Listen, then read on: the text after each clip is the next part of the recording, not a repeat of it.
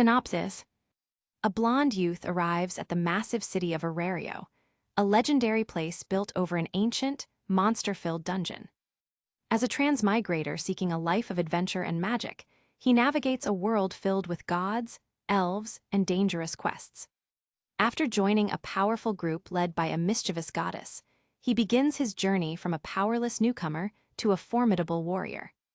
To survive the labyrinth's depths, he must master unique skills, craft his own gear, and fight alongside new allies.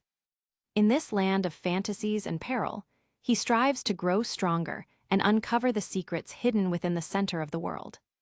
Chapter 1: The Center of the World. So this is the scenery of another world, huh? Truly exhilarating. Standing on a slope, with one hand shading his eyes as he gazed at the magical city at the horizon, the blonde youth's lips curled into a delighted smile, and his eyes glimmered with some kind of emotion. Perhaps excitement, longing, or even the joy of realizing the fantasies he had held since his younger days. At the edge of the green plains lay a city encircled by enormous walls, so vast that the edges could not be seen. A grand tower stood proudly at its center, its overwhelming presence stirring the youth's heart, prompting him to exclaim in admiration. At the very western end of the continent, the center of the world, blessed by the gods Orario, the labyrinth city, amazing. Ha ha ha, young man, you're not the first to say something like that. Every first-timer seeing this city reacts the same way. Beside the blonde youth stood a middle-aged man clad in coarse cloth, wearing a wide-brimmed hat and carrying a large pack on his back. He laughed heartily as he teased the youth. Feeling slightly embarrassed at his naive, country bumpkin-like reaction, the youth scratched his nose awkwardly and then asked curiously, Sir, are there really a lot of people like me?" The man raised an eyebrow and sized up the youth. Beneath a black cloak, the young man wore matching black clothing, with a crude leather belt holding his pouches. His mud-splattered boots and the pack on his back revealed his long journey. Lad, let me give you a piece of advice. Being an adventurer might bring fame, wealth, and power, but it's a life-threatening profession. One wrong step and... The elder's heartfelt warning made the youth scratch his head sheepishly. Thank you for the advice. But since I've come all this way, wouldn't it be a waste not to become an adventurer? Besides, elves, beast girls, magic, just seeing those would excite anyone, even a monkey, right? Ahahaha, kid, you've got a point. As their conversation ended, both the middle-aged man and the youth exchanged knowing smiles.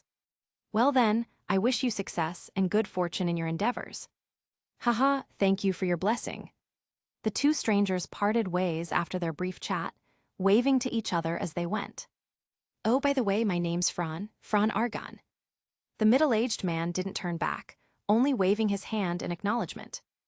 Gazing into the distance, beneath the vast azure sky scattered with dark clouds, the scent of grass and the gentle breeze brushed against his face, bringing a smile to the youth. The northern gate of the labyrinth city, Orario. Fran's insatiable curiosity was already stirring before he even set foot into the city. At the massive city gate built from giant bricks, a long line stretched across the drawbridge. Fran stood in line, curiously observing the black-uniformed guards inspecting the incoming travelers one by one. A peculiar magic stone lamp was used to scan each person's back. Only after passing this inspection were they allowed entry. Some individuals, however, presented something like a pass and bypassed the inspection entirely. The whole process gave Fran a strange sense of déjà vu, as if time and space had been distorted. The guards worked efficiently, and it was soon Fran's turn. The palom responsible for his security check glanced at Fran's eye, catching golden hair and golden eyes, showing a hint of surprise. Is this your first time in Orario? You can tell just by looking. The uniformed palom adjusted his glasses and maintained a professional smile as he explained, Ha, young man, you're not the first to say something like that. Well, I check hundreds, if not thousands of people every day. Let's just call it experience. Fran was momentarily dazed. This sounded similar to what that middle-aged man had said earlier. Or perhaps the palom's sharp senses played a role here. After all, this is Orario, the labyrinth city. It's natural for all sorts of people with fantasies to gather here, isn't it? I suppose you're right. All right, you're back, please. Understanding what was required, Fran mimicked the others and exposed his back for inspection.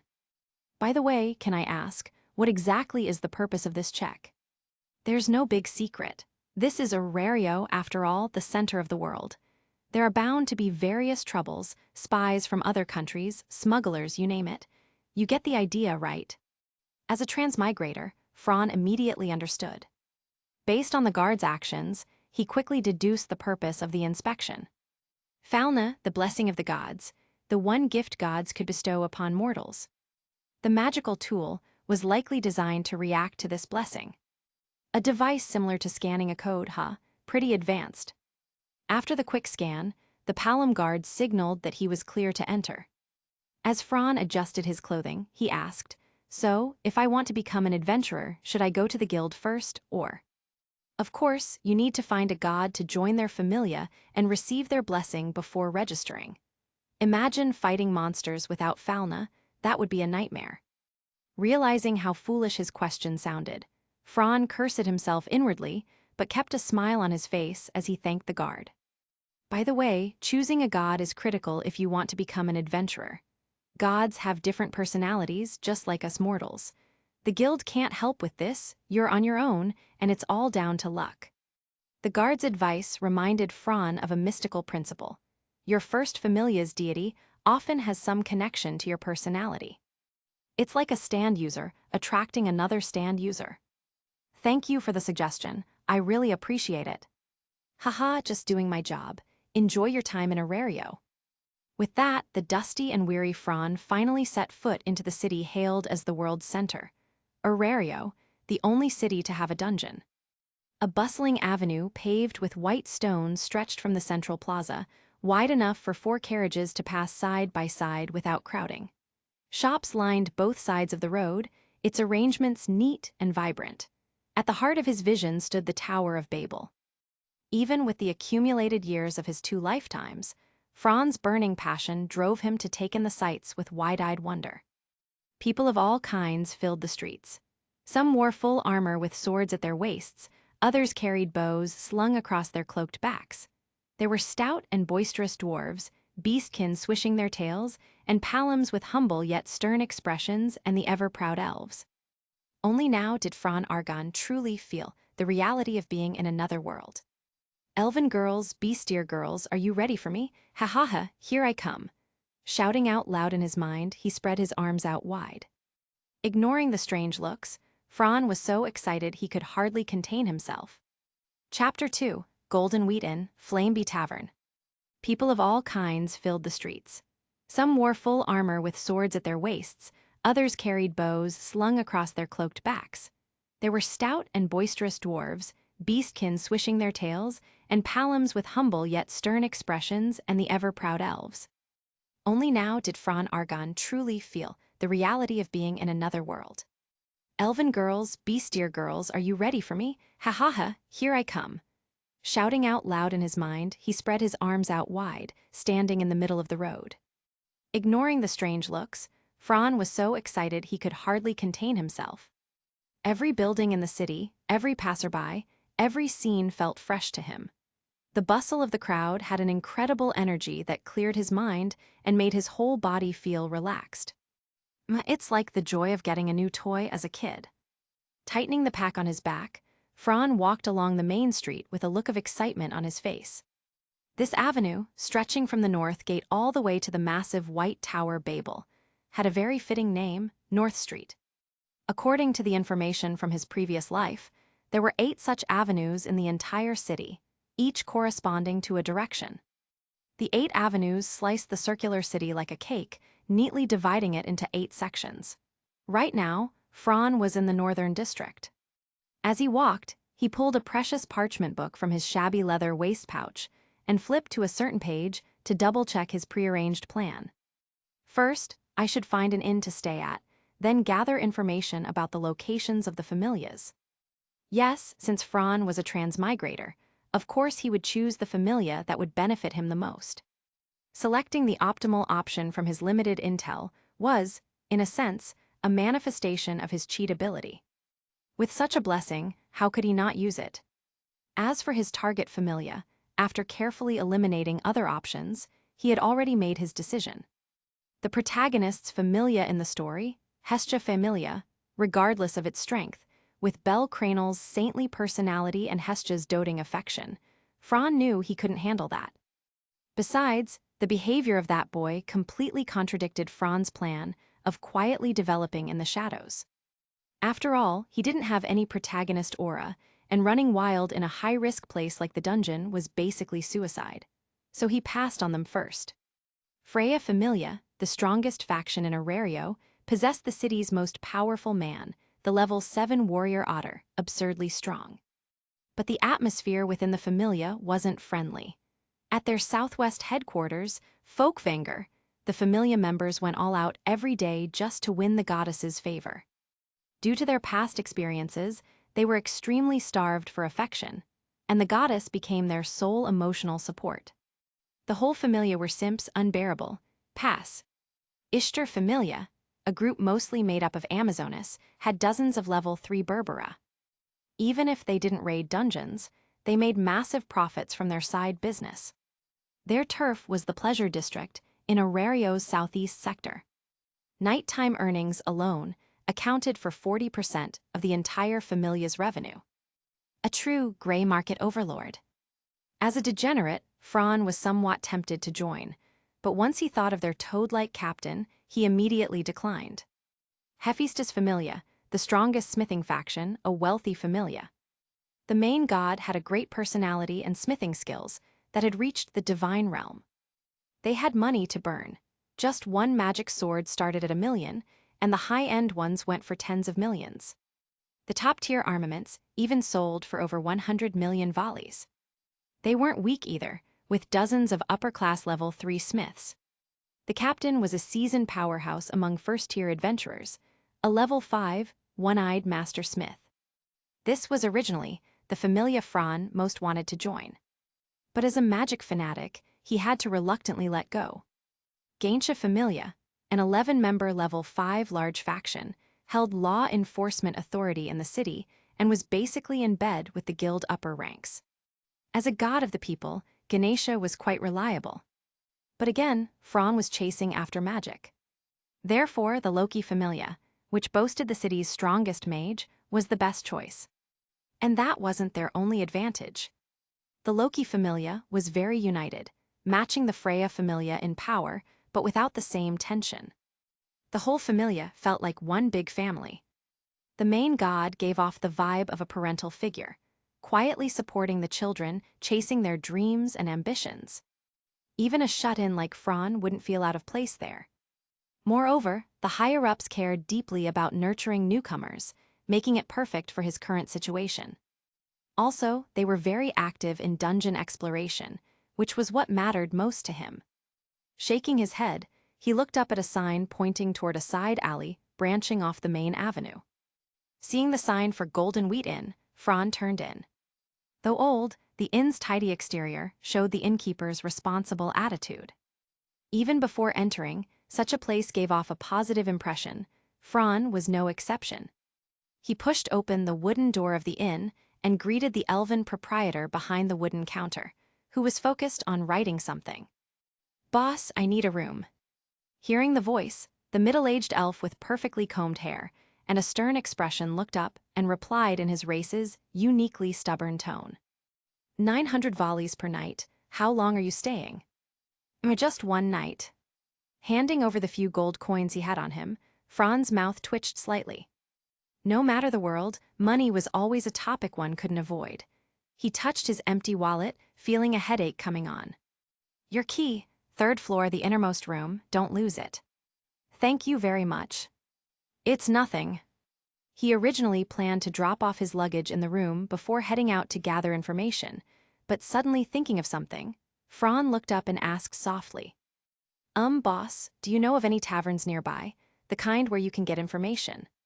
The man, his expression unchanged, as if he was used to such questions, pointed southwest without even looking up. "District 5, Flameby Pavilion." "Thank you." Stepping on the creaky wooden stairs, he made his way to the 3rd floor and found his room.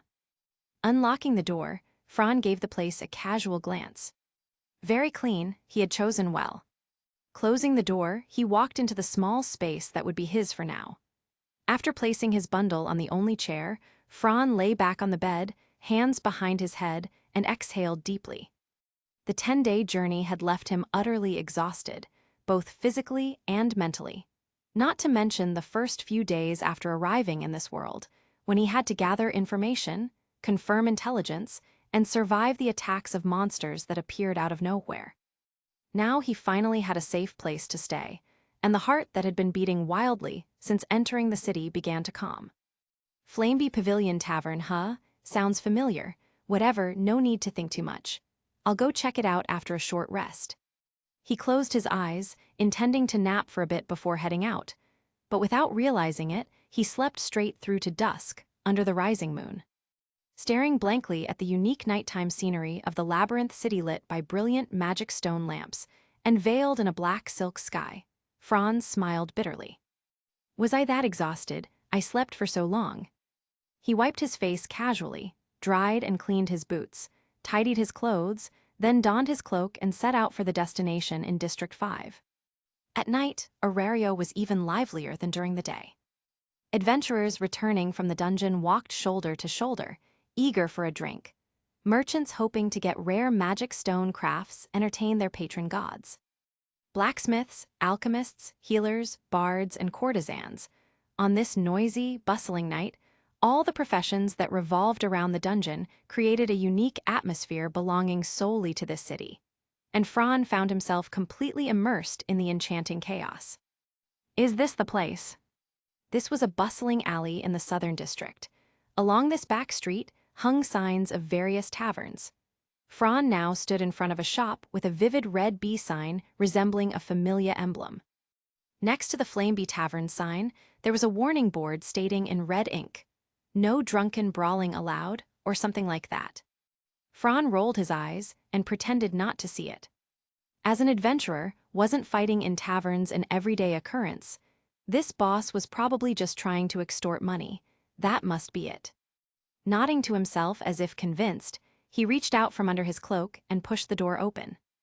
Whoosh! All of a sudden, a loud, buzzing atmosphere, like a swarm of bees in a hive, overwhelmed him. Fran was experiencing for the first time the raucous noise of a tavern in another world. Chapter 3.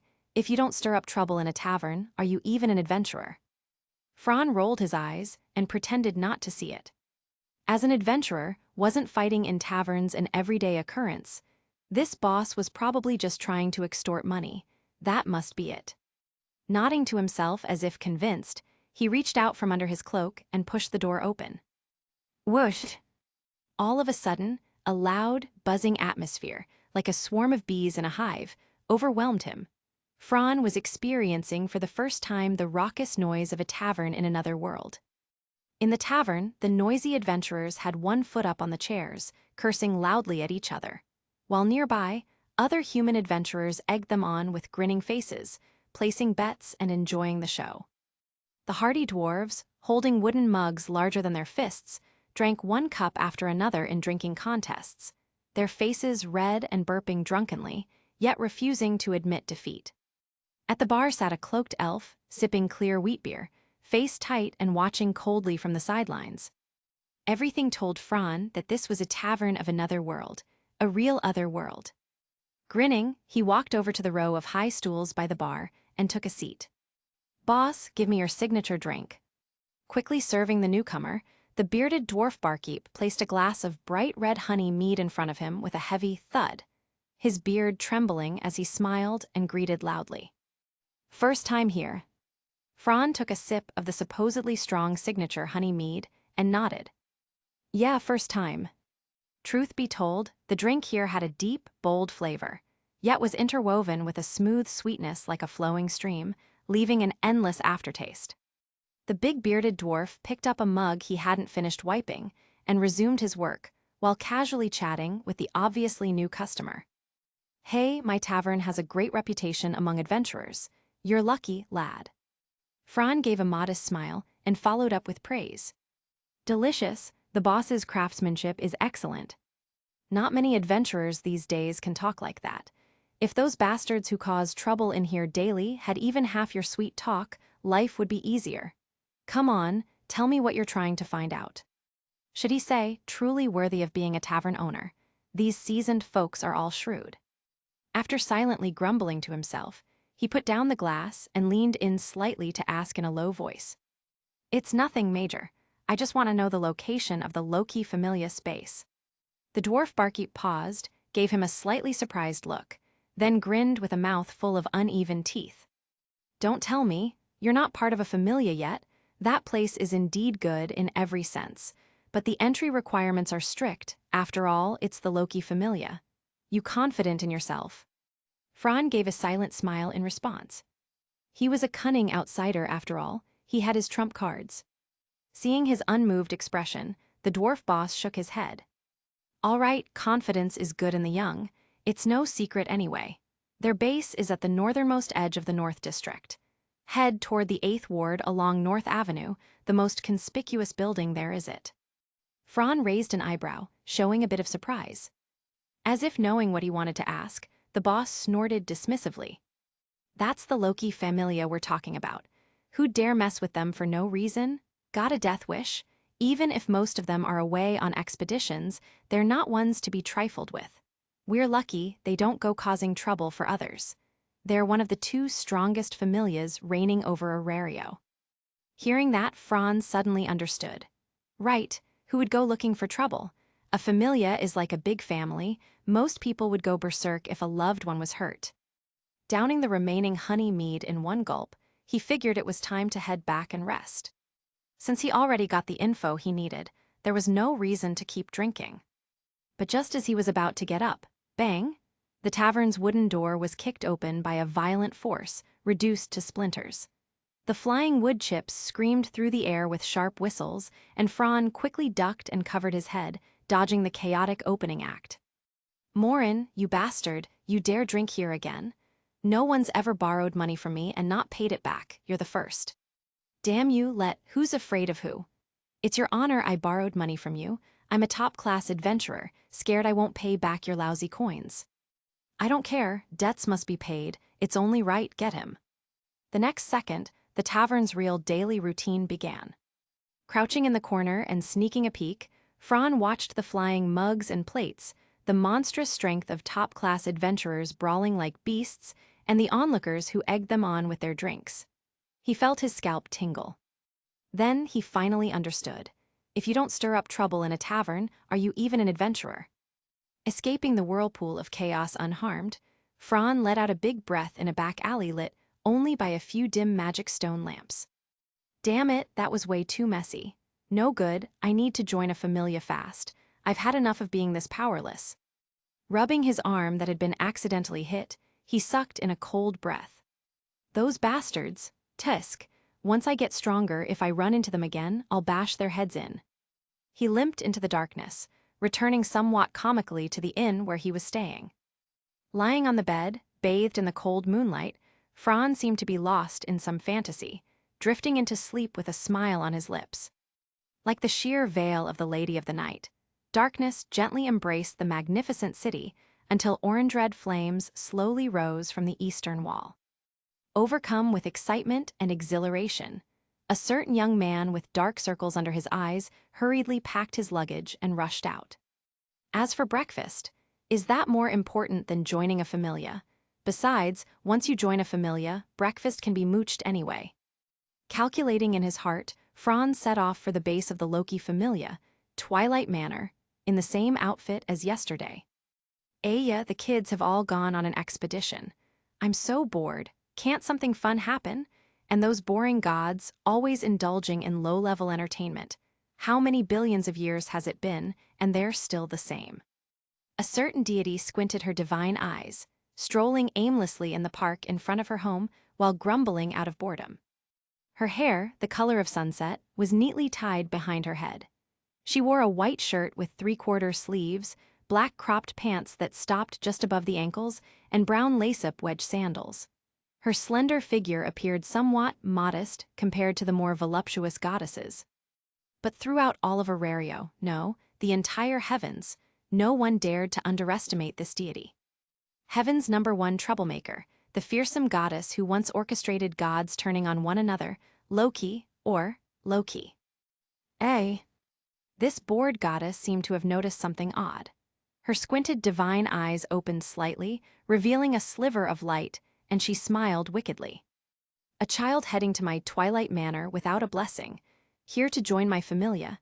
Hehehe, finally, something to relieve the boredom. As her words fell, only a few fresh leaves remained at the spot. She had already vanished. Fran, carrying his pack, suddenly stopped and shivered involuntarily. What is this ominous feeling? Completely clueless, he wiped away non-existent cold sweat and pursed his lips as he looked up at the solitary building complex ahead, preparing to move forward again. Yo, newbie, are you here to join my familia? Are all gods this sudden and mysterious? Fran was dumbfounded as he stared stiffly at the red-haired goddess standing before him. Tisk, a human, huh? And blonde with golden eyes. So handsome and with a vibe I've never seen before. Although I don't have the ability to see into souls like that love-struck goddess, well, I've decided. You're already one of my familia's children. Hey, is it really okay to decide something so important on your own like that? Ignoring the completely confused golden-haired youth, the goddess named Loki pulled the already flustered Fran straight back to the Twilight Manor. As the two passed through the red brick courtyard, the remaining familia members all cast curious glances at Fran. Chapter 4, Joining the Familia Tilde. Fran was dumbfounded as he stared stiffly at the red-haired goddess standing before him. Tisk, a human, huh? And blonde with golden eyes. So handsome and with a vibe I've never seen before. Although I don't have the ability to see into souls like that love-struck goddess, well, I've decided. You're already one of my familia's children. Hey, is it really okay to decide something so important on your own like that? Ignoring the completely confused golden-haired youth, the goddess named Loki pulled the already flustered Fran straight back to the Twilight Manor. As the two passed through the red brick courtyard, the remaining familia members all cast curious glances at Fran. Kids, our familia is about to welcome a new member. Uwe. A group of familia members suddenly popped out from who knows what corners and surrounded Loki and the other two in the blink of an eye, each one staring at him like a curious baby. Fran, who had never experienced anything like this in either of his lives, felt his hair stand on end from being the center of attention. The normally quiet young man now wore an awkward and slightly nervous expression, far from the calm demeanor he had in the tavern. All right. Let's wait until after the ceremony to give him a proper welcome. Ha, Lord God is right. I'll go notify the kitchen then. Okay, we're having a feast tonight, time to drink up. Oh yeah. You're just looking for an excuse to party, aren't you? Fran suddenly realized the truth. By the time he could think again, he had already followed Loki into her divine chamber, without even realizing how they got there. So this is a god. Their actions can't be judged by mortal reasoning at all. All right, take off your shirt, we're starting. There was no point in hesitating now. Fran took off his cloak and shirt without a second thought, turning his back to his future deity. Once the ceremony is complete, you'll be a member of our familia, meaning you'll be family. You understand what that means, right? A contract is sacred, even to a god. No one can break a contract once it's made, because it is absolute.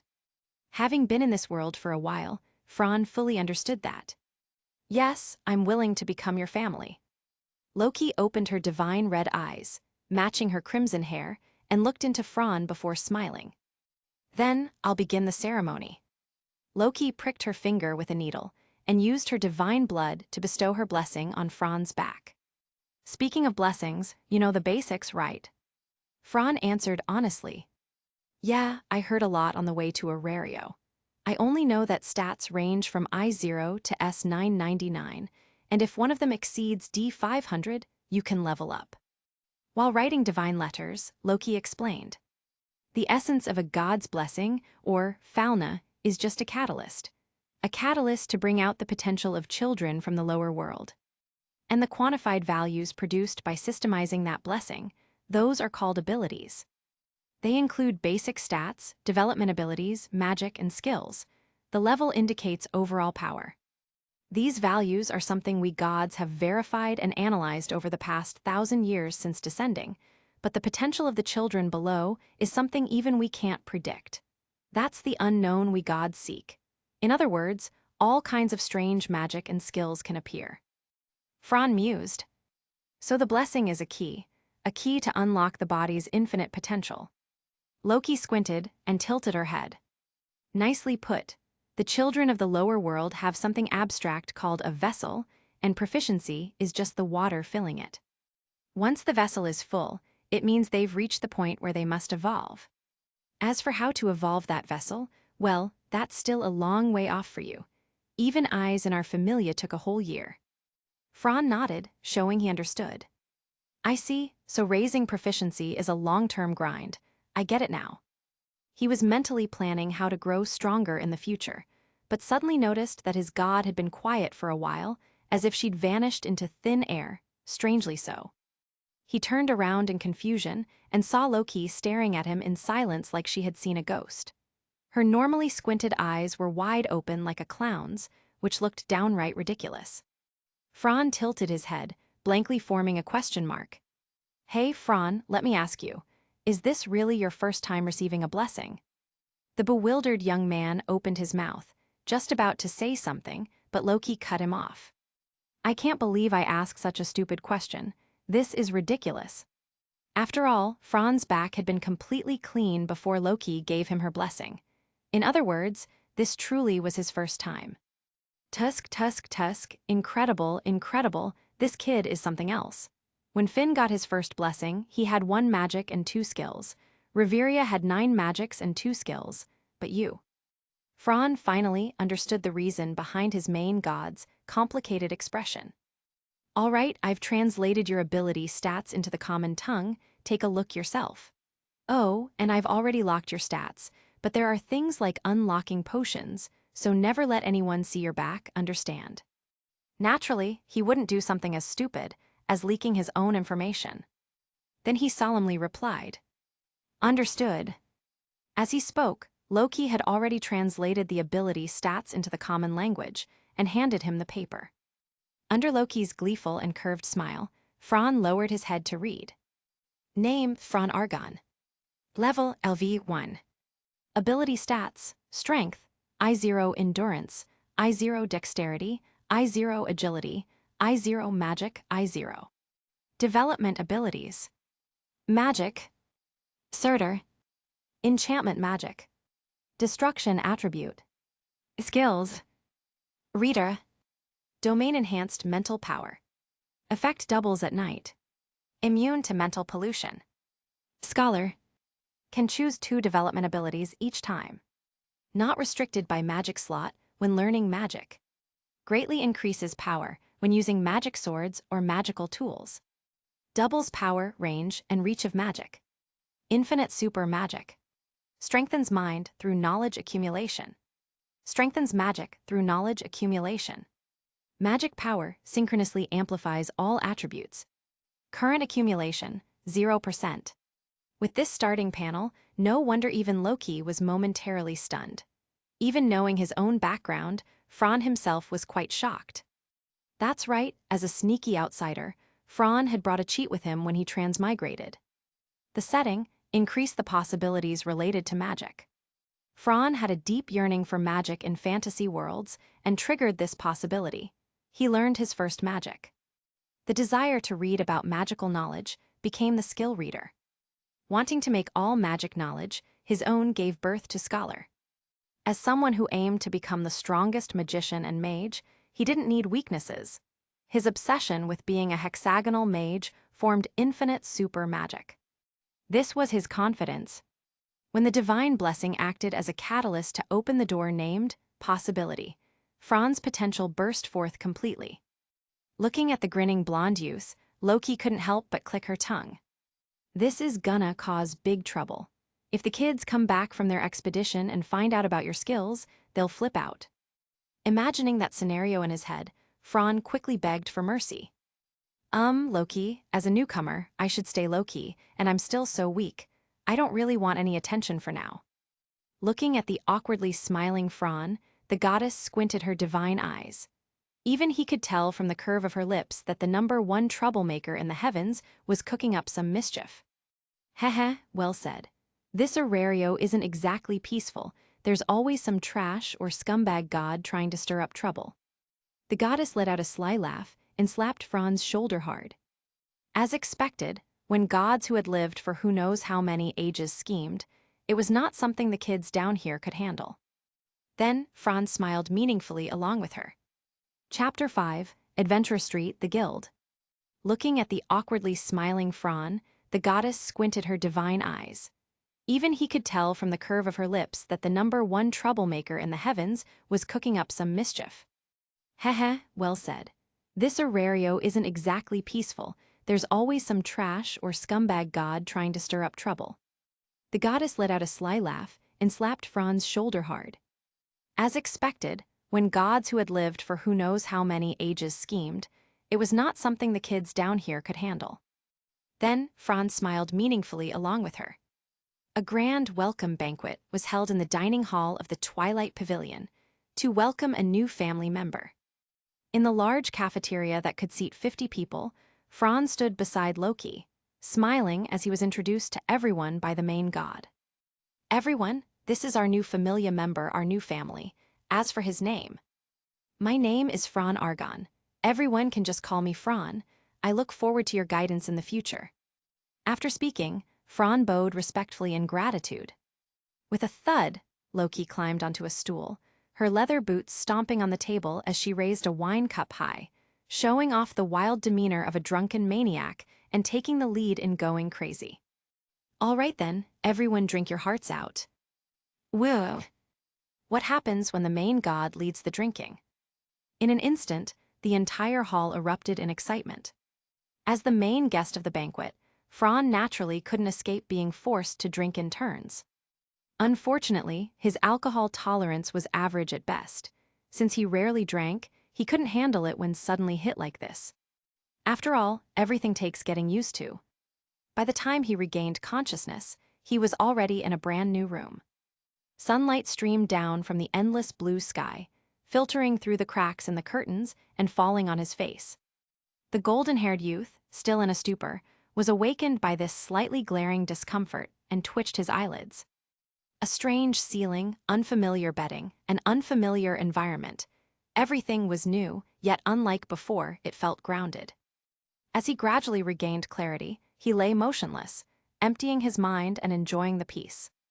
Recalling broken memories, a bitter smile appeared on Fran's lips. Haven't had a hangover like this in a long time. Rubbing his still throbbing forehead, he slowly sat up. Gulp, gulp, gulp. He picked up the water cup someone had presumably prepared for him, silently gave thanks in his heart, and drank it all in one go. Only then did his parched, uncomfortable throat feel a little better. What a nightmare, but my new life starts today. He gave his face a few strong slaps and got up to get dressed. He carefully washed up, scrubbing away all the smell of alcohol. He put on the same black linen shirt and trousers, leather boots, and a cheap belt pouch. He threw on his cloak from the coat rack, ruffled his bedhead a bit, and stepped out. Before leaving, he glanced around the simple room. Recalling the advice from the senior who managed logistics, an important matter he had thrown to the back of his mind returned. Do I have to furnish my own room? That's all money. Shaking his head to toss the worry aside, Fran focused on more pressing matters. Following his hazy memories, he passed through a quiet corridor and walked down the stairs to the second-floor dining hall. Yo, newbie, you okay? Still okay. The person who greeted him was one of the members who had poured him drinks the night before. As for their name, he had no idea. Heading to the guild to register as an adventurer today. After preparing a simple breakfast, 1 baguette, a fried egg, a glass of milk, and a small bowl of vegetable salad, he sat with the senior in a corner to enjoy the meal. Yeah, everything needs money, whether it's weapons, gear, or supplies. The sooner I can enter the dungeon, the sooner I can start earning. A member sitting diagonally across teased with a smile. Very clear goal, that's good. But newbie, be careful when you go into the dungeon. Even if you have divine blessings and become stronger, never act recklessly. Get used to the first and second floors first before you begin exploring. Yeah, I understand. As long as you know. Some arrogant adventurers lose themselves in the surge of power and recklessly venture into floors beyond their limits, ending up dead. Someone as naturally cautious as him, who was still in survival mode, wasn't about to dive deeper, even as a joke. After settling his stomach, Fran hadn't seen his god since leaving the Twilight Pavilion. With a bit of reflection, he could guess the reason. She probably drank too much and was sleeping in. After all, she's a god. Being willful is their privilege. He walked through a brick-paved courtyard, greeted the member guarding the gate, and followed the path through a beautifully landscaped garden. He quickly left the sparsely populated high-end residential district and appeared on Northwest Main Street. Standing at the intersection of the small path and the main street, he was immediately hit by the dense noise and bustle. Northwest Main Street is generally also called the Adventurers' Street, and in this labyrinth city, it gathers the largest crowds of adventurers, including the headquarters of the management organization of the city, or rather, the dungeon called the Guild. Countless essential shops for adventurers such as weapon shops, item shops, and inns line the street in close succession. If you take a slight turn off the main street and walk into the back alleys, you'll also find them packed with old and strange shops. Among them, you can even find those creepy-looking witches' cottages. Because it was still early, just past 8 and not yet 9, according to the introduction of that unnamed senior, this time period is when most adventurers are preparing to head into the dungeon. So this Adventurers' Street is filled with crowds of people getting ready to explore the labyrinth. Just glancing casually at the street, you could easily spot some orc warriors with great swords on their backs entering weapon shops, and beautiful female elf magicians busily coming and going from item shops. Of course, the most eye-catching were those supporters carrying enormous backpacks. Supporters are a very special profession.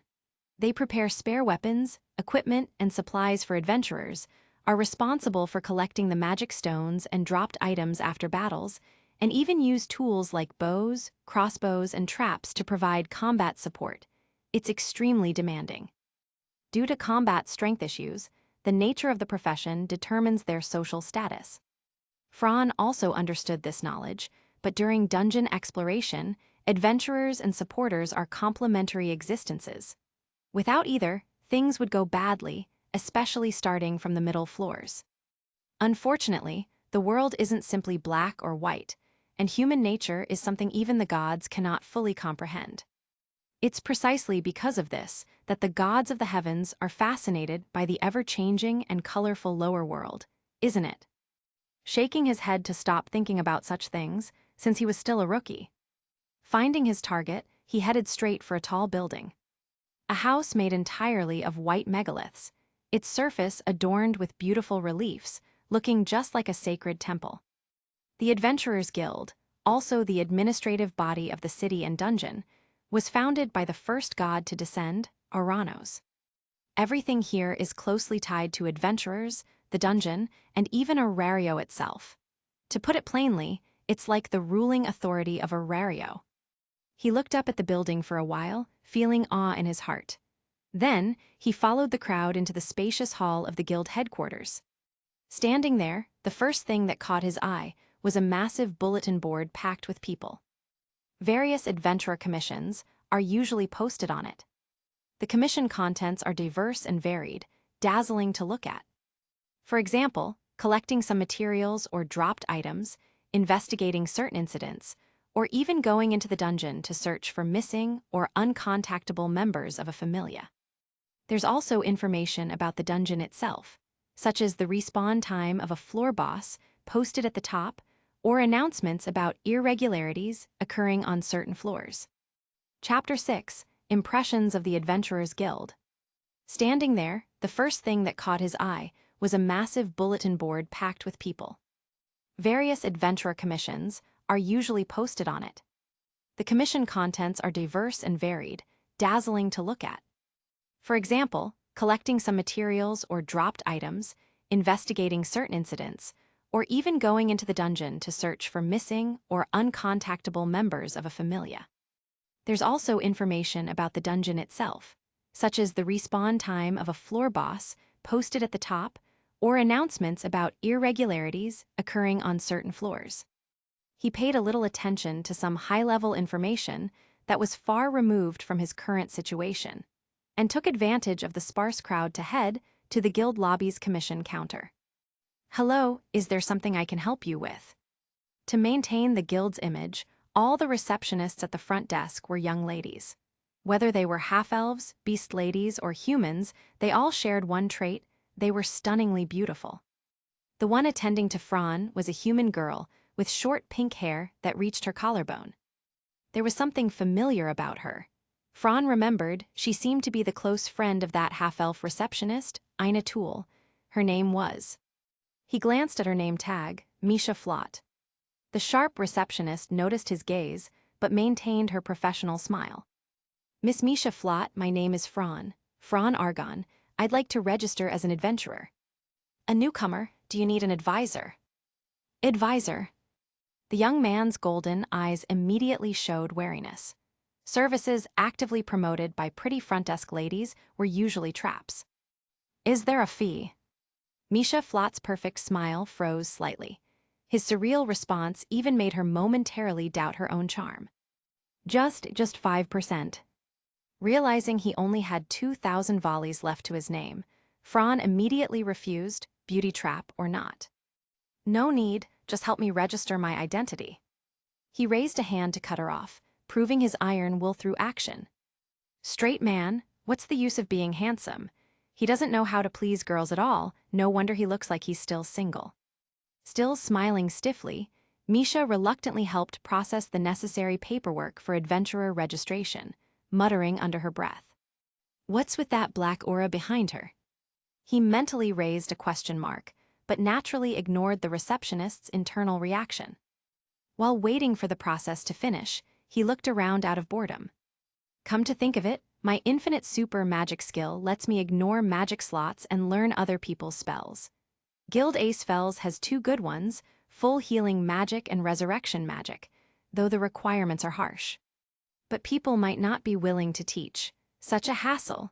Getting involved with the guild will definitely drag me into all sorts of trouble. Better observe for now." "Name?" "Fran Argon." "Gender?" "Male." "Age?" 21 years old. Misha Flott paused with the quill in her hand and looked up at him with surprise. "A 21-year-old newcomer, huh? Is that unusual?" "Not really. It's just that most new adventurers are quite young. It's rare to see someone registering at your age." Recalling the names of powerful adventurers, he realized their starting age was ridiculously young. Eyes started at 7, the Amazonas sisters Tiona and Tyone reached level 2 at just 5, Bete at 10, Finn at 10, Lefia was only 12. In that light, Fran really didn't have an age advantage. But being older has its perks too. At least you're more mentally mature, so your chances of surviving the early dungeon floors are higher. At her words, his lips twitched. Although his reaction was subtle, the sharp-tongued young lady caught it and gave a vengeful, sweet smile. "Truth is hard to hear. That's a saying I learned from a friend in the Far East." "Affiliated familia." "Low-key familia." Misha Flott was instantly dumbfounded, her eyes wide with shock. "A new recruit for the low-key familia. Why didn't I hear anything about this?" Being stared at by a beautiful woman, Fran awkwardly rubbed his nose and forced out a stiff smile. I joined yesterday. I'm only here now to register." Misha Flott nodded in understanding. "Ah, that explains it. Most of the low-key familia members are probably on an expedition right now. Otherwise, someone should have come with you for the registration. I was wondering why you were alone." Fran's expression froze. "Well, sorry about that." The young lady shrugged and handed him one of the two identical forms she had just filled out. "All right, the registration is complete. Congratulations, Mr. Fran Argon, you are now officially an adventurer. This is an adventurer's handbook for all new recruits. Please read it thoroughly. It will help you navigate the dungeon and improve your chances of survival." If you need more information on the dungeon, you can always visit the guild headquarters library. Of course, there's an hourly fee. Oh, right, since you don't need an advisor, I suppose you won't need the guild-recommended weapons and armor either. Teasing the frugal-looking blonde pretty boy, Misha Flott gave a mischievous smile. Fran rolled his eyes and reluctantly bowed in thanks. Thank you for your help, Miss Misha Flott. Then I wish you great success. And with that, I'll take my leave. Having settled the most important matter, his identity, Fran flipped through the adventurer's handbook as he walked. The handbook contained basic dungeon knowledge and reminders for adventurers. Things like irregular incidents, monster drops, monster parties, monster pantry, enhanced species, variants, and what each of these terms meant. It also had introductions to monsters found on each dungeon floor. There wasn't much, but every piece of information was essential. However, by the end of the handbook, Fran noticed there was no information whatsoever about the middle, lower, or deep floors. Fiddling with the handbook, he muttered thoughtfully. Information control, huh? Makes sense. Forget the lower floors, even the monsters in the middle levels are only manageable by upper-class adventurers. If this kind of information were made public, the average person would probably fall into despair. It's worth mentioning that the adventurer profession itself followed a kind of pyramid structure. Adventurers at level 1 were all categorized as lower-class adventurers. These adventurers made up half the entire population of the Labyrinth City. Even in a party, they could only handle floors 8 to 12 at best. Once they reached the 13th floor, the monster spawn rate, spawn quantity, and monster strength were beyond what lower-class adventurers could handle. But if they achieved a great feat and ascended to level 2, they entered a whole new tier: upper-class adventurers. Upon leveling up, an adventurer's power underwent a dramatic transformation. Under normal circumstances, a level 1 adventurer could never defeat a level 2. Level 2s were known as third-tier adventurers, level 3s and 4s as second-tier adventurers, and levels 5 and above were collectively known as first-tier adventurers. Phew, I've finally reached the starting line. Next, I need a weapon. If I use magic, I probably won't need armor for the early floors. At present, Fran's total savings were less than 2,000 volleys. He could just barely afford a low-quality short sword if he gritted his teeth. Chapter 7, Orario and the Dungeon.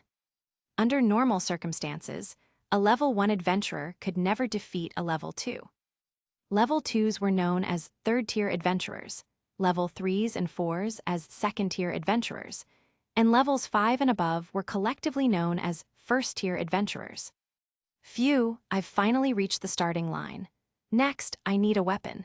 If I use magic, I probably won't need armor for the early floors. At present, Fran's total savings were less than 2,000 volleys. He could just barely afford a low-quality short sword if he gritted his teeth. After finishing his business, there was no rush to return home. Fran strolled down Adventurers Avenue with a leisurely mindset. Having just arrived in the city, he found many sights fascinating. For example, the weapons displayed outside the weapons shops along the street. Each one he looked at filled him with excitement. It wasn't until he passed a luxurious store labeled Hephaestus Familia and saw, through the glass, weapons and armor with an absurd string of zeros following the price tag, that Fran felt his head spinning wildly. A rapier, priced at 38 million volley, damn. He sucked in a sharp breath. Startled, Fran swore aloud, then quickly backed away. Let alone those meathead frontliners and midliners, Fran was a mage. The saying "no gold, no May" suddenly made a lot more sense to him. If even a basic adventurer's longsword costs tens of millions, how much more would a decent magic staff cost? As everyone knows, mage gear is never cheap. After all, swinging a sword wildly can't compare to casting spells and launching massive area of effect attacks in terms of style. That's right, my skill allows me to learn 2 development abilities per level. I've decided. I'll list smithing and mystery as candidates for my first level up skills. Driven to the brink by reality, Fran made his first firm decision. Besides, in this lower world where gods and their followers live together, divine techniques are tangible things you can actually see and touch. Their lifelong skills. On the bustling street, he wandered around for the better part of the day. Eventually, in a small, inconspicuous general store in a back alley, he bought a short sword worth 1,600 volley. The blade was 40 centimeters long, a bit longer than his forearm. While not exactly shiny, it was decently sharp. This weapon was more than enough to deal with small upper-floor monsters. The shopkeeper even threw in a sword sheath made from some unknown type of leather, a pretty satisfying purchase overall. All right, I've got a weapon for now. I'll head back to the base, build up some knowledge, improve my stats, and explore the dungeon before I run out of money. By the time he returned to the Twilight Manor, the sky was already ablaze with red. The distant mountains looked as if they were on fire, magnificent and fantastical. He went back to his room first, set down his cloak and weapon, then grabbed some bread from the cafeteria before heading to the underground library. As one of the most powerful familias in Orario, the Loki familia naturally had an impressive library. Far larger than the cafeteria, the massive two-story library was lined with elegant carpets and staircases circling the entire space. Just standing there, he could smell the scent of knowledge in the air. With eyes burning with a thirst for the unknown, Fran pulled out a book titled Orario, the Labyrinth City and the Dungeon, and began to read silently. The massive white tower in the center of Orario is called Babel Tower, constructed under the direction of the master craftsman Daedalus 1,000 years ago. This building seals the only exit to the dungeon below, acting as a sort of seal that suppresses the monsters within. Fran, aware of the secrets behind it, knew that due to the divine might and prayers of the god King Oranos, monsters could not appear on the surface and not the tower. The closer the floors are to the surface, the weaker the monsters they spawn. Beneath Babel lies one of the world's 3 unexplored regions, the dungeon, also known as the underground labyrinth. 1,000 years ago, now referred to as the ancient era, the gods had not yet descended to the lower world. Back then, monsters born from the dungeon surged up to the surface, unleashing a massacre across the world. It was an age of chaos, an age of darkness.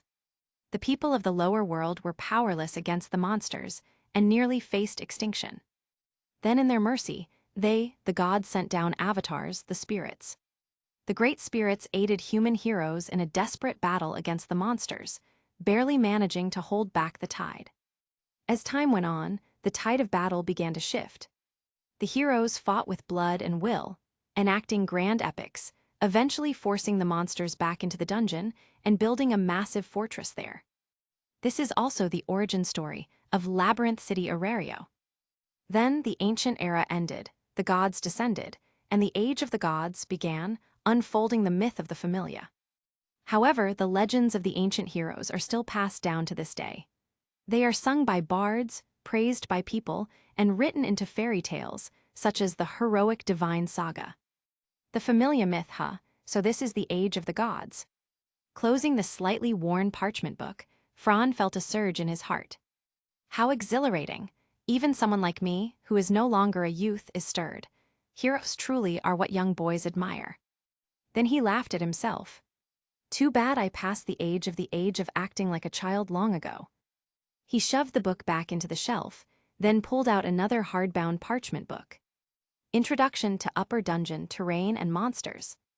This one's good. Muttering to himself, Fran opened the pages.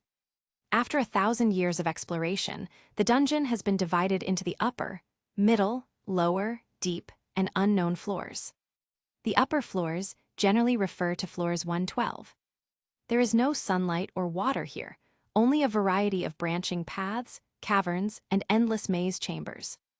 Relatively speaking, the difficulty of exploring the upper floors is not high. Even one lower-class adventurers can form parties to explore them. However, once you reach the middle floors, things become completely different.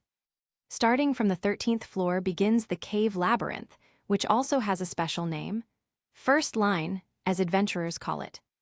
Not only do abnormal situations occur here, but the terrain also changes, usually large-scale collapses that block off official routes.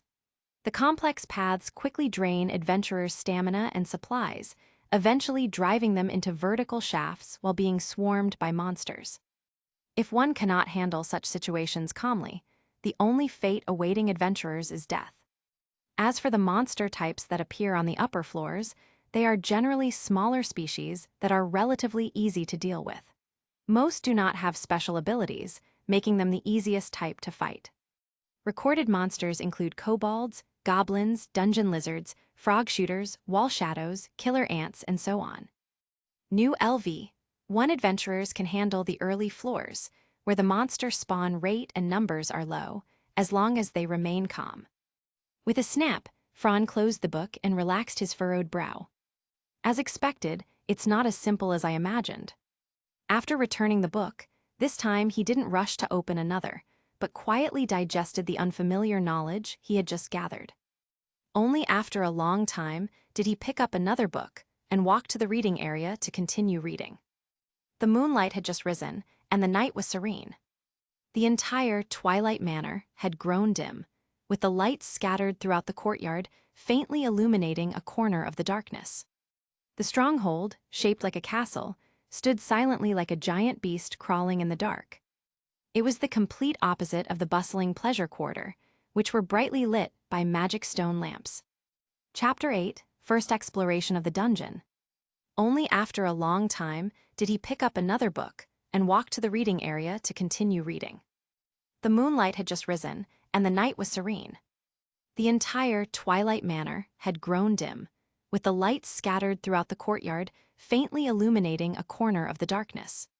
The stronghold, shaped like a castle, stood silently like a giant beast crawling in the dark. It was the complete opposite of the bustling pleasure quarter, which were brightly lit by magic stone lamps. Inside the underground library at headquarters, the pitch-black atmosphere gave it a slightly eerie feeling. Only in one corner of the reading area was there the warm glow of a magic stone lamp. In a fully focused reading state, golden irises of Fran had 2 blue rings glowing with a bluish light circling his pupils. That was the special effect triggered by a skill. Reader. Domain-enhanced mental power. Effect doubles at night.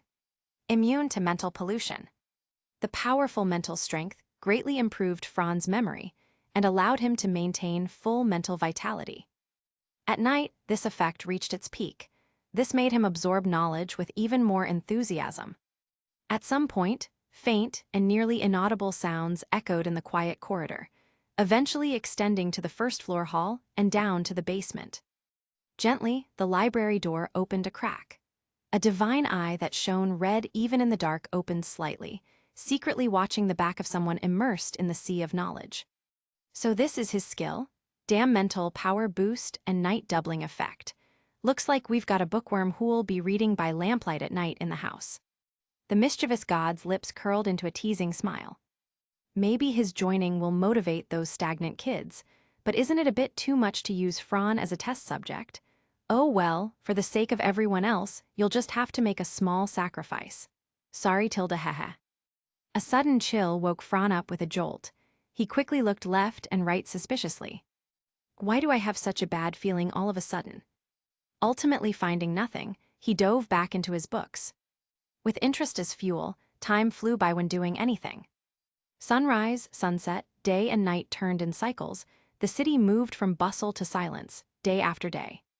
The changes of the lower world were fascinating, and the eternal, unchanging gods sought amusement daily, exploring the unknown and the possibilities that brought them joy. The excitement around the new low-key Familia member had begun to fade. The Familia, being large and busy, was in a state of frenzy as most members were away on an expedition. That day, the silent library doors opened after several days. Fran stepped out with bedhead, swaying as he walked. His clothes were wrinkled, and he looked a bit unkempt. Counting the days, it had been 5 or 6 since he holed up in the library. His companions, not seeing the newcomer for days, thought he might have had an accident in the dungeon and hurriedly asked their deity. The deity waved it off, saying there was no need to worry. Left puzzled, they all returned to their work. Only Loki knew how terrifying that boy's growth truly was. Tusk, tusk, tusk, Not once in 1,000 years have I seen a kid this ridiculous. Just holed up in the library reading for 5 days, and his stats increased by 2505. I can't wait to see his future. When Eyes and the others come back from the expedition, haha. Wearing a face full of disbelief, Loki took a swig of alcohol and let out a weird laugh. She casually burned the status sheet in her hand, with Fron Argon's name faintly visible on it. Name: Fron Argon. Level: LV1. Ability stats: Strength, D501 Endurance, D501 Dexterity, D501 Agility, D501 Magic, D501. Development abilities: Magic, Surtur, Enchantment Magic, Destruction Attribute. Skills: Reader, Domain Enhanced Mental Power. Effect doubles at night. Immune to mental pollution. Scholar, can choose 2 development abilities each time. Not restricted by magic slot when learning magic. Greatly increases power when using magic swords or magical tools. Doubles power, range, and reach of magic. Infinite super magic. Strengthens mind through accumulated knowledge. Strengthens magic through accumulated knowledge. Magic power synchronously amplifies all attributes. Current accumulation, 0.3%. The terrifying growth rate shocked both Loki and Fron. In Loki's words, "At this rate, you'll catch up to Eyes and the others within a year." But he himself didn't believe that. Leveling up gets harder the further you go. For example, when your stats are at I rank, reading a single well-written book might boost you by dozens of points. But when reaching C, B, or even a rank, a single book might only increase you by a few points. Accordingly, infinite super magics, effect of enhancing mental and magical power through knowledge accumulation, diminishes similarly. At first, one book might increase it by 0.01%, but that number gradually slows. Although books contain treasures, there's another saying: reading 10,000 books is not as good as traveling 10,000 miles. Shaking his head with a chuckle, Fron thought he was being too greedy. Then he frowned slightly, troubled again. No matter how high the stats, I'm still a blank super soldier. I have no techniques, no strategies, and 0 combat experience. And then there's that famous quote from a certain elf: knowledge is money. Fron knew he couldn't continue down the pay-to-win route. He had to go make actual money in the dungeon. All right, today's the day. After breakfast, he began preparing in his room. Since I'm only exploring the upper floors, I can make a round trip in one day. Breakfast is done, so just bring a packed lunch. My weapon is a short sword worth 1,600 volleys, no armor, unless you count this cloak. To collect drop items and magic stones, I'll need a sturdy backpack. Ah, I can finally use that gift from one of the members. It was a sturdy, handmade backpack, roughly 600 times 400 times 400 in size, more than enough for a newbie. As for potions, I can't afford any. I'll deal with that after returning from the dungeon. All right, let's go. Fully prepared, Fron set out for his first exploration. Wearing a black cloak, carrying a backpack, and with a newly purchased short sword on his cheap belt, he looked rather spirited. Go for it, little Fron. At some point, their deity stood on the second-floor open corridor, waving energetically. Fron turned and raised his fist with a confident smile, then departed Loki. Watching him slowly disappear down the path, Loki narrowed her eyes and smiled. I wonder how far you'll grow this time. I'm really looking forward to it. Still, with how exceptional this child is, how did that love-struck goddess's cheat ability not notice? Was it coincidence or... The red-haired goddess fell into thought. Fron didn't know if he could live up to the expectations of his deity, but one thing was certain: he would live up to his own expectations. Crossing the garden and leaving the path, a surge of people entered his view. On North Street, well-equipped adventurers and supporters strolled about. Some were chatting and laughing, others were tense and serious, but regardless of mood, everyone was armed to the teeth. No one dared underestimate the dungeon. The ever-changing, underground labyrinth could cost a life with the slightest carelessness. Phew. Taking a deep breath, Fron tightened his backpack straps, pulled up his cloak hood, and melted into the crowd. Target, the Tower of Babel. Chapter 9, Tavern and the Girls Tilde. Some were chatting and laughing, others were tense and serious, but regardless of mood, everyone was armed to the teeth. No one dared underestimate the dungeon. The ever-changing, underground labyrinth could cost a life with the slightest carelessness. Phew! Taking a deep breath, Fran tightened his backpack straps, pulled up his cloak hood, and melted into the crowd. Target, the Tower of Babel. Meow, so sleepy meow. The drowsy cat girl, wearing a cute light green uniform and a white apron, had traces of sleepiness on her petite, adorable face. Truly a lazy cat. In front of the tavern, she lazily swept her small patch with a broom nearly as tall as she was. Seriously, meow, these adventurers wake up so early every day, meow. They really don't know how to enjoy life, meow. All right, Anya, everyone is just trying to get by, us included. That serious voice and tone belonged to a stubborn elf. A beautiful elf girl dressed in the same tavern server uniform as the cat girl, her cute face framed by a lovely white lace headband and slightly wavy short green hair, gave off a fresh and pleasant vibe. The only thing ruining the look was her unchangingly cold expression. Ryu, aren't you sleepy, meow? And what's so great about the dungeon, meow? Just thinking about those disgusting monsters makes me, you. The cute cat girl named Anya had her brown tail puffed up, clearly showing how much she hated the dungeon. Casting a glance at another black-haired cat girl who was slacking off instead of working, the elf girl swept the ground seriously, lost in thought. Maybe she'd always been like that. The tavern staff were all used to it. Ryu, look, over there. There's a handsome blonde guy with golden eyes, just like that sword princess. Wow, so handsome, meow, meow wants him to pet my. Shut up, Chloe, you're being rude. Where, let me see too, meow. The speechless elf girl sighed in annoyance. These two cats were always like this, getting overly excited and eventually digging their own graves. They always had terrible luck in the end anyway. After piling the cleaned-up trash into a corner bin, the elf girl named Ryu followed the gaze of the two cats. Knowing her friends so well, she figured that anyone who could attract their attention must not be ordinary. In her view was a young adventurer in a black cloak with a hood, carrying a large pack on his back. Ryu had already noticed him standing not far from the tavern, observing the place for quite a while. With her exceptional dynamic vision, she saw the curiosity in his eyes, probably a newcomer.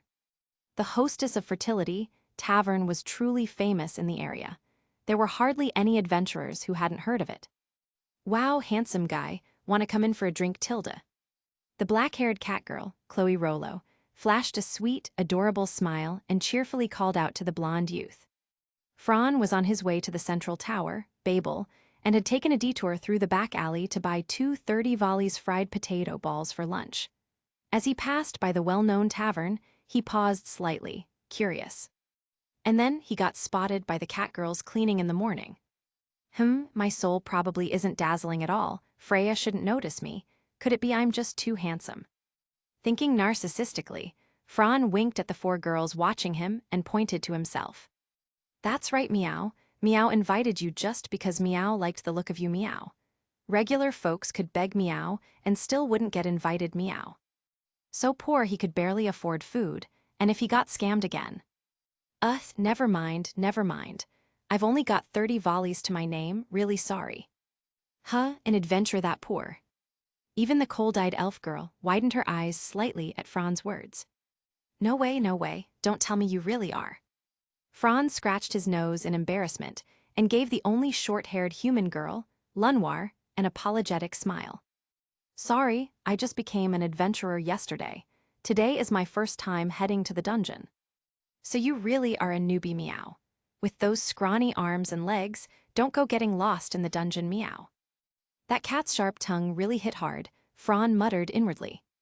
Well, it might sound like bragging, but I do feel like I'm actually kind of strong.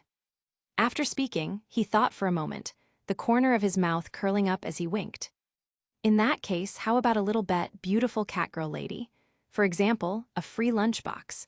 Then tonight when I return victorious, I'll help boost your sales. Not a bad idea, right? Haha, I'm dying. Chloe, you fell for it, meow. Hey, this guy's not dumb either. Anya and Lunwar burst out laughing, and even the usually expressionless elf Rue twitched her eyebrows. As tavern waitresses with 4 years of experience, they'd seen countless tricks, but usually it was that witch pulling tricks on others. Today it was the other way around. This really was. Mr.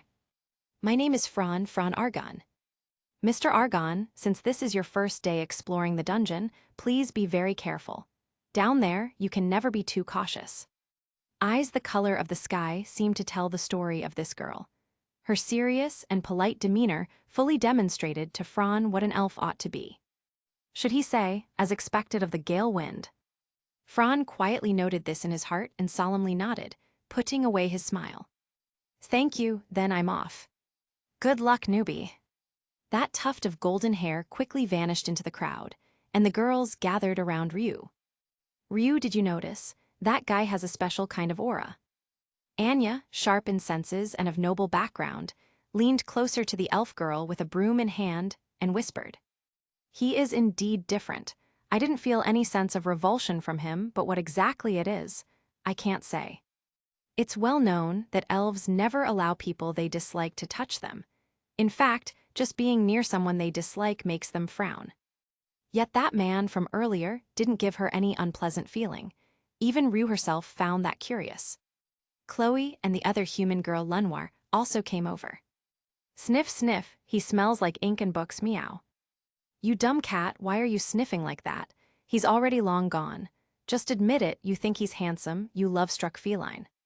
Meow, you foul-tempered woman, what nonsense are you spouting? You know deep down whether I'm right or not. Meow, take this punch. What are you silly girls shouting about so early in the morning?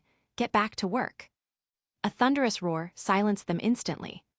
The true owner of the benevolent mistress, Mamma Mia, stood at the window in a dark blue work uniform and white apron, arms akimbo with strong arms, glaring fiercely at the slacking girls. Then she glanced at Fran's departing figure, as if deep in thought. As for Fran, he was, of course, unaware of the commotion after he left. After this small interlude, Fran smoothly arrived at the massive central plaza of Babel Tower. The enormous central plaza gave Fran, a first-time visitor, an overwhelming sense of awe. The endless square spreading out from Babel Tower was paved with uniform white stone. The craftsmanship of master builders made them seem like one seamless surface. At this time, peak hours for adventurers entering the dungeon, the entire plaza teemed with people. Some moved alone, likely high-ranking adventurers confident in their strength. Others moved in teams, some with 3 to 5 members, others with over a dozen. Swept up in this grand sight, Fran's heart surged with excitement as he embarked on his very first exploration. Chapter 10, First Battle, Its Causes and Consequences. The endless square spreading out from Babel Tower was paved with uniform white stone. The craftsmanship of master builders made them seem like one seamless surface. At this time, peak hours for adventurers entering the dungeon, the entire plaza teemed with people. Some moved alone, likely high-ranking adventurers confident in their strength. Others moved in teams, some with 3 to 5 members, others with over a dozen. Swept up in this grand sight, Fran's heart surged with excitement as he embarked on his very first exploration. The dungeon lies directly beneath the labyrinth city of Orario. Its structure is conical, expanding in area the deeper the floor. The tip, also the entrance at the topmost level, is located on the first basement level of Babel Tower. There, a large hole leads into the man-made well. Descending the spiral staircase marks the official entrance into the first floor of the upper levels. Standing before the entrance, Fran gazed slightly ahead. The cavern looked like a monster opening its gaping maw, darkness capable of devouring all extending into the depths, waiting for adventurers to explore. Within the narrow field of view, the walls of the dungeon glowed with phosphorescence, soft, not dazzling, but somewhat dim. Combined with the narrow passages, forks, and variously shaped chambers everywhere, the combat environment was decidedly unfriendly. The oppressive atmosphere, the constant threat of monster respawns that gnaw at your nerves. Being an adventurer really isn't for everyone. He whispered cautiously, then advanced into the unknown before him. Catcha. Not long after, the youth who had just become an adventurer met his first battle. A section of the dungeon wall cracked open, and from within a dark red energy cocoon, a monster emerged. How to describe this scene? A monster born from the dungeon mother, newly descended into the world. With dark gray fur and a short, hunched form, it still had the ability to fight upright. Its sharp claws and exposed fangs gleamed coldly, likely capable of ripping through an average person's artery or heart with a single swipe. A true combat monster. Its blood-red, malice-filled eyes gave Fran a tingling, hair-raising chill. So, this is a monster, huh? Ha, for a guy like me who was still a shut-in just days ago, this really is an adventure. He cracked a self-deprecating joke to ease his tense body, though cold sweat still beaded on his forehead. The first time is the hardest. If I can just land my first blood, I'll have transformed, I must. Encouraging himself like this, Fran relaxed his body, bent his knees and crouched, slowly drawing a short sword from behind his waist. Deep breaths. Gripping tightly his first weapon, which he had named Jungle-Clearing Short Sword, sweat seeped from his palm. His heartbeat pounded, thump, thump, thump to the point of being deafening.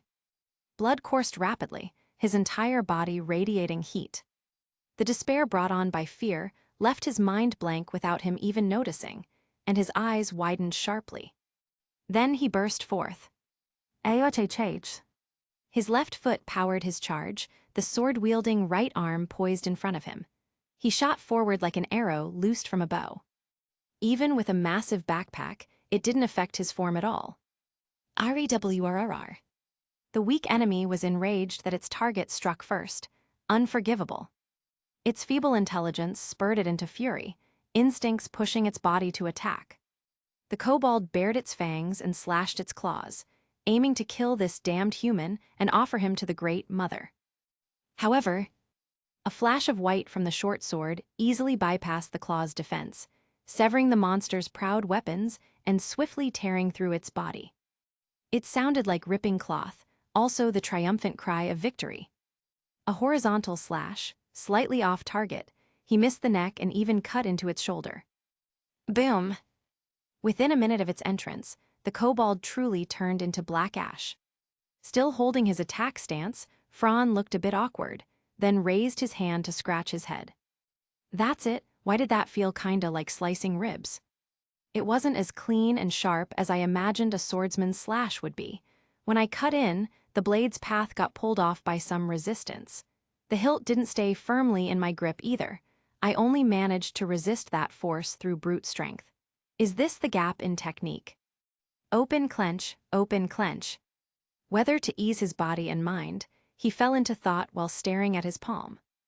Guess today I'll start by learning how to apply force properly. Putting away the short sword, he picked up a drop item smaller than a pinky fingernail. Magic stones, blessings of the dungeon. Orario makes a fortune exporting products made from magic stones. In Fran's eyes, these things were the best clean energy source, even omnipotent. This one, 100 volleys, or 200 volleys. At the hostess of Fertility Tavern, a big bowl of fried noodles cost 400 volleys, and a drink was 300 volleys. In other words, a meal would cost at least 700 volleys. Of course, one could barely get by with fried potato balls at 30 volleys each. Making a living is tough no matter what world you're in. Putting the magic stone into his backpack, he prepared to continue exploring. After that, one after another, he engaged in several more fierce battles with monsters. As time passed, each fight felt like a new experience to Fran. That was something called combat experience. The first time, he was thrown off by the resistance of cutting into flesh, but by the second time, he could slightly control that disorienting feeling. By the third and fourth times, he could already aim properly and strike where he intended. An ordinary person, of course, couldn't do that, but with a god's blessing, the impossible became possible. Rapidly growing combat experience, skills, and tactics caused Fran to grow like crazy.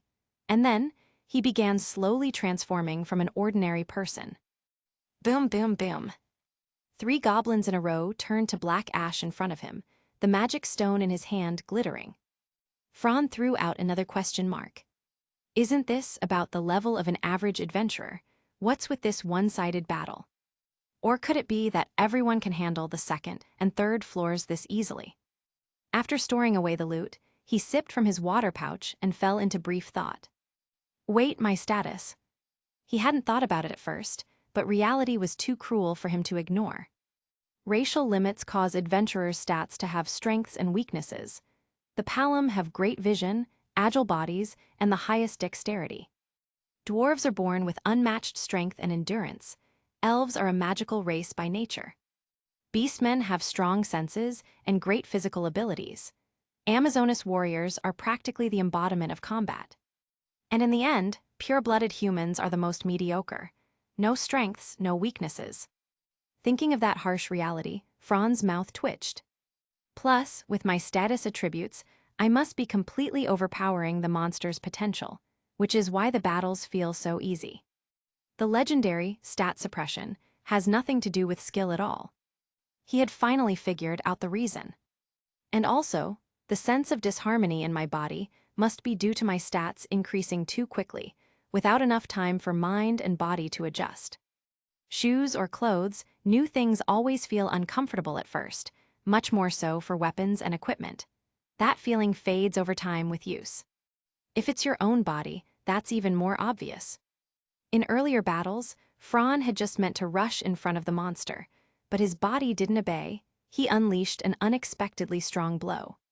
He could have ended the fight cleanly with a decapitation, but instead, due to the excessive force, he severed the monster's arm along with its neck, wasting a lot of stamina. This was the awkward mismatch between body and mind, and the difference in combat technique. Chapter 11, The Power of My Magic. Shoes or clothes, new things always feel uncomfortable at first, much more so for weapons and equipment. That feeling fades over time with use. If it's your own body, that's even more obvious. In earlier battles, Fran had just meant to rush in front of the monster, but his body didn't obey. He unleashed an unexpectedly strong blow. He could have ended the fight cleanly with a decapitation, but instead, due to the excessive force, he severed the monster's arm along with its neck, wasting a lot of stamina. This was the awkward mismatch between body and mind, and the difference in combat technique. Another troublesome thing again. Thinking about his current predicament, he shook his head in frustration. This was truly a blessed kind of trouble. Who else had the side effect of such rapid stat growth? After collecting the magic stones, Fran walked to the end of the passage. Is this the passage to the second floor? Let's go take a look. Considering the battles he'd experienced, which were all above the danger threshold, he entered the second floor without hesitation. In the dungeon, the respawn rate and number of monsters per floor increased. In other words, as long as it remained within bearable limits, the increased rate meant faster money-making. Not only that, it was also very helpful for gaining combat experience and skill. Sure enough, after reaching the second floor, the number of monsters per spawn increased to 4. Bring it on. Rapid white light wove cold patterns, blooming across the monsters' bodies. 1, 2, 3, 4. Taking advantage of his agility, he constantly pulled and disrupted the monster's formation. This way, he wouldn't get surrounded. Being attacked from both front and back is the greatest fear when soloing a dungeon. So fighting while moving, pulling them apart, and using the narrow corners of the passage to take out the monsters one by one as they lunged forward was a very wise choice. In less than a day, he had found a few tricks. Was this talent? No, not at all. He knew just how much his talent was. What truly played a decisive role in finding the right approach so quickly was his experience from living 2 lives. As a gaming expert, he'd cleared countless dungeons, pulling monsters, kiting them, grouping them, using terrain for positioning, setting traps, even circling around pillars, breaking line of sight, baiting interrupts, reading enemy moves. Fran could do it all effortlessly. With only ordinary human strength, none of this would be possible. But thanks to the potential developed by the God's blessing /Falna and the stat transformation, all of it became achievable. Facing LV. One monsters with potential abilities, with overwhelming stat superiority. As long as he kept distance and took them down one by one, he could avoid injury and prolong the battle. Boom! The last monster was skewered through the head by his sword, caught by a cunning line-of-sight trap. A little tired. Taking deep breaths of the slightly stuffy dungeon air, he began to clean up the battlefield. Kobold teeth, a drop item, This piece could fetch 2,000 volley. He was lucky, the monster had dropped a drop item. Generally, materials dropped directly by monsters were valuable. They could be used to make weapons, armor, potions, tools, even magical items. Almost all shops in Orario recycled them. As for the price, that was another topic. Picking up the last piece of magic stone, Fran weighed the magic stone pouch in his hand, a smile appearing on his face. Making this much in a day, life is finally looking up. Chuckling slyly to himself, he put away his valuable spoils and prepared to return to the surface. This was the 5th floor, no, the entrance to the passage leading to the 6th floor. With his stat levels, reaching this point was only natural after adapting to the rhythm of battle. Whether it was strength, endurance, dexterity, or agility, all were comprehensively above the monsters.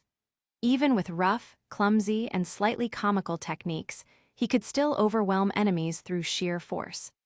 Stats fully capable of level up were a merciless crush to small-type monsters. Thud! A heavy tremor came from the passage ahead, accompanied by footsteps. A sense of foreboding swept over him. Hey, this is my first day in the dungeon, don't mess with me. He held his sword horizontally in front of him, tensed his whole body, bit his lip with a complex expression, and prepared for battle. The footsteps grew closer, and now came with terrifying screams. Help, help, help me. They were dressed like beggars, their armor shattered, bodies covered in blood, and one of them was even missing an arm. Seriously injured adventurers burst out of the passage. They opened their mouths, but couldn't speak a word. The owner of the thunderous thud, thud, thud footsteps barged into his sight, rude and unreasonable. Roar, roar, roar, roar, roar, roar, roar. Seeing a new enemy, that thing first vented its fury at having lost its prey, then directly targeted the enemy protecting the prey and launched its attack. This is a saber-toothed tiger, it must be a saber-toothed tiger. Fran's forehead was drenched in cold sweat, and his scalp tingled. The monster's massive body, over 3 meters tall, and terrifying fangs made it easy to imagine being strung up like a skewer. And, no doubt about it, an elite-class monster with potential approaching LV. 2, a rare monster that only appears on the 11th floor. Why is it showing up on the 6th floor? This is clearly an 11th floor monster. Fran's mind was also a bit scrambled, but the situation was still within control. Thanks to his overly cautious nature, even after a whole day of exploration, he had no major injuries, just a slightly dirty and messy cloak and clothes. Lunch had only been 2 fried potato balls, and after a day of physical and mental combat, he was running on half his stamina.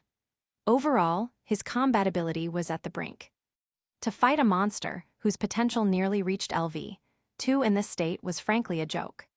So he planned to use his trump card and finish it quickly. Huff, you guys, wait. He had been kindly advising those guys to run, but before he could finish, they had already disappeared around the corner behind him. They lured the monster to me. WTF, I earned the achievement offering to a monster on my first day. After a full day of battle, he was no longer that rookie. To still be able to laugh in a desperate situation, one could only say his stress resistance was impressive. Forget it, after steamrolling everything today, a well-matched fight like this is rare. For today's final act, let's have an all-out duel. Firming up his resolve, he became somewhat excited. Then, he began chanting his incantation. Meet your end, Ragnarok. Crackling. Dark red lightning entwined with black flames suddenly surged up around Fran, burning fiercely. His golden short hair was lifted by the rising air currents, dancing along with the black flames. In his same-colored eyes, a ring of hollow blue brilliance flowed, completely elevating Fran's presence. The erupting pressure even easily cracked and melted the ground beneath his feet. In the corridor, the temperature began to rise unnaturally, and the view distorted from the heat. The magic of Fron Argon was activated in the face of a powerful enemy. Surtur. Enchantment magic. Destruction attribute. Chant meet your end, Ragnarok. This was the miracle shaped by the potential of Fron Argon, guided by the god's blessing /Falna, and magnified by his golden finger.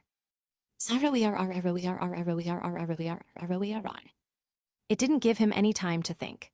The tiger's eyes glowed blood red, its body curved into a graceful arc, and its massive form suddenly lunged at Fron with terrifying power. The 5-meter gap felt non-existent. It closed the distance in an instant. Its chilling fangs tore through the wind, aiming to strike him. Faced with the threat to his life, instinct took over. He quickly raised his right hand, tightly gripping the jungle dagger, and accurately blocked the fatal blow. His agility and dexterity stats kicked in. But the violent impact still sent his body sliding backward. Esgriech. The 1,600 volley jungle dagger let out a painful shriek, unable to withstand the enemy's heavy blow.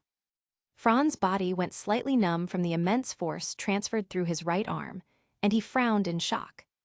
Is this really just LV, 2-level potential? Impossible. With my magic activated, my stats are a whole tier higher.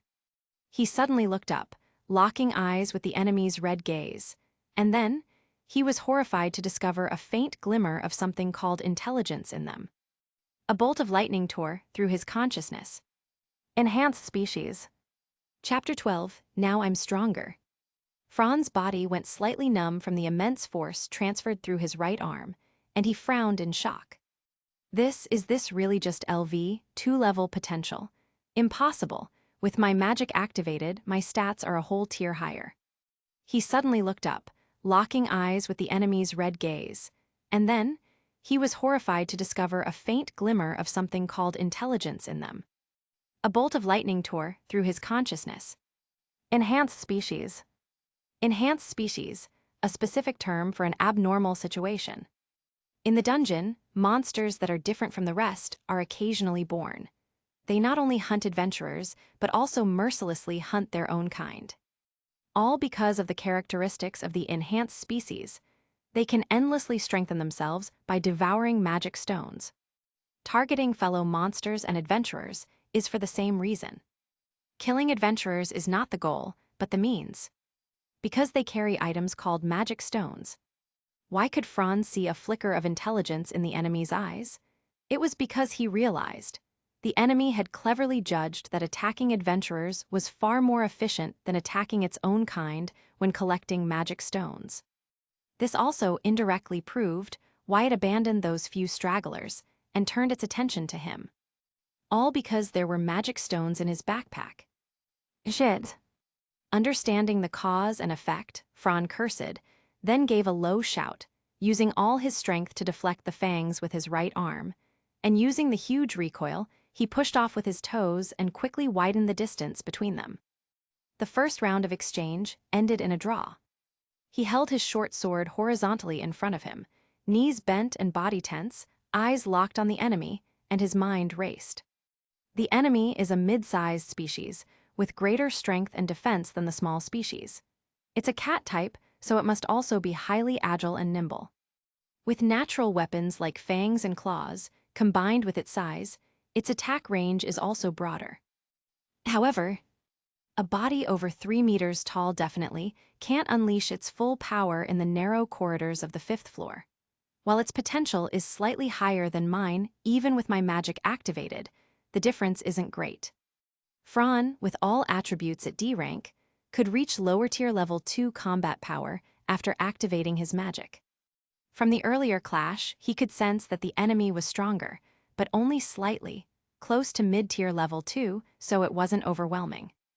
With this thought, his golden eyes narrowed slightly, the glowing blue rings swirling in them, and Fron made a decision. There's a chance to win. Quickly forming a plan, he prepared to attack. Whoa!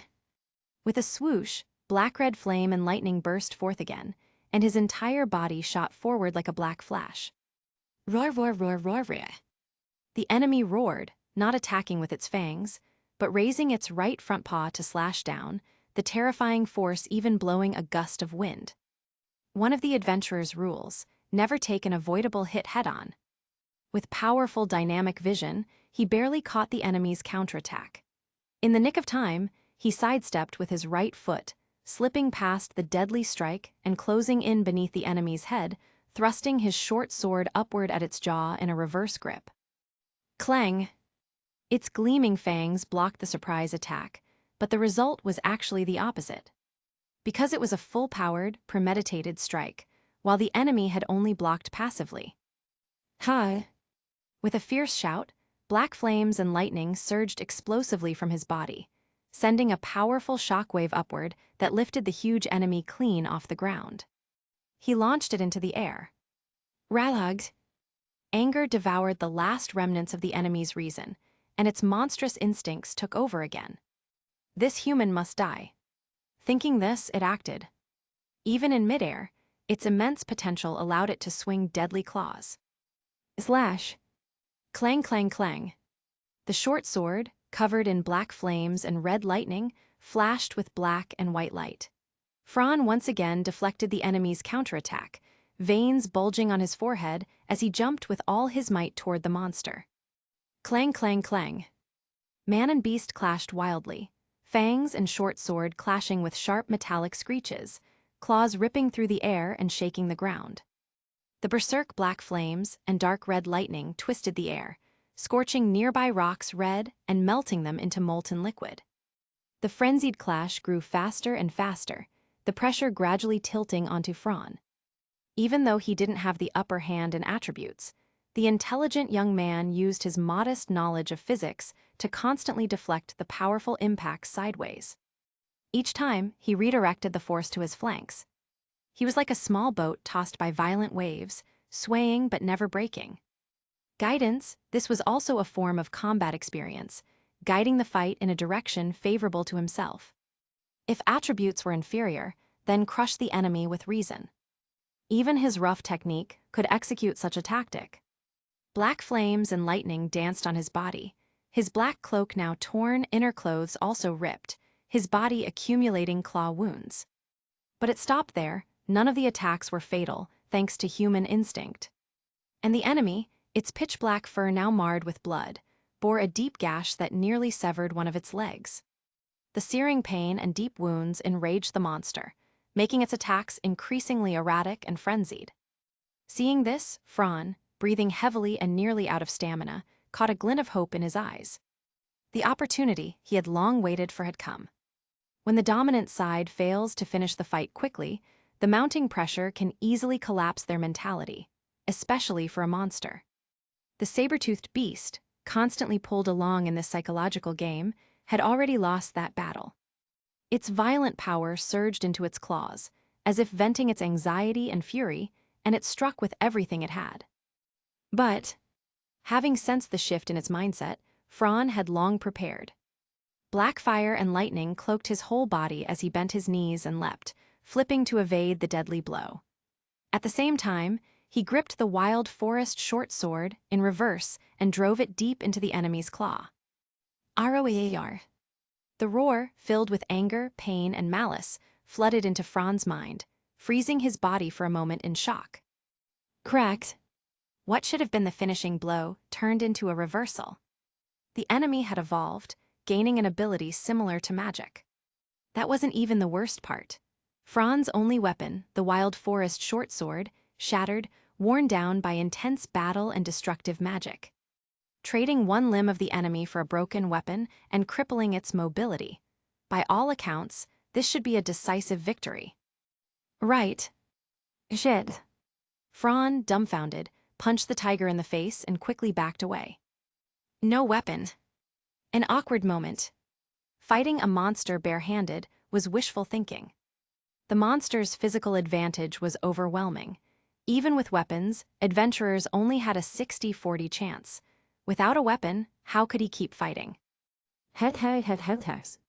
The heavily wounded monster let out a terrifying growl from its throat, its savagery reverting to primal instincts. Unarmed, Fran was once again at death's door, Escaping was impossible, though he'd crippled the enemy, its size blocked the way. If he turned his back, death would be instant. A narrow passage with only one way through. Victory goes to the brave was meant for situations like this. Hugh, I still have magic. And, feeling his rapidly surging mental energy, Franz smiled. Now I'm stronger.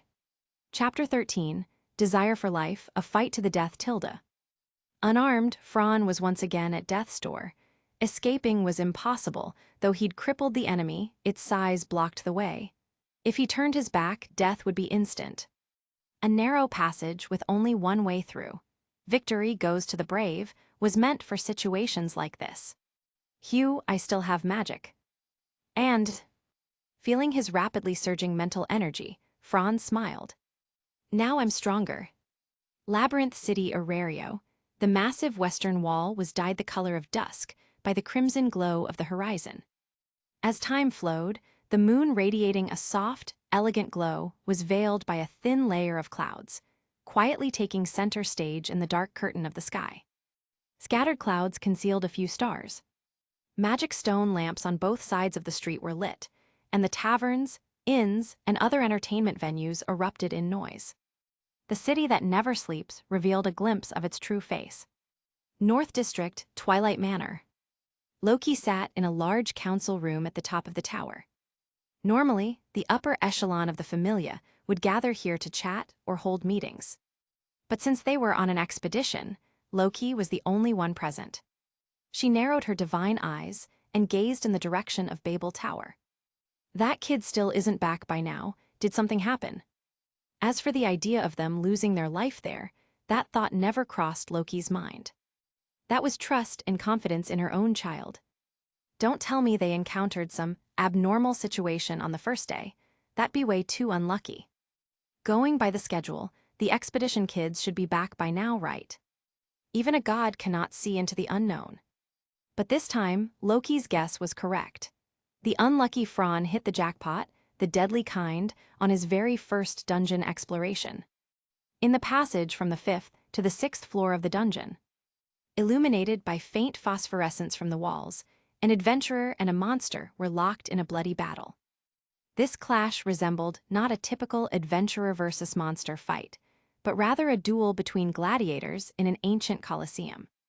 The collision of blood and blood, fists and claws, muscle and muscle, so primal and savage, yet it stirred the deepest yearning within the heart. Even Franz, who was terrified of death, never imagined he would one day display such wild instincts. Bam, bam, bam. One punch, another, yet another. His fist, exposing white bone, struck the monster's head with brutal force, leaving it dazed and immobilized. Seizing the opportunity, even amid a hysterical deathmatch, he clung to the last sliver of rationality. Once again cloaked in flaming lightning, he grabbed the enemy's fangs and, with an almost inhuman roar, snapped its weapon with a crunch. REINCARNATION. The pain of broken fangs was like having fingers torn off. The raging saber-toothed tiger hurled the small human away with full force. Whoosh! With a heavy thud, Franz slammed into the wall. The brutal impact left him dizzy and vomiting blood. He slid slowly to the ground. Hiss my ribs, cough, cough, cough. Who knows how many ribs I just broke? Hiss, hiss, hiss. Even as he spoke, blood gushed from his mouth, yet when he saw the enemy's broken fangs, he grinned. Now what are you gonna kill me with? Facing the blood-covered enemy, the saber-toothed tiger felt an unfamiliar emotion brewing in its heart. Fear. This human was different from the others it had smashed. He absolutely must be killed. That belief alone was unwavering. And then it bared its fangs again. Tui. Spitting out blood, Franz wiped the blood obstructing his vision with his sleeve and stared at the equally wounded, blood-drenched enemy. With his weapon shattered, the balance of power tilted entirely in the monster's favor. If not for the onset of night, which triggered his skill to double his mental power and vastly increased his magic's endurance and potency, he'd have been a corpse by now. His gear was in tatters. His shirt was reduced to shreds barely hanging on. Most of his body was covered in deep, bone-revealing wounds. His fists dripped blood from exposed bone. Only his left arm remained intact. His golden hair was no longer radiant, caked in blood, both his and the enemy's. Even his handsome, chiseled face was sliced with cuts, bruises, and swelling, one eye swollen shut. Despite these grievous injuries, though weakened to the extreme, his lone open golden eye shone brightly, a glowing blue ring within marking his overflowing spirit. As for his opponent, the level 2 enhanced saber-toothed tiger had also been dyed in blood. Its matted fur was torn, bones pierced through muscle, pounded into that state by sheer brute force. Its 2 fangs had been snapped off, and it was missing a limb. That's how it ended up grievously wounded by a human using hit-and-run tactics. The true cause of everything was the terrifying magic that played a decisive role. The monster's fangs, claws, even its tendons and bones, were shattered by a special destructive attribute during impact, a horrifying thought. The sheer destructive power could be unleashed with bare fists, even without a weapon. Over an hour had passed. After such intense fighting, it was a miracle Fran could still stand. The monster's last counterattack had severely wounded him, both arms limp, legs trembling, let alone fight. The enemy, though on the brink of death, still had fight left. Such was the terror of monsters. Blood gushed endlessly from his wounds. Fran, losing too much blood, could barely see, his vision doubled. Trembling lips whispered bitterly, "So this is the end." "No, I still want to pursue magic. I still want to taste delicious food. I've never even had a girlfriend. I'm so afraid of dying, I don't want to die out." In the face of despair, Fran cried out his will to live. SCZZT. Black flames flickered, slowly shrinking, gathering bit by bit along his left arm into his left hand. It was the advanced technique known as attached magic. In that moment of desperation, driven by his desire to live, Fran grasped its true essence. Giving him no time, the enemy, having driven its prey to the brink, delivered a blow named death. A rapid leap added sudden force to the charge, hurtling toward the tottering figure. It had no claws, no fangs, but it still had a massive body. "Hathy. Screw Yao." With a hoarse roar, man and beast collided in one final clash. Explosion. With great effort, he raised his left palm. At his final shout, a fireball of black flame entwined with deep red lightning shot forth at blinding speed, striking the monster mid-leap. Boom, boom, boom, boom, boom, boom, boom, boom, boom. The black fire and crimson lightning exploded. With an earth-shaking roar, the terrifying blast swept through the entire passage. The unconscious Fran was blasted away. As for the saber-toothed tiger, the instant it was hit by the explosion flame, it turned to ash, not even the magic stone left intact. Fran's broken body slammed into the rock wall and fell from midair. Lying face down, his blurred vision gradually faded into darkness. Only his ears, in those final moments of consciousness, caught a series of startled cries. Chapter 14, Did You Hear That, You Dumb Wolf? The black fire and crimson lightning exploded. With an earth-shaking roar, the terrifying blast swept through the entire passage. The unconscious Fran was blasted away. As for the saber-toothed tiger, the instant it was hit by the explosion flame, it turned to ash, not even the magic stone left intact. Fran's broken body slammed into the rock wall and fell from midair. Lying face down, his blurred vision gradually faded into darkness. Only his ears, in those final moments of consciousness, caught a series of startled cries. Dungeon, 6th floor. Ah, finally going home. I missed the sunshine on the surface. Yeah, this expedition took over a month, and we still failed. The 58th floor was just disgusting, and the flying dragons further down weren't easy to handle either. Damn it. The ones speaking were a pair of Amazonas girls with brown skin. Aside from their clothing, their faces were nearly identical. They were twins.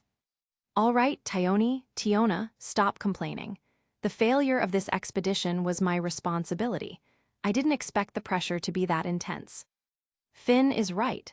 With the experience we gain this time, once we regroup and revise our tactics, the next attempt has a high chance of success. Hearing both the Captain Finn and Vice Captain, the green-haired elf Riveria, say this, the other members stopped complaining. By the way, you guys, next time, don't let the vanguard line stretch too far. The failure this time is also your responsibility as leaders. Reflect on it properly when we return. The taller Amazonian sister twisted with a love-struck expression at the words of the small, blonde Palom captain. Captain Tilde, I got it Tilde, did you hear that, you dumb wolf? Huh, why are you dragging me into this? Weren't you the one who rushed forward too? What does this have to do with me? Nanny, you were the one who charged so fast before I knew it. All right, enough of your arguing. By the way, do you hear something?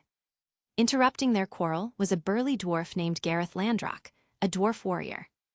Ah, a sound. Who could be here at this time in the dungeon? The grumpy werewolf Bete twitched his wolf ears and listened carefully. Probably some weakling getting chased by monsters again. Weaklings shouldn't be in the dungeon, it's so damn annoying. Upon hearing Bete's words, Finn, Riveria, Gareth exchanged glances. An adventurer's in trouble, let's go check it out. The moment he said it, golden hair flashed past, he had already dashed off. Let's follow. Climbing the stairs to a regular floor, passing through a narrow corridor, their view suddenly opened up. There, a one-sided deadly battle was nearing its end. The group was stunned by the sight before them. A figure completely drenched in blood was fighting an obviously abnormal saber-toothed tiger. Just as they arrived, both sides launched their final attack. A strange atmosphere spread through the group. No one spoke. It wasn't until the blonde female swordsman knelt beside the unconscious adventurer that everyone snapped out of it. Hey, that intensity. Are we sure this is the 5th floor? The werewolf youth Bete widened his eyes, unable to believe it. The small, blonde Palom Captain Finn bit his thumb, eyes scanning the battlefield. With that level of destruction, it's not just me. Everyone here can see it. It's not something a level 1 could possibly cause, not even most level 2s. The green-haired elf Riveria nodded. That destructive force is undoubtedly that of a level 2, and that black flame. The key point is, that young man. Finn smiled. Yeah, an adventurer found on the 5th floor. Judging from the destruction, he must have had an adventure. Hearing that conclusion, even the usually foul-tempered Bete was left speechless. Because it meant one thing, that young man defeated a level 2 mutated species of an irregular while being only level 1? Finn, that's not funny. Even eyes couldn't. Enough Bete. The werewolf had his hands in his pockets, gray tail swaying restlessly, betraying his inner turmoil. Wow, I wonder what familia this guy is from. He's definitely going to be famous now. The innocent Tiona, hands behind her back, eagerly walked over to the adventurer. Beside the unconscious Fran, the golden-haired, golden-eyed beautiful swordswoman knelt by his side, looking utterly lost. Eyes, leave it to me. The elven royal, their mama-san, gently nodded at Eyes and called over a daydreaming fairy girl with yamabuki-colored hair in a ponytail. Lefia, bring the advanced healing potion. Who knows how many bones this child has broken, and so much blood. The fact that he's alive and even one is a miracle. Everyone gathered around, carefully examining his injuries. Finn glanced at Fran's hands, frowning slightly. Something's off, look at his hands. The bones are exposed, obviously worn down by some force. As far as I know, saber-toothed tigers don't attack that way. The blonde swordswoman's doll-like expression shifted slightly. He was attacking the monster with his fists. The werewolf smirked. Ha, Eyes, that joke's not funny. Fighting bare-handed without a weapon. Bete, don't tell me you didn't notice. Finn cut off the incredulous werewolf. Gareth, shouldering his massive axe, stroked his beard and turned toward the battlefield, and the broken short sword in the corner. There, that's the shattered weapon. Everyone saw the cheap blade, now reduced to just a hilt. Tiona tilted her head and blinked. A short sword, and it looks super cheap. What kind of weapons do you think rookies can use? True. Idiot. But having a backup weapon is common sense, right? Her sister landed the fatal blow. That question choked everyone. As adventurers, isn't carrying backup weapons just common sense? What the hell? Maybe it's because he couldn't afford one. That's probably the only explanation. Thyone, the older sister, bluntly concluded the awkward topic. Even Finn could only laugh bitterly at that. This is really... The dwarf warrior laughed heartily. Biwahahaha, so a level 1 rookie defeated a level 2 mutated species barehanded. Ha, this is amazing. I've never heard of a rookie like this. How is this possible?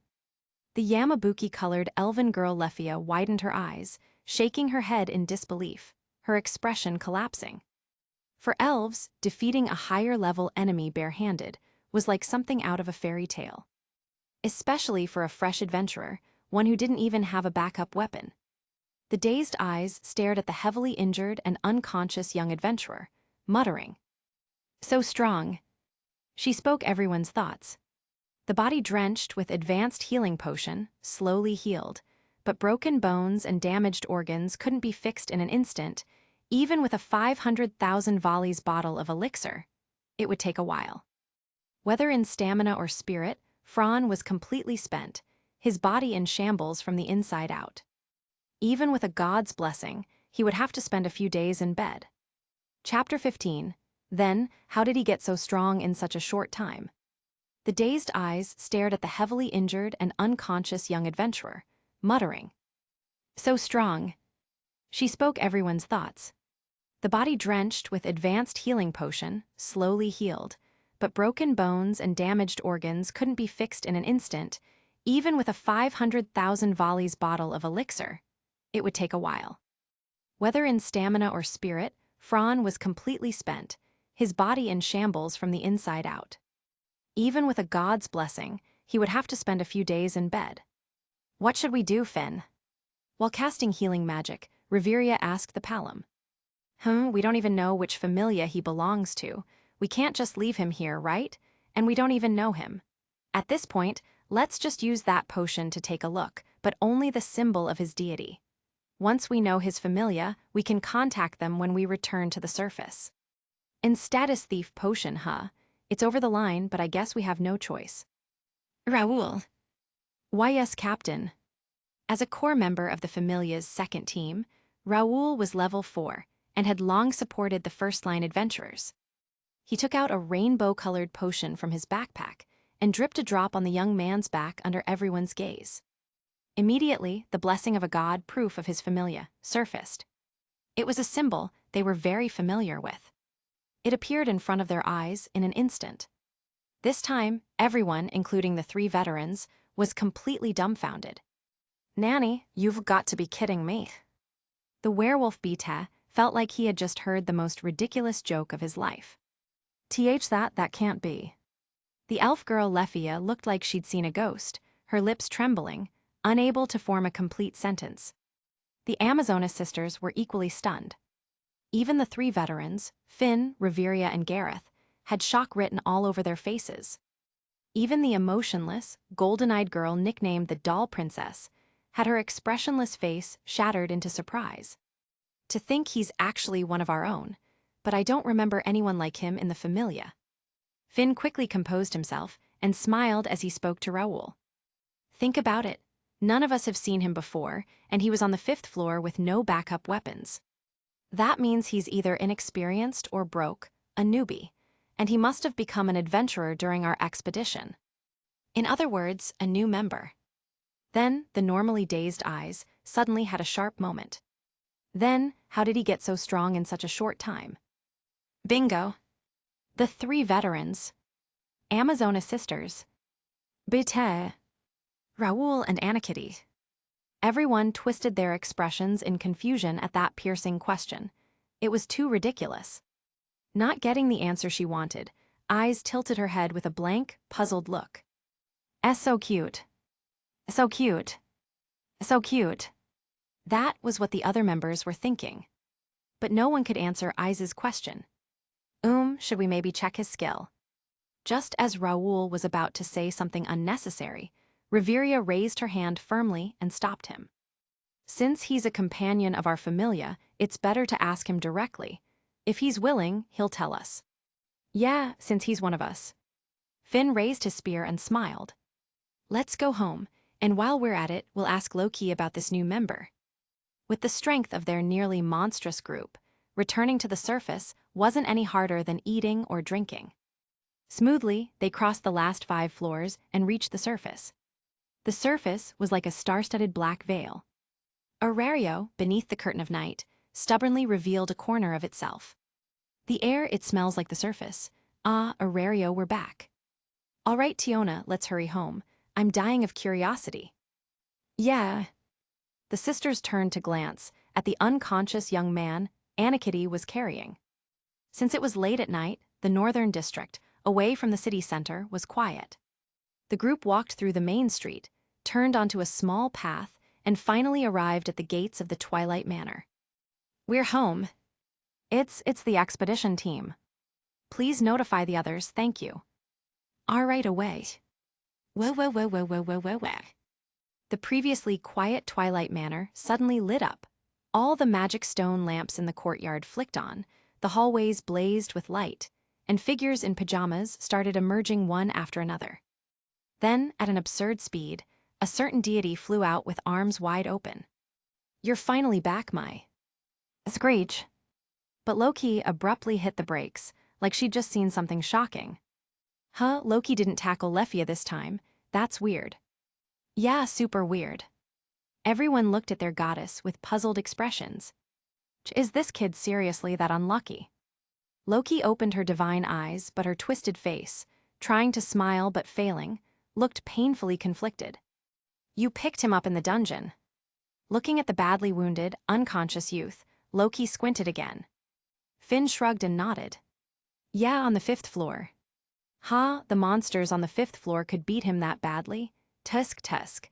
Must have been an irregular situation. Loki, do you know something?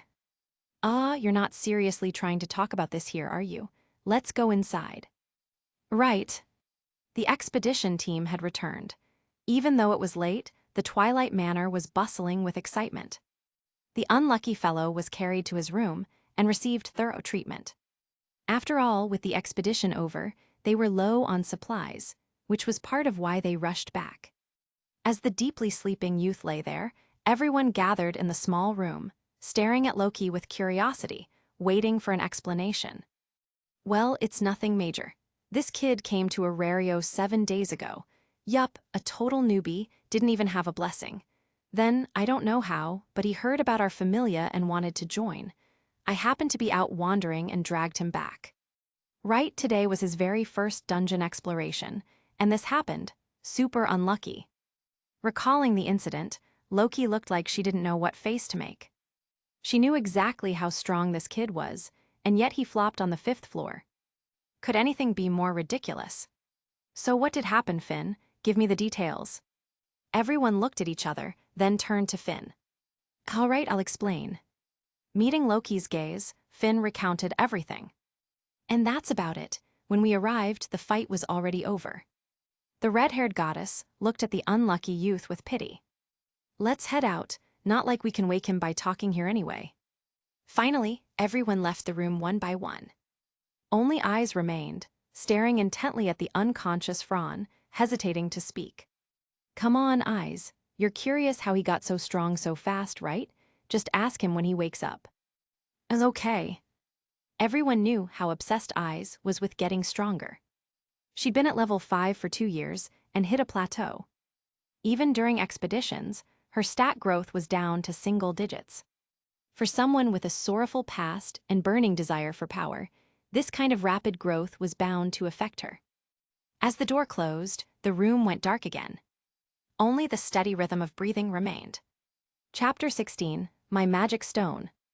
Everyone knew how obsessed Eyes was with getting stronger. She'd been at level 5 for 2 years and hit a plateau.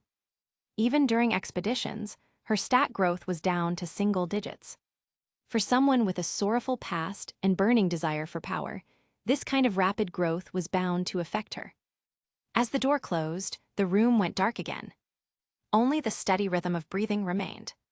The rising sun once again peeked out from the eastern sky. A new day had arrived. A night of rest had washed away everyone's fatigue, and people began their day's work full of energy again. At the low-key Familia headquarters, Twilight Manor, everyone had started the post-expedition aftermath tasks. Submitting adventurer requests, selling rare materials collected from the deep floors, replenishing supplies, maintaining weapons and equipment, and even reporting data to the guild. Busy members each had their own work. After breakfast in the cafeteria, they left the premises. AI's D, do you have anything important planned for today? During breakfast, the girl Lefia blushed shyly and twisted her body, asking the one she admired. I'm going to maintain my weapon. Gee, great then, may I accompany you? Does that mean your wand needs repairs too, Lefia? I thought just changing the magic stone was enough. Taking a bite of bread, the Amazoness Tiona threw out a question, which came with a bonus critical hit. And no, it's not that, I just. All right, stop teasing Lefia, she just wants to go with eyes. That's right. Her sister frankly spoke Lefia's true intention. Eyes looking at Lefia replied, no problem. Thank you, Eyes. Tiona blinked, I wonder if that guy's awake, should we go check? Yeah, I'm super curious about how his strength grew so fast. Eyes want to go. Eyes responded decisively. If Eyes is going, then I. And so, the four girls made their decision. Meanwhile, in the main conference hall, often used by the top members, Finn, Reveria, Gareth, and Loki chatted over tea about the recent expedition. Well, I figured it wouldn't be that easy. If it doesn't work this time, there's always next time. Thanks to this expedition, everyone's grown a lot in both experience and strength. We'll have a much better shot next time. Then we can go all out. By the way, is that kid awake yet? Finn asked Reveria about Fran. No news yet, but by now he should be waking up.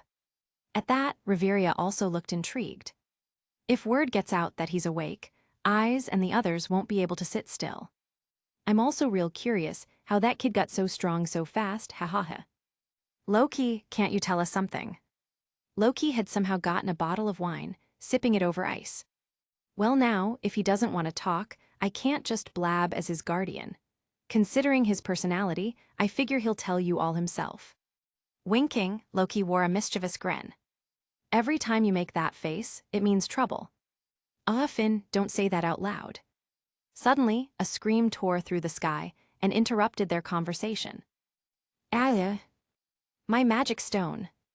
That scream could break hearts and bring tears to the ears. The four exchanged glances, and Finn blinked. Shall we go take a look?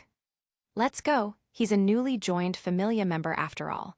We should meet him at least once. Hey. Loki chuckled. Fourth floor near the end of the hall, Fran's room.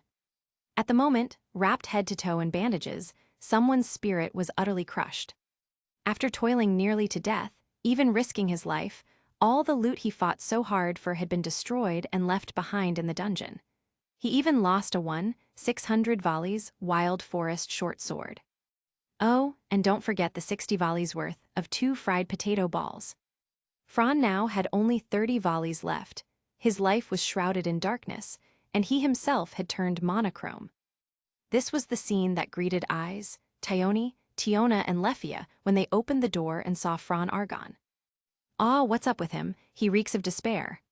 He just screamed, and I think he said something about a magic stone. Lefia blinked, making sure she hadn't misheard. The two sisters burst out laughing. Eyes tilted her head cutely like a doll, unsure what to make of it. Naturally, Fran also noticed them. Hi there, newbie, I'm Tiona Hurute. Just call me Tiona. This is my sister, Tioni, that's Lefia, and that's Eyes. Faced with the cheerful angel's introduction, Fran dropped any pretense. Fran Argon, just joined the Familia, just call me Fran. Fran, can you please tell me how you got so strong so fast? The Amazoness clung to Fran's arm with a big smile. Fran blinked at their curious gazes and suddenly realized.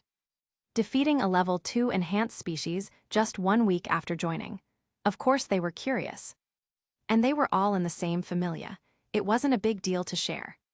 It's nothing really, just a skill. Eyes stared at him cutely like a doll, making Fran feel a bit pressured. A skill. Seeing their puzzled faces, Fran nodded. Yeah, it's a skill that lets me accelerate my stat growth. Nothing too impressive. He knew very well, anyone who reached level 5 in Orario had some kind of cheat. Things like the more injured you are, the stronger you get, bonus damage against monsters, or skills that scaled with hatred. How could you not be scared? Even with 3 terrifying skills, Fran didn't dare claim he could out-DPS even a level 4 Raoul, at least for now. As for level 6 or 7 adventurers, all he could do was laugh. Without cheats, you couldn't survive in this era, so Fran didn't feel the need to hide his 3 endgame growth skills. So what if he grows fast? So what if the boost is big? So what if he can learn magic infinitely? Didn't Lefia have something similar? Elves are a species, are able to learn all elf magic. What's the difference between that and learning all races' magic? Nothing special. However, Thyone raised her voice, her mentality shattered on the spot. Do you know how much we've sacrificed to reach this point? Damn. The terrifying dark aura filled the room, scaring Fran back into his blanket. Ha ha ha, it's lively in here. Looks like he's awake now, that Fran kid. Just then, the 3 top Familia members and Loki walked in. The dwarf Gareth laughed heartily, teasing Fran. His dwarven cheerfulness shone, brightly dispersing the dark aura. Ah, I haven't had a chance to thank you for saving me. Otherwise, I might have evaporated by now. Fran gave a self-deprecating smile. Well, we're all Familia members. Even if we weren't, helping a comrade is an adventurer's code. Even so, I still want to thank you. All right, your wounds are still serious, so stop moving around. Let me check your recovery. The green-haired elven royal gently helped Fran back and carefully checked under the bandages. That gesture made Fran feel a warm current flow through his heart. So this is what it means to have a family.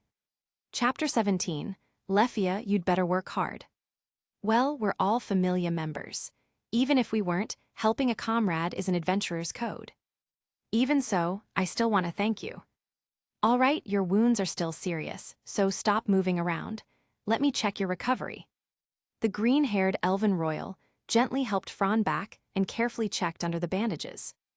That gesture made Fran feel a warm current flow through his heart. So this is what it means to have a family. Loki leaned against the wall with arms crossed, teasing him. Kid, this is obviously your first time going into the dungeon. I really don't know what to say.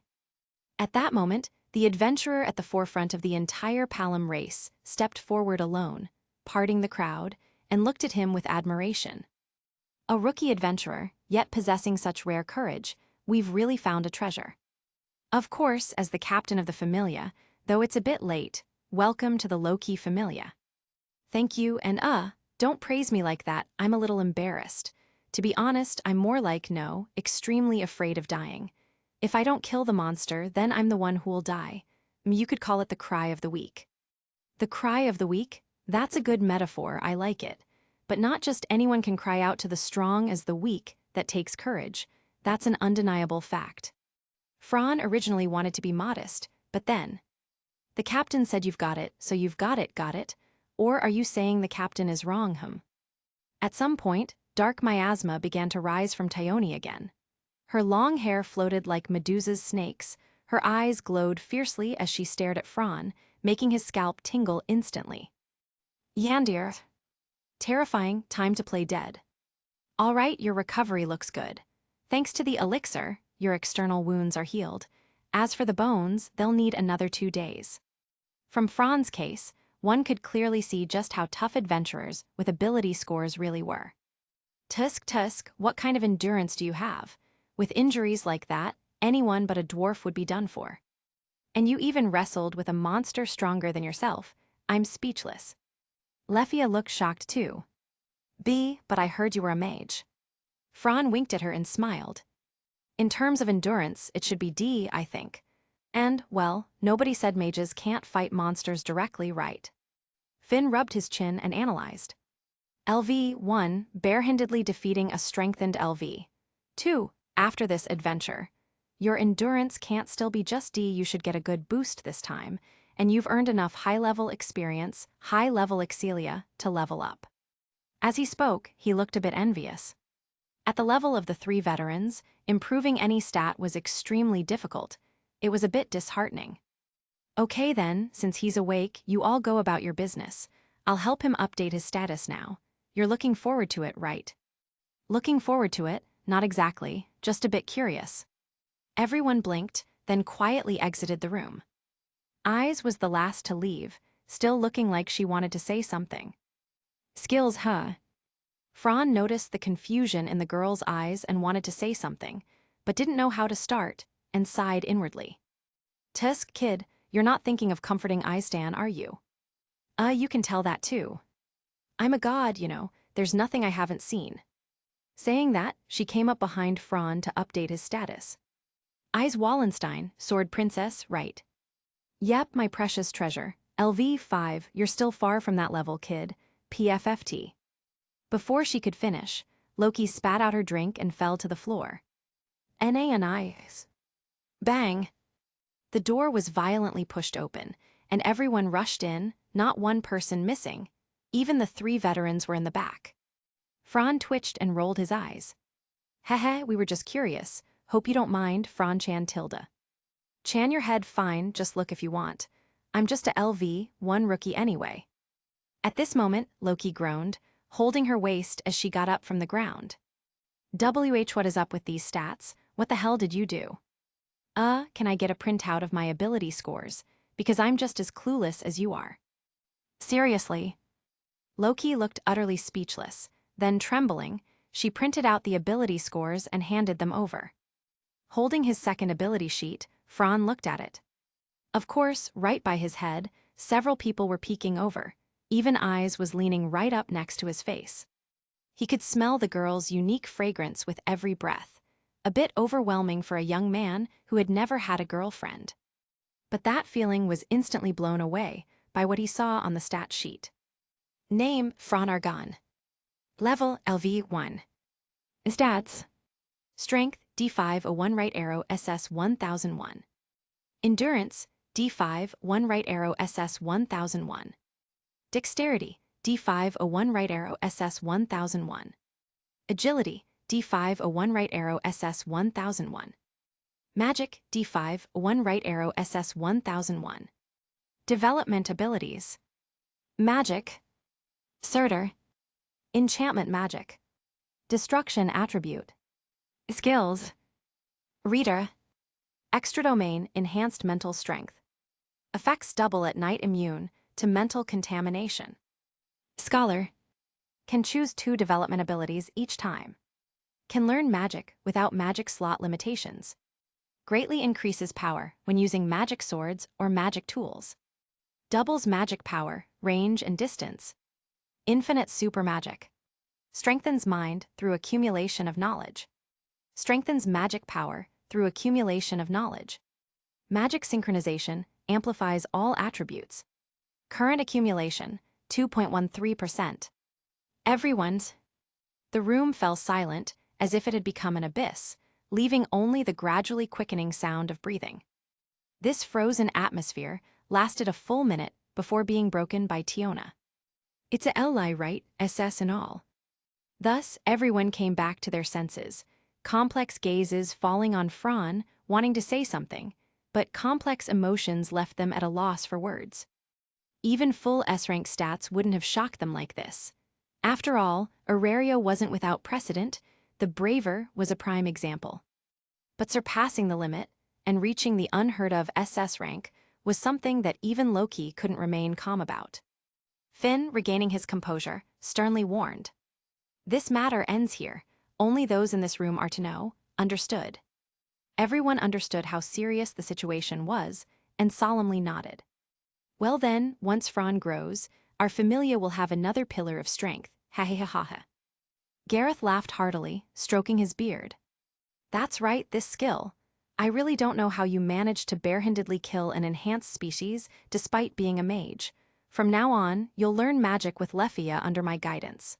No objections, right? Reveria looked directly into Fran's eyes and made her decision. And no objections, it's an honor to be taught by you. She was the strongest mage in the city, and also a princess of the elven royal family. Her deep knowledge was exactly what he longed for. All right then, don't forget about tonight's celebration at the Hostess of Fertility. for our return from the expedition. Oh dear, if Loki hadn't said that, I would have forgot. Time to drink our fill, ha ha ha ha. Poor Fran can only lie here, hee hee. And so, after a series of events, he was finally officially recognized by everyone. In this cold, walled, massive city, he Fran Argon was no longer alone. Get some good rest, we'll be taking our leave. All right, goodbye everyone, and could I trouble you to bring me a book? Please, any book will do. Everyone paused, then nodded. They all recalled Fran's absurd set of skills. Riveria glanced at Lefia. Lefia, you'd better work hard. I will do my best. The elven girl was truly shaken. They were both rear guards and mages, claiming she felt no pressure would be a lie. After leaving the room, the task of bringing Fran a book was already assigned to Lefia. I'll go too. Suddenly, Eyes, who had been silent all this time, spoke up. The three executives exchanged glances, seemingly understanding something, and said nothing, walking off with Loki. Eyes-san, are you feeling unwilling? That such an anomaly finally appeared. Yeah, there must be a way to get stronger quickly. Chapter 18, Reasons and Conjectures. After leaving the room, the task of bringing Fran a book was already assigned to Lefia. I'll go too. Suddenly, Eyes, who had been silent all this time, spoke up. The three executives exchanged glances, seemingly understanding something, and said nothing, walking off with Loki. Eyes-san, are you feeling unwilling? That such an anomaly finally appeared. Yeah, there must be a way to get stronger quickly.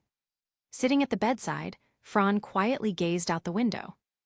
A large area of vegetation covered the park, bringing a refreshing feeling. Speaking of which, this room was located on the 4th floor of the Twilight Manor, and he had chosen the cornermost room. This was related to his quiet personality. The south-facing room offered a full view of Orario's rich and fantastical scenery, which uplifted his mood. Knock, knock, knock. Mr. Fran, I'm coming in. After knocking, Lefia, a little nervous, entered holding a book. This is the book you wanted.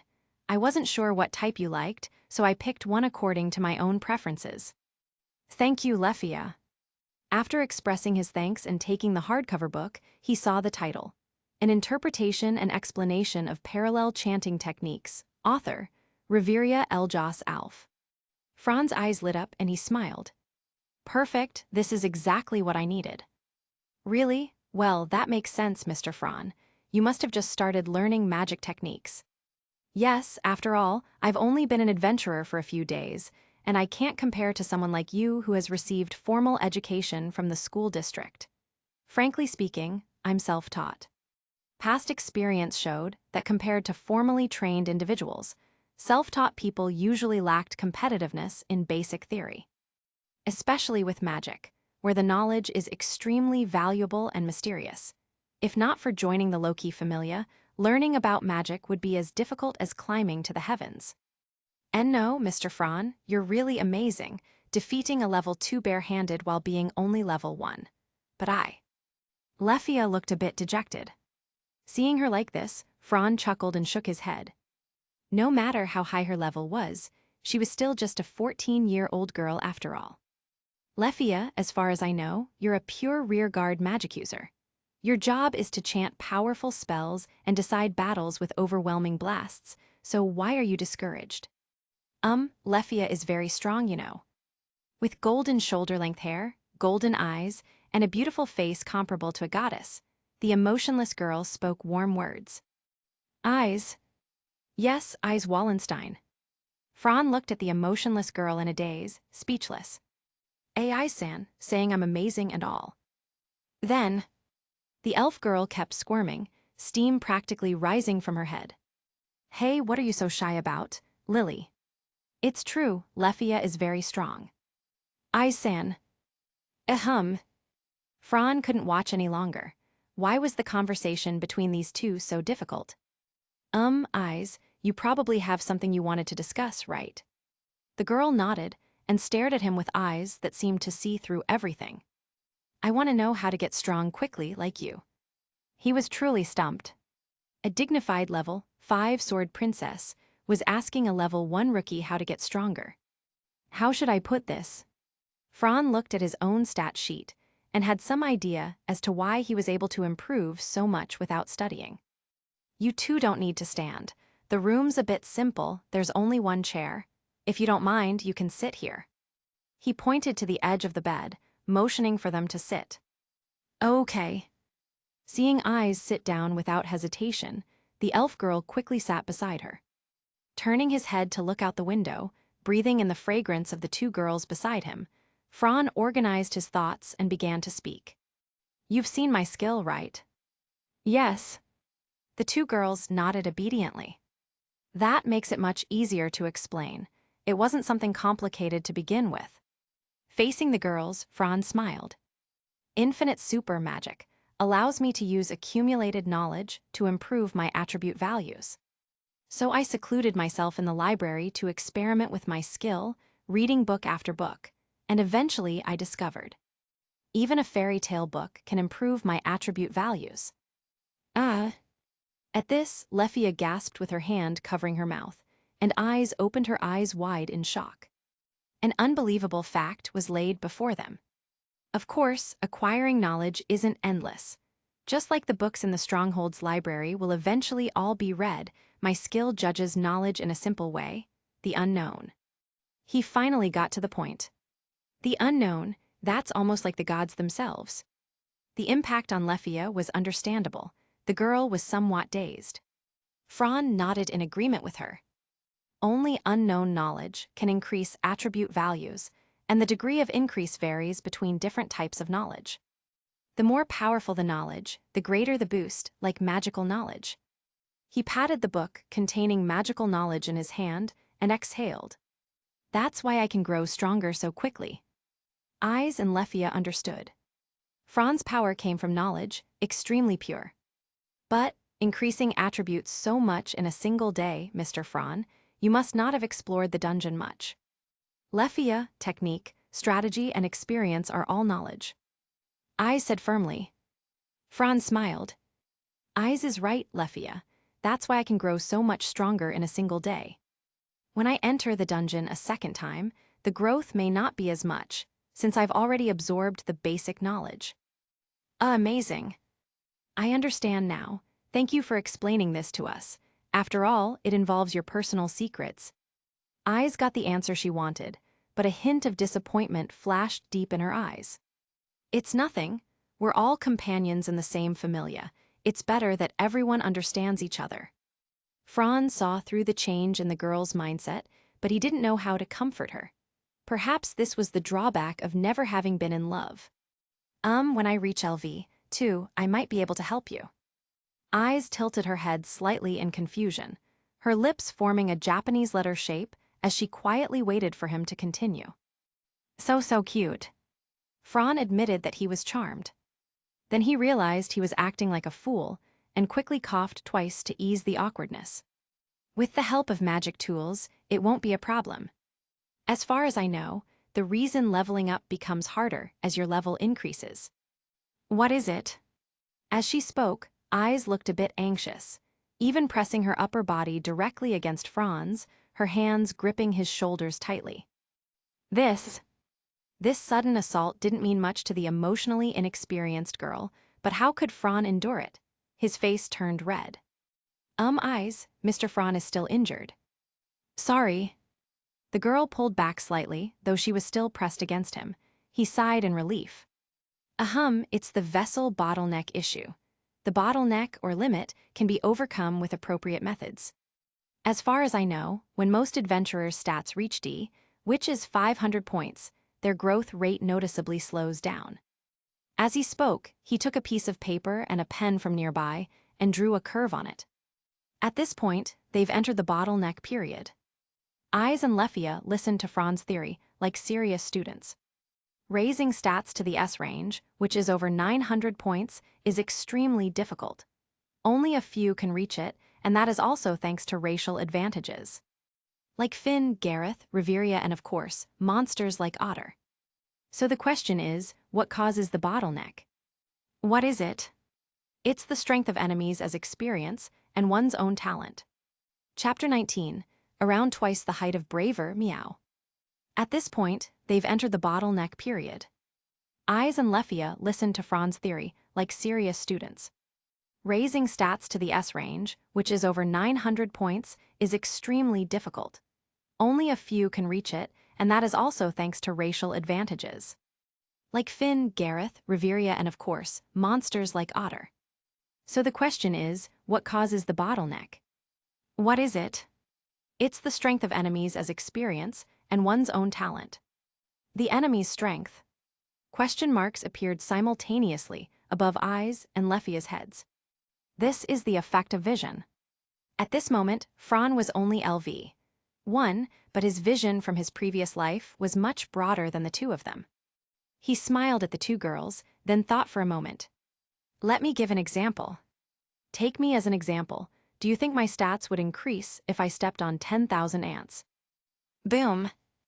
Their minds were struck like by lightning, and the two girls instantly widened their eyes. Fran saw both their reactions and put down his paper and pen, spreading his hands. It seems you've realized it. As your strength increases, the monster's strength can no longer serve as experience points for you to absorb. This is the reason why high-level adventurers level up slower. Imagine if the 13th floor was filled with monsters with the potential of LV5, would your stats not increase rapidly? Simply put, you're too strong. The two girls were shocked by Fran's theory. It was unheard of. Of course, even if there are always opponents who can provide experience, whether one can continue to grow also depends on personal potential. Humans have limits, but possibilities are infinite.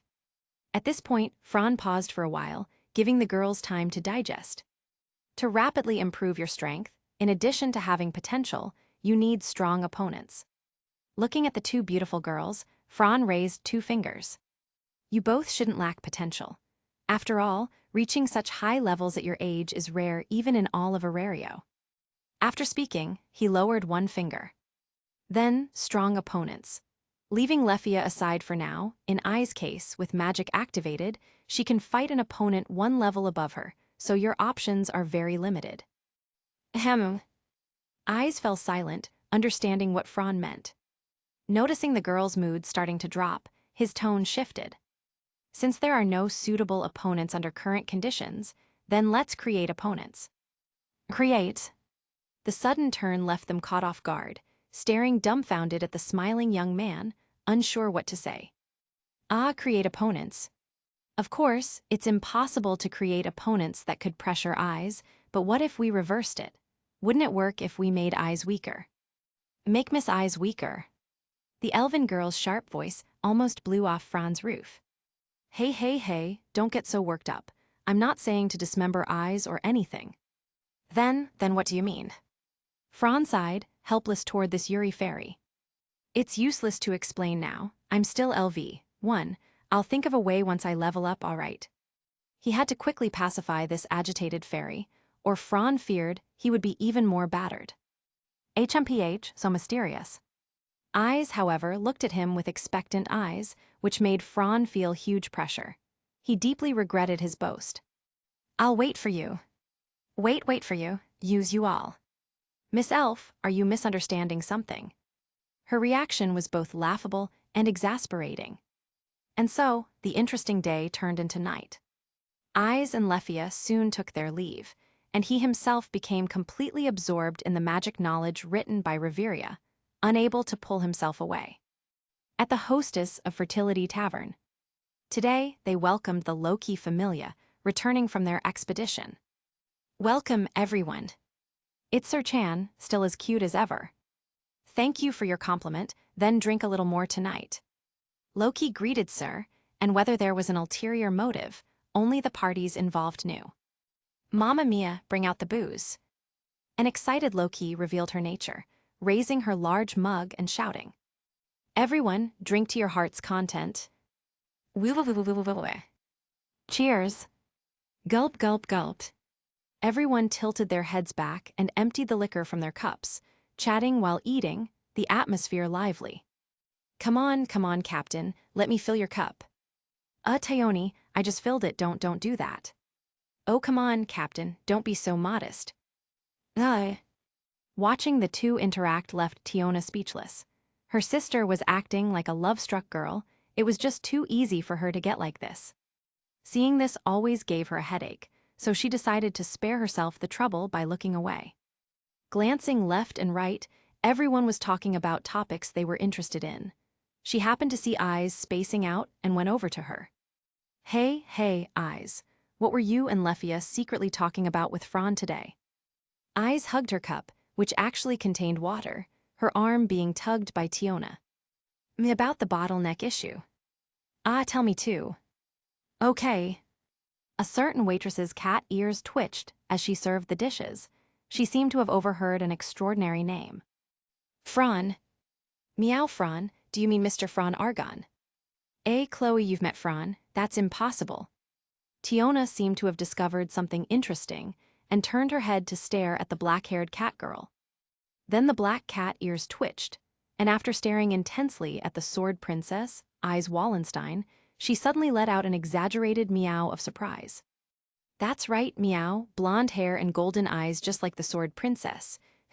About 185 cm tall, around twice the height of Braver, Meow.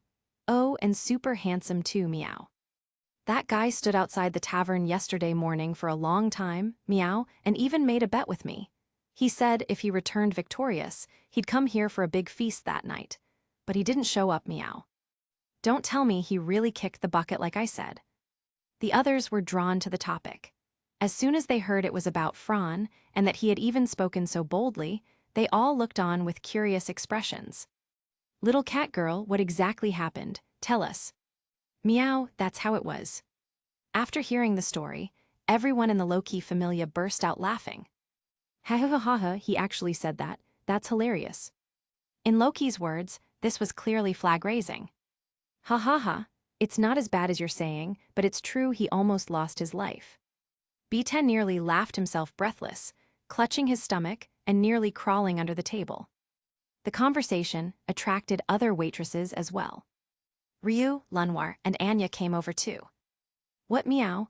The guy had such bad luck on his first day exploring the dungeon, Meow. Finn smiled slightly and took a sip of his drink. I just learned he even made such a promise with you all. Also, he's not nearly twice my height. Ryu, however, earnestly placed the dishes on the table, then affirmed his actions in an equally serious tone. Returning alive makes one an excellent adventurer. I believe he'll grow a lot from this experience.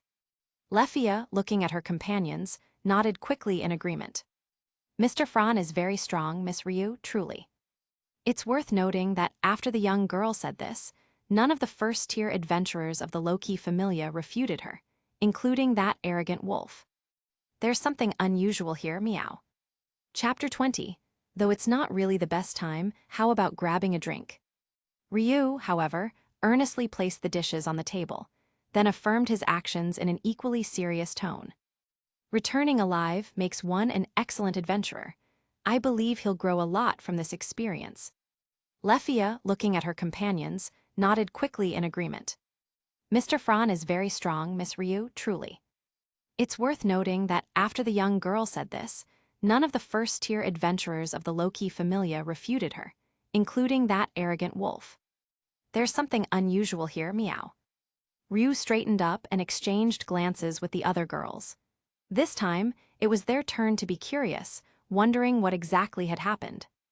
However, the familia companions didn't say a word, simply smiling without speaking.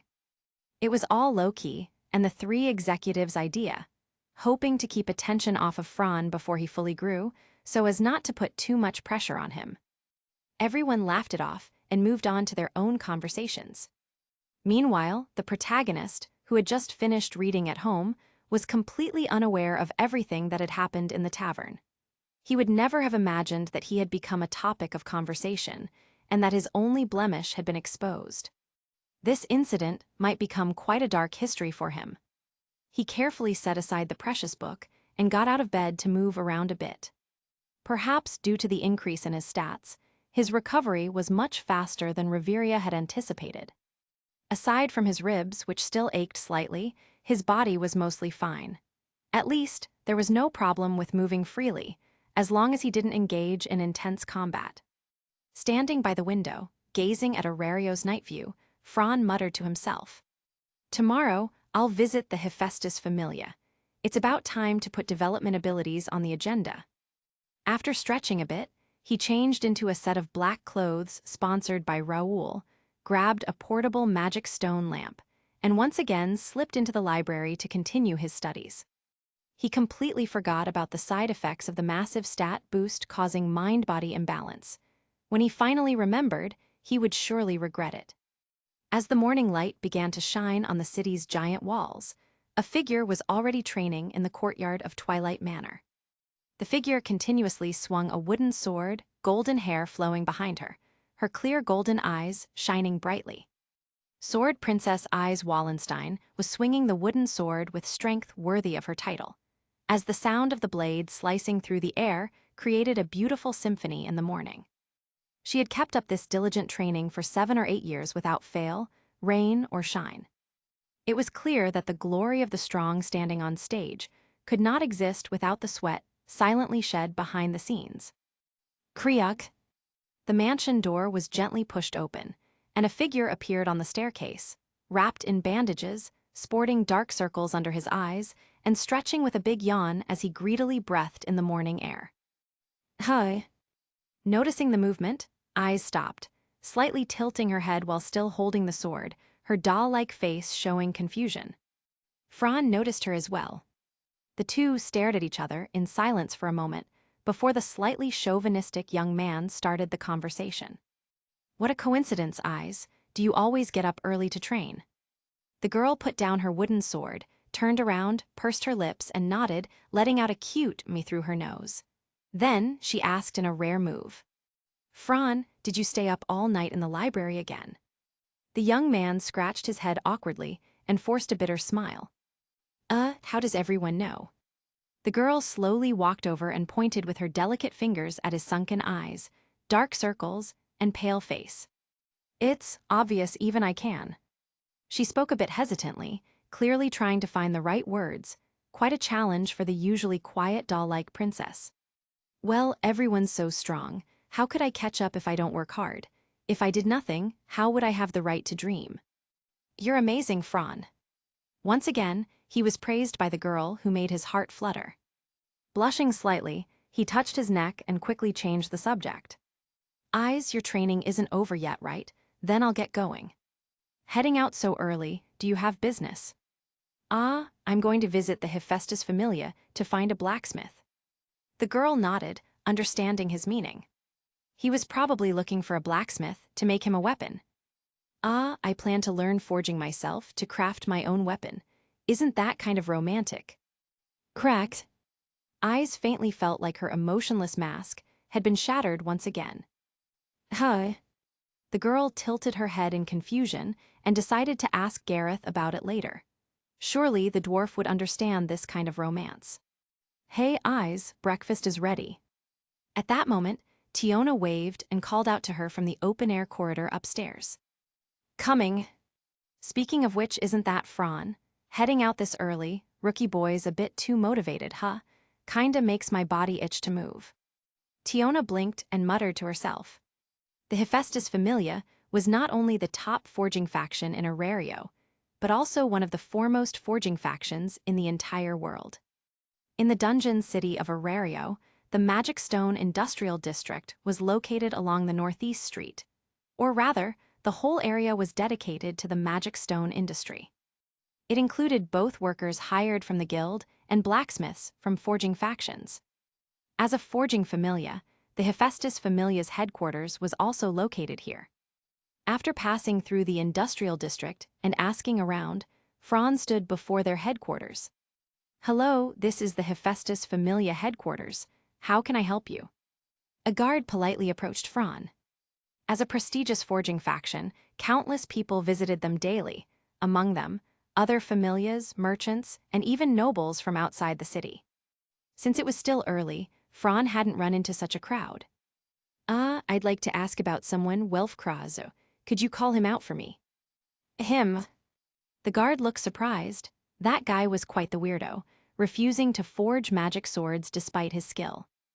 Ah, please just tell him I'm not here to ask for a magic sword. I just want to meet him. No problem, and your name? Fran Argon, from the low-key familia. The low-key familia. The guard's eyes changed slightly. Fran felt that the familia name was even more useful than his name. All right, I'll contact him right away. Please wait a moment. Inside the smithy, where the clanging of hammers rang endlessly, a red-haired youth continuously swung his hammer at the glowing metal. The burning furnace was heated to an awe-inspiring temperature, with precious minerals from the dungeon depths called flame stones. Sweat flowed down his cheeks like streams and sizzled as it hit the ground. Welf, someone's looking for you. Didn't I tell you not to bother me? I'm not. Ah, you brat, listen first. He's not here for a magic sword. Seems like it's something else. The red-haired youth frowned, glanced once more at the messy metal surface he had been hammering, and clicked his tongue. When Fran first met the heir of the Krazo family, the latter looked as if he was pondering a difficult problem, wearing a sulky expression. Though it's not really the best time, how about grabbing a drink? Sure. The conversation between men was just that simple. Chapter 21, Tiona and Tyone Tilda. Ah, you brat, listen first. He's not here for a magic sword. Seems like it's something else. The red-haired youth frowned, glanced once more at the messy metal surface he had been hammering, and clicked his tongue. When Fran first met the heir of the Krazo family, the latter looked as if he was pondering a difficult problem, wearing a sulky expression. Though it's not really the best time, how about grabbing a drink? Sure. The conversation between men was just that simple. In the 6th district, located in the southwest of the city, there was a stylish cafe built within a maze of narrow streets, called Wish. This was a shop run by elves, and the owner, wearing glasses, was dressed like a gentleman. The newly arrived Fran had learned about this delightful little shop through someone else's recommendation. Indeed, it was a shop opened by a fellow villager of Lefia. They were both elves from the Wish forest. Nice place, and the coffee's great too. Since we're all men here, let's not beat around the bush. Welf had the straightforwardness and competence of a blacksmith, completely lacking the smoothness of merchants and nobles. Fran quite liked this direct personality. Stirring his coffee with a spoon, he spoke with a smile. I saw your request for a party on the bulletin board. You want to level up to acquire the smithing development ability, right? Indeed, when he previously went to the guild headquarters to register, Fran had noticed an adventurer commission posted in a corner. At the time, he only paid slight attention, not expecting that he would improve so quickly. With his current mastery of magic techniques and status, teaming up with this blacksmith would be more than enough to explore the lower levels. Yes, I posted that request, so you're accepting it. Hearing that someone was here to join his party, Welf was quite surprised. Due to certain reasons, he was excluded from his familia. Yet to level up, he needed precious high-level experience points, which meant delving deep into the dungeon. Alone, places like the 10th, 11th, and 12th floors were too dangerous for him. A single mistake could cost him his life, which would defeat the purpose. In the end, having no other choice, he posted a commission seeking outsiders to team up. Ah, let me introduce myself. I'm Fran Argon. You can call me Fran. Well, let's put it this way. Like you, I'm also level 1, but I'm confident that we can easily handle the floors up to the 12th together.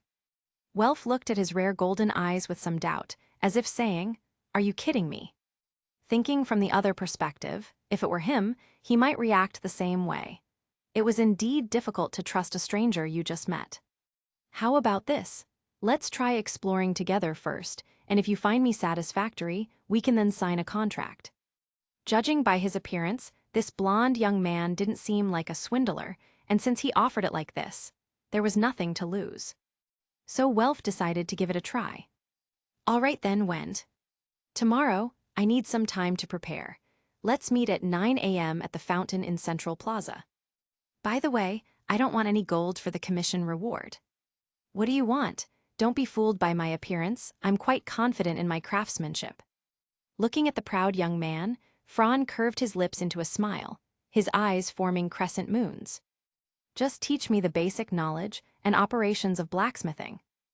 A nanny. Welf was dumbfounded, completely at a loss. What kind of request was this? In the industrial district, there were tons of apprentices everywhere. You could find someone to teach you anywhere. Why go through all this trouble to find him? Ah, I know who you are, Welf Krazo, and you can forge magic swords. I hope you can craft a magic sword in front of me, even if it's just a small dagger. This time Welf squinted his eyes. What you want is the technique for forging magic swords. Fran nodded generously.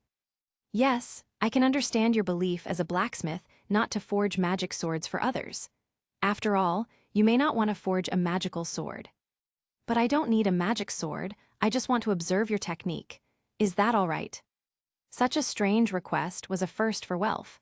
Could it be that he wanted to become a blacksmith too? Thinking about it, the craftsmanship involved in making magic swords wasn't exactly a secret among advanced blacksmiths. What mattered was the quality. That's fine, but may I ask which familia you belong to? Low-key familia. Hey. My situation is a bit special. Welf was completely stunned, his mind in chaos. Someone from Loki familia actually came to him to learn forging techniques. Then he shook his head, unable to understand. See you tomorrow then. After speaking, Fran naturally pushed open the door and soon disappeared from sight. Ah, hey, you're making me pay. Damn it. Can't someone have coffee without money? Having freeloaded a morning tea, Fran happily whistled as he returned to his base. Just as he walked through the door, the sound of intense combat reached him first. Fran, you went out early. In the courtyard, the Amazonas sisters were going crazy for some reason. Their fierce hand-to-hand combat made Fran nervous. Even the younger sister had the leisure to greet him, only to immediately take a solid punch from her older sister straight to the face. The force. What are you two doing? While speaking, Fran's eyes were locked onto their battle. It wasn't often that high-level adventurers displayed their battle-hardened techniques in front of him. Fran was like a child obsessed with games, greedily absorbing their experience. In his golden eyes, a pale blue halo appeared the reader had activated. Telskira martial arts. A martial art from a distant country, the warrior nation known as the country of blood and fighting. That country was ruled by the goddess Kali. In that land, every child was granted a blessing from birth and began to fight. Yes, fights between people, bloody battles, merciless death matches.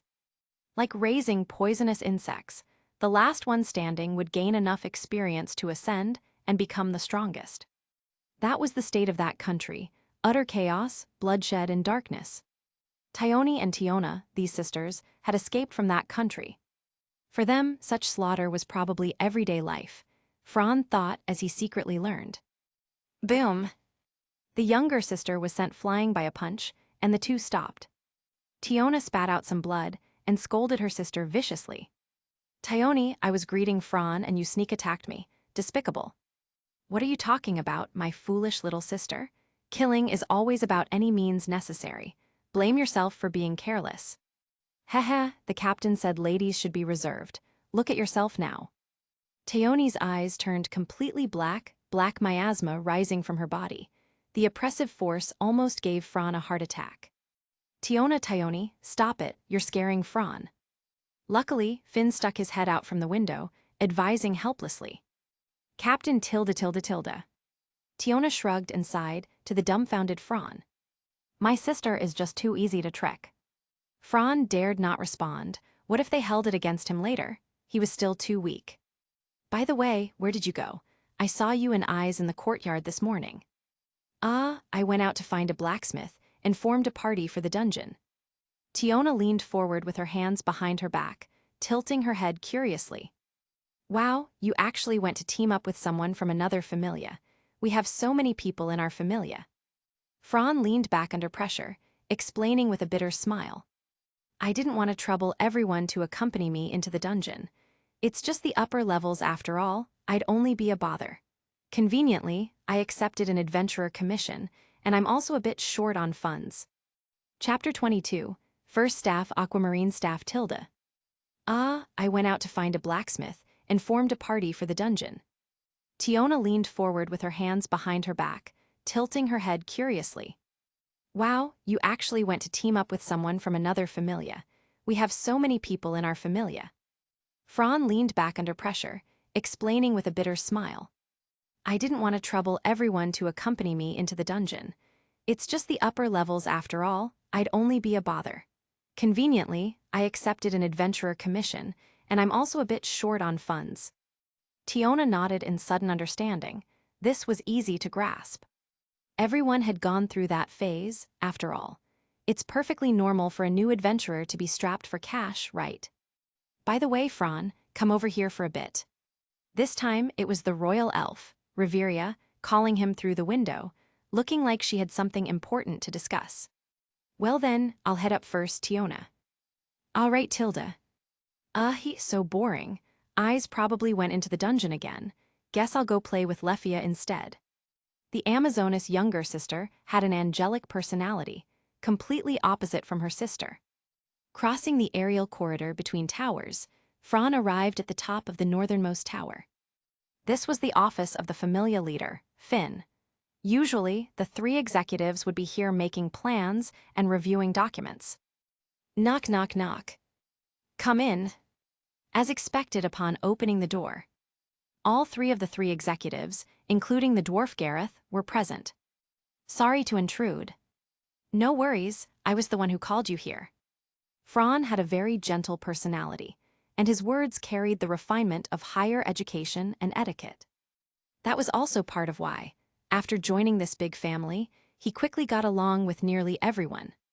As a newcomer, we seniors really shouldn't be making decisions on your behalf, but... Riveria paused here, struggling to phrase things delicately. Ha ha ha, what she means is, you've been too unlucky. You nearly lost your life on your first dungeon exploration, lost all your earnings and even your weapon. This elf's motherly instincts are overflowing. She wants to give you something. Riveria's face immediately flushed red. Rude dwarf, my instincts are not overflowing. Yeah, I get it, stubborn elf. An old friend of many years, Gareth wasn't fazed at all and casually waved Riveria off. This staff, was forcibly gifted to me by fellow elves visiting the city because of my status. It serves me no use other than as a collectible. Your development path should be as a mage, right? The rapid turn of events left Fran dumbfounded. He didn't dare to interrupt the banter between these big shots. It was both respect for his elders and reverence for the strong. Yes, only monkeys wouldn't like magic. Finn smiled wryly. I wonder how monkeys offended you. This staff is made of aquamarine and the secret crystal of gem beasts. It's not some rare treasure, but it's sufficient for you. Give it a name. Taking the box from Riveria, he opened it to reveal a staff wrapped in black cloth. The staff was about 1 meter long, with elven cultural patterns intricately engraved along its shaft. At its head, a magic crystal was entwined, mysterious light flowing within. Compared to a weapon, it looked more like a work of art. Aquamarine staff, I guess, simple and easy to understand. Then make good use of this weapon. Thank you so much. It was his first time receiving such a precious gift. Although the big shots made light of it, Fran, who was well-read in dungeon items, knew very well that both aquamarine and the gem beast's crystal were treasures that only dropped in the lower levels. Even a small piece could sell for hundreds of thousands of volleys on the market, far beyond his current means. For him to be using it, this was considered high-end gear. No need to thank us. Familias are supposed to nurture newcomers. This is what we seniors should do. Riveria explained in a deliberately casual, official tone. Do your best, Fran. All of us, including Loki, have high hopes for your future. We look forward to seeing how much you'll grow and change the familia. Fran nodded, then bowed and quietly excused himself, gently closing the door behind him. This kid's a bit too humble, that's not good. Excessive humility creates distance between people. Well, he'll get used to it after a while. Tioni and Bite were the same back when they first joined the familia. Ha, all part of their dark history. The seniors chatted nostalgically about the past. Back then, the familia was just the three of them when they first came to Orario. Holding the box with the staff, Fran returned to his room, his heart pounding with excitement. A staff, my first staff ever, I'm a bit thrilled. This isn't just some stick, but a staff imbued with magic. He couldn't help but feel envious whenever he saw the staffs wielded by the familiar's mages. What mage wouldn't want to own a powerful staff of their own? Yet reality was harsh. From magic books to items to equipment, nothing came cheap. The staff, being the main weapon, was the most expensive of all. With Fran's current income, it would have taken at least a month or two to obtain something of this quality, assuming he didn't eat or drink.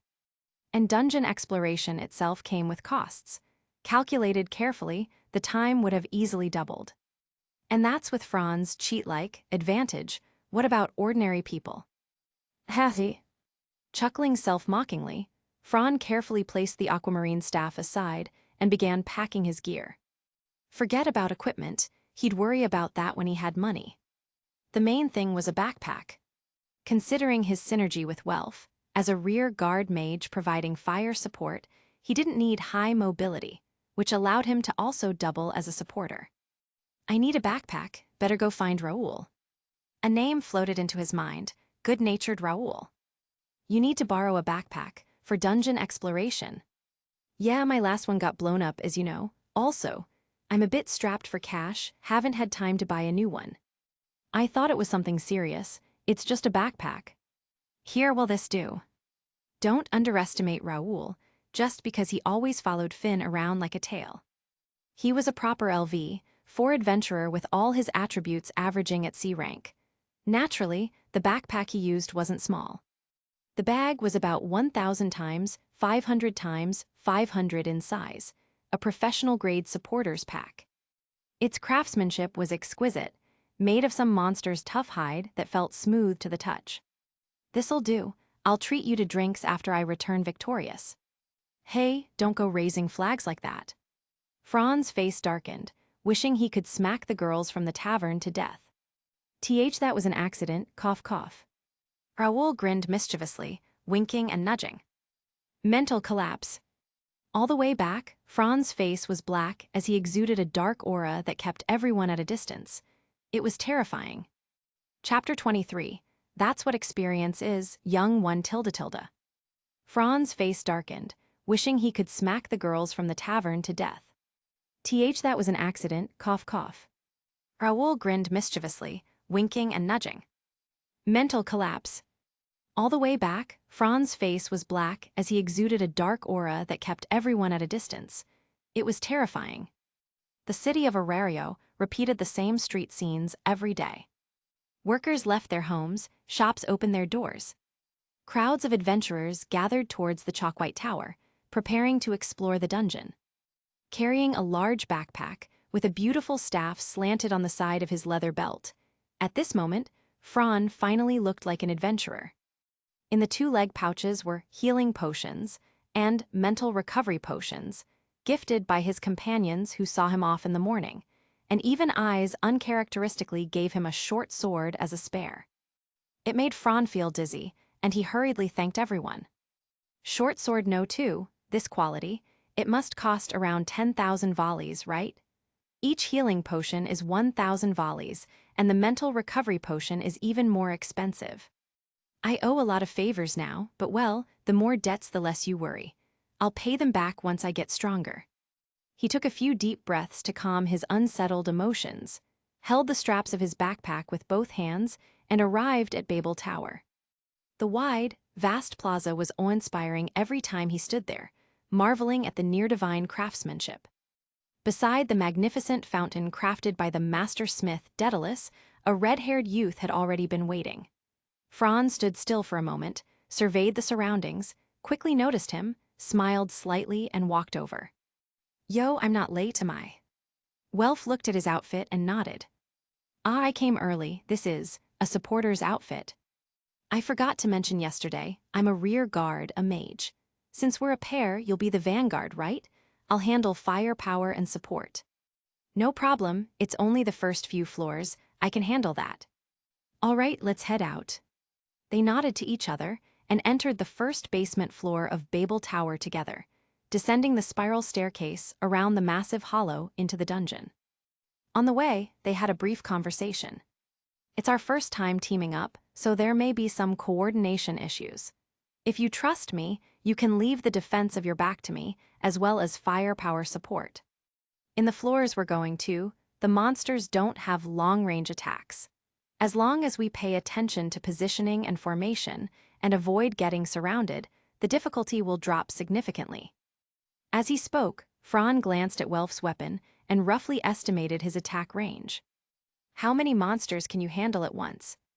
If it's war shadows, 4 at a time is fine. Fran nodded, then assigned tasks based on Welf's combat capability. Got it, 4 is your limit, so let's aim to keep it at 2 at a time. If it exceeds that, I'll eliminate the extras first. As for rest breaks, let's rest for 5 minutes every 30 minutes. Sound good? Welf turned his head in surprise and asked, "Didn't expect you to have command skills too." Fran shrugged. Haven't eaten pork but seen pigs run, right? His past life experience was still useful. After all, being a raid leader for several years wasn't a joke. With just the 2 of us, you as the vanguard will have your mind clouded by the pressure of directly facing monsters, and your field of vision won't be as broad as mine in the rear guard. I'm more suited to oversee the whole battlefield. Didn't think you were this reliable. I've never heard of anyone like you in low-key Familia. Just a nobody. At my level, there are countless people like me in the city. Perhaps there really are some weak Palom supporters who have exceptional command abilities. Ha, don't joke. If such talents existed, those strong Familias would have snatched them up already. Just after saying this, Welf noticed Fran looking at him with a strange, playful smile, which made him choke back the rest of his words. Hey, you're not serious, are you? Fran's gaze was meaningful. He smiled without answering. Tusk, you, talking halfway like that is so annoying. That's why I hate you mages. Hey, Vanguard, monsters ahead. Yeah, so annoying. Welf drew his broad, 2-handed greatsword from his back and charged forward with a loud shout. The first few floors mainly had small monsters like goblins and kobolds. With Welf's nearly level-up stats, he could easily handle them alone, completely not needing Fran's firepower support. His job was to collect the magic stones and dropped items from monsters, basically picking up money. The 2 advanced effortlessly, mowing down enemies. The fights were overwhelming, mostly ending with a single slash turning monsters into ashes. Welf swung his greatsword in front, while Fran carefully observed his fighting style. Relying on his tremendous mental power, he compared him to the Tyone sisters from his memories. Clearly, Welf's combat technique and experience were quite rough, but not without merits. His weapon adaptability was very high. It was likely a custom-made weapon for himself. The way he swung it was quite smooth, using the weapon's performance to compensate for his lack of experience and skill. As for tactics or strategy, there was basically none. With one strike, he finished off the last monster and let out a breath of relief. 30 minutes are up, take a break. I'll clean up the battlefield. Welf nodded, put away his weapon, and sat on a rock gulping down water. Hugh, having a supporter makes combat so much more efficient. We've reached the 3rd floor in just half an hour. I've never had this kind of efficiency before. While quickly extracting the magic stones from the monster corpses, Fran chatted. Logically speaking, your teammates in Hephaestus Familia shouldn't be weak. Why is the efficiency so low? Don't bring it up. Those bastards. Because you have the skill to forge magic swords, but stubbornly refuse to acknowledge them, so they think you're wasting your talents. Well, that's pretty much it. After collecting everything, Fran smiled while lifting the money pouch, feeling the weight of the coins with satisfaction and sighing contentedly. I think magic swords are very powerful. On one side of the scale is your life, on the other is the magic sword. Which would you choose? Tusk. Faced with Fran's soul-searching question, the red-haired youth awkwardly averted his gaze. Let's go. When you meet trustworthy companions, you'll understand. Hey you look about the same age as me, but you talk like an old man. You're 16, right? I'm 4 or 5 years older than you, I'm your senior. Valuable life experience requires the polishing and accumulation of time, you understand, Junior. As time passed, their coordination became more precise, and their efficiency in clearing the dungeon increased. After splitting the last monster in 2, they reached the 7th floor, surpassing their previous record. Only then did Welf realize that this guy's constant teasing actually helped him relax during battle. Not only his mindset, but his combat techniques had also become smoother. "You did it on purpose." Franz still wore his money-grubbing expression. "That's what experience is, young one." "Correct." The wall split open again, spawning monsters. "Hey, that's a lot of them." The dungeon sometimes whimsically gave adventurers little surprises, like spawning over a dozen monsters at once. Head to the steps by the passage and guard the entrance. It'll make it a lot easier." After speaking, Fran ran up the stairs, leaving Welf to guard the stairway. Chapter 24, A Mini Mobile Artillery tilde. "That's what experience is, young one." "Correct." The wall split open again, spawning monsters. "Hey, that's a lot of them." The dungeon sometimes whimsically gave adventurers little surprises, like spawning over a dozen monsters at once. Head to the steps by the passage and guard the entrance. It'll make it a lot easier." After speaking, Fran ran up the stairs, leaving Welf to guard the stairway. Dungeon 7th floor. Fran and Welf were having a welcome party. "Killer ants, this is troublesome. At my level 3 is my limit." These powerful monsters began appearing from the 7th floor onward, and together with the war shadows that appeared on the 6th floor, they were collectively known as rookie killers. Their sturdy shells and attack power that far surpassed the low-level monsters of the previous floors were the reason they earned such a nickname. Their entire bodies were covered by shells as hard as regular armor. With half-hearted attacks, forget about penetrating their defenses, it was already excellent if one wasn't bounced off. Thus, delivering direct damage through that shell required considerable skill. Each arm ended in 4 sharp claws. The twisted, curved protrusions attested to their identity, and the eerie gleam they emitted made one's hair stand on end just by looking at them. The rookies who usually fell to them were torn into pieces by those terrifying claws before they could even break through their defenses. The killer ants were a tier above the monsters of the previous 6 floors in terms of strength. Newcomers couldn't adapt to this sudden spike in battle intensity, and being killed caught off guard was all too common. Kai kai kai kai kai kai kai. The killer ant's mandibles chewed with a creaking sound. Ants, after all, are social creatures. They could call for their companions, emitting pheromone-like substances that adventurers couldn't detect when in danger. High offense, high defense, and they can call reinforcements. Tusk, tusk. It was Fran's first time facing killer ants. As he recalled their characteristics, he couldn't help but smile. "Hey, we're completely surrounded here, nearly 20 of them, and you can still smile. We've got the terrain advantage, haven't we? You just hold the front, leave the rest to me." Saying that, Fran drew his aqua azure staff from his side for the first time. Gripping the staff, he began chanting his spell. "Face your end, Ragnarok." Crackle. Scarlet lightning flickered sporadically, then with a sharp zing sound. Black flames and dark red lightning erupted wildly from his body. Only a vague silhouette and a pair of golden eyes could be seen within the flames. The eerie shadow cast onto the cave walls swayed like a demon. Enveloped by enhancement magic, Franz seemed like a completely different person. The powerful aura even blew out a strong gust of wind. The ground began sizzling and gradually melting. "Magic." Welf turned his head sharply, clicking his tongue, eyes widened. Magic was a power of another level entirely. Among adventurers, having magic meant being the core of a team, its absolute center. Aside from elves, who were born as magic-favored beings, most other races only had 1 to 3 magic slots, with 90% having just one. Unfortunately, having a magic slot didn't guarantee awakening magic. It was a highly subjective power dependent on individual potential. Welf smacked his lips. As expected, no one from the low-key familia is ordinary. Fireburst. He pointed the staff forward with his left hand. The precious magic crystal at the head, made from Gem Beast's secret crystal, began circulating dark magic light. Then, the staff-amplified violent fireball gathered, trailing playful flames as it shot forth, becoming a destroyer.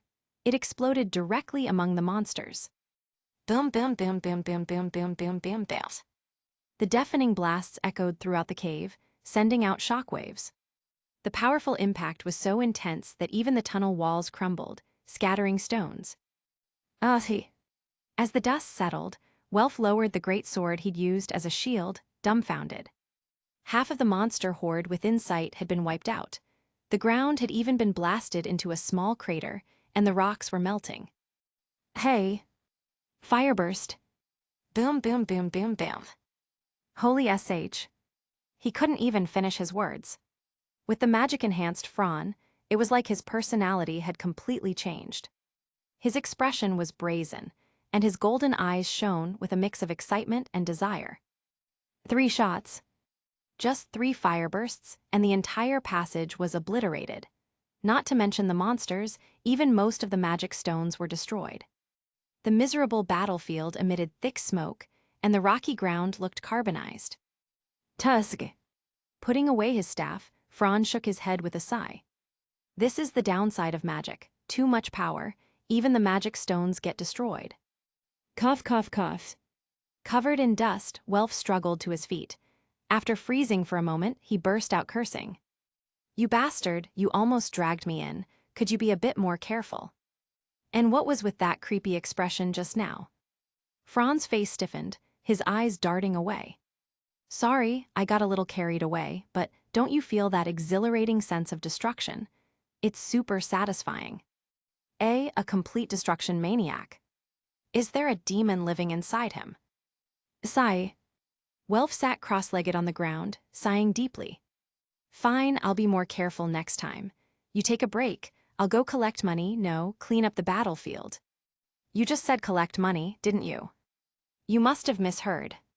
No, I heard it loud and clear. Bickering, their wallets once again bulged. With Fran's work done and Welf rested, the two set off again. By the way, that was enhancement magic, right? I thought enhancement magic could only cover the body. While cutting down a lone killer ant, Welf chatted with Fran. It was a new usage I came up with when I was dancing between life and death. Since it's enhancement magic, besides applying it to myself, I can also apply it to other materials, including air.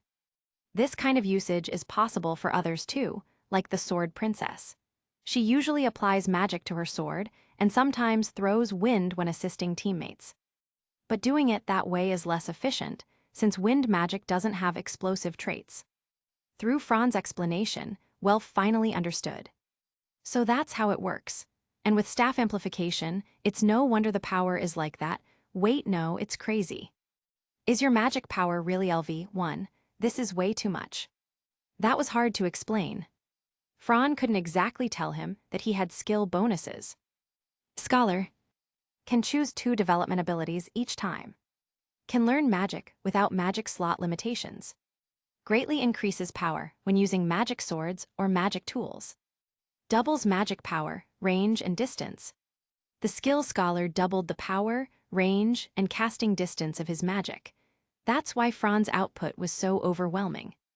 On top of that, Reader gave him hyper-level spirit power reinforcement, allowing him to indefinitely sustain combat without exhausting his mental energy. In summary, once Fran activated his magic, he was basically a mobile artillery. However, to him, Fireburst was merely his normal attack. What he truly longed for was a wide-area annihilation magic with an ultra-long chant. When that one fired, it would surely be exhilarating and refreshing beyond words. Chapter 25, that is the dungeon tilde. The skill scholar doubled the power, range, and casting distance of his magic. That's why Fran's output was so overwhelming. On top of that, Reader gave him hyper-level spirit power reinforcement, allowing him to indefinitely sustain combat without exhausting his mental energy. In summary, once Fran activated his magic, he was basically a mobile artillery. However, to him, Fireburst was merely his normal attack. What he truly longed for was a wide-area annihilation magic with an ultra-long chant. When that one fired, it would surely be exhilarating and refreshing beyond words. With Fran's firepower as a mobile turret in the rear, Welf felt much more at ease. Whenever the number of monsters exceeded expectations or broke through their defensive range during the advance, he would unhesitatingly transform into a flame demon and burn everything to ashes. However, regrettably, while the efficiency of farming monsters increased, the number of magic stones did not. Damn it, my magic stones. Welf twitched the corner of his mouth and complained. Hey you, why are you so stingy? That's just a few magic stones. With the savings accumulated from forging magic swords, he had never experienced the harshness of being strapped for cash, and yet he dared to make snide remarks. Have you ever experienced having only 30 volleys on you? Look at my gear. The recovery potions are sponsored by my familia members, the staff is a gift from Riveria, the backpack is borrowed from Raoul, and even the clothes belong to Raoul. The only things that are mine are my shoes and underwear. Money can be repaid, but favors are hard to return, don't you understand? Welf was dumbfounded. Watching the handsome blonde youth crying bitterly, he didn't know how to comfort him. You wanted to learn smithing for money. Why else? You should know how expensive a mage's equipment, items, and consumables are, right? Fran didn't mention that even with cheat-like power growth, he still had to burn money. Money, money, money. How could outsiders understand this kind of pressure? Well, you're kind of pitiful too. But with your strength, if you diligently explore the dungeon, you'll soon get rich. As he spoke, he patted Fran's shoulder with a gratified expression. All right, break time's about over. Up ahead is the passage to the 12th floor. The two exchanged a glance and smiled. Let's go. The 12th floor is the final floor of the upper floors. Beyond that is the 13th floor, which is part of the middle floors. Unlike the other upper floors, crossing this threshold meant a steep increase in monster strength and spawn rate. According to guild data, the potential ability of upper floor monsters is judged to be LV. 1. Increasing in strength from the 1st to the 12th floor, with 12th floor monsters having upper LV. 1. Combat power. In contrast, monsters on the 13th floor of the middle floors jump directly to LV. 2. Adventurers without LV. Upgrades would face a massacre if they ventured recklessly. Add in the overwhelming spawn rates. Monsters with ranged and abnormal attacks, and even a small mistake could spiral into an uncontrollable situation where monsters accumulate faster than they can be handled. When an adventurer's stamina and energy approach their limits and they start getting injured, recovery becomes impossible. That's when the dungeon delivers the killing blow. Once the timing is right, that's how it judges. The accumulated fatigue and small mistakes gradually pile up into despair. That is the dungeon. Crunch, crunch. Welf stopped and looked down at something, a broken branch. So this is the dungeon's natural armory. Following behind the blacksmith with a huge backpack while staying alert, Fran responded with an ah. Weapons made from branches and tree trunks, combined with the monster's natural strength, one hit is basically fatal. The fog's so thick, visibility is limited. Be careful, large-type monsters start appearing here, it's dangerous. Don't worry with this sword. Careful, they're coming 5, no 6, 7 of them. Through the dense fog, dark silhouettes surrounded them from all sides, even Fran hadn't noticed. Did the fog affect my perception? Damn. I'm not a professional scout, I don't have any detection skills. Forget it, let's use magic. No choice. All the way here, magic had been used frequently, and with flame burst consuming excessive mental power, even with skill enhancements, more than a third had already been depleted. To maintain combat strength, Fran had been using mental recovery potions to stay at over 80% capacity since the 10th floor. Now that they had reached their destination, there was no need to hold back. As long as enough power was reserved for the return trip, the rest could be freely expended. Meet your end, Ragnarok. Flame burst. The staff pointed forward. Continuous explosions filled the 12th floor. Bam bam bam bam bam bam bam bam bam bam bam bam bam bam bam bam bam bam bam bam. Twilight Manor. In the courtyard, Eyes sat on a bench, blankly basking in the sun. Subtle emotions flickered deep within her golden eyes, and Fran's image surfaced in her mind. Same hair and eye color as me. A strange person with strange skills. How can I become stronger like him so quickly? The doll-like girl was troubled. Eyes tilde tilde tilde. Along with the voice came soft arms and smooth cheeks. Hee hee, what are you spacing out here for? Let's go shopping together. Eyes. Tiona rubbed her cheek against Eyes' pretty face, but seeing no reaction, she blinked in confusion. What are you thinking about? Could it be Fran? Then, unexpectedly, the princess actually nodded. It really is. Actually, I'm curious too. That guy's a little weird, hard to describe, really. Eyes tilted her head as if asking, why? It's his behavior and mannerisms, like he knows a lot, sort of like Riveria. Anyway, he's amazing. Bah, weird or not, he's still got a long way to catch up to us. A male voice suddenly came from the tree above, making Tiona and Eyes look up. There was Bite, leaning against the trunk with his eyes closed, though his tone sounded quite concerned. Yo, Bite, you've been missing lately. I heard you've been dragging Gareth to the warehouse for sparring sessions nonstop. Got provoked, didn't you? Shut up, damn Amazon. You've got some nerve saying that. You're always bruised and battered, too. Yay, being tsundere again. Damn Amazon, you looking for a fight. If you want trouble, just say so. I'll take you on any time. Heh, who's afraid of who? Dumb wolf, watch your feet. Boom. Eyes opened her mouth, not knowing what to do. Outside the window, amidst the commotion, Finn held his forehead in pain. This is the how many th incident already. This is really. The kids being energetic is a good thing, Finn. But this, it's a bit too energetic low-key. Holding documents, Riveria placed them on the desk and walked to the window, back facing them. Isn't it fine? The kids have grown. Lately, thanks to Fran joining, they've been provoked, right? That ridiculous growth speed, it'd be strange if they weren't provoked. Heh. Loki took a sip of wine, smiled, and squinted. Riveria complained a bit. You knew it would turn out like this, didn't you, Loki? Who knows, Mama-san? Who are you calling Mama-san? Heh, I heard you gave Fran a staff, overflowing with motherly love, Mama-san. Shut up. Chapter 26, Am I Really Popular with the Girls? Loki took a sip of wine, smiled, and squinted. Riveria complained a bit. You knew it would turn out like this, didn't you, Loki? Who knows, Mama-san? Who are you calling Mama-san? Heh, I heard you gave Fran a staff, overflowing with motherly love, Mama-san. Shut up. Pache.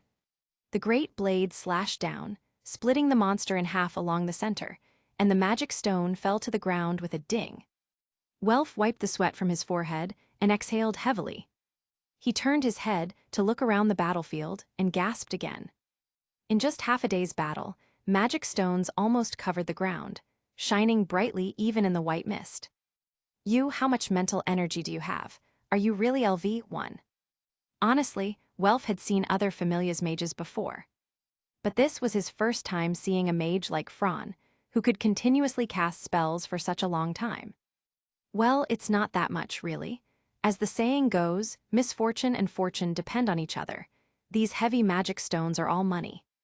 Fran, frantically picking up picking up magic stones, completely ignored Welf's complaints. The happiness of picking up magic stones, wasn't it sweet? Tisk, look, metal rabbit fur and so much of it. Welf also picked one up, touched it, squinted, and smiled. Not bad, it should be able to make some pretty good light armor. A flash of lightning crossed Fran's mind. He seemed to recall that Belle Cranel's rabbit armor was made from metal rabbit fur mixed with a small amount of refined metal, right? Although it wasn't even considered third-tier equipment, it was still quite good for ordinary adventurers.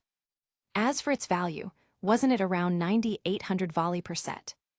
Blinking, Fran decided to keep all the drop items to practice crafting himself. This orc hide is nice too. Whether made into a backpack, waist pouch, or leg bag, it's quite suitable. And the Bad Bats fans, it's the perfect awkward length for a short sword. Tisk, imp drops, and so many in number hot commodity. A huge harvest, Welf. How poor must this kid have been? After collecting all the spoils, the big bag behind Fran was already full. Judging by the time, it's already afternoon. Let's head back, the bag's full anyway. The full bag is the real reason, right? Mind your own business. Well, thanks for today, for bringing me to the 12th floor. Good grief, what's with the shyness now? That look made Welf feel awkward all over. Fran, hey, what's with that attitude? Nothing, just thinking that you also have a shy side. The return was naturally much faster than the exploration. As long as they followed the regular route, they could move forward smoothly without even looking at the map. Plus, with the number of adventurers on the upper floors, there was hardly any need for the two of them to take action. Monsters were dealt with immediately by passing adventurers. Along the way, they found many things quite novel. Everyone was carrying large and small bags. It seemed everyone had quite a good harvest. They exchanged glances and silently followed the crowd up the stairway at the shaft entrance, returning to the surface. Coming out of Babel Tower, the sky was already crimson, and the giant city walls were dyed golden red, very beautiful. Ah, the familiar air. Yeah, it's amazing how it shifts your mood. Let's go exchange the spoils for money at Babel facilities, then grab a drink. Ah, sure. Not only at the guild headquarters, but Babel Tower also had magic stone exchange counters. Most adventurers returning from the dungeon would exchange their spoils for money here. Only those with guild commissions or other matters would go to the headquarters. Welf waited in the hall, while Fran went alone to the exchange counter. Please exchange these magic stones for money, thank you. All right, please wait a moment. He poured the magic stones into the tray with a clatter. And then, perhaps using some measuring tool, a box soon popped out from the other side, already turned into stacks of coins, tightly grabbing his attention. A total of 58,800 volley. Please keep it safe. Hiss. Holding a bag full of shining holy coins, Fran gasped again, extremely excited inside. 58,800 volley. A 5-person LV. One adventurer team would usually only make around 25,000. And here, just 2 people earned double that. However, this behavior also attracted quite a few malicious glances nearby. Fran quickly put away the money and reunited with Welf. Seeing that there was another companion, those ill-intentioned people shifted their attention. Tusk, with your insane magic, it'd be weird if you didn't make this much. Welf clicked his tongue but wasn't too surprised since he had expected it. At least, not as thrilled as Fran. Don't forget, they still had a lot of drop items unsold. By the way, do you have channels to sell the drop items? And no. I thought so, unless you want to trouble your familiar companions. Do you happen to? Welf gave a thumbs up, flashing his white teeth. Don't forget what I do for a living. Fran then remembered, this guy was a blacksmith. It'd be weird if he had no channels. Sell the pollen to Diane's sect familia or Myach familia. Both are in the pharmaceutical business and buy large quantities of these materials. The rabbit fur and bad bat's fang, since you want to learn forging, how about we split them evenly? Sure, internal consumption is best. Thus, the handling of the drop items was decided just like that. Here, your share of the coins. Hey. Welf looked dumbfounded. Fran waved his hand. The adventurer commission is one thing, but the condition was to teach me forging knowledge, right? So the dungeon earnings should naturally be split evenly. Makes sense, right? Welf froze for a moment, then chuckled. You're something else. All right, I'll head back to the familia to sort out my equipment, then let's go grab a drink. You know the hostess of fertility, right? Ah, that tavern, I know, very famous. Good, 7 o'clock, don't be late. Ah, I won't. Fran and Welf parted ways, happily heading home. Passing through the familiar gate, the courtyard was as quiet as usual, but there was a strange feeling. An illusion. Shaking his head, he dismissed the thought. Everyone was busy. Loki Familia was huge, with different divisions of labor and lots of work to do, especially after just returning from an expedition. That was normal. The previous few days were the exception. Entering the hall, going to the 4th floor, and walking straight to the innermost room, he finally stood at his door. Upon opening the door, Fran's sense of unease was confirmed. He twitched his mouth as he saw Tiona, Eyes, Lefia, and the cat girl Anakitty. cold sweat forming on his forehead. Breaking into a man's room without permission is a bit improper, especially for ladies. Anakitty's little face flushed slightly, avoiding his gaze. Leffia reacted similarly, fidgeting non-stop. Eyes was much simpler, her golden pupils staring straight at Fran, as if saying, "I've been waiting for you." Then, Fran tilde. Tiona spread her arms and jumped directly onto his arm. "You're finally back." Full of confusion, what's going on? Am I that popular with girls? Wait, isn't a harem absurdly difficult? Why does this feel misleading? Ugh, what am I thinking? Wait, Tiona, get down first. Can someone explain what's going on? It's that. Everyone's really excited about your ability values. Maybe we can find a way to break through the bottleneck from you. So that's how it is. Of course, after knowing his abilities broke through the theoretical maximum S999, they would be curious about what came next. All right, I'll take off my equipment and go for an update, okay? It felt like coaxing kids, poor him. Hurry up. Eyes nodded seriously. What's with your headache? In the end, Fran was surrounded by several girls and brought to Loki's divine chamber. Hurry up. You girls are really.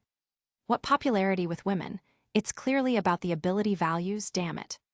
Chapter 27, turning into Fran's shape means getting strong fast. I wanted to. Hurry up. Eyes nodded seriously. What's with your headache? In the end, Fran was surrounded by several girls and brought to Loki's divine chamber. Hurry up. You girls are really. What popularity with women? It's clearly about the ability values, damn it. Loki, are you there? I'm coming in. Come in.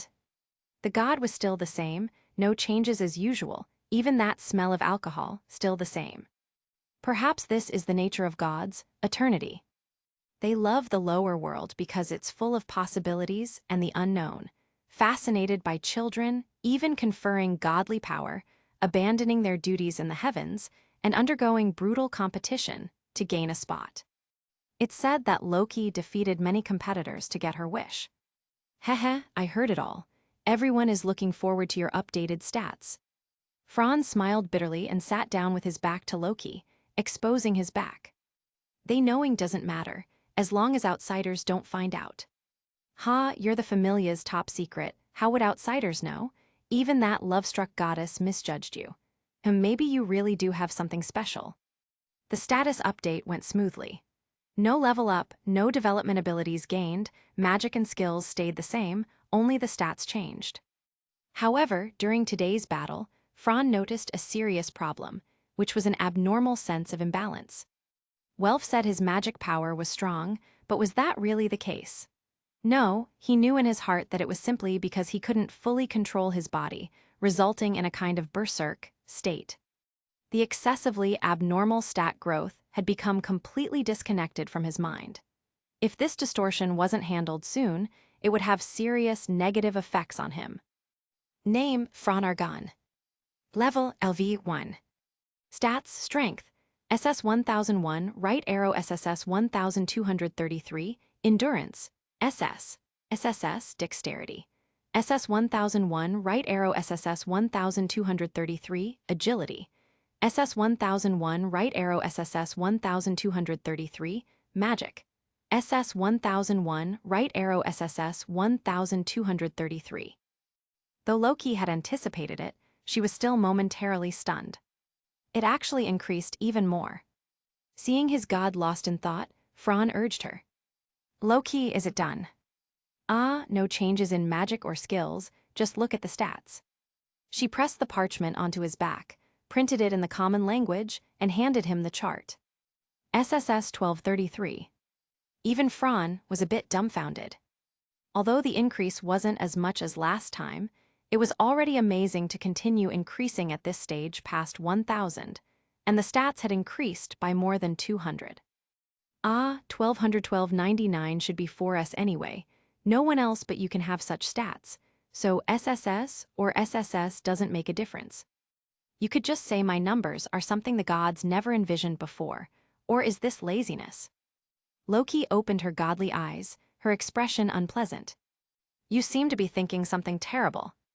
How could that be? You're definitely overthinking. All right, I stand Tilda, you guys can come in now. Bangs. In less than a second, 4 girls burst in. No, Tyone, Reveria, Finn, Gareth, even Bete and Raoul were here. Wait, is that Elfie in line behind them? And the chestnut-haired elven big sister, Miss Alicia. Everyone's eyes focused on Fran, not him, but that report card. Don't stare at me like that, it's embarrassing. Fran twisted his body, then nervously handed the report card to Eyes, whose face was close to his, eyes sparkling, into her hands. Sniff, sniff, sniff, it was the scent of the girl. Bang! Fran, Eyes is mine. Black miasma poured from Loki's body, terrifying. As for everyone else, they all crowded around Eyes, staring deathly at the numbers, completely ignoring the two of them. All stats SSS 1233. His. Everyone gasped, their scalps tingling. Their brains went blank for a moment, and even their breathing became irregular. Bete's gray tail fur stood on end, baring his fangs like he was about to beastify, eyes turning red. What kind of joke is this? There should be a limit to how ridiculous this is. Tiona's eyes sparkled like stars, staring at Fran with worship, her body clinging to him. Hey, Fran, how can I turn into your shape? Tell me, Tilda. Tiona, saying that could cause misunderstandings. I don't care. Eyes shifted her gaze from the report card to Fran, her inner, little eyes shouting, turn into his shape quickly. If I turn into his shape, I'll get strong fast. Turning into Fran's shape means getting strong fast. I want it too. Everyone froze, then spat out blood. Ai-san, why are you saying things like that? Woo-woo-woo. Lefia's big eyes filled with tears, spinning around. The black cat girl Anya and Elf Alicia blushed, covering their mouths in surprise. Couldn't tell at all that Eyes would be so bold. As for Loki behind, at this moment, she had transformed into the evil god form who instigated divine civil wars, her expression extremely ferocious. Eyes, my eye stand, do you even know what you're saying? Damn you, Fran, it's all your fault. What does this have to do with me? Fran shivered. Terrifying, truly terrifying. Everyone's eyes, as if they were about to devour him. No, must retreat strategically. I'll leave now. Loki, please burn that for me, thanks. Leaving these words behind, Fran disappeared like smoke.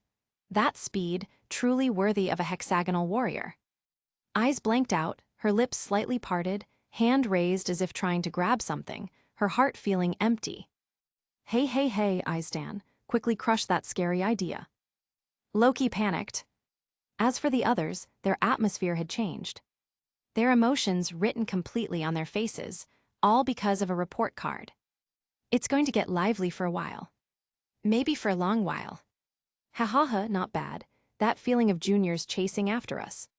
The 3 executives smiled at each other, remembering how Eyes, Bete, and the Amazon sisters once chased them when they joined. Now, another opportunity to motivate the whole familia had appeared. At this moment, back in his room with the door tightly shut, Fran finally let out a heavy breath, as if he had just survived a death battle. The mental and physical exhaustion made him collapse onto the bed, not even wanting to move his pinky finger. Knock, knock, knock. Come in. Fran originally wanted to play dead, but considering the consequences, he gave up. The door opened, and as expected, it was them, the girls. Loki asked us to give you a message. She said you could have leveled up last time, but she suggests you train your stats fully before leveling up. That's what she said. Fran flipped over and sat up. Then grabbed the water nearby and gulped it all down, breathing in satisfaction. I thought so too, otherwise it would waste growth opportunities.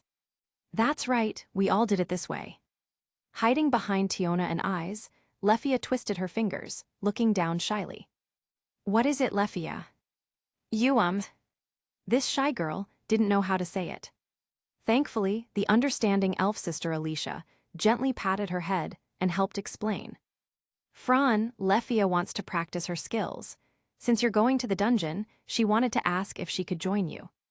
Chapter 28, Orario, the gathering place of monstrous adventurers Tgthegood.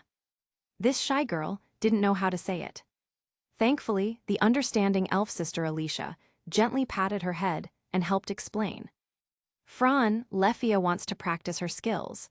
Since you're going to the dungeon, she wanted to ask if she could join you. Bringing along a elf mage. She's the one bringing me along, okay. Lefia is a level 3 and a super cannon with firepower beyond her level. I'm only level 1, you know. I've only explored up to the 12th floor, but if you don't mind, I'd be totally fine with it. Also, if I'm not mistaken, you're trying to train parallel chanting, right? Yeah, I am. I've been training for a long time. It's just, I haven't gotten the hang of it yet. And when I'm facing a monster, I just can't chant. Yeah. Fran understood that feeling. Chanting in front of a monster, unable to move, with no means of counterattack, just waiting to be slaughtered, that fear is crushing. The pressure is all on the mage. Getting your chant interrupted is only natural if you haven't been hardened by experience. Then it's settled. Tomorrow, come with me to the dungeon. Thank you, Mr. Fran. By the way, to celebrate today's big haul, wanna go for drinks? I earned 60,000 volleys today, and that's not even counting drop items.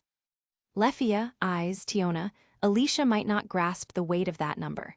They're either top-tier adventurers or elf magic nobles. But Alicia, always thrifty, had her tail puff up in shock. 60,000 volleys, at level 1, that's insane. Fran gave a genuine smile. It's not that big a deal, haha. No need to treat us, Mr. Fran. As far as I know, you still have equipment to buy, right? Next time you hit the jackpot, I'll definitely come.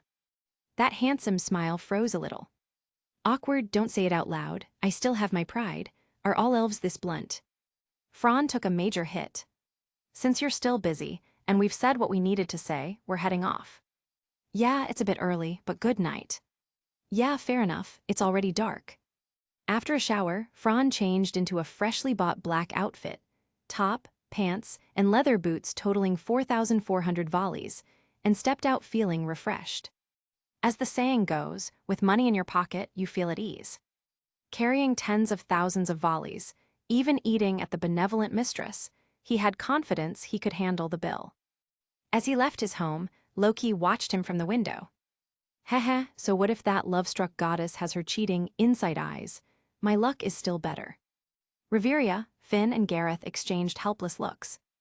Thinking about it, it was kind of true. Finn joined Loki Familia because he sought her out and made a contract when she first descended. Riveria was saved by Loki and Finn while on the run from her father and the Night Order, which formed their bond. Gareth was pretty much the same, recognized by Loki and Finn on sight.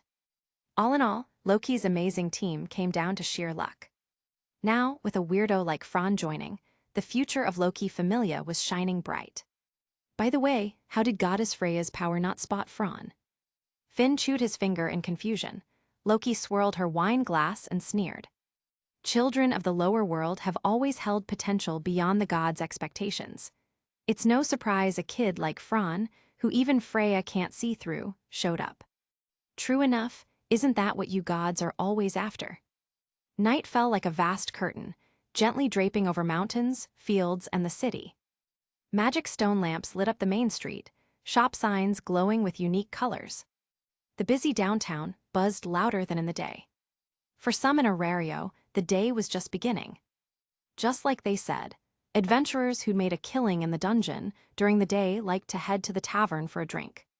Fran had grown fond of that feeling too. The pleasure of sipping his favorite fruit wine after the thrill of adventure was indescribable.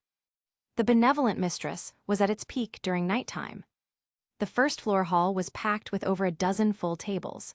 Patrons laughed, shouted, and let loose emotions of joy, sorrow, bitterness, and sweetness, a true cross-section of human life, joyous reunions and bittersweet partings. This was real life. Standing blankly at the tavern's entrance, Fran sighed without knowing why. Yo! A pat on the shoulder. Turning slightly, he saw Welf grinning at him. You're here, let's go. Fran smiled and went in first. The barmaids noticed a new customer and rushed to greet him. Welcome, oh it's you meow. Anya's cattail puffed up in shock. Hiya, little Anya, I'm here. HMPH, hooray you calling little meow. I may be short, but I'm already 20 meow. Click, click, click, a year younger than me then. Franz smiled on the outside, but inside he was reeling. They always said Orario was full of monster adventurers. He hadn't thought much of it, until now. Looking at Anya, Franz realized she might be as terrifying. She was 19 now, but she joined the benevolent mistress 8 years ago. Meaning, she retired from adventuring 8 years ago. And back then she was already level 4, at 11 years old. How's that not terrifying? Meow, boring. Oh right, meow, I heard you nearly died your first day in the dungeon and didn't even come here for a drink that night, meow. Franz was that unlucky, you never mentioned it. Welf looked curious too. Hearing that, Franz's face immediately darkened. Ahem, little Anya, why don't you find us a table first? Right, meow, welcome to the benevolent mistress, this way please, meow. Since it was just the two of them, she took them straight to the bar. Yo, you're the new guy from Loki Familia. Since you're here, you must have had a good haul today, huh? This pressure. Mia Grand, the tavern's owner. Hidden identity, former captain of Freya Familia. Level 6. Just okay, I'm just a newbie, that's all. Ha ha ha ha, newbies need to celebrate even more. Eat your fill. He had a bad feeling from the start, but getting ripped off still made Franz's heart bleed. Thud, thud, thud. Several heavy dishes were served up, along with quality wheat beer. Even Welf, slow as he was, figured out what was happening and looked stunned. Come on now, don't worry about it, it's not expensive. Mia's deadpan stare locked onto Franz. The meaning was clear. Thank you very much. Ha ha ha ha, eat big, drink big, that's what adventurers should do. Franz's face twitched as he raised his wooden mug and clinked it with Welf's. Cheers. Cheers. Gulp, gulp, gulp. Chapter 29, a small soap opera, the tavern's poster girl Tilda. Franz's face twitched as he raised his wooden mug and clinked it with Welf's. Cheers. Cheers. Gulp, gulp, gulp. Ha, feels good. The boss was right. After a full day of adventuring, having a good drink is truly a pleasure. This feeling is second only to the sound of hammering iron. The blacksmith let out a shout that was unique. Franz picked up a knife, sliced off a big piece of roasted meat, and stuffed it into his mouth with a fork, his cheeks bulging. Then he mumbled something incomprehensible. Gulp, I said, how about we try the middle floors tomorrow? Hey, if you're looking to die, don't drag me into it. We're both just LV1. He ate too quickly and choked a little. He grabbed his mug of ale and downed it. Burp, miss, more booze. Mia's eyes curved like crescent moons. She had a feeling she'd make a fortune off this kid. Coming, Tilda. Wiping off the broth from the corner of his mouth, Franz grinned. Tomorrow, there's an elf girl from our familia who wants to come along. She wants to train her casting skills, parallel chanting. Don't let her age fool you. She's only 14, but a genuine LV3, a rearguard mage. As long as we protect her, the middle floors shouldn't be too dangerous, well, unless we run into some kind of abnormal event.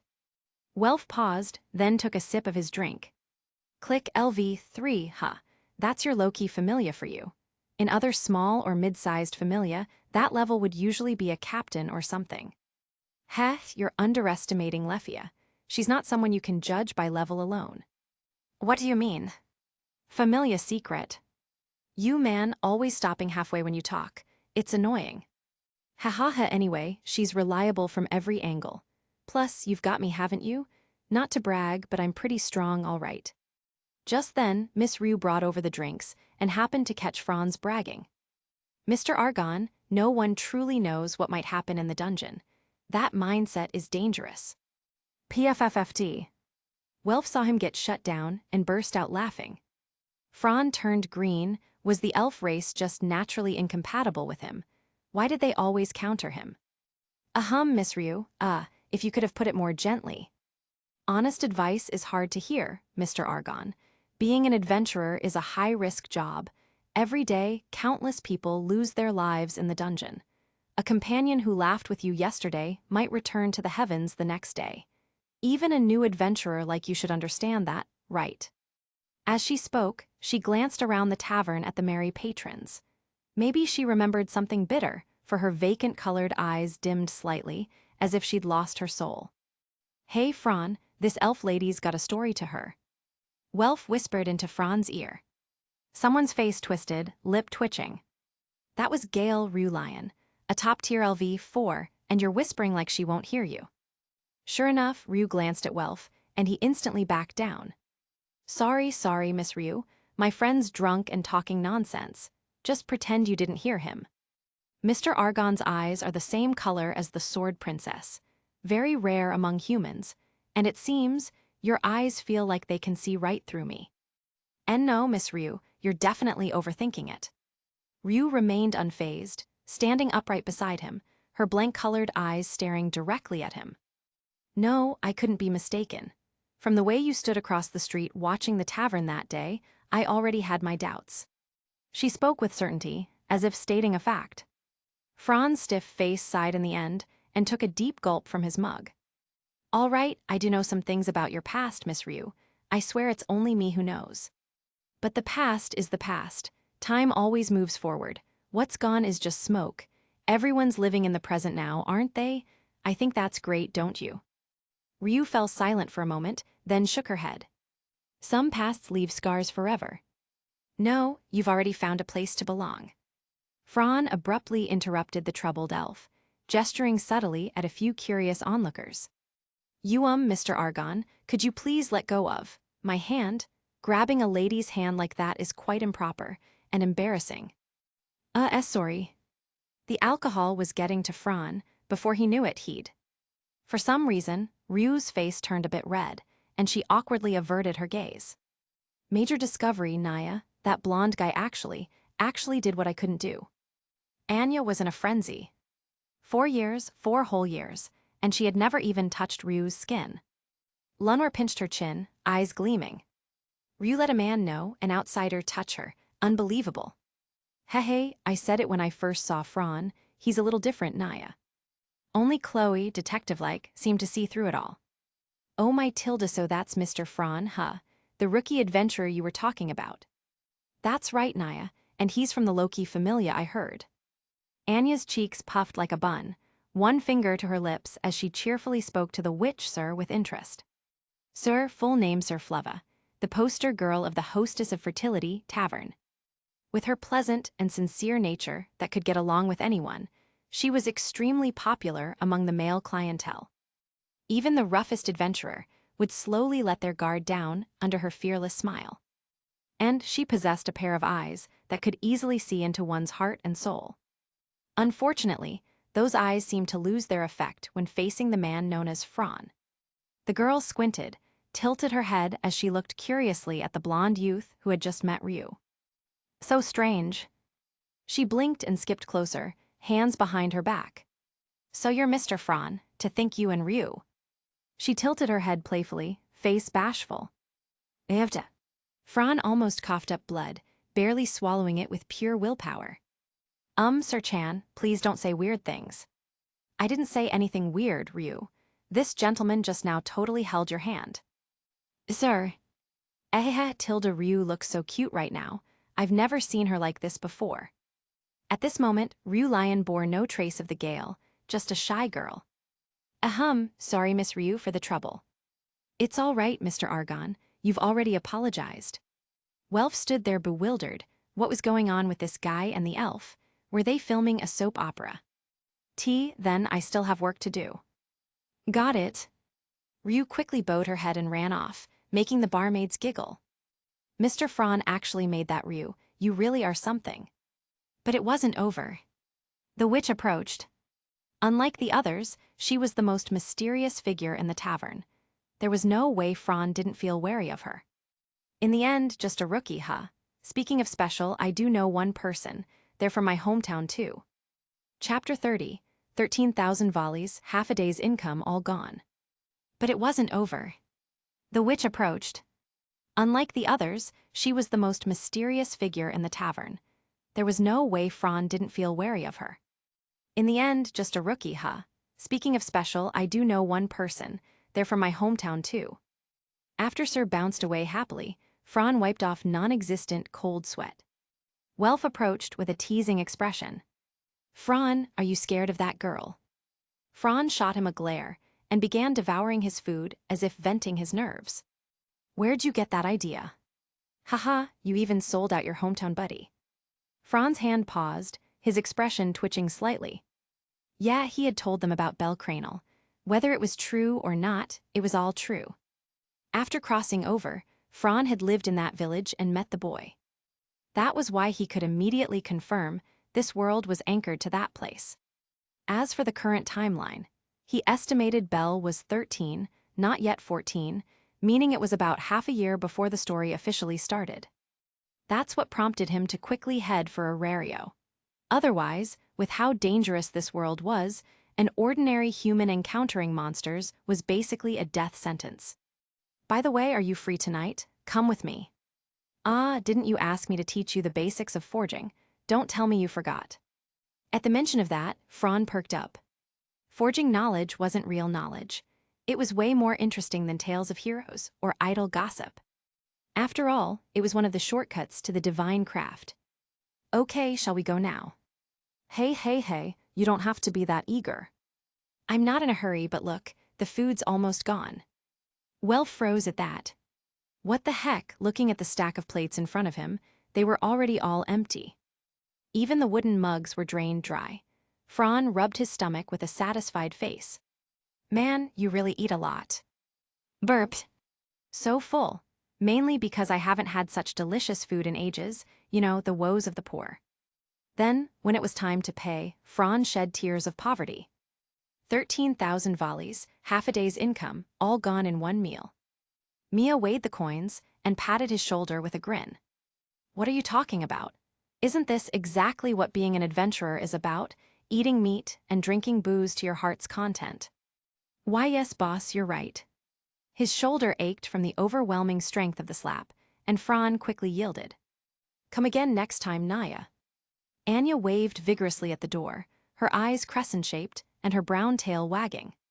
"See you next time, Anya-chan." "It's Anya, sis, Naya." Hatahohata.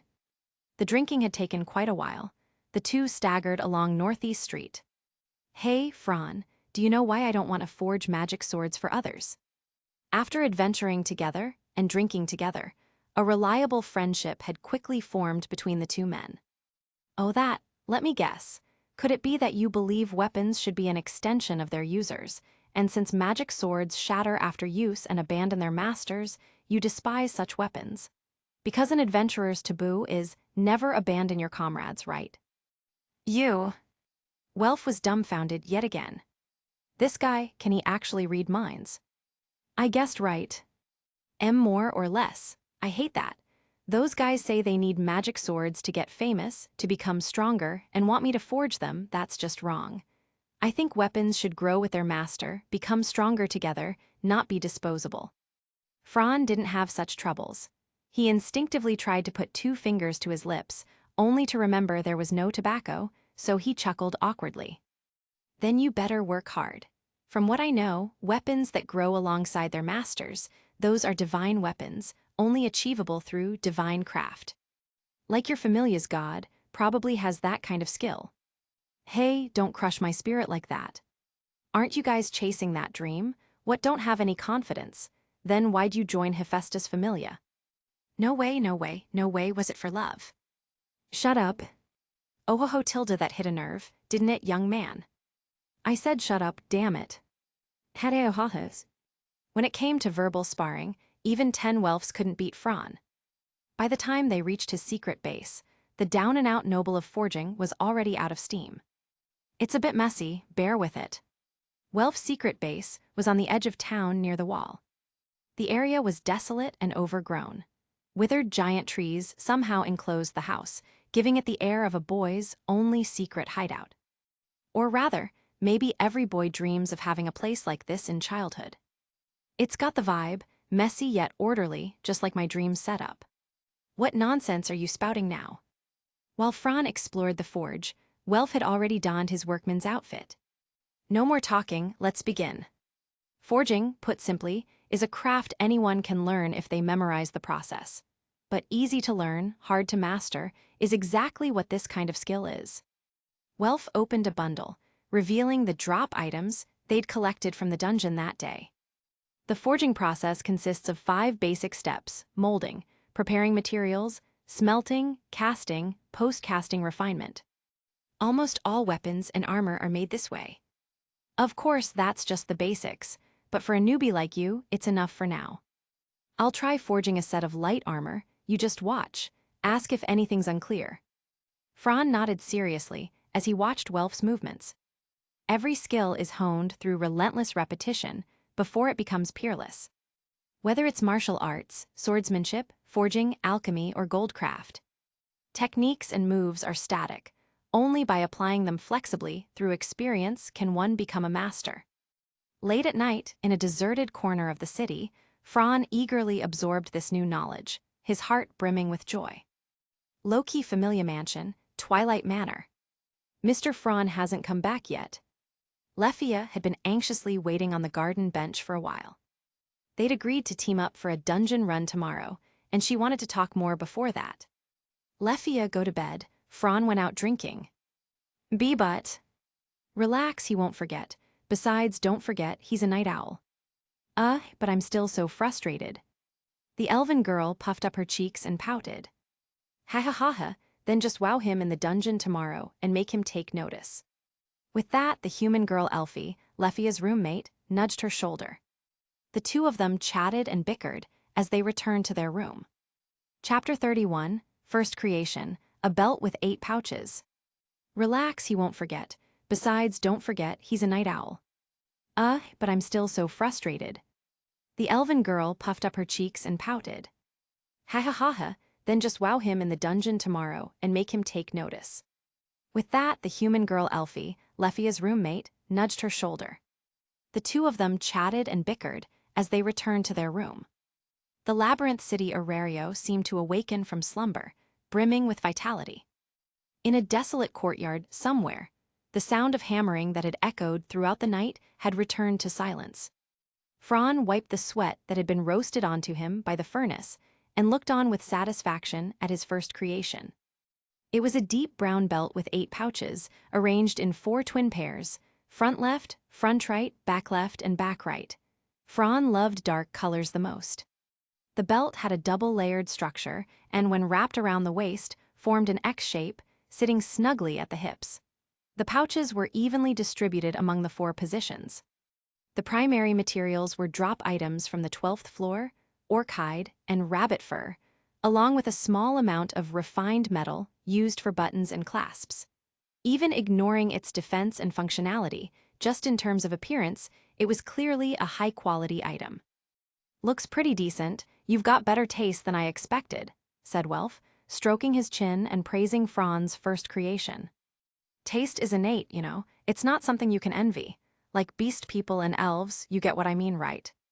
Don't let those short-tempered folks hear you. You'll get what's coming to you. What are you thinking? I was talking about males. Cat girls and dog girls are also super cute, aren't they? You act all proper on the outside, but you're a closet perv. Basically, you're all lust and no guts. Ahem, Fran, who was drinking water, spit it out instantly, cursing inwardly. You're no saint yourself.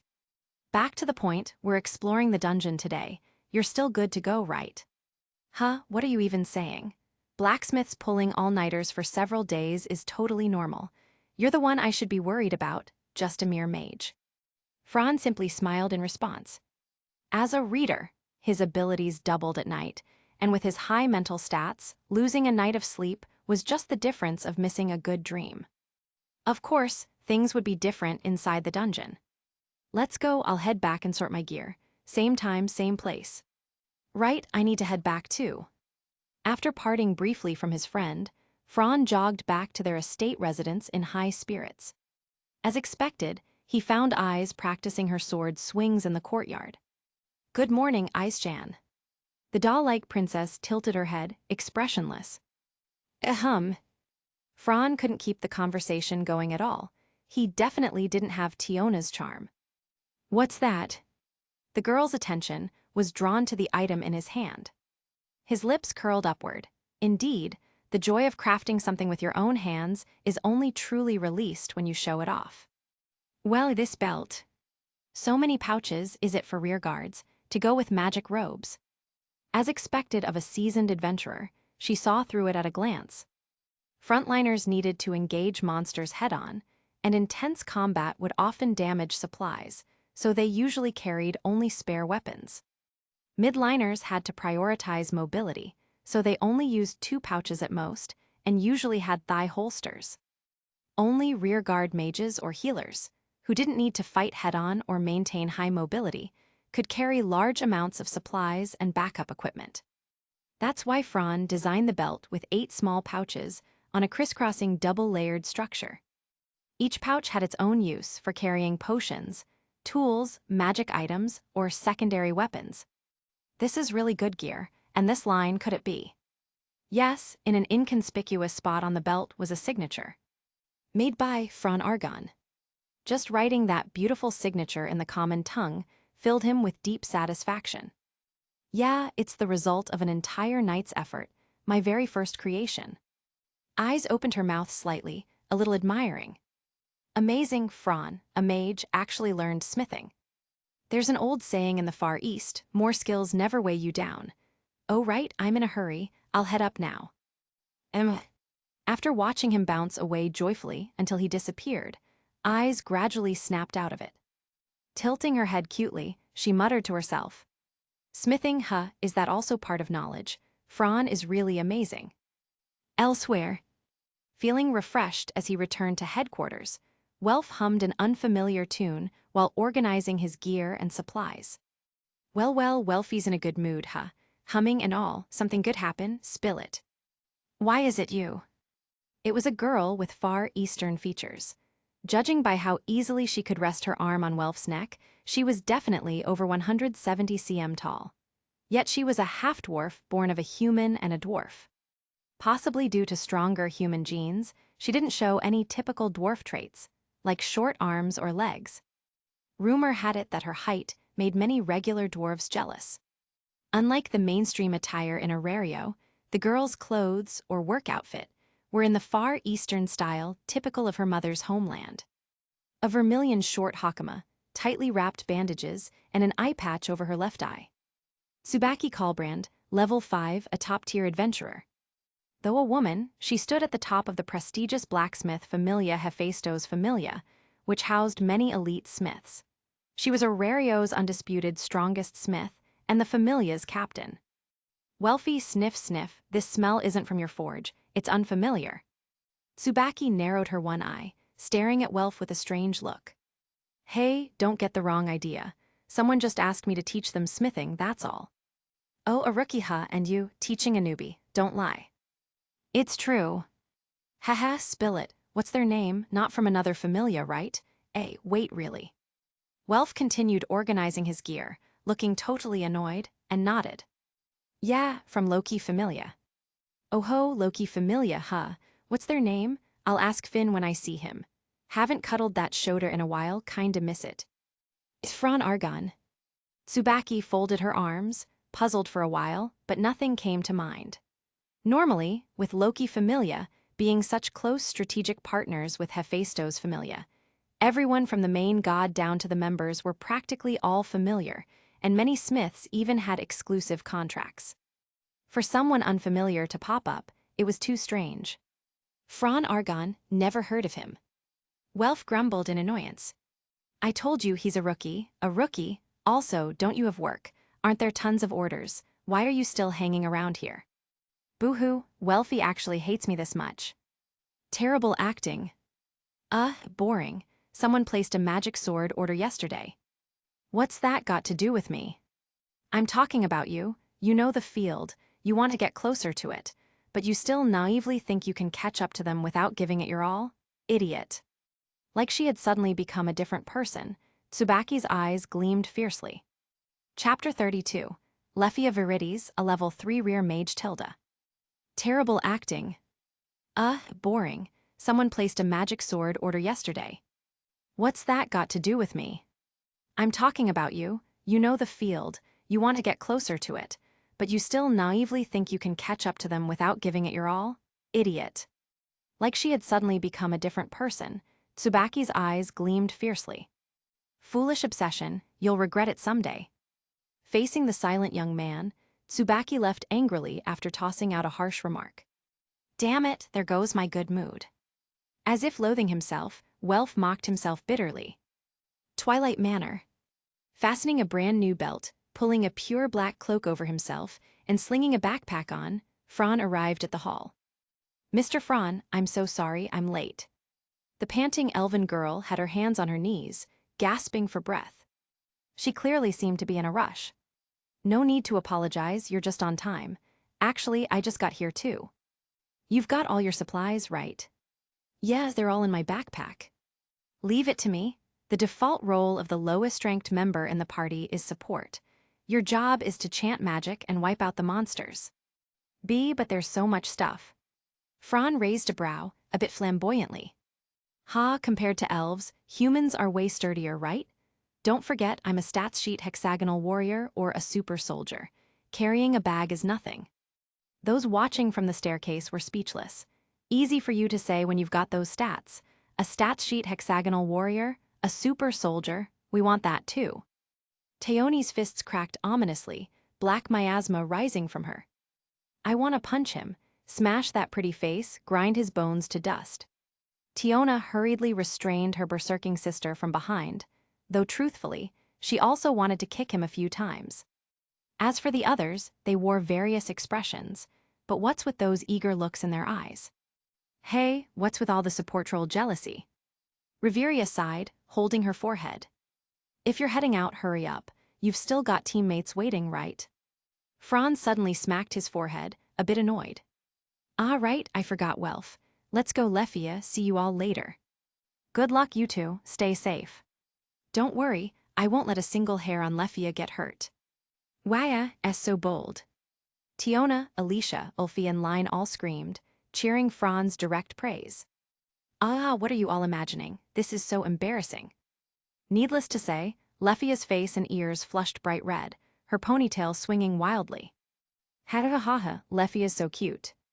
Compared to when he used to explore the dungeon alone, this time it was much livelier, with comrades sending him off and a young elven girl joining the party. And Fran knew he had grown stronger again. I need to find a way to refine my technique. My body's getting harder to control. He furrowed his brow slightly, pushing the thought aside for now. Hexagonal warrior, super soldier, it all sounded good. In reality, though, he had no technique or battle experience, only relying purely on attributes and brute force. Adventurers ruled by raw stats usually didn't live long. Everyone agreed on that, so this hidden danger had to be addressed early.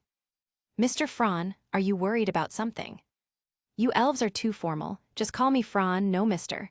Makes it sound like we're strangers. Okay. As for worries, well, not really. You heard me calling myself a hexagonal warrior. That's not true at all. Fran, who can beat a saber-toothed tiger barehanded and above his level, isn't some idiot. Lefia was visibly upset. That was something she could never do. To her, his actions were heroic, worthy of praise and admiration. For someone from the school district like Lefia, it was like something straight out of a fairy tale. No need to console me. Honestly, I'm still too weak. Oh, by the way, do you elves eat meat? Hey. Lefia was thrown off by the sudden topic change, unable to keep up with Fran's thought process. And no, I mean yes. Good, you probably just packed some dry rations for lunch, right? That won't do. As adventurers, we can't afford to skimp on our stomachs. Without waiting for a reply, he grabbed the dazed Lefia and dragged her into the busy marketplace toward the bakery. Miss, 3 baguettes with double cream. Coming right up. Lefia, wait here for the bread. I'll go grab a few other things. W8 Fran. Ignoring her protests, Fran walked straight to a barbecue shop, bought 3 large slabs of grilled meat, packed them in lunchboxes, and picked out some fruits. He even boldly bought 2 bottles of fruit wine and secretly stashed them. What kind of rookie adventurer does this? Who heads into the dungeon without a care, as if going on a picnic? Sorry to keep you waiting, let's go. Lefia's eyes were spinning. She couldn't believe what Fran had just done. Was this really an adventurer? Don't worry, Lefia. With our strength, the middle floors are a piece of cake. And if we can't win, we can just run. He even winked at her. Fran, seriously. Blushing furiously, the elven girl was dragged through the crowd to the central plaza. Yo, you're here. This must be the one from your familia. Smiling, Fran placed both hands on Lefia's shoulders and pushed her forward. Let me formally introduce our familia's brilliant successor, Lefia Virides, a level 3 rear mage, a 14-year-old elf. Not only powerful, but also adorable. A bit shy, though. As for who she admires, it's the sword princess, Eyes Wallenstein. AHHH, Fran, what are you saying? Fran, isn't this common knowledge? Lefia, how could it be? Fran, even I knew. Thump. As if her strength had been drained, Lefia collapsed duck-style to the ground, eyes swirling in despair. Her long ears drooped adorably. Ha, really something else, ha.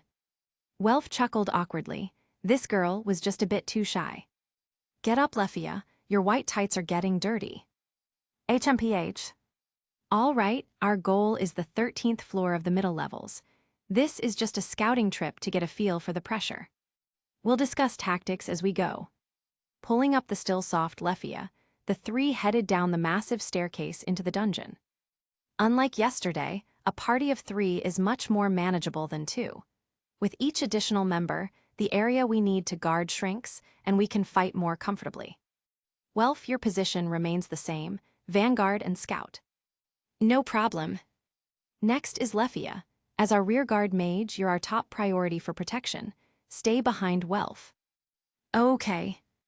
As for me, I'll cover the rear and stay alert. As support, my job is to protect Lefia, gather magic stones and loot, set traps, and make the map. We'll advance in a column formation. Welf scouts the front, Lefia watches the left, and I'll handle the right and rear. Everyone clear? Yeah. No problem. Then let's go. Perhaps for their strength, this upper floor setup was overkill. But the dungeon was still the dungeon. Caution was never wasted. Chapter 33, Monster Party, Monsters Having a Party tilde. Everyone clear? Yeah. No problem. Then let's go. Perhaps for their strength, this upper floor setup was overkill. But the dungeon was still the dungeon. Caution was never wasted. 12th floor of the dungeon.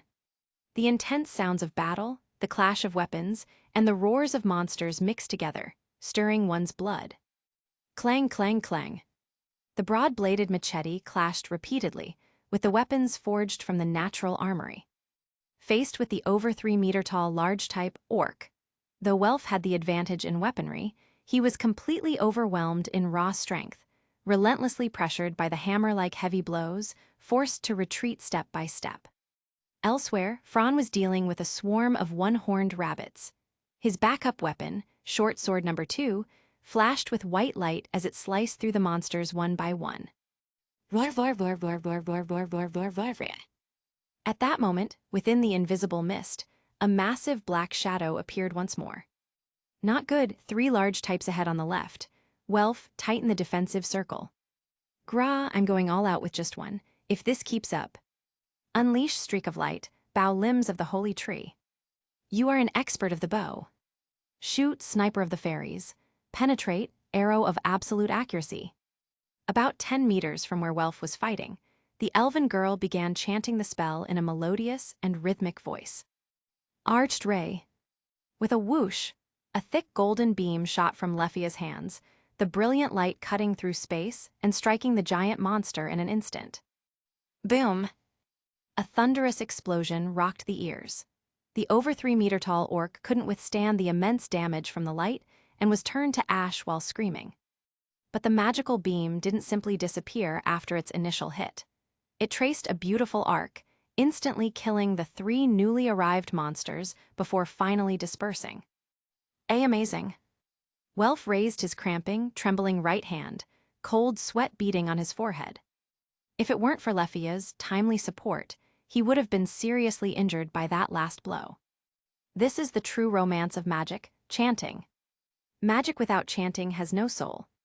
Like a child fussy about onions and ginger, Fran found chantless magic rather distasteful, because it lacked a sense of ritual. Or perhaps it just wasn't Chunibyo enough. When using magic, at the very least, you had to shout the name of the technique. That was the only way to make it feel epic. Fran first, can you understand it to this extent? Thank you, Lefia, I understand completely now. The rhythm of the chant and the mobilization of mental focus, it's far more complex than my own enchantments. Lady Reveria told me once, this is the nature of magic. Ultra-short chants, long chants, and finally ultra-long chants. The longer the chant, the more complex the magic. Accordingly, the greater the power. Franz certainly agreed with that. In fact, he was a little excited about the moment he'd get to unleash a wide-range annihilation spell with an ultra-long chant. Let's hold off on that talk, Fran. Don't you think something's off? Last time we were on the 12th floor, the monster spawn rate wasn't this high. The monster density, too, if it weren't for Miss Lefia, we'd be overwhelmed. Fran continued to collect magic stones from monster corpses as he lowered his gaze, thinking quietly. It is strange, I feel like. Something else mixed in with the monster group just now, or was that just my imagination? Lefia, normally only orcs, silverbacks, and some small-type imps appear on the 12th floor, right? At most, maybe a stray infant dragon. Why yes, that's usually the case. Hey Fran, what's that? Following Welf's indication, Fran and Lefia looked ahead. Within the white mist, countless pairs of red eyes began appearing. Those were monster eyes. 40 or 50. You've got to be kidding, this is way too many. Cold sweat beaded on Fran's forehead, and his expression stiffened slightly. Not from fear, but from anger. As for Lefia, she clutched her staff awkwardly and stammered. Monster party, abnormal phenomenon. Monster party, also known as monster proliferation, refers to a phenomenon that begins appearing from the 12th floor. The dungeon spawns large numbers of the same type of monster to deliver a potential death blow to adventurers. Fran picked up the final magic stone, stood up straight, and his expression turned cold. So the dungeon evaluated our party's condition as unfavorable and decided to push us to the brink. Is that it? It was Welf's first time witnessing such an anomaly. Clearly, he didn't have the same experience as the two from the low-key familia. You mean, under certain conditions, the dungeon evaluates the state of adventurers, and if it decides the time is right, it will do this. Yeah, that's why they say the dungeon is alive. That's exactly what it means. The dungeon is the dungeon, got it now. Then what do? There's no way we can handle this.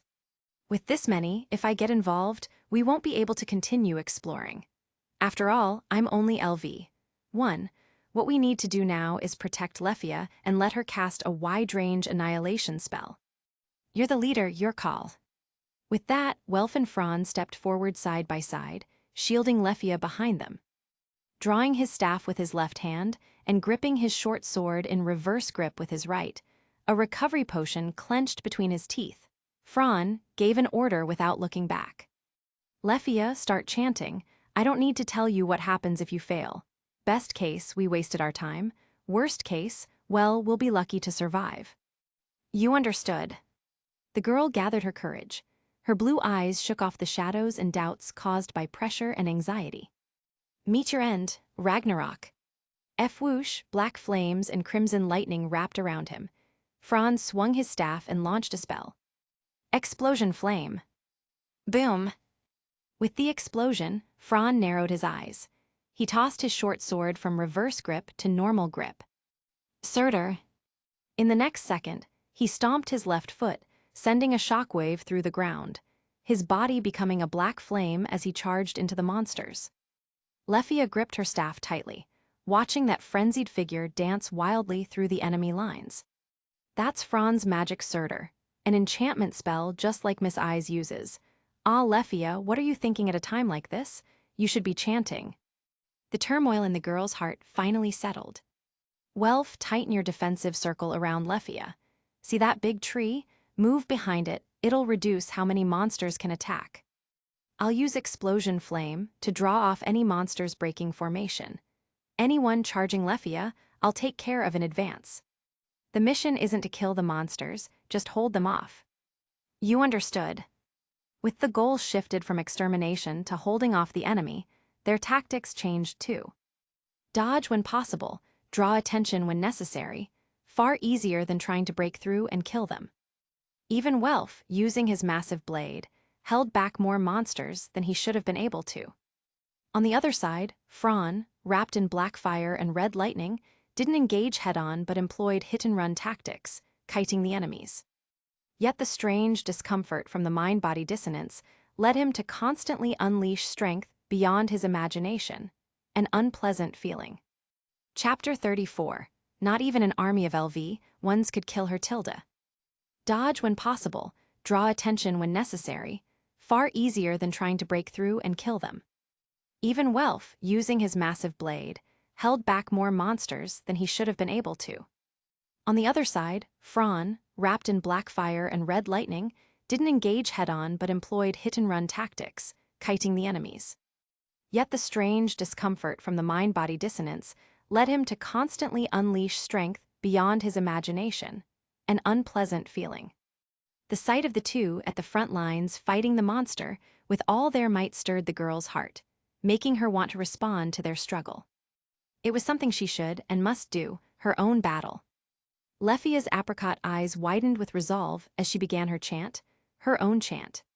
Proud warrior, snipers of the forest. Take up your bows before the advancing plunderers.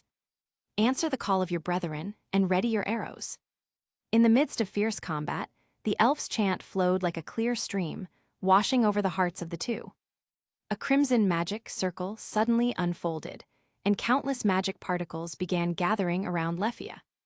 She was like a guiding light, illuminating the path forward. Tinge them with flame, the lamplight of the forest. A single slash severed the enemy's neck, blood splashing across Fran's body. No time to deal with it, an ear-piercing whoosh rang by. With a boom, the destructive flame met the clash, repelling the enemy's assault and shattering their weapon. I command you to shoot, fire arrows of the elves. Using the momentum from being struck, Fran pivoted on his left foot, spun, and raised his right leg, blasting apart the enemy's head with a kick. Release them, the fire arrows of the fairies. Falling like rain, burn away the savages. It was a melody of hope, a song called victory. Fall back, Welfs. As the chant reached its climax, Fran called his comrade back beside Lefia. Fusillade Phalerica. The sky flashed, an endless rain of fire began. The next second, a torrent of golden light arrows poured down from the sky, like a golden rain. The blazing, arrow-shaped magic bolts traced arcs through the air. Roars of flames, winds tearing the air, arrows striking, piercing enemies, igniting blazes. Those that missed shattered the ground, ripped through the mist, and upheaved the ground. Everything in sight was completely annihilated. Whether it was an orc, a imp, even an infant dragon, none were spared. Welf was left speechless by the terrifying power of Lefia's wide-area annihilation magic. That was dozens of monsters, most of them large types. Normally, it would take at least a team of 10 well-coordinated adventurers under unified command to barely manage such a situation. And it would require massive consumption of weapons and supplies. If lucky, the team might survive victorious, but in most cases, they'd suffer serious casualties, along with a heavy monetary loss. From there, the team would decline and eventually die. Yet, such a desperate situation was obliterated in an instant by Lefia's bombardment magic, leaving not even ash behind. A rear-guard magic user whose single blast could determine the battle, scorching the enemy to nothing. Fran, though aware of this, was still shocked seeing it with his own eyes. Wide-area annihilation magic, a rare magic type. A strategic-level spell that, once invoked, tipped the scales of victory. How lucky they were, Welf thought, looking complicatedly at the elf girl with a shy smile but eyes full of courage. As for Fran, now wasn't the time to dwell on their feelings. For Fran and Welf, this was immense pressure, a light of hope in the darkness. But for Lefia, it was different. She was LV3. These monsters posed no threat to her, not even an army of ones could kill her. That may be why she managed to chant successfully. Fran knew the girl feared strong enemies, Her chants always went off-key when facing them. Maybe this place isn't pressuring enough, but it's still good training. The excited girl was bursting with emotion. Fran crouched down, squinting at something on the ground. His heart turned cold. This spot, let's get out of here. Lefia, Welf, I can't do this alone. Help me collect the magic stones and drop items, then let's leave quickly. He didn't mention the ominous feeling in his heart. He just urged them to speed up. Why, yes. Man, what a haul. Lefia's magic even left the magic stones intact. Way better than a certain idiot. Fran admitted he often lost control of his magic due to mind-body misalignment, but that's no reason to insult him. They had gathered 40 to 50 high-quality magic stones, a big payday. Among them were an infant dragon's membrane, a silverback's hard bones, and other drop items. Good stuff. The stones alone are worth 100,000 volleys. The items, we'll use them for crafting practice. Let's go, advance to the middle floors. A massive, lightless room. Darker and quieter than a dungeon. Only 2 primitive torches crackled in the silence. Is it done?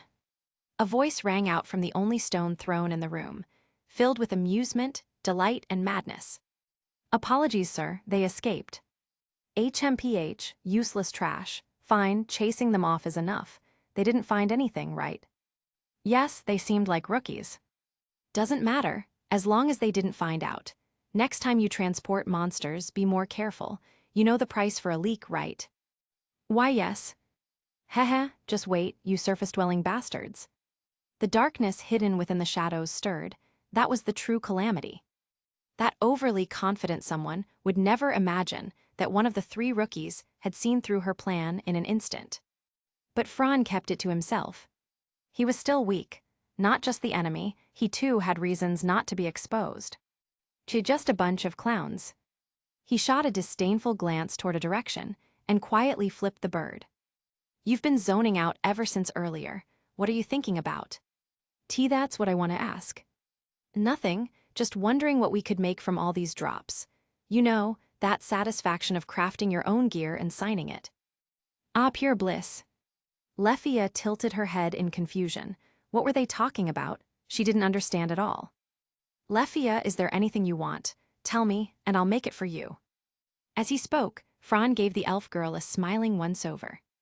Elves always astounded others with their beauty. Even 14-year-old Lefia had great fashion sense. White strap stockings, princess shoes with ribbons, a butterfly-collared dress paired with a pink-toned one-piece. Classic beauty. Mr. Fran, I think the way you're looking at me is a bit strange. Please don't do that. Hey, don't be so obvious, man. I can't handle this. Am I looking at you the way you look at your goddess?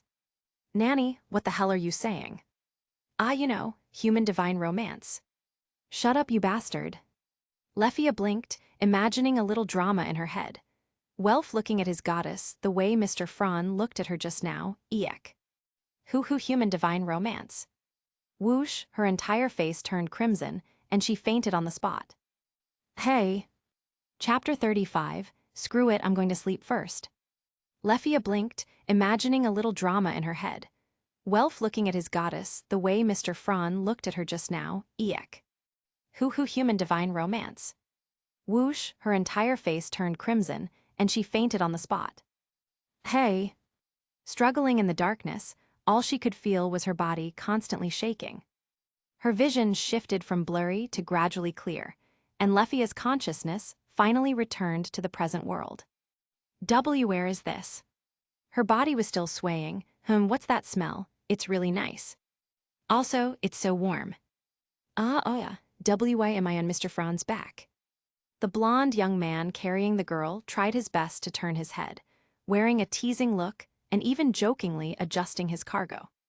A certain girl was so shocked by the whole god-human romance thing that she passed out.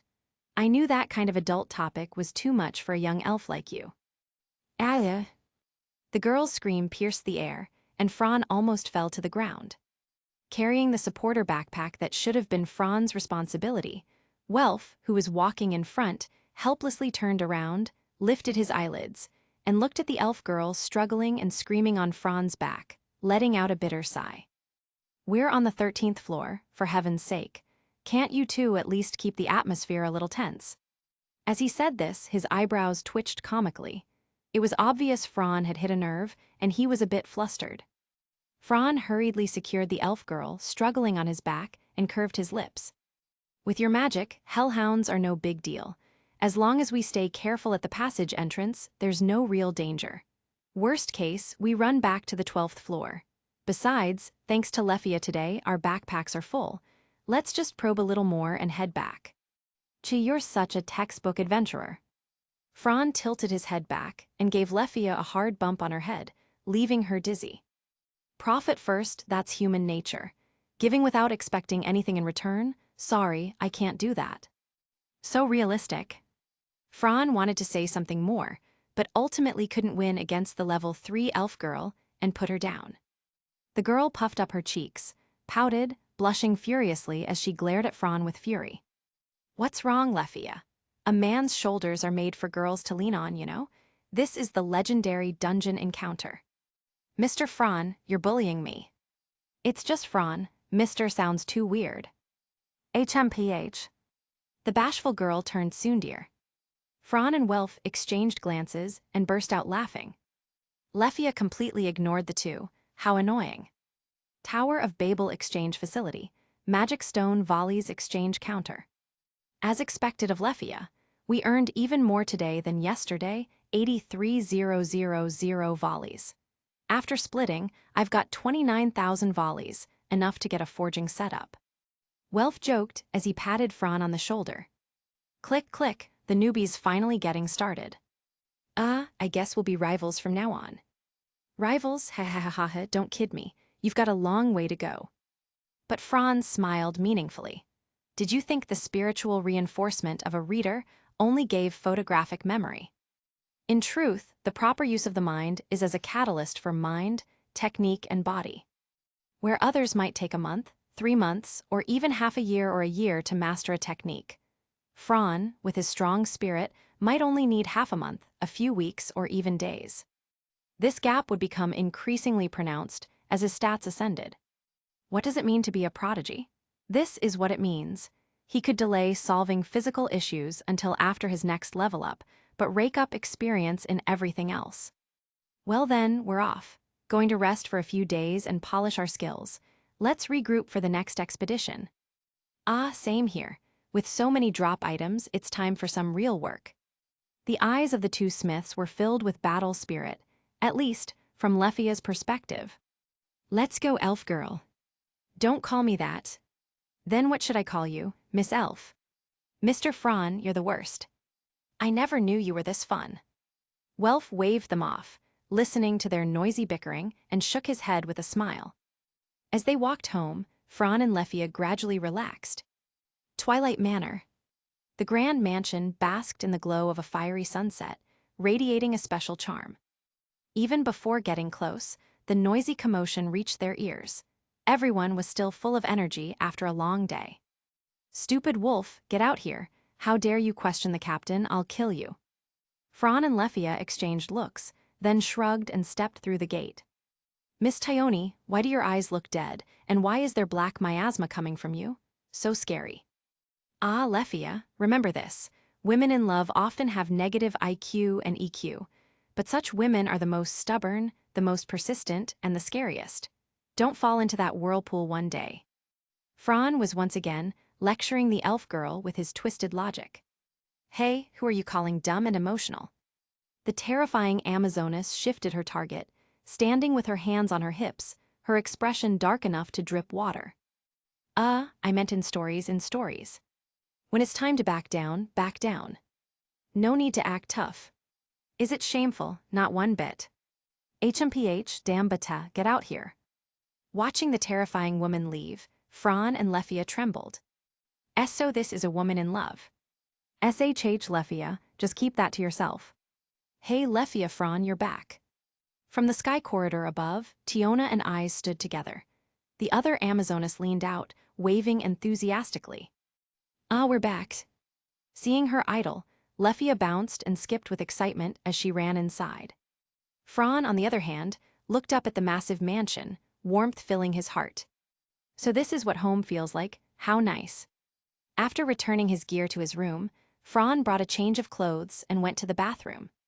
He turned on the shower, and steaming hot water cascaded over his body, washing away the day's fatigue. As he recalled the dungeon battles, Fran slowly reviewed his gains and losses. I've learned both of Lefia's spells, gotta find a chance to try them out. Also made some progress in techniques and tactics. Was it because the monsters lacked intelligence? In PvP, I might not even match a beginner. Battle experience can't be rushed. Techniques and moves require grinding, and tactics depend on battle IQ. To improve all that, I need a sparring partner. As for candidates, any of my familia members could do. The rest is figuring out how to use development abilities to increase knowledge and boost my stats. He turned off the water, dried himself, changed into a crisp collared shirt and pants, and stood on the corridor, enjoying the evening breeze. Now that I've got some breathing room, I'll start by crafting a decent set of gear for myself. Over the next few days, he decided to stay home and work on leveling himself up in preparation for exploring the middle floors. Crossing into a new tier, that's no joke. Monster levels, respawn frequency, spawn quantity, and events starting from the 12th floor like monster parties, cave-ins, and vertical shafts. Ah, so many things to watch out for, such a pain. Screw it, I'm going to sleep first. Chapter 36, when do you plan to teach him magic? Crossing into a new tier, that's no joke. Monster levels, respawn frequency, spawn quantity, and events starting from the 12th floor like monster parties, cave-ins, and vertical shafts. Ah, so many things to watch out for, such a pain. Screw it, I'm going to sleep first.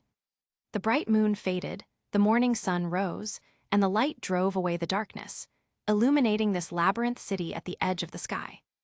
Fran, who groggily crawled out of bed, stared blankly at the window while sitting cross-legged in a daze, until his eyes were drawn to a strand of golden hair in the courtyard, slowly regaining focus. Without disturbing the girl's morning practice, he looked away and glanced at the backpack piled in the corner. I should find a time to return this to Raoul. He got up, washed up properly, put on black clothes and brown leather boots, and finally went out for breakfast. Except for the first day when he had breakfast in the mansion's main dining hall, Fran had either been reading through the night or buying some food casually from the street while exploring the dungeon, so it had been quite a while since he came here.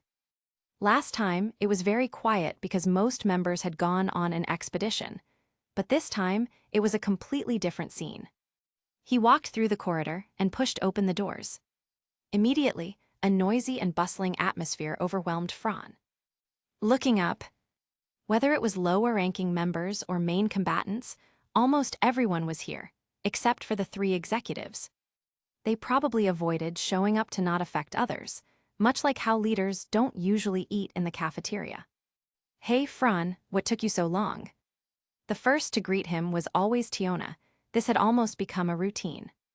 Understandable, since her personality was the most cheerful. If eyes were to shout like that, it would be totally out of character. Exchanging friendly greetings with those around him, Fran walked straight in. This spot is a bit too conspicuous. I'd better eat in the corner. Is it? Unable to explain it well, the cafeteria had 4 rows of tables, 2 of which were against the walls. Tiona and the others sat in the middle, making them visible to anyone on either side. This kind of attention didn't feel good. Being pointed at while eating, Fran was just too shy. I'll go get food first. After greeting them, he simply got a bowl of seafood soup, 2 sandwiches, a fried egg, and an apple. Just as he said, he went to a corner, sat down, and began eating quietly by himself. The cook's skills are amazing. Our familia is full of hidden talents. Drinking the delicious soup and eating the tasty sandwiches, Fran's expression softened. Relaxing and eating quietly like this was a real enjoyment. As Mamma Mia used to say, isn't the purpose of living simply to eat well and be full?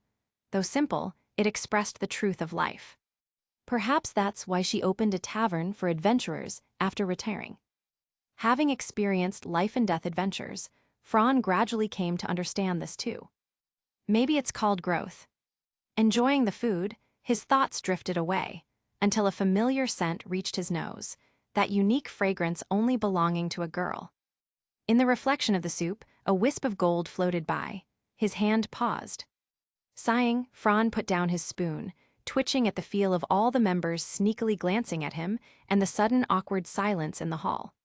Among them, Lefia's gaze was especially terrifying. The elven girl's expression looked broken, dark, and scary, like she might kill someone. Enduring this hair-raising atmosphere, Fran moved his lips and forced out an awkward smile. Eyes. Your head, why are you suddenly sitting here? You're putting me on the spot. Also, don't just stare at me in silence, it's super awkward. Dealing with an emotionless girl, Fran was at a loss. Want to spar? I can tell, your body movements are out of sync when you walk. It's because your attributes rose too quickly and your mind can't keep up. The girl unusually said so much in one breath, and her face was full of seriousness. Fran rubbed his nose and smiled wryly. You noticed. Eyes sat upright across from him, her posture demure and ladylike. One could hardly tell this was the same person who went berserk fighting against monsters. Not just me, everyone can see it. Well, that's awkward. He thought he'd hidden it well, but turns out everyone knew. He leaned back, a bit discouraged, feeling a headache coming on. I originally planned to deal with it after leveling up, but when I went to the dungeon yesterday, I realized it's not that simple. That disjointed feeling is seriously affecting my combat. I'll help you.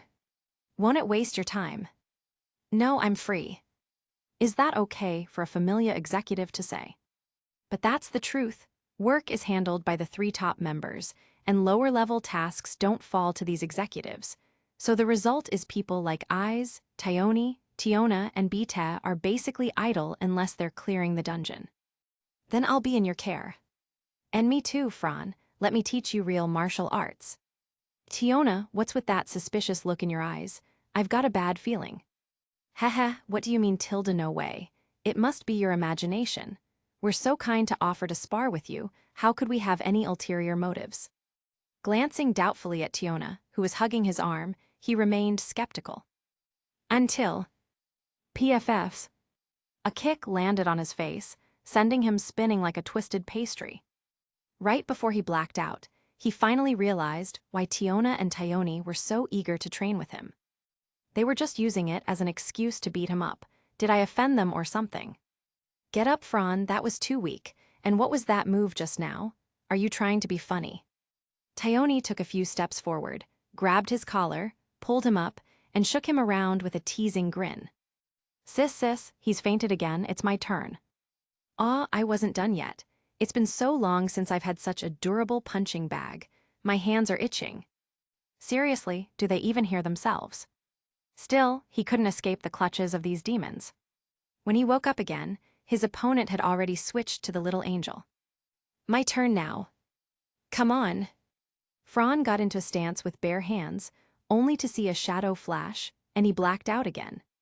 Top floor of the Twilight Manor's tower, the captain's office. Standing by the window, Reveria couldn't bear to look and turned her face away, sighing while rubbing her forehead. Tyone and the others really don't hold back, honestly. Finn placed a finished file aside and took a sip of water. With someone like that on the stat board, of course everyone's fired up. I get how they feel, Tilda. The dwarf warrior sat in his special chair, his large body nearly bursting out of it.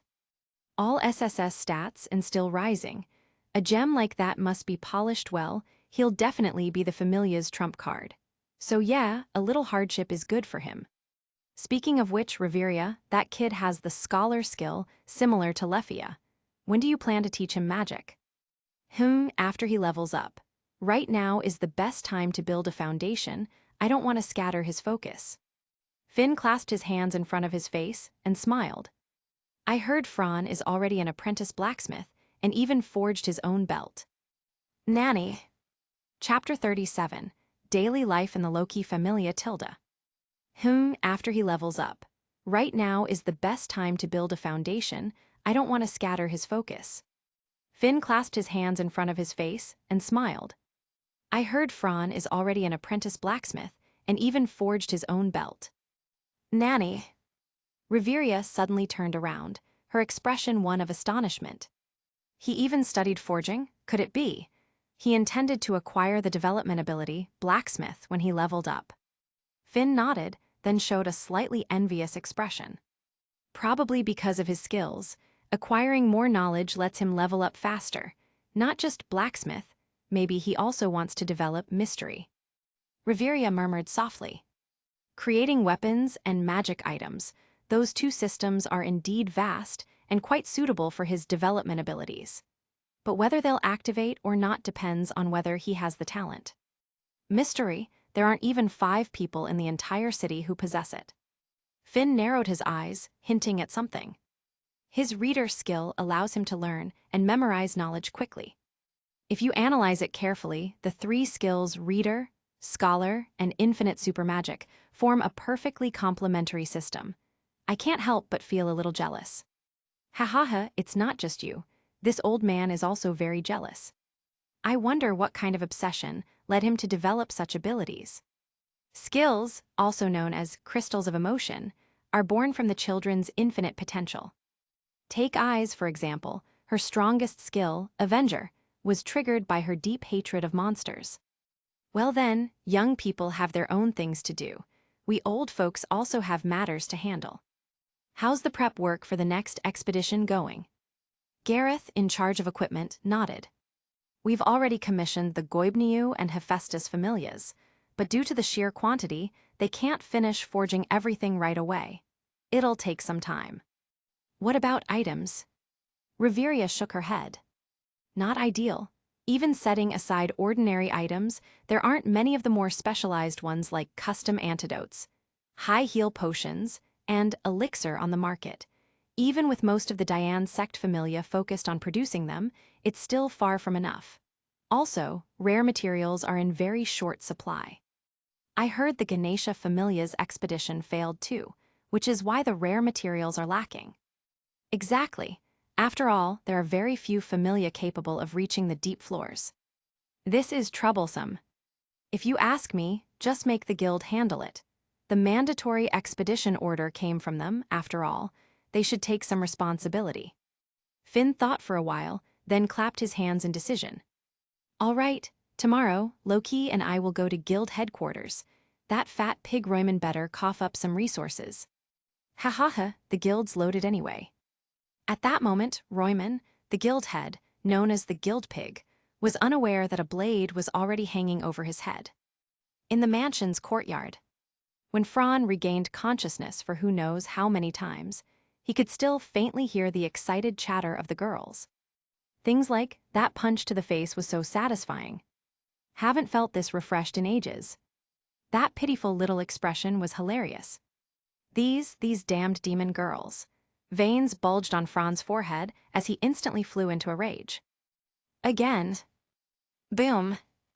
As expected, he rolled his eyes and passed out again. This time it was Sword Princess, Eyes Wallenstein, who took him down. Can I have a lap pillow, Eyes? Eyes tilted her head expressionlessly, then knelt down and patted her lap. Is this what it feels like to be a winner in life? A lap pillow from a beautiful girl, even though she still had her armored boots on and it wasn't perfect. Who else could say they'd made it this far? Wow, Eyes is so forward. Sniff sniff, what's that smell? A bit sour. Why, you scoundrel Fran, I challenge you to a duel. Lefia exploded completely, storming over with a furious face and violently shaking her head. Essen, stop, I'm gonna pass out again. Get away from Eyes immediately. You bastard, shameless and arrogant. How dare you defile Eyes, I'll destroy you. And then, Lefia was hoisted up by Tiona, who smiled cheerfully, kicking her legs in protest while shouting things like, I'll kill you in 3 days and number of times. The noisy chaos with all the eye candy girls was a fun experience, though the training was also extremely harsh. After just 1 day, Fran was sore all over, with every muscle screaming in pain. Even with his high endurance, he was left bruised and battered. I'm heartbroken over that one, 000 Volley's healing potion. It hurts. Serves you right. Lefia puffed her cheeks, cursing angrily. He blinked, instinctively tuning out the elven girl. As expected, elves were his nemesis. Fran, we're continuing tomorrow. Don't be late. The girls cheerfully waved goodbye and ran off, laughing together, leaving him standing there, dazed in the wind. This awful daily life, what a blissful kind of trouble, sigh. Shaking his head and sighing, he slowly walked away. Previously, he had asked Welf to help him purchase a secluded forge workshop. It was a bit run down, even worse than Welf's place, but supposedly had all the necessary tools, so Fran decisively paid for it. The little building was also located in the industrial area of the northeast quadrant. From the northern mansion, it took just over 10 minutes to walk, very close. Standing on the weedy ground in front of his own workshop, Fran turned in place, surveying the scene with his hands on his hips, nodding with satisfaction. That guy was thoughtful. I'll treat him to a drink next time. From now on, this place belongs to me, Fran Argon. With that, he pushed the door open and entered with his big backpack. Just like the listing described, it had a full set of basic tools neatly hung on the wall. Not only that, there were even sewing machines, various forging hammers and anvils. Perfect, let's get started. Rubbing his hands, he opened his backpack and took out all the drop items. Still got plenty of rabbit pelts and some hide from the orc. Last time, my palms got blistered from wielding a short sword in heavy combat. Better make some gloves first. Having gloves in combat is crucial. Some monsters have dirty tricks, like special attacks. Your hands connect directly to your weapon. If your hands get injured, you lose most of your combat effectiveness. All right, a standard glove design, with a blank space on the back for future upgrades. With the plan roughly formed in his mind, Fran got to work. Meanwhile, in the meeting room, the top members of the low-key familia were enjoying evening tea. Fran's gone out again. Eyes nodded, and then Tiona cheerfully revealed his destination. He bought a forge workshop, seems he went over there. Gareth stroked his beard and laughed heartily. Huh, that kid moves fast. I thought he'd save up gold for a proper staff first. Tiona snuggled up to the blushing elven girl, probably embarrassed from being next to Eyes, rubbing her cheek affectionately. All thanks to Lefia. Heard they ran into a monster party on the 12th floor and scored big. The royal elf elegantly sipped her tea and sat upright across from them. I see, so now our familia has its own blacksmith, a bit of a luxury. Well, it's nice, right? At least we'll spend a little less on expeditions from now on. We're seriously broke, okay. Loki sipped her drink, squinting her divine eyes. Come to think of it, the Loki familia practically emptied their coffers every time they went on an expedition. That's a big reason such a large familia was always strapped for cash. Chapter 38, Raoul's Dark History. Well, it's nice, right? At least we'll spend a little less on expeditions from now on. We're seriously broke, okay. Loki sipped her drink, squinting her divine eyes. Come to think of it, the Loki familia practically emptied their coffers every time they went on an expedition. That's a big reason such a large familia was always strapped for cash.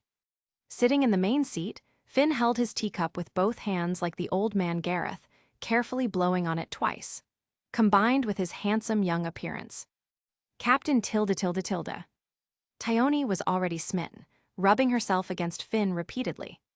The tiny captain wore a bitter smile as he used one hand to fend off the Amazoness, and said with a smile, If I were him, I'd make the same choice. LV, one is just the foundation for him. The deeper the foundation, the better the results after leveling up. Looks like he had it all planned out. Quite smart. By the way, Lefia, you said he was pretty good at commanding during your expedition. Lefia, with eyes patting her head, blushed deeply and steamed up. Why yes, Captain, Fran is amazing. He doesn't seem like a rookie adventurer at all, though his tactics are kind of weird, the feeling I got. What do you mean? Everyone looked at the girl, making her so nervous she stammered. It's just that the way he commanded didn't feel like he was targeting monsters. Ha, now that's interesting. If not monsters, then what? Lefia recounted what she remembered. Humans. Eyes voiced the truth for everyone. As expected of a high-level adventurer, she deduced everything from the slightest clues. When Fran was commanding, he instinctively took human behavior into account. Monsters, being mindless, always attack with full force, acting straight and instinctively without cunning. Humans, however, are far trickier: ambushes, traps, feints, you name it. Naturally, this affects how tactics are carried out. Against monsters, the vanguard holds the line while the mage delivers the finishing blow. Against humans, you must always protect the rear guard, because flanking the rear is a universal tactic. Loki curled her lips and opened her red divine eyes. If I'm right, that kid's like Finn. He has extraordinary talent in commanding. Why? Finn nodded too. Yeah, I got the same feeling. Everyone's expressions changed. A god's judgment rarely misses. Since Loki said so, it must be true. Eyes, you guys, how about sparring with Fran today? Finn and the others were very concerned about the future ace's development. But excessive expectations can cause pressure, so the three executives had always quietly let Fran grow on his own, which they believed was best for him. Asking now was just to get a better sense of where he was at. His ridiculous growth rate was unpredictable if left unchecked. That guy. Thyone clung to Finn's arm, looking a little unwilling. He's really good, unbelievably sharp. He grasps things instantly and can even speculate based on them. Tiona laughed happily. It's like he instinctively knows some key points, though his body can't keep up yet. But with a little training, he gets proficient quickly. Sometimes he even comes up with surprising ideas. Is that so? The three executives exchanged looks, reaching a shared understanding. As expected, it's that skill, huh? The reader. Eyes bit her lip, recalling their daytime spar. Too fast, his growth was too fast. In the blink of an eye, he'd already become what he was now. Like an empty cup, quickly being filled with water by everyone's training. What was even more frightening was that the cup was big, and still growing. He was standing right in front of them, yet felt out of reach. Everyone knew it in their hearts. This man, Fran Argon, would soon catch up. That alone spurred Eyes and the others. Chi boring. Hey Bite, where are you going at this hour? Thyone and Tiona exchanged a glance and smiled. The dungeon, probably. Yeah, probably the dungeon. Eyes Tilda, let's go to the dungeon tomorrow too. The girl's expression was calm, but a blazing fighting spirit burned in her golden eyes. That was the obsession of chasing someone's back. Ha ha ha ha, youth is great. The next day, as night and day shifted, Fran had, as usual, pulled an all-nighter.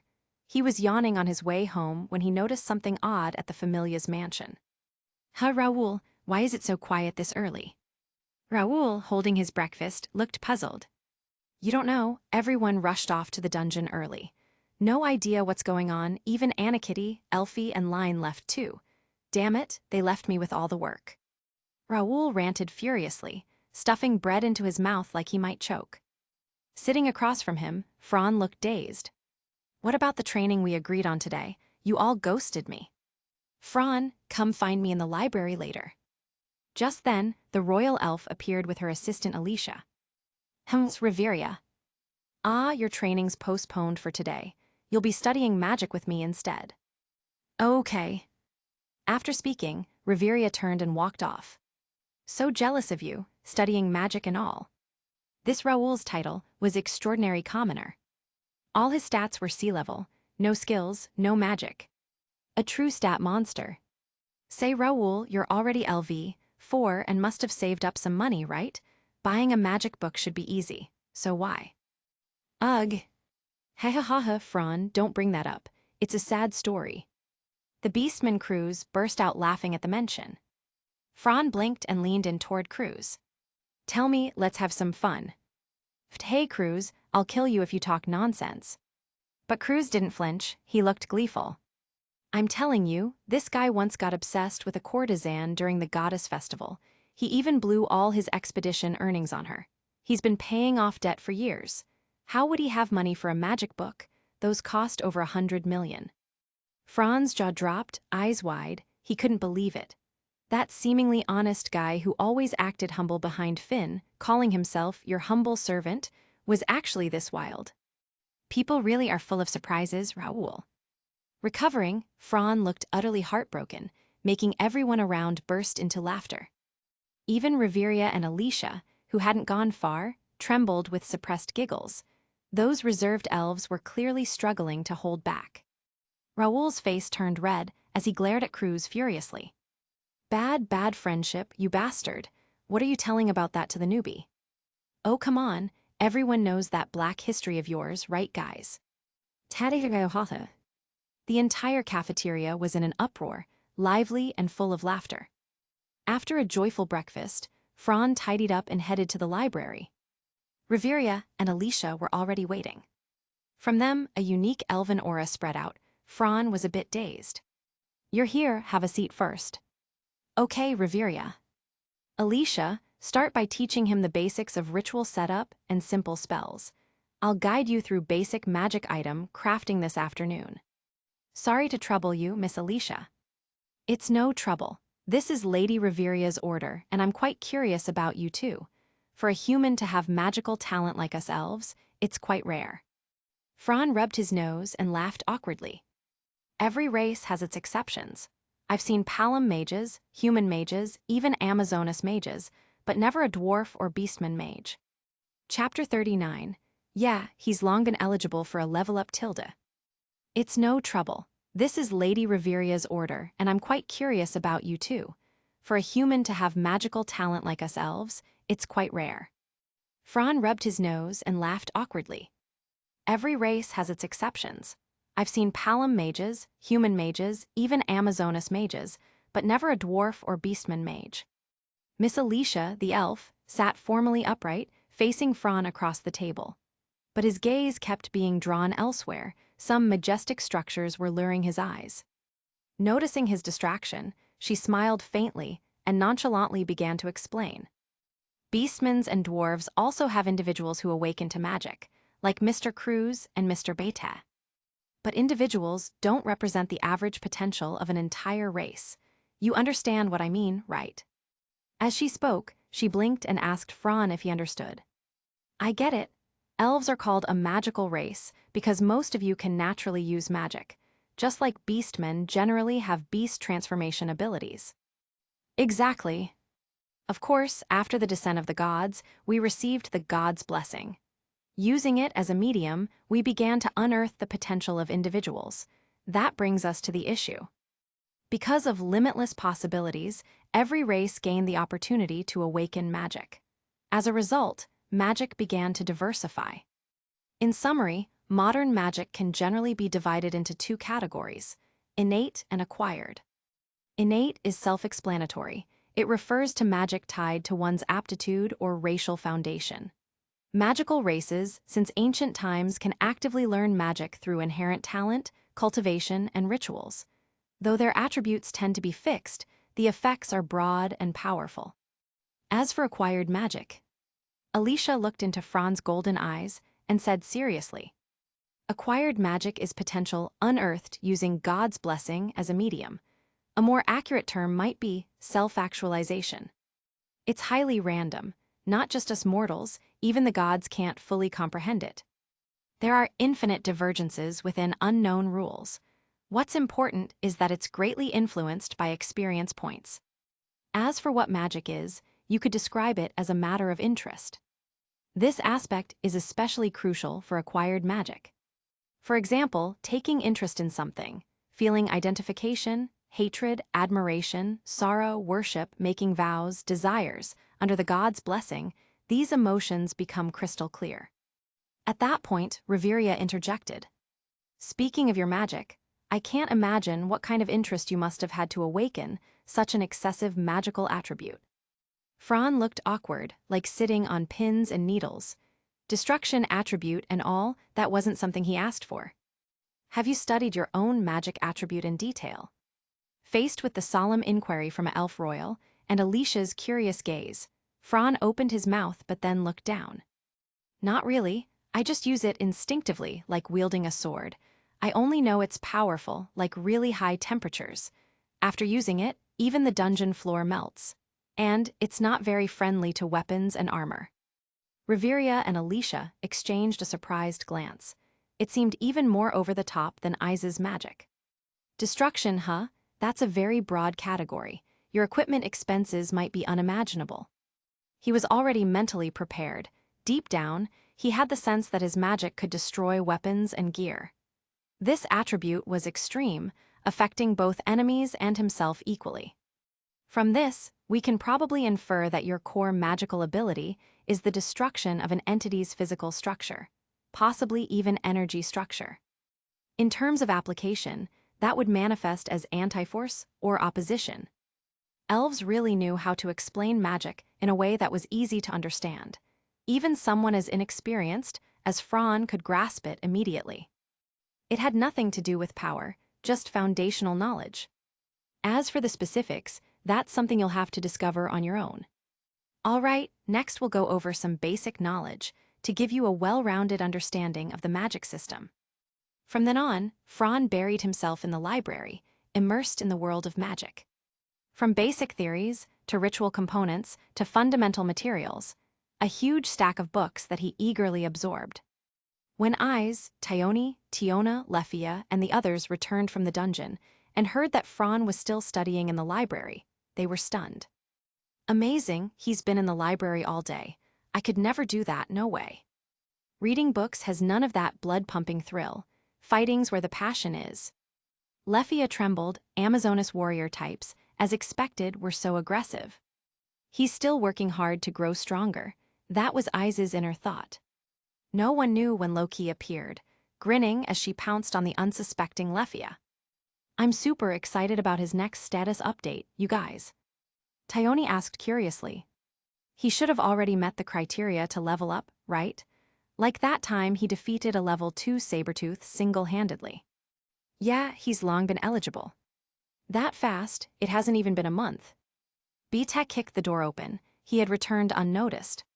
Low-key, jokes have their limits. That guy leveling up in under a month, that's just... Haha, B-Tech, feeling the pressure. Maybe that kid Fran will catch up to you all in 6 months. Bang, B-Tech left. Ha ha ha ha ha, B-Tech like that is too funny, I'm dying. Loki, your jokes aren't funny at all. Hey hey hey, don't start messing around now. And so, from that day on, for some reason, the Loki Familia base became eerily quiet. Before dawn each day, members would begin disappearing one by one. Their deity Loki was left all alone in the mansion, unable to get close to any of the girls. All she had for company now were Finn, Reveria, and Grace. Sigh. Loki, your mood's been down these days. Something happened? Finn asked knowingly with a smile. Hey, that's mean, Finn. But this is good, right? With everyone in this state, the next expedition might bring major breakthroughs. Maybe they'll push past the 50th floor in one go. Enough, HMPH. The Denatus is today I'm going. How long has it been since she attended one of those? No clue, it's been a long time anyway. I heard from a little birdie that she's going to show off in front of a certain goddess. Gods really have too much time on their hands. Otherwise, why would they descend to the lower world? The 3 top leaders chatted idly, killing time. Meanwhile, after finishing his daytime magic lessons, Fran dove into his workshop once more. After 10 or so days of progress, he was becoming increasingly skilled, crude but detailed, his craftsmanship improving steadily. Over this time, he'd created several items: a pair of gloves, leather boots, a cloak, and a large backpack. Combined with his first creation, a belt, he now had the basic gear of an adventurer. Today's task was to make a backup weapon, a short sword. Chapter 40, Adventurer Commissions. Over this time, he'd created several items: a pair of gloves, leather boots, a cloak, and a large backpack. Combined with his first creation, a belt, he now had the basic gear of an adventurer. Today's task was to make a backup weapon, a short sword. Pache, the clear water was boiling. Holding the freshly polished short sword number 3 in his hand, Fran examined it carefully under the sunlight, a smile curling at the corners of his lips. Made from an infant dragon's tooth, this is probably my finest work. If I sold it, maybe 30,000 volleys. Most of that price is just the material cost. Maybe my craftsmanship is only worth 5,000. He shrugged and picked up the hard leather scabbard he had prepared earlier, sheathing the short sword number 3. I should also maintain my staff. That's all money too. 10 days of intense study and training had exhausted Fran's savings completely, and he was once again strapped for cash. No helping it. I'll call Welf and make some money. Might as well check at the guild to see if there are any suitable commissions.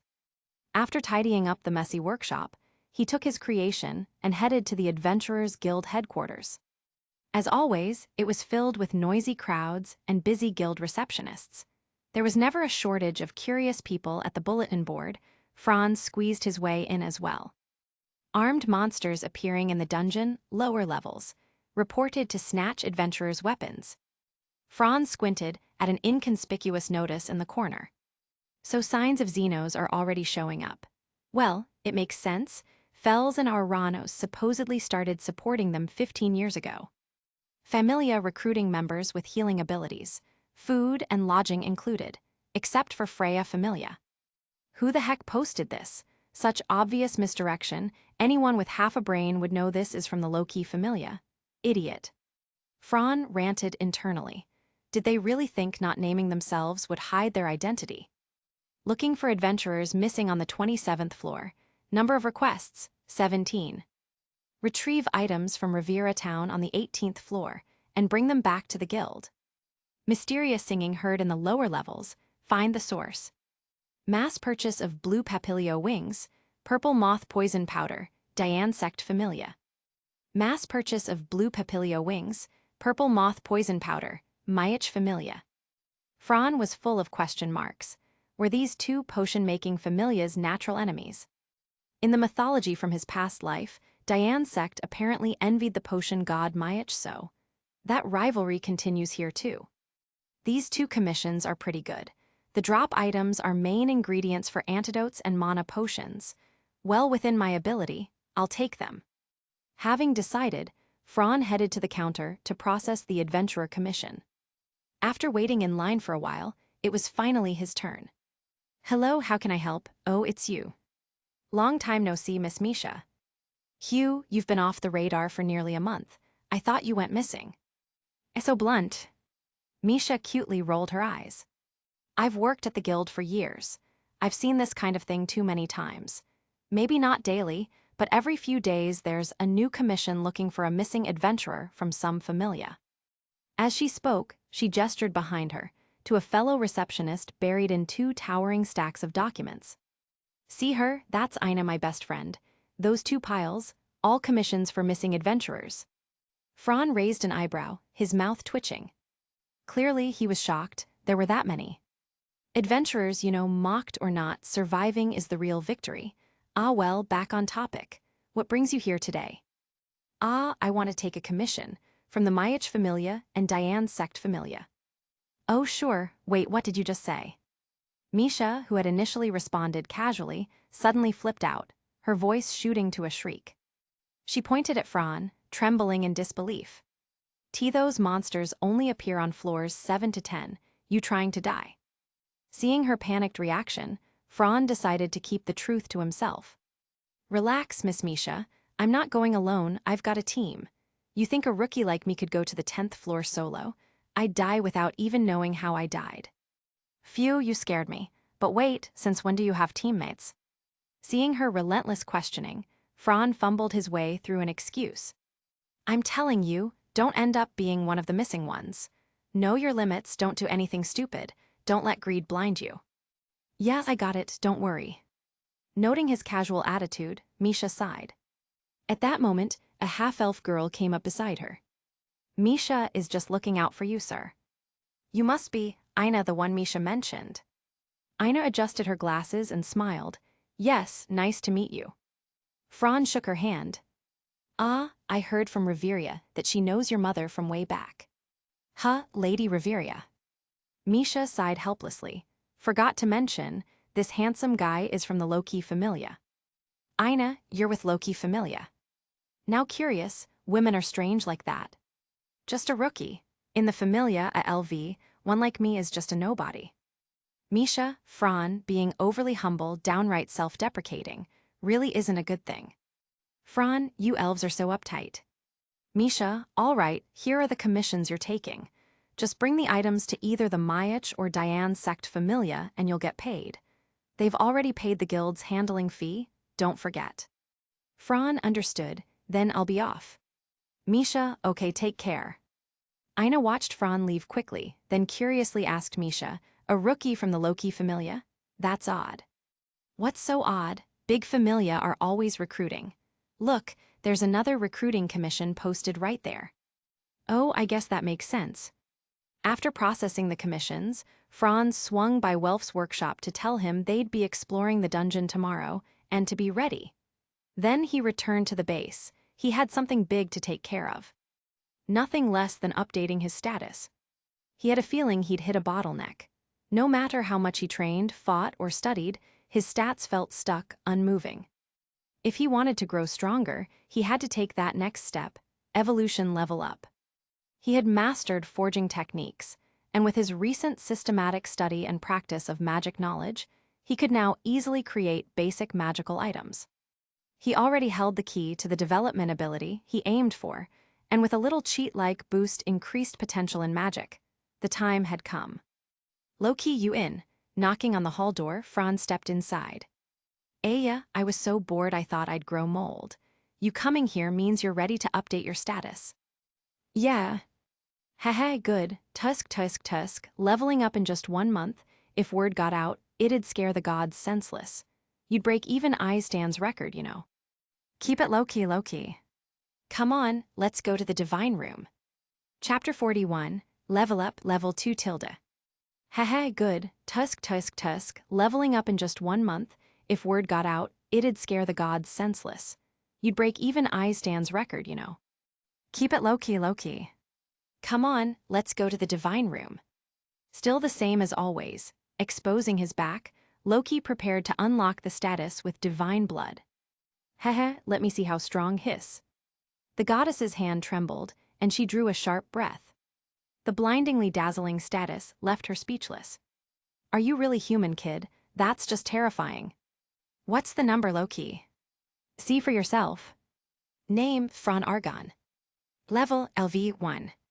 Stats, Strength, SSS 1233 right arrow SSS 1999, Endurance, SSS 1233 right arrow SSS 1999, Dexterity, SSS 1233 right arrow SSS 1999, Agility, SSS 1233 right arrow SSS 1999, Magic, SSS 1233 right arrow SSS 1999. 1999. As a vessel, this is my limit, I can feel it. Time to level up. Loki's face twitched. Why did it sound like the kid was a bit resentful, maybe even disappointed? This is already far beyond the limit of any lower world being, okay. But then again, this is our kid. The stronger, the better. Haha, then let's do this. Ding. Divine script floated and shimmered, layer upon layer like clockwork gears. Then, with a small click, a number changed from 1 to 2. And thus, Fran, through his own achievements, achieved the sublimation of the vessel and successfully rose from a lower-class adventurer to an upper-class adventurer. First, congrats, you've completed the sublimation and grown stronger. Fran pursed his lips and smiled shyly. Let's see your development abilities. Wow, quite a few choices. Pugilist, Breaker, Mage, Smith, Mystery, Abnormal Resistance, 6 in total. Loki opened her divine eyes, the corners of her mouth lifting. Mystery is a super rare development ability. You've probably decided on that one already, right? Loki squinted and tilted her head, waiting for Fran's decision. Yeah, this time I'll go with Smith and Mystery, and choose Mage and the others on my next level up. Smith and Mystery, huh? Matches well with your skill set. All right, I'll input it. While inputting, Loki chatted with him. Geez, you really are something. Every level up you get to pick 2 development abilities, so enviable. Twice the options at the same level. The advantage isn't clear yet, but once you're higher level, who knows how scary you'll become. Fran imagined the future and couldn't help grinning. Keep it low-key. Early on, focus on development. Both Smith and Mystery can grant me loads of knowledge and help raise my stats quickly. After that, I can choose combat-boosting abilities. That's the steady way. That's what makes your double pick so scary. All done. Loki locked the blessing and handed Fran the report. Name, Fran Argon. Level, LV2. Stats, Strength, SSS 1999 right arrow I0, Endurance, SSS 1999 I0 Dexterity, SSS 1999 right arrow I0 Agility, SSS 1999 right arrow I0 Magic, SSS 1999 right arrow I0.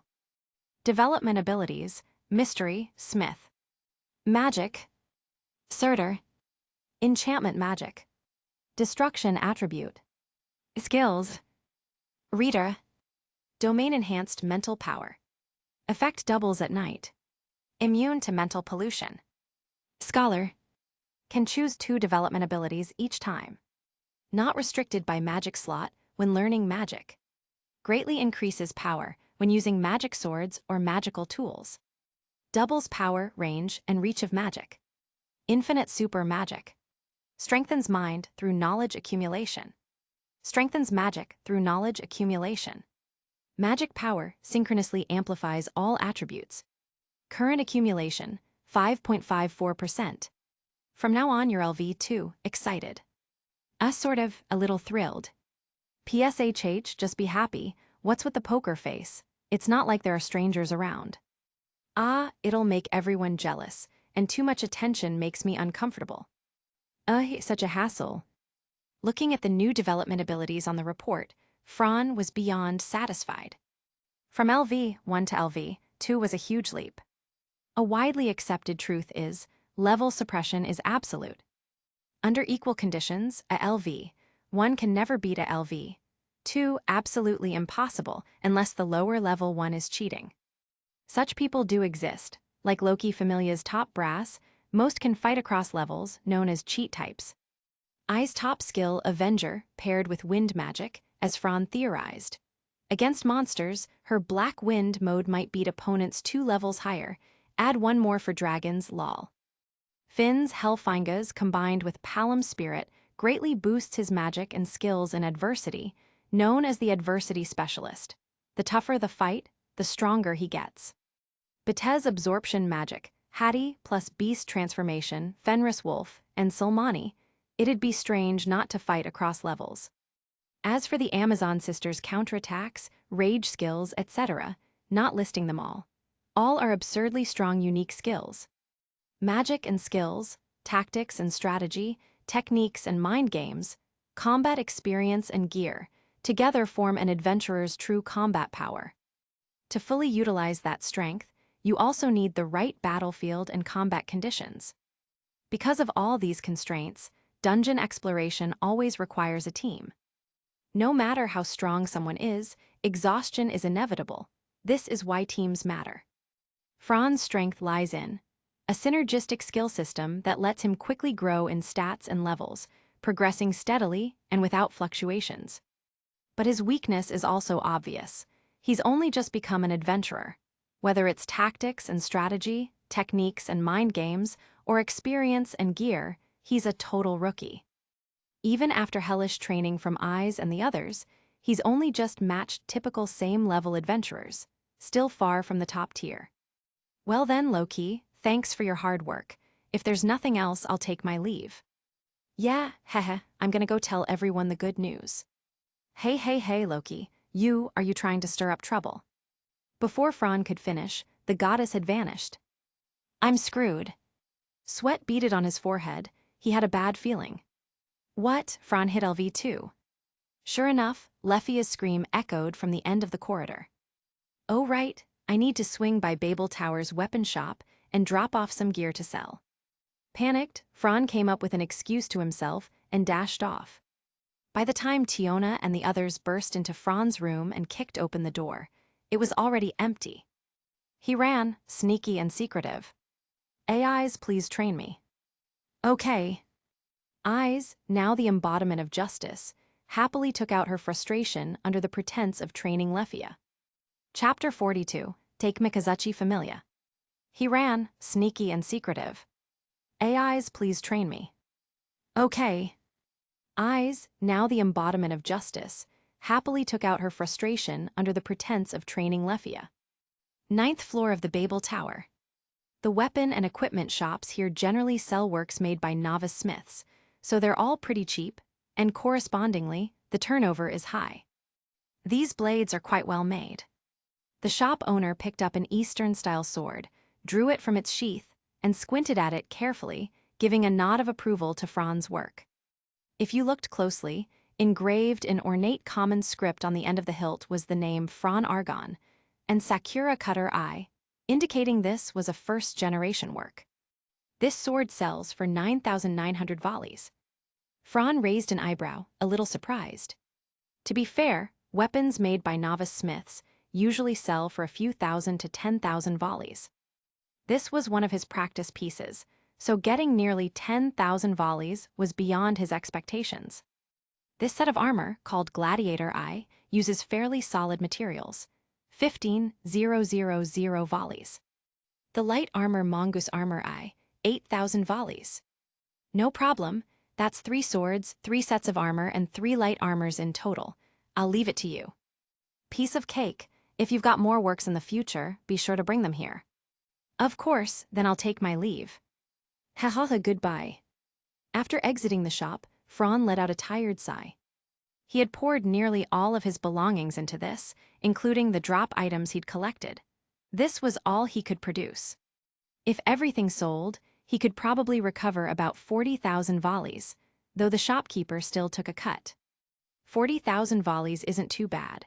Well, considering I'm still a novice smith. He shrugged, self-deprecating, and prepared to head to his next destination.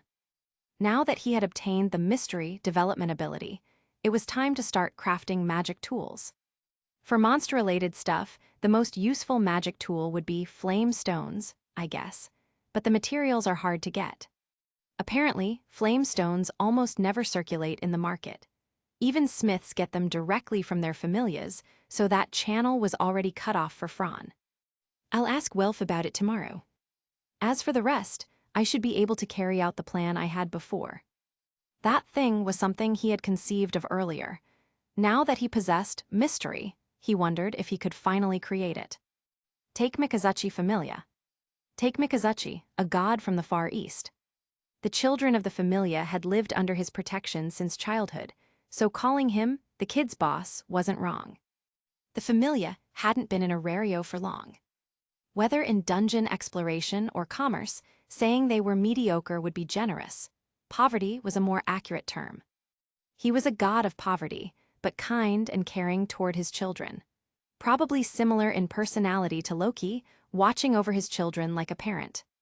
Due to the Familia's financial struggles, their residence was rather remote. This was the back alley of Northwest Street in District 7. It was close to the Twilight Manor in District 8, practically neighbors. The old apartment complex was built on a narrow street in the Northwest District. Whether by chance or not, the architectural style was distinctly Far Eastern. The Take Mikazuchi Familia headquarters was located here. Standing in front of a large house, Fran peered inside. May I ask who you're looking for? A short-haired girl wearing a violet kimono that barely reached her thighs had been working in the yard. Seeing a man looking in from the gate, she came up to ask. I believe her name is Chigusa Hitachi, a somewhat timid girl. Fran recognized her and stepped forward with a smile to greet her. Is this the Take Mikazuchi Familia? I'm Fran Argon from the Loki Familia. This visit is of a personal nature. You mean that Loki Familia? Fran removed his cloak's hood and nodded with a smile. Ah, yes, the one you're thinking of. This visit has nothing to do with the Familia. I just want to ask Ms. Yamato Mikoto for a small favor. Mr. Fran, please come in. Sorry for the trouble. And not at all. Chigusa led Fran through the courtyard to the guest room. Take Mikazuchi-sama, there's a visitor. Oh, someone visiting us, that's quite rare. Responding to the voice, a male god in a plain kimono with horn-like hair buns appeared. As far as Fran knew, this god was extremely kind and loved helping others. Most notably, he was quite popular with women but totally oblivious to it. In other words, a total straight-laced guy. The other gods called him a clueless pretty boy. Thinking of the god's embarrassing history, Fran's mouth twitched slightly before quickly stepping forward to greet him. Greetings, Take Mikazuchi-sama. I'm Fran Argon of the Loki Familia. This is a personal visit. I would like to request a small favor from your familias Yamato Mikoto. You're here for Mikoto, that child? AF for me. A girl named Yamato Mikoto appeared, not alone, however. Beside her stood a burly young man nicknamed Masaradekyo. If memory served, he was Kashima Aoka, level 2, and the familia's captain. Hearing the voice, Fran turned to look at her. The girl had long black hair flowing to her shoulders, tied into a side ponytail, likely to avoid interference during combat. 2 locks of hair hung by her forehead. She had a tall figure and wore knee-high dark red boots. Yes, I have a request for you, ma'am. Think of it as a request from one adventurer to another. Can you give me more details? No problem, it's very simple. I just want to see your gravity magic. Everyone, including Take Mikazuchi, stared at each other in confusion. What kind of request was that? Kid, calling it a request is too much. It's just one spell. I'm not like that Diane sect guy who even puts a price on a mid's healing magic. Take Mikazuchi raised a hand to his forehead and shook his head. Mikoto, go ahead and use it here. Consider it practice. But Take Mikazuchi-sama, is that really okay? It's nothing, just a small favor. Feeling a bit embarrassed, Fran bowed deeply. Thank you so much. If you ever need me, I'll come running. I told you it's nothing. No need to be so formal. Mikoto also stepped forward. Is here okay, sir? Yes, no need for a large area. Just demonstrate the magic's properties. Understood. With that, everyone stepped aside. Mikoto stood alone in the center. Then came the chant. Fran narrowed his eyes slightly, concentrating. The tone and rhythm were completely different from Lefia's style. I respectfully speak to you, my war god that can break through anything. Lead me from the precious heaven. Give my petty body divine power of your grand body. Rescue them light of purification, sword of crushing evil. Sweep sword of suppression, sacred sword of conquest. It arrives here now by my order. Descend from heaven, rule the earth, Shinbutause. With a rousing tone, the chant rang out. A distinctly Far Eastern-style purple magic circle unfolded in the sky. Vast magical energy gathered into a massive sword, which dropped straight down and pierced the ground, triggering a second, larger magic circle. Suddenly, a tremendous pressure bore down on Fran's entire body, causing him to bend at the waist. Chapter 43, Developmental Ability, Mystery Tilde. A distinctly Far Eastern-style purple magic circle unfolded in the sky. Vast magical energy gathered into a massive sword, which dropped straight down and pierced the ground, triggering a second, larger magic circle. Suddenly, a tremendous pressure bore down on Fran's entire body, causing him to bend at the waist. This gravity... looks like your level is higher than mine. If you were the same level, there's no way you could endure inside my gravity magic. Fran closed his eyes to feel it, while using his spirit sense to observe the flow patterns of the surrounding magic particles. That's enough, Miss Mikoto. That's enough already. Yes. All right, then I'll retract the magic. As Yamato Mikoto withdrew her magic, the terrifying gravity instantly vanished from Fran's body. If not for the aching all over, he would have thought it was an illusion. Sorry to trouble you all. At the door, everyone came to see Fran off. Take Mikazuchi, I told you it's no big deal. If you really want to repay me, then stop by my stall more often. Fran, is it the fried potato ball mobile stand? Take Mikazuchi, you know about it too. Fran, yeah, I seems to really like it. Take Mikazuchi, Sword Princess Eyes Wallenstein. Let me think, oh yeah, she comes by often, I remember her. Fran, then next time, I'll come with eyes to support your business. Take Mikazuchi, no problem, it's a promise. Fran, then I'll take my leave, Lord Take Mikazuchi. After leaving the Take Mikazuchi familia, Fran pulled a small booklet from his waist pouch and walked while jotting things down. The page was filled with complicated formulas and symbols, and even after an entire page, it still wasn't finished. This time, not only had he once again copied a magic spell for free, but he also had another goal. This was a miracle that could only be performed after acquiring mystery. Mystery, literally. A simple explanation. It refers to the 18 types of miracles granted by the gods, known as divine techniques, the most famous being the Philosopher's Stone. T/N. I think this is original content not related to DANMACHI. The sage who created the Philosopher's Stone broke the taboo between life and death and gained eternal life, though at a certain cost. That alone shows how overpowered this development ability is. Even Fran knew of no more than 5 people in all of Orario who possessed mystery. It was an incredibly, incredibly rare ability. As for the conditions to obtain it, seems to be related to be able to read the language of the gods. Just in case, Fran had studied this language earlier under Reveria. Whether it would be useful or not, he didn't know. Bonk so hard. Ow ow owe. This is what happens when you're walking and completely absorbed in writing formulas. If the thing you crash into is a high-level armored person, then your outcome is even worse. Owa, my nose hurts so bad. Franz sat on the ground, eyes watering, hissing in pain. His notebook and pen had fallen aside. You okay? Hearing that familiar voice, Fran couldn't help but sigh at how small Orario seemed. Eyes. The girl bent her knees together, resting one hand on them while reaching out her other hand to the young man sitting on the ground.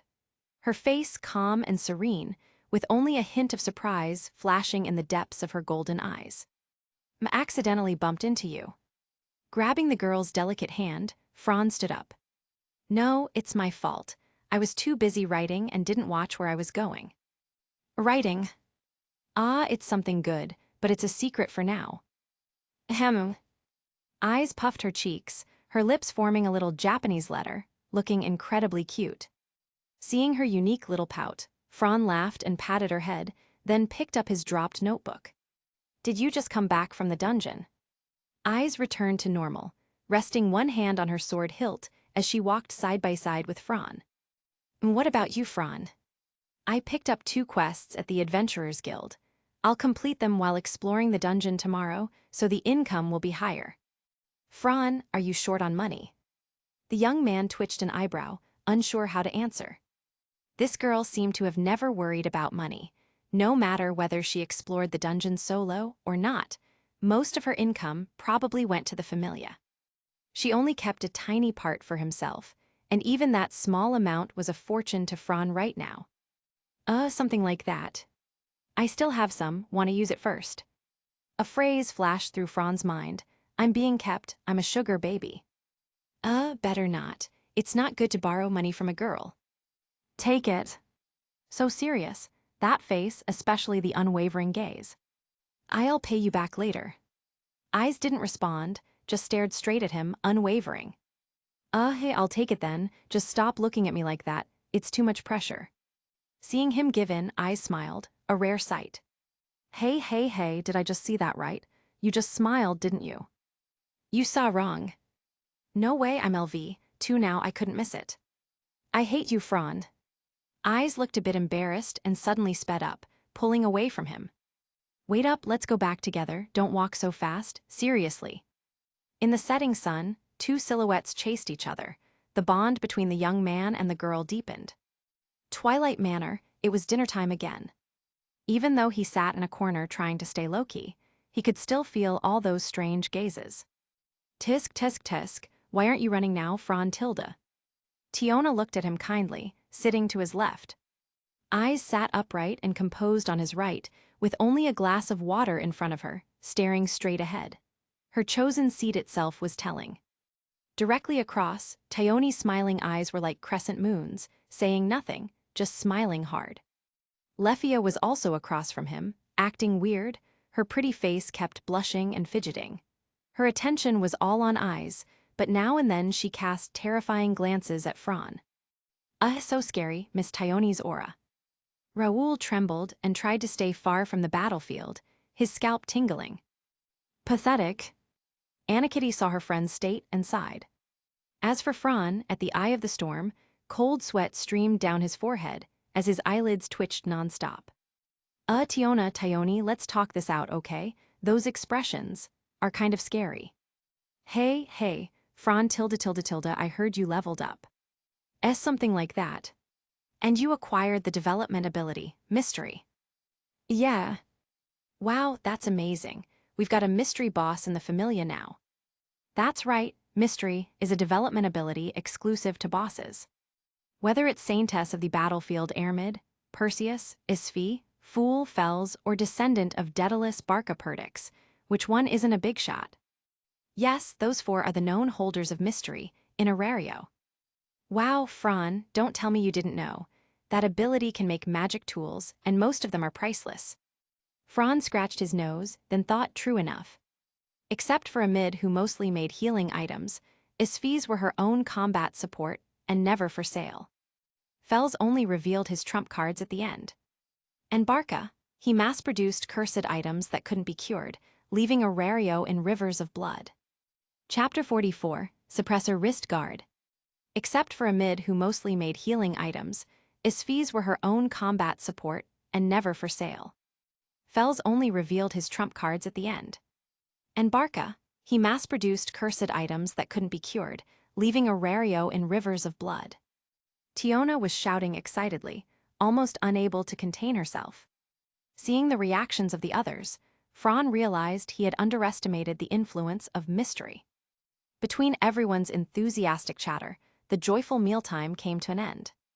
After sparring with the group in the courtyard, actually just getting beaten up one-sidedly to help digestion, Fran excused himself and left. Back in his room after a long absence, Fran's expression turned serious. Whether it's smithing or mystery, they both allow enchanting equipment with attributes related to stats, magic, and skills. For example, accessories with poison resistance, weapons with indestructibility, boots with magic absorption, or even magic swords that can cast spells. Narrowing his eyes, Fran ran his hand over the cover of his notebook, his mind quickly calculating the feasibility of his plan. I've already mastered the forging method and am fully versed in the enchanting techniques. The only thing left is materials that can endure it. Assuming it's meant to be worn long-term and not hinder combat, making it into a bracer would be ideal. The main material will be mithril, which has excellent durability and superb conductivity. As for the magic crystal material, the best I can access is the secret crystal from a gem beast. It can handle the strain. With a plan already in place, Fran had previously asked Anakitty for a small piece of raw mithril ore and a secret crystal. Everything's ready, let's get to work. Putting on his cloak and hat again, Fran appeared like a ghost in the shadows of the aerial corridor. He looked carefully. The Twilight Manor had already fallen silent under the night. With a soft whoosh, he spread his arms slightly and lightly leapt down, landing soundlessly, then flipping over the red courtyard wall, disappearing into the forest. All right, let's follow him. Heh, I already noticed he was distracted and acting shady in the lounge. I knew it. Cut the chatter, Tiona, he'll be gone in a second. I can sense his presence. Yeah, with eyes here, he can't escape. From the shadowy corner of the courtyard, Tiona, Eyes, and Lefia had been hiding there the whole time. All of Fran's sneaky theatrics were meaningless, if anything, a bit comical. This way. Under Eyes' lead, the four quickly followed. Sigh, these kids, can't they give us a break, causing trouble in the middle of the night again? Once the four left, Reveria, Gareth, and Finn stuck their heads out from a top-floor window, shaking their heads and sighing.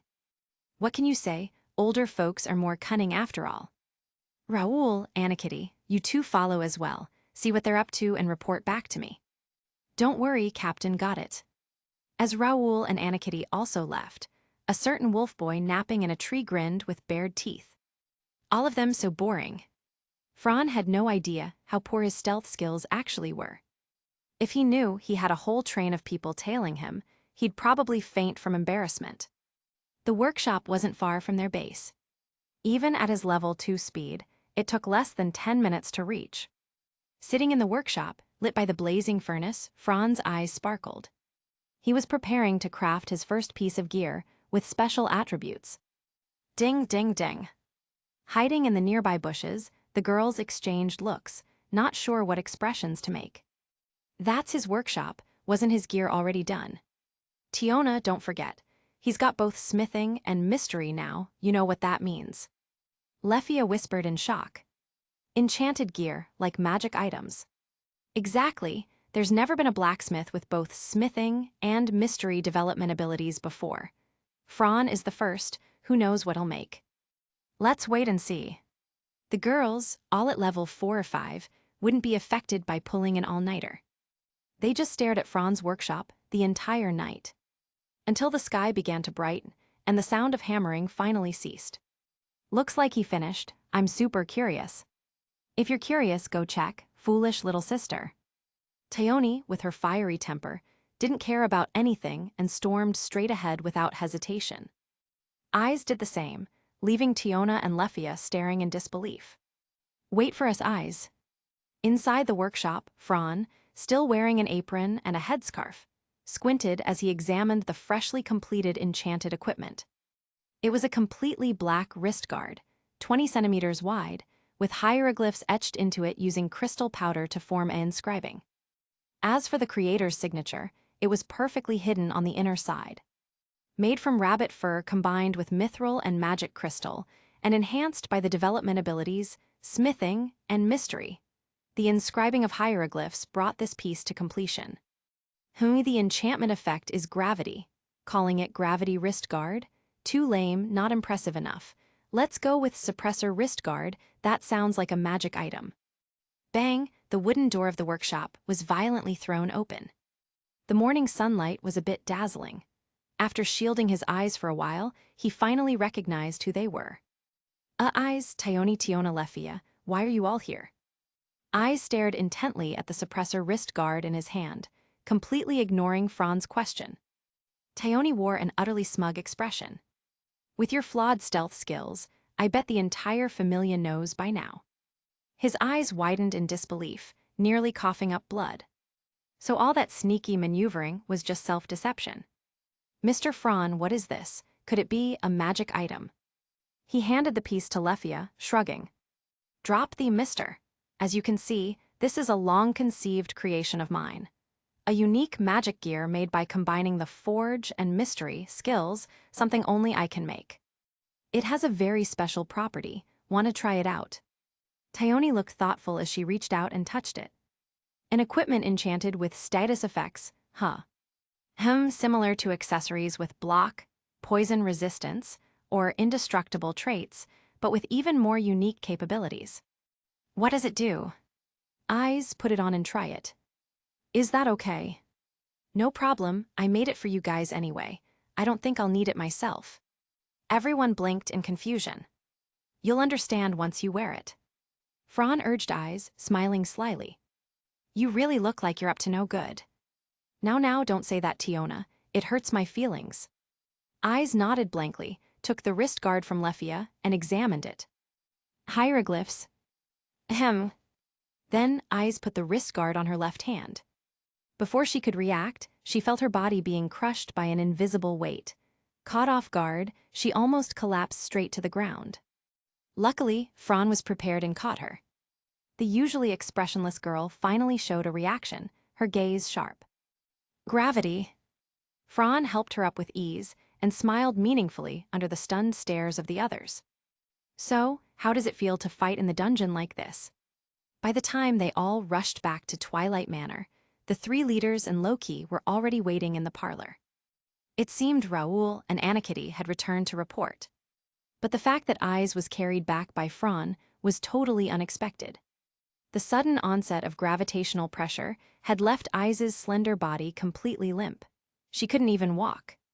Fran placed her on the sofa. The girl tried to straighten up, but ended up leaning weakly on his shoulder. This thing is what did this to our Eyes Stan. Loki, Finn, Reveria, Gareth, the Amazon sisters, Lefia, and even Beta all stared at the magic item on the table. Fran, if you insist on putting it that way, sure. Loki, huff. Fran, I'm going to kill you.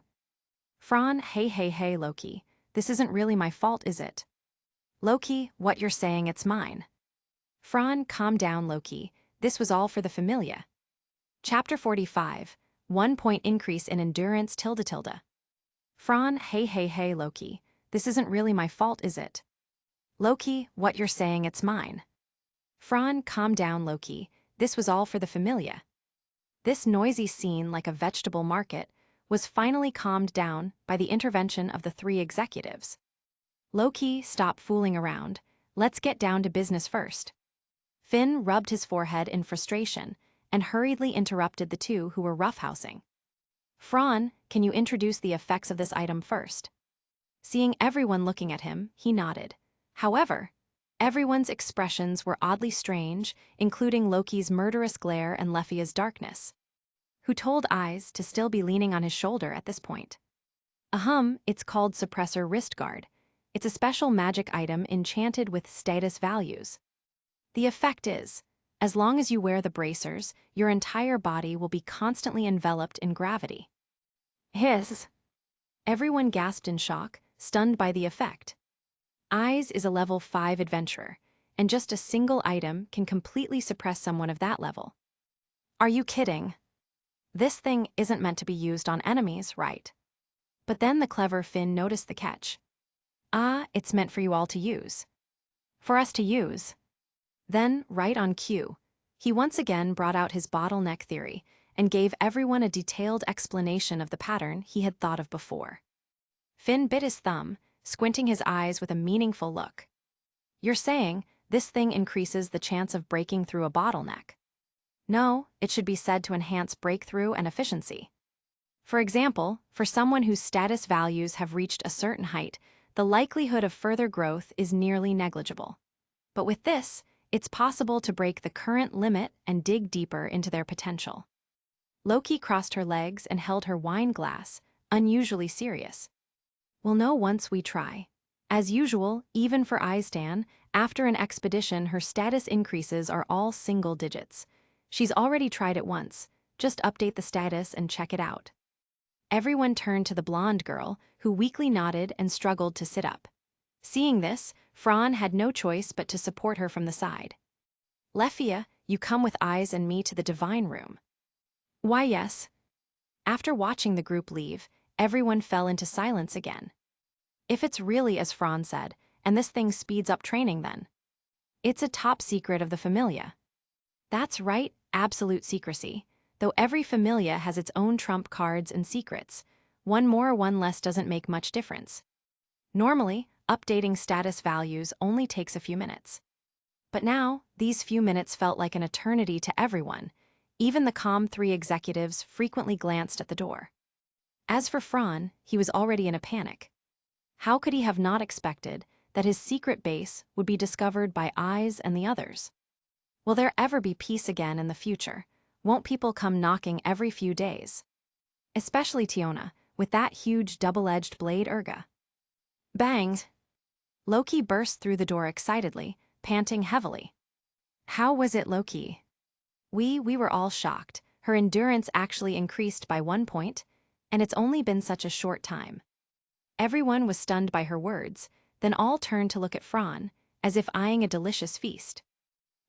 Even between close friends, accounts must be settled clearly. So, speak, how much does it cost? What's with those, money is no object looks on your faces?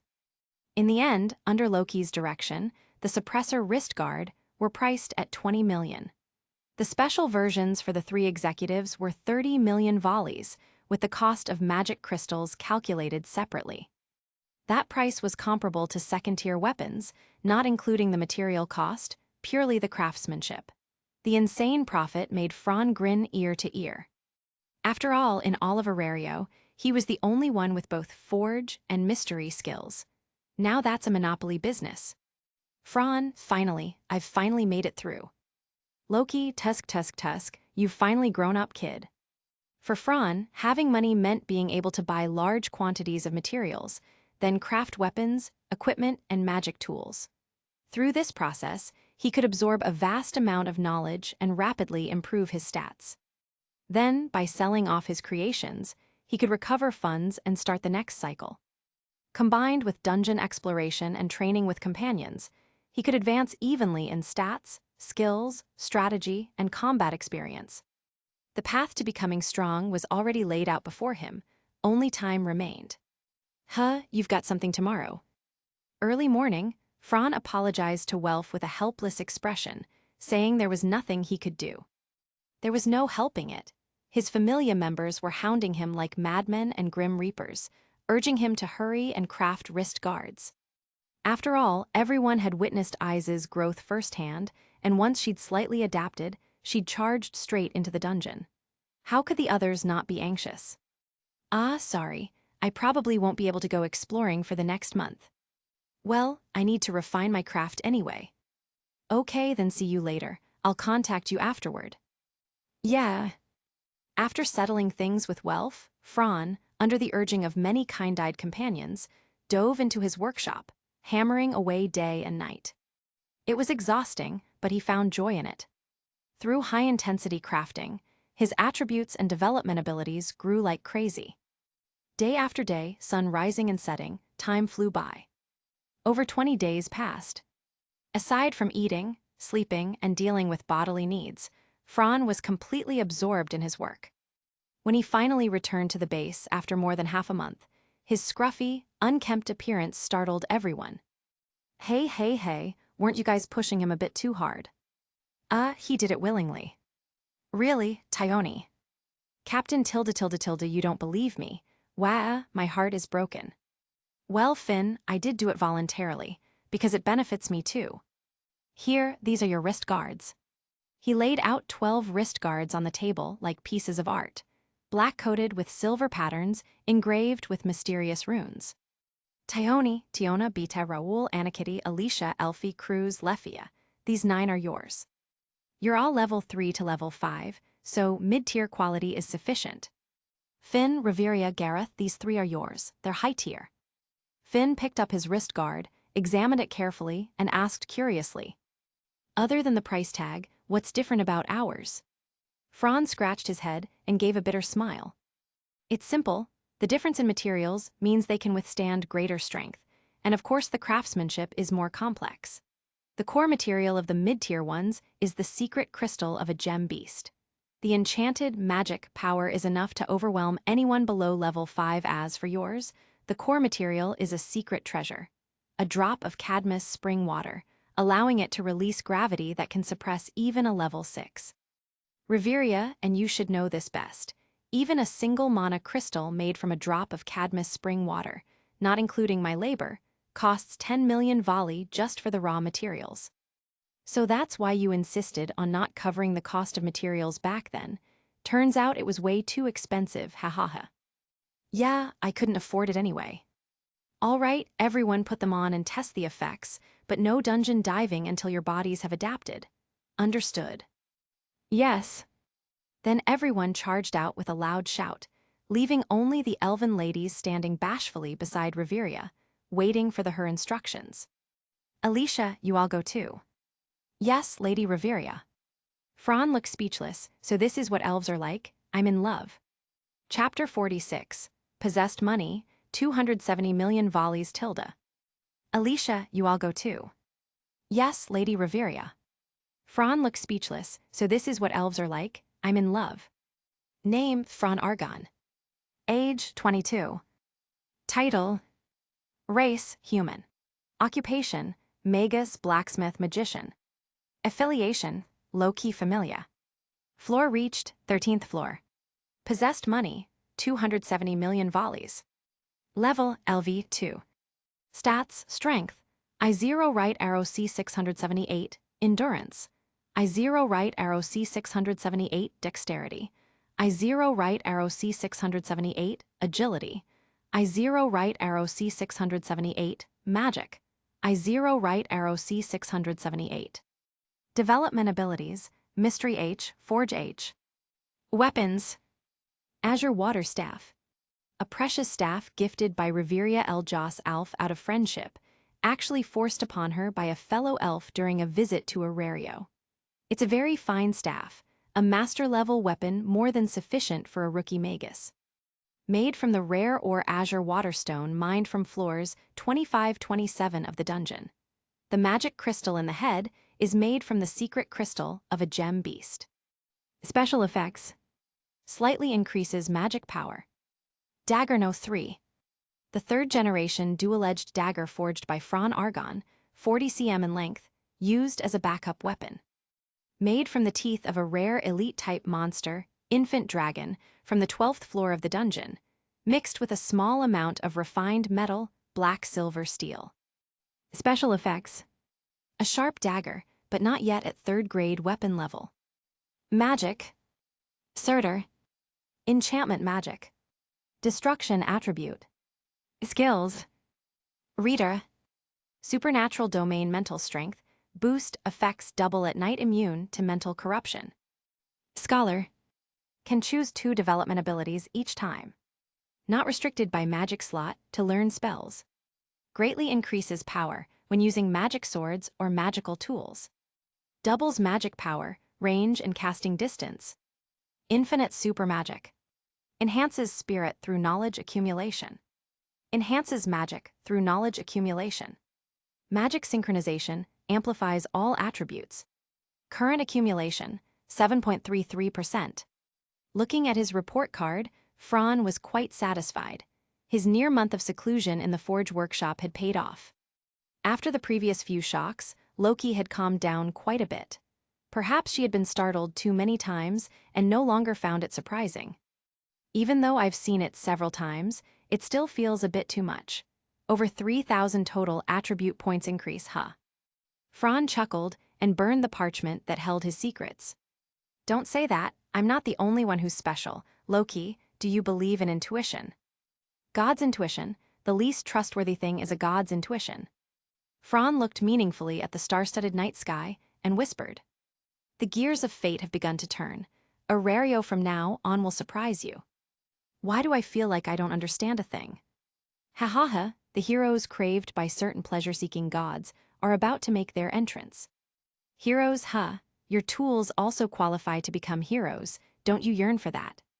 Fran scoffed and turned to meet Loki's red divine eyes. Heroes must stand on the stage, under the gaze of all. But in my eyes, anyone performing on stage, be it an extra, a supporting role, or even the lead, is just a puppet on strings. No matter how perfect or brilliant the performance, it's not what I want. I'm a seeker of knowledge. Exploring the unknown, pursuing mysterious truths, isn't that far more interesting than becoming a hero? Besides, my heart is small and can only hold my family and friends. No room for more. A world-saving hero and all that, sorry, not for me, that's all. Loki curled her lips into a smile. Haha, in my familia, no, even in all of Orario, you're something special.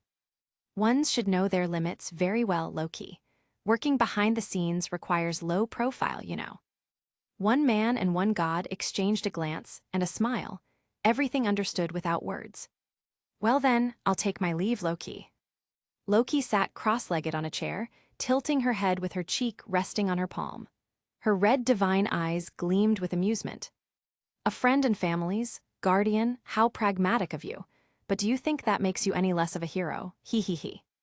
Having completed the update of his stats, Fran was in a great mood. Every time he saw his stats improve, he felt a sense of nurturing development. Maybe the gods were like that too. Yo, long time no see. In the northern district of Orario, in a semicircular plaza facing the main street, Fran met up with his old buddy Welf. They found a spot to sit down beside the fountain, near a bronze statue in the plaza's center. How have you been lately? Fran looked over the red-haired youth, chatting cheerfully about everyday matters. Don't even bring it up. Same as always. Those bastards are still rejecting me, I just don't get what I did to them. Just talking about it made Welf visibly frustrated. They're jealous of your magic sword crafting, obviously. If it were me, I'd feel the same. You've got skills better than top-tier smiths, yet you refuse to make them.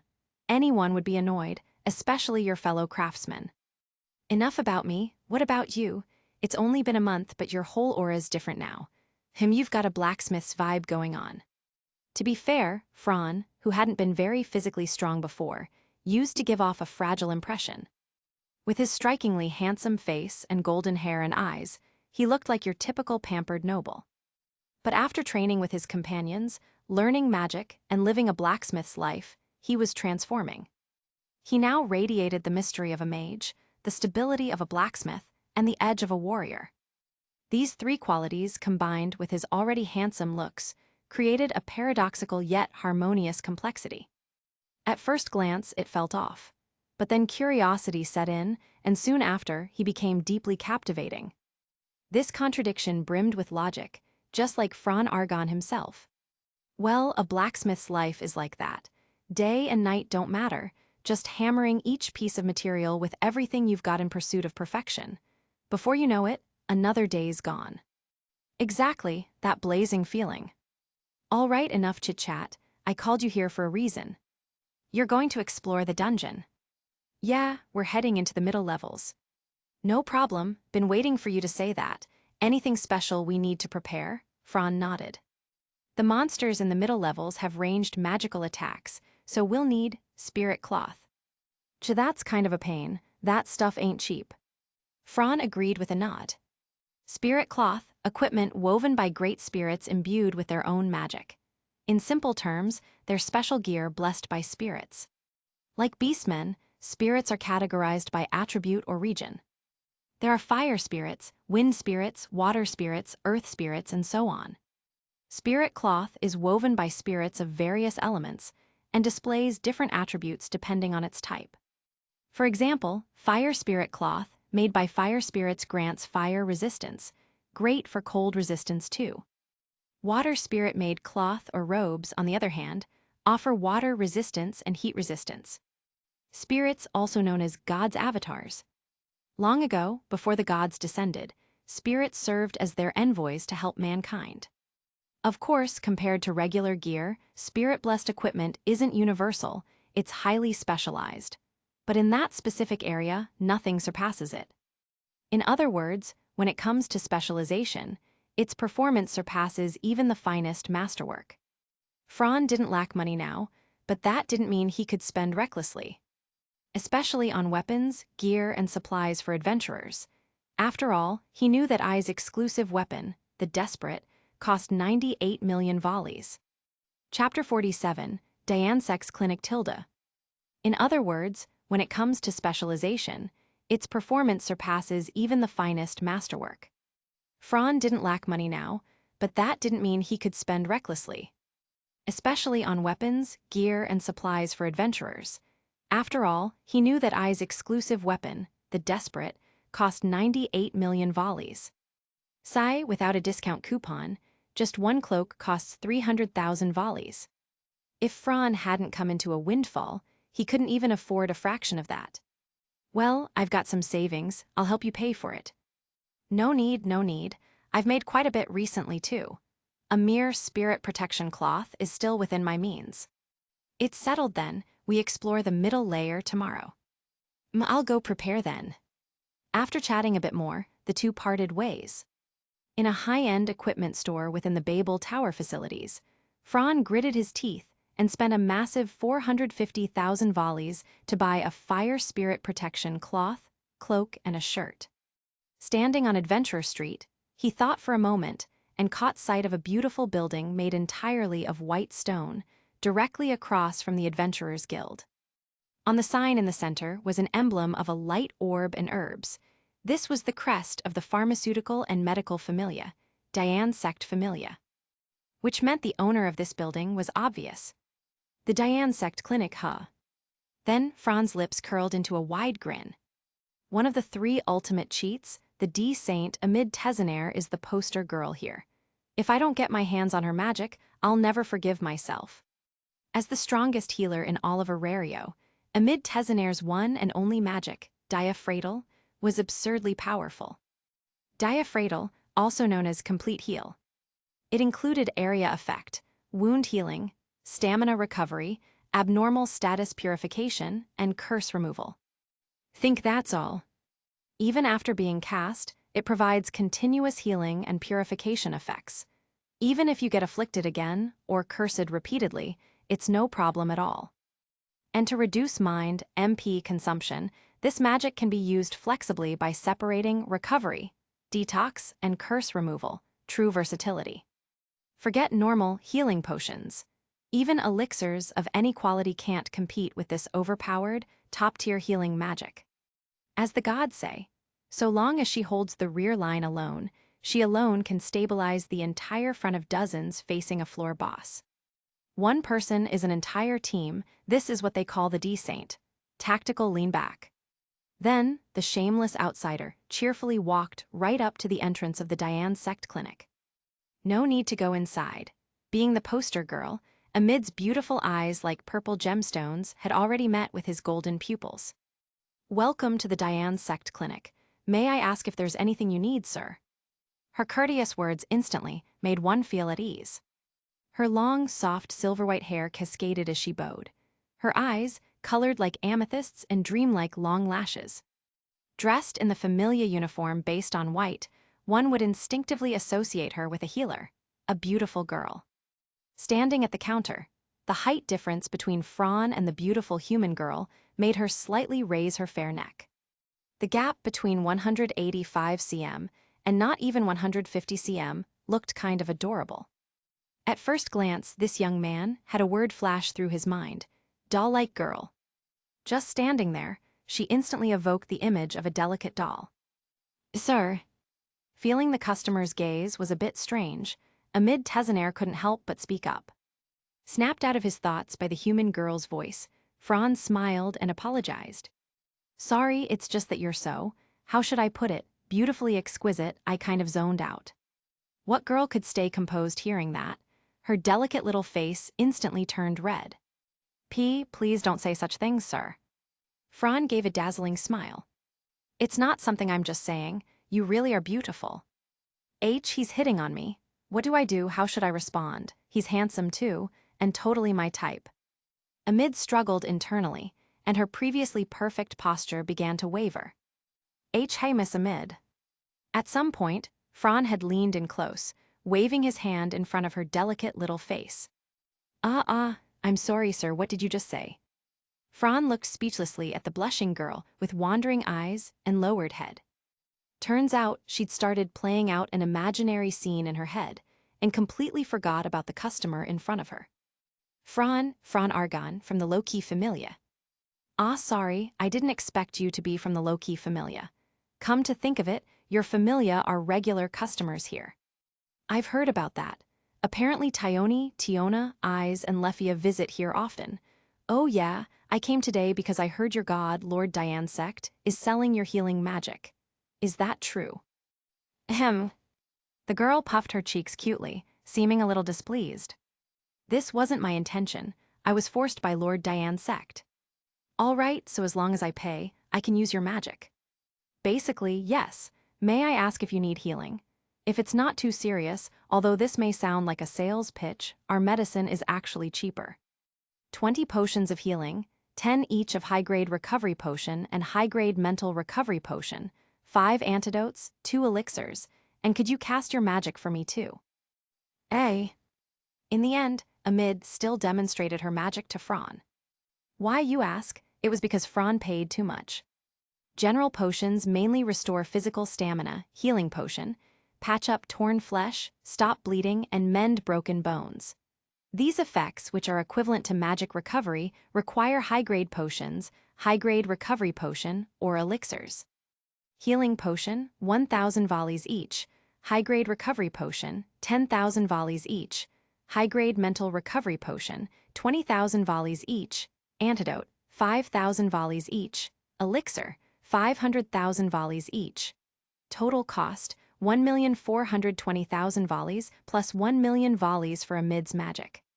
Total expenditure, 2,420,000 volleys. Adding the 450,000 volleys for the spirit protection cloth, purchase, 2,870,000 volleys vanished in a single day. This shows just how much adventurers earn and spend. Is this good enough? Inside a private treatment room belonging to Diane Sect's clinic, a petite girl in a beautiful white uniform unfolded a magic circle and displayed her magic to the young man in front of her. Magic circles are a powerful ability that can only be deployed by those who have mastered magic control, a specialization representing advanced magic users. Magic circles enhance the effects of spells, widen their area of effect, and improve mental power efficiency. They are proof of high-level mages. However, the beautiful girl in front of him deployed a magic circle just with her own magic, something only high-level mages should be able to do. But upon closer look, it was different. Amid's magic circle was diamond-shaped and white in color, constructed with mysterious symbols and intricate patterns, symbolizing holiness and healing. As she poured in her mental energy, the pure white light rising from beneath her feet grew stronger. "All right, Miss Amid, that should do it. I understand." With those words, as the girl slowly retracted her magic, the magic circle gradually disappeared, and the treatment room returned to normal. "Mr. Fran, forgive me for overstepping, but as someone in good health, you don't seem to have any reason to spend such an enormous amount of volleys on something like this." Looking at the earnest girl, Fran felt a bit bad about deceiving her. He thought for a moment and decided to tell her the truth. "Can I trust you?" "What do you mean?" "To keep a secret. Other than my familiar companions, you're the first outsider to know." Amid's expression didn't change. She only blinked her beautiful amethyst eyes. "Please rest assured, keeping a customer's secret is a basic duty of a competent healer." "All right then." Saying that, Fran recited a chant Amid was familiar with, causing her expression to waver in shock. Chapter 48, An Expert Cook Tilda. "Please rest assured, keeping a customer's secret is a basic duty of a competent healer." "All right then." Saying that, Fran recited a chant Amid was familiar with, causing her expression to waver in shock. The still steaming black tea sat in the center. On either side of the tea table were the silver-haired human girl Amid, sitting upright with her hands placed ladylike on her thighs, and Fran, who was stirring a beautifully crafted teacup with a spoon. This was the VIP reception room of Diane's sect clinic. As one of the top clinics in Orario, it was extremely busy. Adventurers came and went constantly. Some came to visit their companions, but most came for treatment. As the clinic's poster girl and chief healer, Amid was usually very busy. But today, she had unusually taken time to personally receive the blonde young man from the low-key familia. To think, aside from Lady Reveria and Lefia, there's actually a third person in the low-key familia who can use more than 4 types of magic. In the beautiful human girl's eyes swirled complex emotions, wonder, astonishment, interwoven and making her thoughts a mess. "Actually, I'm a newbie, a mid-chan. It's totally normal you haven't heard of me. I've only been in this city for less than half a year." That makes it all the more surprising. If I'm not mistaken, you're already a level 2 adventurer. Your leveling speed leaves me speechless. Fran lowered his eyes slightly and forced a smile. Amid, can we not talk about my leveling speed? Like you didn't know before, I'm the type who doesn't like standing in the spotlight." Staring at the man closely, Amid's little face froze in surprise, then she let out a small laugh, quickly covering her mouth with her hand upon realizing her slip, her shoulders shaking. Was it really that funny? For me, a quiet, peaceful life is the best. Like now, drinking tea, reading books, occasionally studying magic or crafting something I like, this kind of ordinary daily life. Compared to those big shots dancing on the edge of death every day on center stage, I think this is just fine." Looking at the young man's helpless face, Amid took several deep breaths to barely regain her ladylike demeanor, though the amusement in her eyes was impossible to hide. "I never expected Mr. Fran to be such an interesting person. Of all the adventurers I've met over the years, every single one sought fame, fortune, or power. They dream of becoming heroes and attaining everything. But you're the only one who even avoids the stage. I don't know if I should call that your personality or something else, but it's certainly interesting." She probably meant something like, "You've caught my attention," Fran thought. "Well, cards on the table, I'm just afraid of dying." Amid's big eyes curved into crescent moons, as she smiled and replied gently, "Mr. Fran, you're very honest." The young man took a sip of the tea the girl had brewed by hand, and the sweet and fragrant flavor spread down his throat, making him squint his eyes in delight. "This is the best black tea I've ever had." The girl's face flushed red. What's with this man? But for some reason, she felt a little happy. "I've stayed long enough, I should be going. I'll come visit again after I return from the dungeon." "All right then, safe travels." "Thanks, see you." Fran wasn't one to linger. After finishing his tea, he picked up the potions and spirit protective cloth he'd purchased and left leisurely. Twilight Manor. Already driven mad by Fran's provocation, Eyes and the others now had the aid of the suppressing wristbands, and it was as if they were living in the dungeon, much like back in their level 1 days.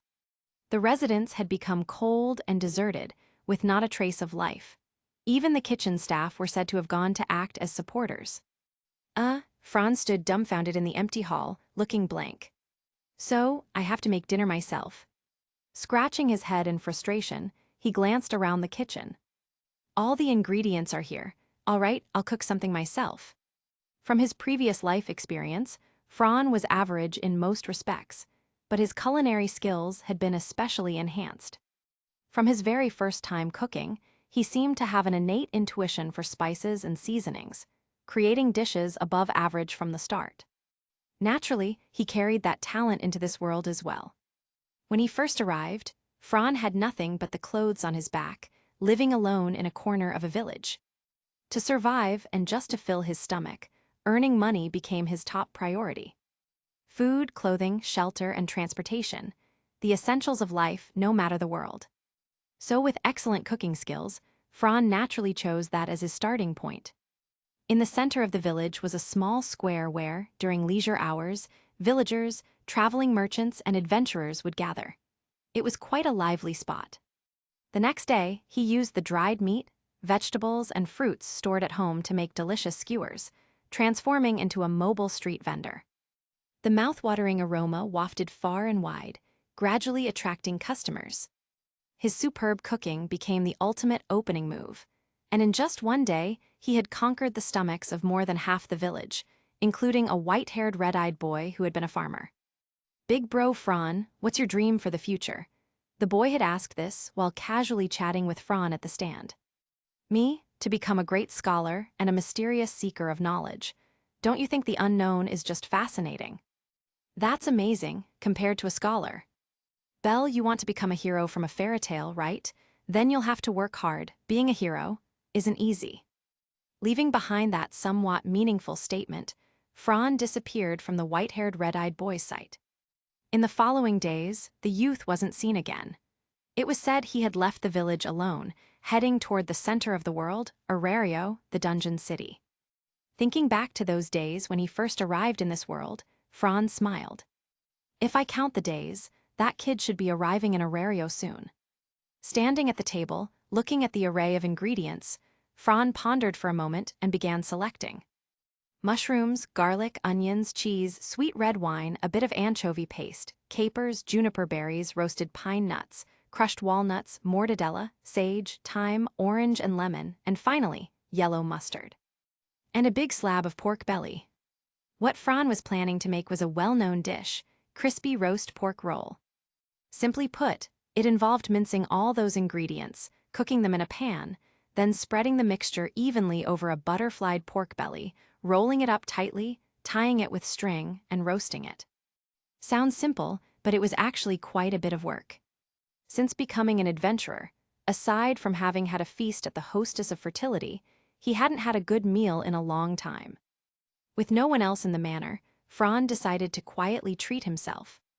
With the main dish settled, he figured eating only meat would be too much, so a pot of soup was also in order. Not far from Orario was a port town called Melon, which served as the city's maritime gateway. Every day, large quantities of seafood were delivered there. Naturally, the low-key familia's kitchen lacked for nothing. He simmered a big black fish into a soup, sprinkled in some coriander leaves, and added a bit of seasoning. Finally, he casually made a big pot of dessert as well. Chapter 49, Tsundir Wolf, How Strange Tilda. He simmered a big black fish into a soup, sprinkled in some coriander leaves, and added a bit of seasoning. Finally, he casually made a big pot of dessert as well. The name of the dessert is rotgrutzi, which means red berry pudding. The main ingredients are berries and cornstarch. There are many varieties of berries in the kitchen. Black currants, red currants, raspberries, strawberries, blackberries, blueberries, and sour cherries. They are all commonly found on the market, perhaps favored by some cute girl from the familia. Anyway, plenty were prepared. The dessert is very simple to make. Put 3 spoonfuls of blackcurrant juice into the starch and stir evenly, then pour the berries into the pot, add the blackcurrant juice and starch mixture, and then add sugar, and it's ready to cook. While waiting for the meat roll and the berries to cook, make a bit of vanilla sauce. Milk, sugar, eggs, cream, starch, and the key ingredient, vanilla pod. Then the simple dessert is done. Bringing the bread, meat rolls, soup, and dessert to the table, in the dining hall that could usually hold 50 to 60 people, only Fran was there alone in the silence. But he enjoyed the atmosphere very much. The peaceful environment made him feel immersed, both body and mind relaxed. I'm going to eat now. Life always needs a bit of ceremony, Fran said with a pretentious smile, then picked up his knife and fork. Wow, what's that smell? I've never smelled this before. So fragrant. Bang! The tightly closed restaurant door was pushed open. The sisters Tiona and Tioni, Eyes, Lefia, Raoul, Anakitty, Elfie, Line, and bringing up the rear, Bitte. Only Riveria's little follower Alicia was missing. Fran, don't tell me you made this yourself. You have this kind of cooking skill. HMPH, eating alone isn't a good habit, you know. Eyes was simpler. Her pair of golden eyes stared straight at the red and white berry dessert, finally saying just 2 words, want to eat. Fran's face went dark, frozen in place. He couldn't eat, but also could not eat on the verge of tears. So this is what they call better timing than being early. Love it. So delicious. What is this? There's actually this kind of way to cook meat. The style is completely different. Is this from your hometown? Crispy on the outside, tender on the inside, fatty but not greasy, with the filling and spices inside, is this heaven? With your skills, even if you don't become an adventurer, you could totally open a tavern and make a killing, Fran. Tiona, eating happily, kept patting his shoulder and praising him, completely missing the tear in the corner of someone's eye. Worked for 2 hours, and he only got to eat a tiny bit, damn it. It's very delicious, Fran. I said the warmest words of the night in a tone only a girl could manage. As long as you're satisfied. HMPH, what adventurer? Weaklings should stay on the surface. Aren't you quite capable? Bitte, that Sundir wolf, was once again rescuing the weak in his own way. Fran understood his personality and didn't get mad, just smiled with squinting eyes. Chi boring. Kicking a chair away, Bitte ran off wagging his tail. He felt like he'd been seen through, and that annoyed him. Well, that's just how Bitte is. He didn't mean anything by it. Thinking Fran was mad, Tioni tried to comfort him. I know. Sundir. That's the kind of behavior where someone hides their shyness by acting cold and arrogant, totally contradictory in actions and words. Spiky words, arrogant attitude. So what? I'm a true second-generation anime fan. Second what? Nothing. Everyone looked at each other, but once Fran said that, they all burst into laughter. Sundir, hey ha ha ha, I'm dying, Sundir wolf. Just don't let him hear that, he. As for Elfie, Line, and the others, they wanted to laugh but didn't dare to, afraid of getting beaten up, holding it in painfully. Hey, you all say that, but don't say it was me. My little LV, 2 arms and legs can't handle it. She cowered. This is called tactical retreat. Totally different from you Amazonas who only know how to charge head-on. You're just scared, trying to sound smart. It's called tactical retreat. The noisy chatter spread from the dining room. This once quiet and deserted mansion became lively once again. The next day, the enormous labyrinth city came back to life. The magic stone lamps along the roadside began to dim, and the sky began to brighten. On the bustling streets, people flowed endlessly. Guild staff and townspeople had already started working, and their figures could occasionally be seen. Foreign merchants, carrying goods, rushed down the streets with their wagons. Adventurers and supporters gathered with the crowd, heading toward the center of the city, the Tower of Babel, like pilgrims. Fully prepared, Fran carried a brand new backpack he had crafted himself, wearing the fire spirit's cloak that wrapped around his body. As he walked, the staff and short sword at his waist could be seen. The 8 pouches at his waist were also refilled with potions, including healing potions, mana recovery potions, and even the expensive elixirs. When it came to staying alive, he never cut corners.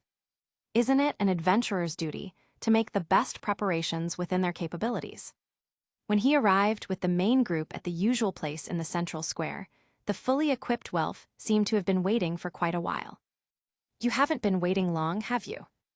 Welf scratched the back of his head awkwardly. "I got too excited, you know how it is. Like a kid going on their first field trip." "Hey, how can you put it like that?" "Ha ha ha, let's go. Might as well buy lunch on the way." "Sure." After walking a few steps past the Fountain Plaza, they arrived at the Northwest Avenue. The hostess of fertility was located here. Not wanting to wrong their stomachs and not short on money for now, they of course opted for satisfying food. "Good morning, Fra Naya." "Good morning, Anya-chan. Long time no see." "Right, Naya. Let me think, it's been a month, Naya. I was a bit busy recently and didn't drop by. We're exploring the dungeon today, so we came to get some lunch." "Bento, Naya." "Yeah, give me 4 seaweed rice balls, 2 bacon and hamburgers, and 2 bottles of fruit wine." "Fruit wine, Naya? Are you trying to die, drinking that before exploring the dungeon?" "It's fine, don't worry, I'm strong." "Mr. Fran, you can never be too cautious in the dungeon." Ryu, holding a broom, stared straight at him with empty-looking eyes. "Welf, I mean, that elf stare is seriously intense." "Fran, all right, no fruit wine then. Anya-chan, please get that ready for us." "No problem, Naya, just wait a moment." After Anya left, Fran looked at Ryu. "Fran, Miss Ryu, you often go to the 18th floor, right?" The girl was silent for a moment before replying in a complicated tone. "You know about that?" "Fran, I know a little about the Astria Familia incident, so don't worry, I won't expose your identity." Hearing Fran's direct response, Ryu smiled bitterly. "Driven purely by vengeance, that's the real me. Do you think such a filthy elf is worth your expectations, Mr. Fran?" But Fran smiled. "If the world were simply black and white, things would be much easier. Unfortunately, it's not. For example, if I were you back then, without even thinking, I'd have acted more decisively, more thoroughly than you. There's a saying in my hometown that I want to share with you, Miss Ryu. 2 people with a blood feud cannot coexist under the same sky. It must be repaid with blood, with tooth for tooth. Otherwise, what's the point of living? I really admire what you did." Ryu widened her eyes, completely shocked. Fran's words completely disrupted her thoughts. "Mr. Argon, you." "Anya, here's your bento, Naya." "Fran, thanks, Anya-chan, here's the money." "Fran, well then we'll be off. See you tonight, Ryu-chan, Anya-chan." "Anya, Fran, you're raising flags again, Naya." "Looking forward to you supporting our shop again." Lunwar and Chloe also came running out with smiles. Only Sir stood to the side, a trace of doubt in her eyes. "How strange, I can't see anything." In Sir's eyes, the soul named Fran was nothing special, ordinary, the kind you couldn't even pick out from a crowd. He didn't even measure up to the red-haired youth beside him. How strange indeed. Chapter 50, The Middle Floor's Tilda. In Sir's eyes, the soul named Fran was nothing special, ordinary, the kind you couldn't even pick out from a crowd. He didn't even measure up to the red-haired youth beside him. How strange indeed. "Hey, you never told me that the elf waitress at that tavern was the Gale on the blacklist." Walking on the road, Welf, sweating nervously, approached Fran, grumbling. "Ah, you never asked. Besides, why do you think that place is always packed? It's because it's safe." "Geez, who would dare cause trouble at the hostess of fertility? Are they tired of living?" "Judging by your tone, that place is terrifying. But the people eating and drinking there are all adventurers." Fran's mouth curved up, his face smug. "Without some skill, who would dare open a tavern there? Why don't you use your brain a little?" Speaking of which, the hostess of fertility is located directly on West Main Street, and the building itself towers above the rest. It clearly looks like a high-end place. Then consider this: a certain goddess's authorities are fertility, birth, love. It's terrifying when you think about it. Well, forget it. Some things are better left unexplored. As they talked, the two had already followed the crowd into the dungeon. "Same as always, you take the front, I'll be rear guard and support." Let's move out. Welf, full of energy, carried his great sword and charged into the darkness. For the two of them, the monsters in the upper floors practically posed no threat anymore. Leveling up is like a huge leap, like a mountain standing between two stages. Not to mention, Fran's current stats aren't just what you'd expect of someone who just entered LV, too. Even by average adventurer standards, he was top tier in LV, too. In these upper floors, you could call him invincible. Poofed. The blade of dagger number 3 pierced the enemy's skull easily. It felt just like slicing through tofu. My power's overflowing, though it doesn't feel abrupt. I've clearly become much stronger. Before, when not using magic, monsters in the upper floors would still give them a bit of trouble. Especially large types and rare species, killing them in one strike was out of the question. They always needed to struggle a bit first. During that struggle, more monsters would often rush in and create real danger. But now, whether strength, endurance, dexterity, or agility, all of their stats overwhelmingly crushed the current monsters, even large and rare types. With improved kill efficiency, things naturally got easier. After taking down a few monsters, Fran dug magic stones from their corpses one by one, calmly handling the aftermath. So strong, you bastard, don't tell me you leveled up. Welf looked disbelieving, his eyebrows twitching comically. SHH, don't make a fuss. Hey, you're hiding intel. Don't say it out loud, this is a secret. Come on, with this many adventurers on the upper floors. Even if everyone keeps their distance to avoid trouble, quite a few people saw that battle just now. I'm wearing a cloak, they don't recognize me, relax. Your personality really sucks. Hiding your level, secretly enjoying yourself, isn't that kind of fun. Let's go. Okay. On the upper floors, both the spawn rate and the number of monsters were just too low. With their current one-hit kill power, even after 10 minutes of walking, they might not encounter a single monster. Looping around, following the official paths drawn on the map, they headed straight to the 12th floor. Hugh finally reached the area. The 12th floor's visibility was still a headache, but thanks to Fran's drastically improved power, he no longer felt tense like before. Standing side by side on the slope of the cave leading to the next floor, they stared into the darkness ahead, full of caution. The middle floors and the upper floors are two different things. Monster strength, spawn number, and respawn rate all increase significantly. From the 13th floor onward, you'll encounter monsters like Almiraj, hellhounds, crystal mantis, Lydrafang, and minotaurs. Almiraj may appear in the middle floors, but their potential is only around LV. 1. However, they're fundamentally different from upper floor monsters.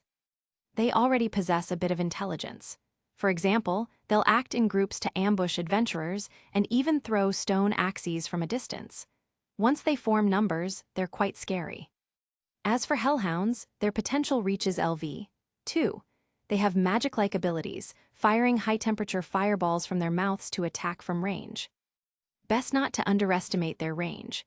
Also, their claws and fangs are weapons too. Add an agility that far surpasses upper floor monsters.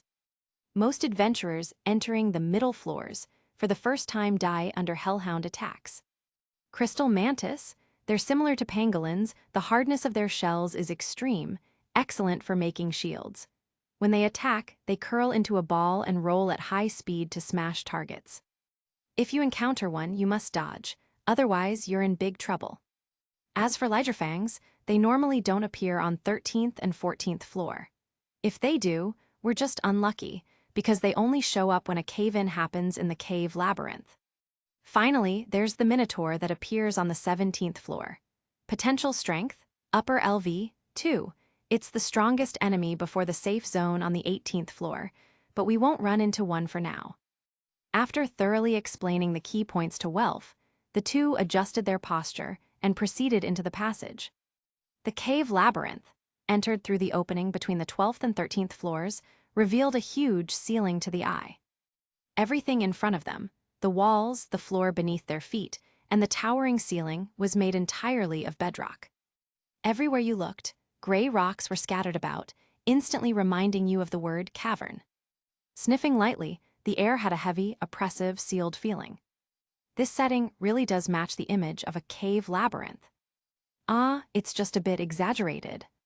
The passage exit was surprisingly located in a natural cave, about halfway up a mountain-like area.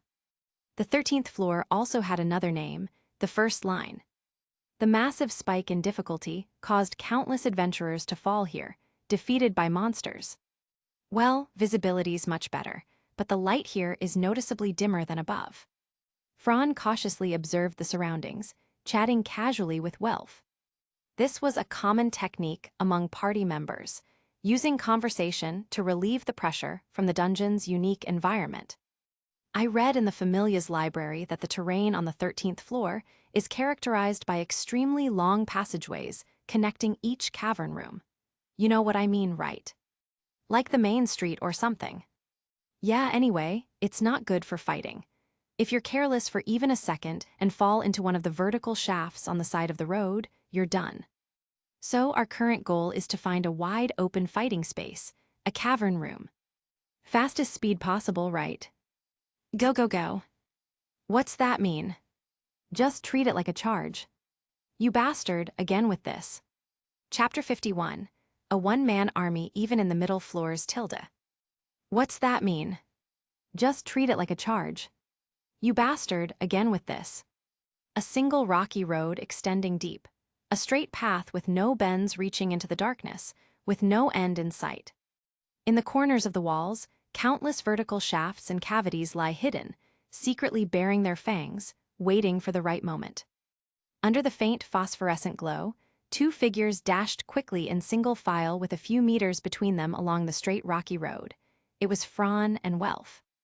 The red-haired blacksmith youth panted slightly with a broad-bladed sword on his back, while in contrast, the blond youth with a large pack on his back was breath steadily, showing no sign of strain from running. You bastard, even if you leveled up your endurance, this is way too much. Aren't you supposed to be happier that I got stronger? You're a monster. Franz swiftly drew his short sword from his waist, and with a flash of white light, sliced the oncoming Almiraj in two. This monster spawn rate is a completely different world from the upper floors. They had only run for less than 10 minutes, yet the two had already encountered 3 groups of monsters. Each wave numbered 5 to 7 Almirajs that attacked in groups. They used stone axes made from a natural armory, cunningly surrounding the adventurers, and there were always 1 or 2 lying in wait to launch high-threat attacks with thrown axes. Even with your stats, you're more than enough to handle the Almirajs. I'll keep watch on the monsters behind, so focus on the fight. Didn't know you were actually pretty reliable. Welf came to a stop, and again intercepted the monster's stone-like strike. Using his high-strength attribute as a blacksmith, he swept aside the enemy's attack with a single blow. Then, seizing the moment, sidestepped another monster's assault and slashed horizontally. The monster was cleaved in one strike. At that moment, the intelligent enemy exploited Welf's brief moment of stiffness. Cracked. The thrown axe tore through the air with force, aiming fast and true. Meet your end, Ragnarok. Fireburst. Boom, boom, boom, boom, boom, boom, boom, boom, boom, boom, boom. The rapid fireball turned into a droplet shape, distorting the air as it carried the thrown axe with it, instantly reducing the remaining 3 monsters to blackened charcoal. The deep black flames cleansed the passageway, and the monsters that tried to follow behind let out final wails. The powerful magical shockwave engulfed the narrow path, and the explosion's fiery sea swept up a fierce hot wind, causing the surrounding gray rocks to begin to melt. Crackle zap. The rocky floor sparked with flickering flame and lightning, as if testifying to the earlier baptism. Huff, finally a chance to catch my breath. After killing 2 waves of enemies in one go, they had gained a bit of time. Welf, use a recovery potion to restore stamina. Don't wait until your endurance drops to the point your body reacts. It'll be too late by then. As I know. Recovery potions, 1,000 volleys each, basically essential for dungeon exploration. Everyone brings a few when they head out. This time, to explore the middle floors, Fran had prepared 20, plus Welf's share, enough for the 2 of them to handle high-intensity combat all day. Crack, crack, crack. Hey again. Fran raised an eyebrow and sighed. Maybe this is just the middle floors. Let's go. Yeah. Meet your end, Ragnarok. Black-red flame and lightning coiled around his body, and with narrowed eyes, Fran stomped the ground and charged straight in. Boosted by powerful destructive magic, Fran's overall stats were greatly enhanced. Even in the middle floors, he moved with ease. Short sword number 3 was gripped in his hand, with magic extending along it, wrapped in light of the same hue. Slash. Terrifying agility turned into blinding speed, and Fran danced among the monsters like a blur. His swift blade forming a mosaic of slaughter, there was a unique beauty in it. The monsters couldn't even touch him, couldn't even graze his clothes, let alone harm him. Slaughter, one-sided slaughter, no matter how many came, no matter what vile ambush they planned. Fran crushed them all with overwhelming stats and increasingly refined combat skill. Wave 1. Wave 2. Wave 3. 10, 20, 30 monsters. Until the last monster was split cleanly in two from top to bottom by short sword number 3, the passage once again fell silent. In the narrow corridor, under the glow of phosphorescence, the scattered magic stones on the ground shimmered with a mysterious light, interspersed among the many monster corpses, an awe-inspiring sight. I have to say, you're crazy strong. Welf had long been stunned by Fran's explosive performance.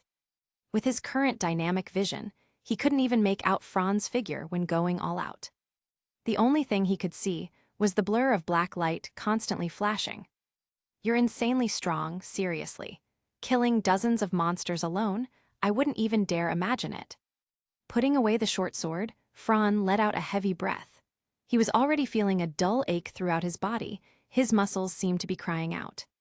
The overwhelming destructive magic came with excessive side effects, one of the reasons Fran avoided using it unless necessary.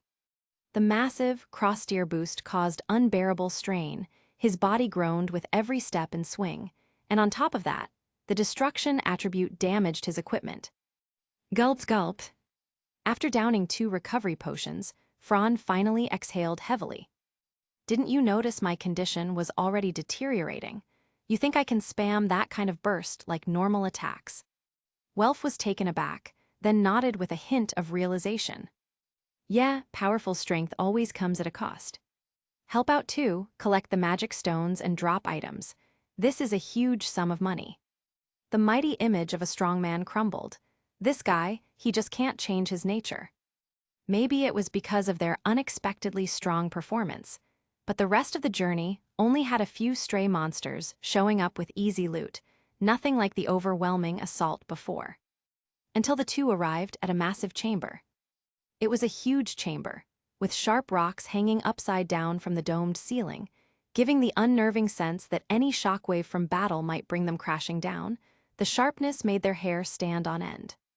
The spacious battlefield was much wider than the narrow corridors, allowing adventurers to fully unleash their combat abilities. Such a vast space, even Fran could see it, was a room large enough for multiple adventurer parties to fight in. Perhaps the odds of this place being occupied were high. Huff, compared to before, this is so much more manageable. Fran nodded too, pulling out a water flask from the pack on his back and taking a big gulp. Now we can fight freely. The shafts restricted us too much. With only 2 people, both specializing in melee combat, if one of them fell into a shaft by mistake. Even if Fran could brute force his way to the 18th floor, Welf might not make it. Most importantly, this dungeon run could cost them money.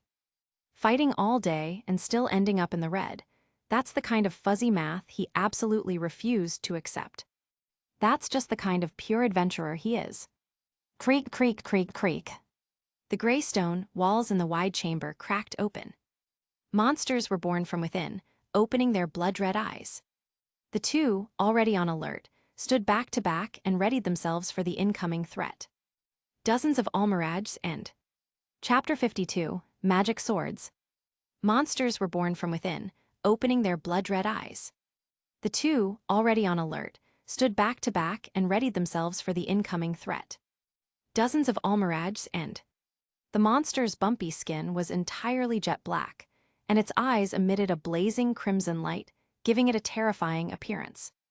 It looked like a dog, but its physique was a bit excessively robust. There was no word to describe it. That was a hellhound. The 6 hellhounds had ferocious faces unlike wolves. As soon as they landed, they bared their fangs and growled lowly at Fran and Welf. Picky eye. The Almiraj troops gripped their stone axes and slowly surrounded the 2 giants. The hellhounds, positioned at the rear of the battle line, continued to emit crimson flames from their mouths as they growled. This looks kind of bad. What should we do? What else? We just have to fight. Welf squinted upward, watching those quadrupeds standing in the back. What about the hellhounds? At this distance, they shouldn't be too dangerous, right? Fran twitched the corner of his mouth. Kid, I suggest you don't underestimate their attack range. People who thought like you have grass growing tall on their graves in the first graveyard. Don't say that, it's creepy. Keep the healing potions ready at all times. Got it. With those words, Fran swept open his cloak, drew short sword number 3 from his lower back, held a staff in his left hand, and the sword in his right. He lowered his stance, ready for battle. Here I come, monsters. Face your end, Ragnarok. The sound of an air explosion echoed through the wide cavern, and black and red energy surged beneath his feet. Fran's blonde hair lifted in the wind, and his golden eyes gleamed with intense fighting spirit. Surtur. Pew pew pew pew popo. A straight black beam stretched out for more than 10 meters. By the time the shadow of Fran's intention fell again, he had already split the cavern into 3 segments. Such a visual effect was absolutely impossible on the 13th floor. It was the exclusive realm of top-tier adventurers. However, with overwhelming agility and strength, Fran, who had undergone a breakthrough, and the full attribute boost from Surtur, he forcibly created a spectacle that only first-class adventurers could pull off. This is freaking ridiculous. Welf unconsciously cursed it again, completely dumbfounded. Get to work, medic. You don't need to tell me. Shouting "ah," the red-haired youth was also ignited by Fran's combat. Ding ding ding. The clash of weapons, the roars of monsters, and the shouts of the 2 wove together an epic scene. As they fought and burned, the wide cavern gradually filled with monster corpses. Focused entirely on the battle, with only enemies in his eyes, Fran entered a state of clarity. Unknowingly, his fighting style began to lose its roughness and became refined. Clean and efficient, no wasted motion, like a butterfly emerging from its cocoon, he started adjusting each move from the inside out, making his fighting style almost pleasing to watch. Despite being a mage, under such pressure, his combat technique broke through. A flash of lightning crossed his mind. Fran's movements changed. Every dodge, every slash, every leap, fluid and seamless. Smooth and flowing, that was his current state. This raised his kill efficiency even more. With his increased kill speed and arrogance in facing the monsters, the dungeon became enraged. The surrounding walls of the cavern cracked again, and monsters began falling from above like a flood. One wave hadn't even been cleared before another came. The sudden surge in monster numbers immediately increased the pressure on the 2. The overwhelming presence charging at them made their hearts pound faster. At that moment, from the medic's position, a chilling realization suddenly struck Fran's mind. Following that feeling, he looked over and his face instantly changed. Watch out, Welf. Then Welf's expression also froze. The hellhound's breath attack. A hellhound hidden behind the monster horde opened its flaming red jaws, aiming like a cannon muzzle at the 2. The compressed fire twisted hideously, then launched into the air in one breath, expanding rapidly in Fran and Welf's eyes with scorching heat. With a bang, Welf knocked aside an enemy and raised his arm to aim, but cold sweat was already streaming down his forehead. Too late. A cold glint flashed in Fran's eyes. His right hand swung a white light downward, then he stepped back to create distance from the enemy line, using the gap to chant his next spell. Great Flame Burst. He released a massive amount of mana in one go, compressing the destructive flame and lightning around him, and instantly fired it through his staff, intercepting the enemy's blazing explosion. Boom, boom, boom, boom, boom, boom, boom, boom, boom. Black and red magic collided, bursting like a grand firework display. The scorching heat wave expanded from the center, and the shock wave blew away both Fran and Welf, who couldn't dodge in time. Even the monster horde was thrown into disarray. The terrifying force swept away countless monsters, their bodies burning with intertwined crimson and black flames, letting out dying roars. Cough, cough, Welf, you okay? Enduring the pain in his left arm, Fran climbed up from the ground, searching for his teammate's silhouette through the rising dust. Puh, nothing serious, just feels like all my bones are broken. Not to mention Fran's full-power great flame burst. Even the Hellhound's explosive flame was definitely at a level 2 upper-tier damage level. Even though both had spirit protection cloth that greatly resisted heat damage, the shock was still real and intense. Fran was relatively okay, despite the side effects of his magic. His injuries were under control. But Welf, only level 1, was another story. Sure enough, the red-haired youth lay in a corner against the wall, seemingly unable to move. Fran took a deep breath and relaxed. He's alive, that's good enough. This isn't the time for snide remarks. Roar, roar, roar. The monsters regrouped and surrounded them again. The pressure returned. With full-body pain, cold sweat began to drip again. Judging the situation, there was no time to chant. That left only one option: use the panacea. Fran pulled out the life-saving potion from his waist pouch and poured it directly on Welf. Good thing we had this, or we'd be toast. Still got fight in you. Ha, don't underestimate a blacksmith, I've got a sturdy body. But shouldn't you take care of that arm wound? Keep bleeding and it'll be serious. Indeed, Fran wasn't just hurt by the side effects and shock. His left arm had been slashed during a moment of vulnerability while casting magic. No big deal, we'll clean up these monsters first, then reorganize. We've got to finish them all in one go. Fran finally realized what he'd been lacking. Aside from chanting, he didn't have an instant high-burst ability, a signature protagonist-type explosive move. Maybe I should forge a few magic swords as backups. That thought flashed through his mind as he dove back into battle once more. Chapter 53, Blue Pharmacy, Dual Recovery Elixir Tilde. Maybe I should forge a few magic swords as backups. That thought flashed through his mind as he dove back into battle once more. Every time I come out of the dungeon, I feel an exhilarating sense of having narrowly escaped death. 2 raggedly dressed figures emerged from the entrance of Babel Tower, sighing under the blood-red setting sun. I don't know what the dungeon was thinking today. The senior's words were all hard-earned lessons. If we didn't have an elixir, we'd be done for.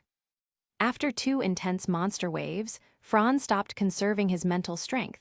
He went all out. In less than 15 minutes, all enemies were annihilated. For someone overpowered, it was just another day. His extraordinary stats before reaching LV. 1, plus the full attributes of LV. 2 Class C rank, even without using magic, he could easily rival a LV. 3 rank Class G adventurer. Of course, that's assuming the enemies are basic super soldiers.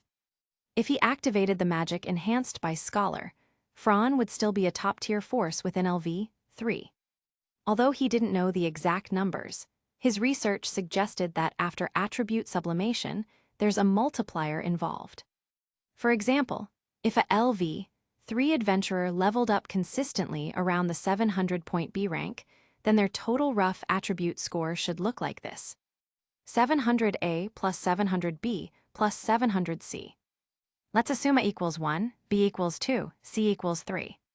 So the total capability value would be 700 plus 1400 plus 2100 equals 4200. That's about the total for a LV 3 Class B rank 700-point adventurer. And for Fran, with his extraordinary stats, 1999 A plus 600B equals 3200. Add to that the all-stats boosting auxiliary magic sorter, matching 4200 shouldn't be a problem. That's why he could go full hack and slash, surrounded by over 100 monsters on the 13th floor. You really talk like someone who's not footing the bill, bastard. Do you know how much an elixir costs? 500,000 volleys. That's $500,000 of my medical expenses. Even in the middle floors, with our efficiency, it's questionable if we can break even in a day, and that's not even counting equipment wear and tear and other potion costs. Damn. Franz still felt a sting in his heart, like the whole day's effort had gone to waste. Come on, you can't think of it like that. Not only did we make a decent haul today, but attribute growth from this kind of high-pressure combat should be pretty good, right? Maybe I'll level up soon, and then exploring the middle floors will be a piece of cake. Fran had no retort. If Welf leveled up to LV2, then the two of them could easily handle not just the 13th floor, but even deeper levels. Forget it, let's just head to the Babel facilities and exchange these magic stones. Same deal with drop items. Yeah, 50-50. The two smiths thus made a harmonious, if somewhat shady, agreement. Having a trade is great. They could immediately turn materials into gear and resell them, improving value far beyond just raw components. They split the tasks and quickly wrapped up the post-dungeon work. Total haul, 220,000 volleys. That's 110,000 each, as expected of the middle floors, and that was just the 13th floor. Welf weighed the pouch of coins in his hand and sighed in admiration. No wonder all those high-level adventurers are never short on money. Fran didn't dare chime in. High-level adventurers never short on money. Look at the frontliners in our familia, which of them is actually wealthy? Forget potion costs for each dungeon run, their equipment needs maintenance too, right? Every time they return, their blades are nicked and worn to hell. Take first-rate adventurer gear as an example. Maintenance alone costs several million volleys each time, starting minimum. All in all, each expedition easily burns through over 10 million volleys. If they don't bring back high-value loot, there's no way they're breaking even. Even Eyes or Tiona are pretty strapped for cash. If they have a few million volleys on them, that's already the upper limit. Relatively speaking, no matter how broke they are, they're still richer than average adventurers. Of course, Riveria doesn't count. If we hadn't used up that one elixir, this trip would have been pure profit. Yeah, say, should we look for another party member? With the middle floor's spawn rate and monster density, even if you're strong, Fran, it's still a bit much, right? Fran rubbed his chin, seriously considering the suggestion. Let's see how it goes. It'd be better if we find someone, but you know what kind of adventurers are out there. Yeah. All right, let's think about that later. I'm heading off. I'll take my leave too. Carrying a large pack, Fran followed the signs to Northwest Avenue. Blue Pharmacy, a shop run by a healing and medical type familia, Myach Familia. It's said that the god Myach and that god Diane sect don't get along at all.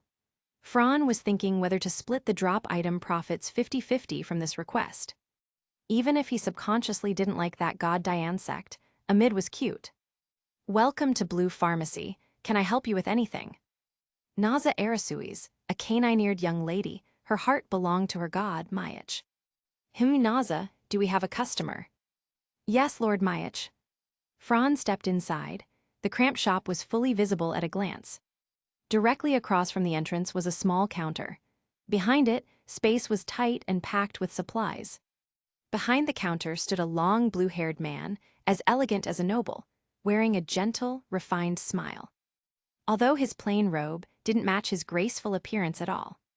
Hello, Miss Naza, Lord Myach. I'm a member of the low-key familia. I took the adventure commission you posted. The request was for collecting blue papilio wings and purple moth powder, right? Low-key familia. Naza and Myach exchanged surprised glances. They knew their reward wasn't high. Myach was known for giving out free potions to new adventurers. On good days, he'd even hand out advanced healing potions. So yes, they were basically broke. Of course, Fran knew all too well the plight of these deities. Hestia, take Mikazuchi, Myach. Each one poorer than the last. Ah, I'm just a newbie adventurer. This has nothing to do with the familia. I just picked up some easy commissions and completed them while exploring the dungeon. Isn't that pretty normal? I see, that makes sense. Then please allow me to verify the materials. Sure. Fran opened his backpack without hesitation and took out the requested materials. Blue papilio wings, great condition. There are 20 pairs, 5,000 volleys each. Purple moth powder, 500 volleys per gram. You have 21 grams. The total is 257,500 volleys. Please wait a moment. Naza confirmed the materials, then went to retrieve the payment. Mayach curiously eyed the battered and ragged Fran. Child, did you just return from the dungeon? You're looking a little rough. Fran scratched his nose awkwardly and chuckled. No idea what got into the dungeon today. Just my bad luck, I guess. You've got a good attitude. Honestly, I haven't seen you at Orario before. I only recently arrived in Orario. It makes sense you don't recognize me, Lord Mayach. That explains it. By the way, would you like to buy some of our elixirs? I usually give a discount to new adventurers. Here it comes, the legendary Mayach's Mercy has been activated. Do you happen to have any elixirs that restore both health and stamina? Mayach froze, and Naza's hand paused mid-motion. Fran noticed both of their reactions. Jackpot. You've really asked the right person. Naza just developed a dual recovery elixir. It's our secret formula. Not even on the market yet. That's great. Do you have any in stock? I need 10. Hiss. Naza sucked in a sharp breath, thinking, this is a big spender. Chapter 54, Daily Life Tilde. That's great. Do you have any in stock? I need 10. Hiss. Naza sucked in a sharp breath, thinking, this is a big spender. Fran, please come again next time. All right, then I'll be taking my leave.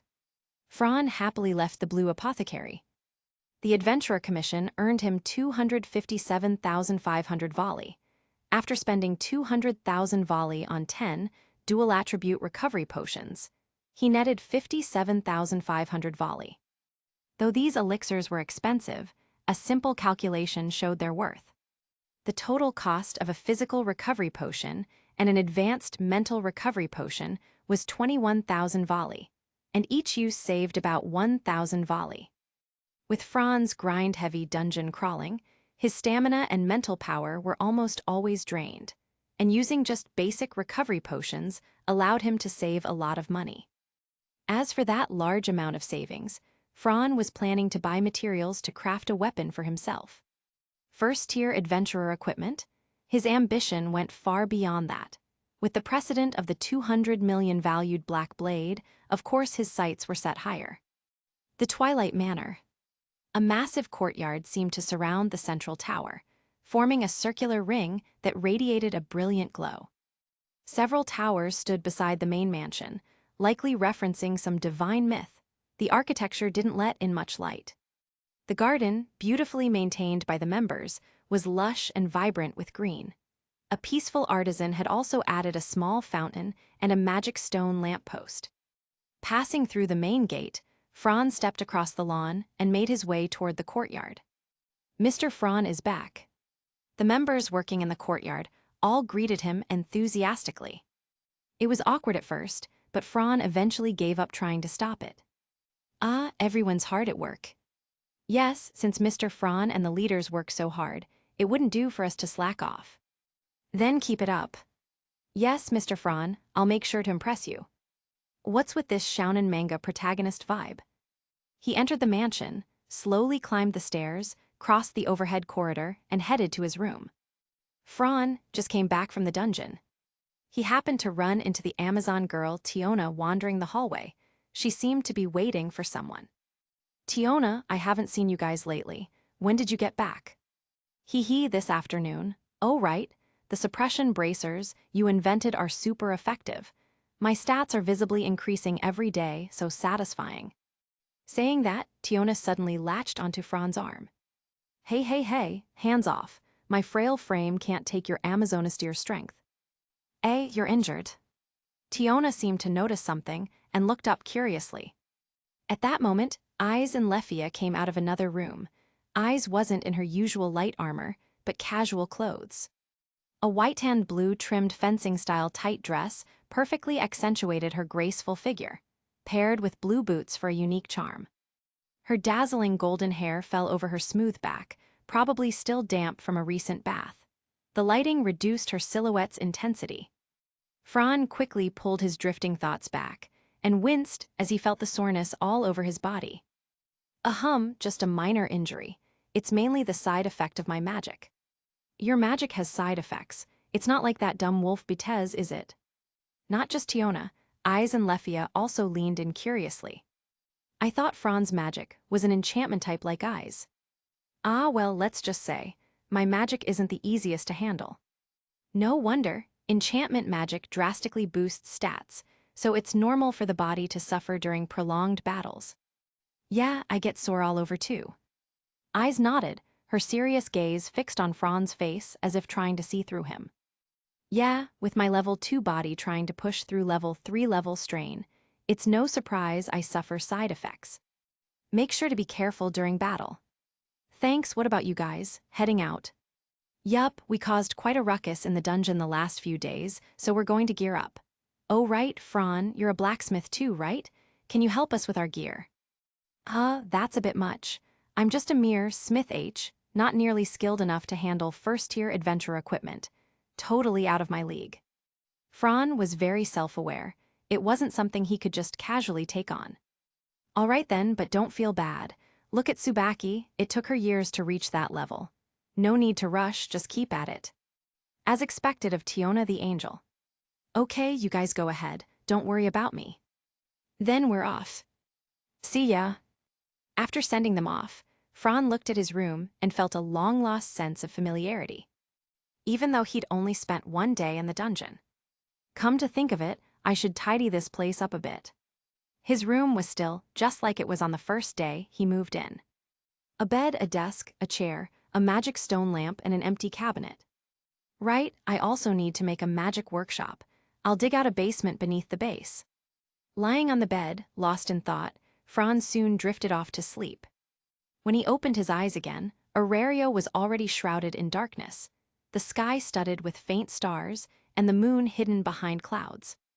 A glance at the wall clock showed it was already 10 p.m. Did I sleep for 4 hours without realizing it? He took off his gear, grabbed clean clothes, and went for a bath. A good soak washed away his exhaustion, and his whole body felt refreshed. This is how life should be. Playing with a rubber duck on the surface of the water, Fran closed his eyes and tried to meditate.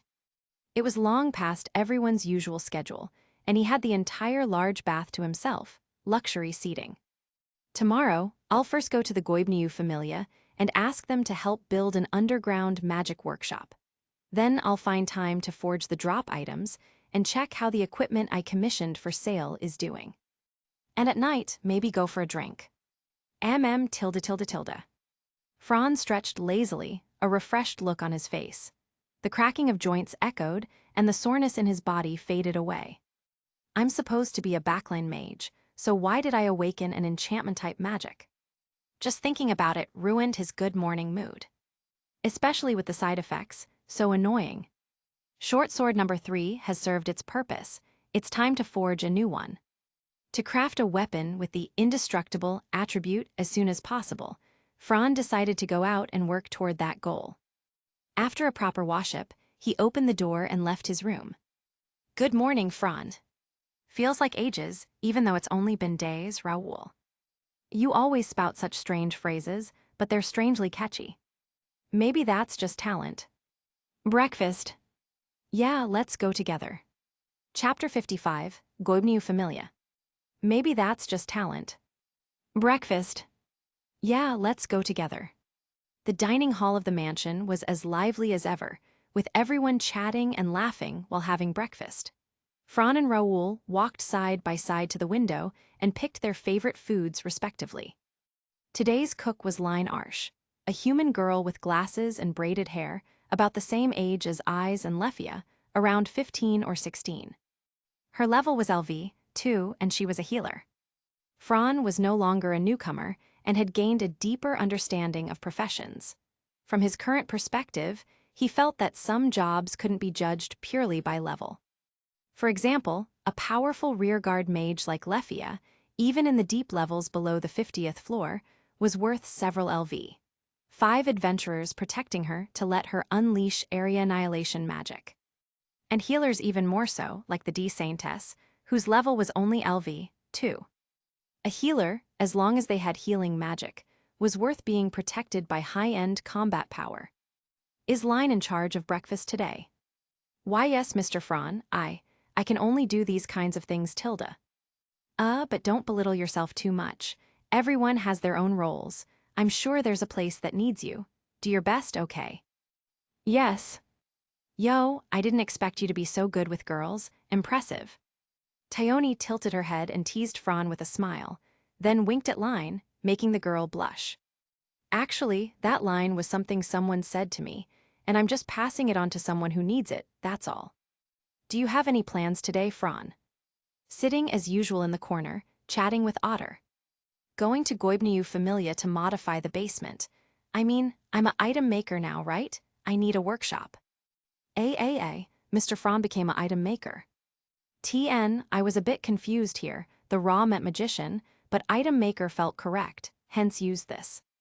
Lefia exclaimed in surprise, startling him. Is that a problem, Lefia? Rather than an item maker, I've just barely stepped in. High-level stuff like making staffs and magic stones, I can't do that yet. People who process magic-related items are called item makers. Blacksmiths usually make weapons like knives, guns, swords, halberds, physical weapons without magical properties, and armors like light armor and plate armor. In contrast, item makers specialize in crafting items like staffs, scepters, cloaks, crystal balls, magic swords, magic stones, and ritual materials, gear for mages. It's quite a rare profession. You can tell just by looking at the city of Orario. There are only a handful of item makers in the whole city, and highly skilled ones are even rarer. The most famous one is the witch Reno, owner of a shop called The Witch's Hut on Adventure Street. She is a high-level item makers from Altina, and even the mages of low-key familia, like Riveria and Lefia, go there when they need to prepare or replace their magic staffs and stones. And then there's another mysterious profession, curse users. They're the counterparts to item makers and craft weapons called cursed tools. Simply put, they make gear imbued with curses. For example, incurable curse, weakness curse, fear curse, madness curse, etc. One of the 5 holders of mystery in Orario, Thanatos Familia member and Daedalus descendant Barca, is a rare curse user. That's still amazing, Mr. Fran. I told you, drop the Mr. part, Lefia. Franz, thank you. Finally getting the chance, Eyes thanked him with a very serious expression.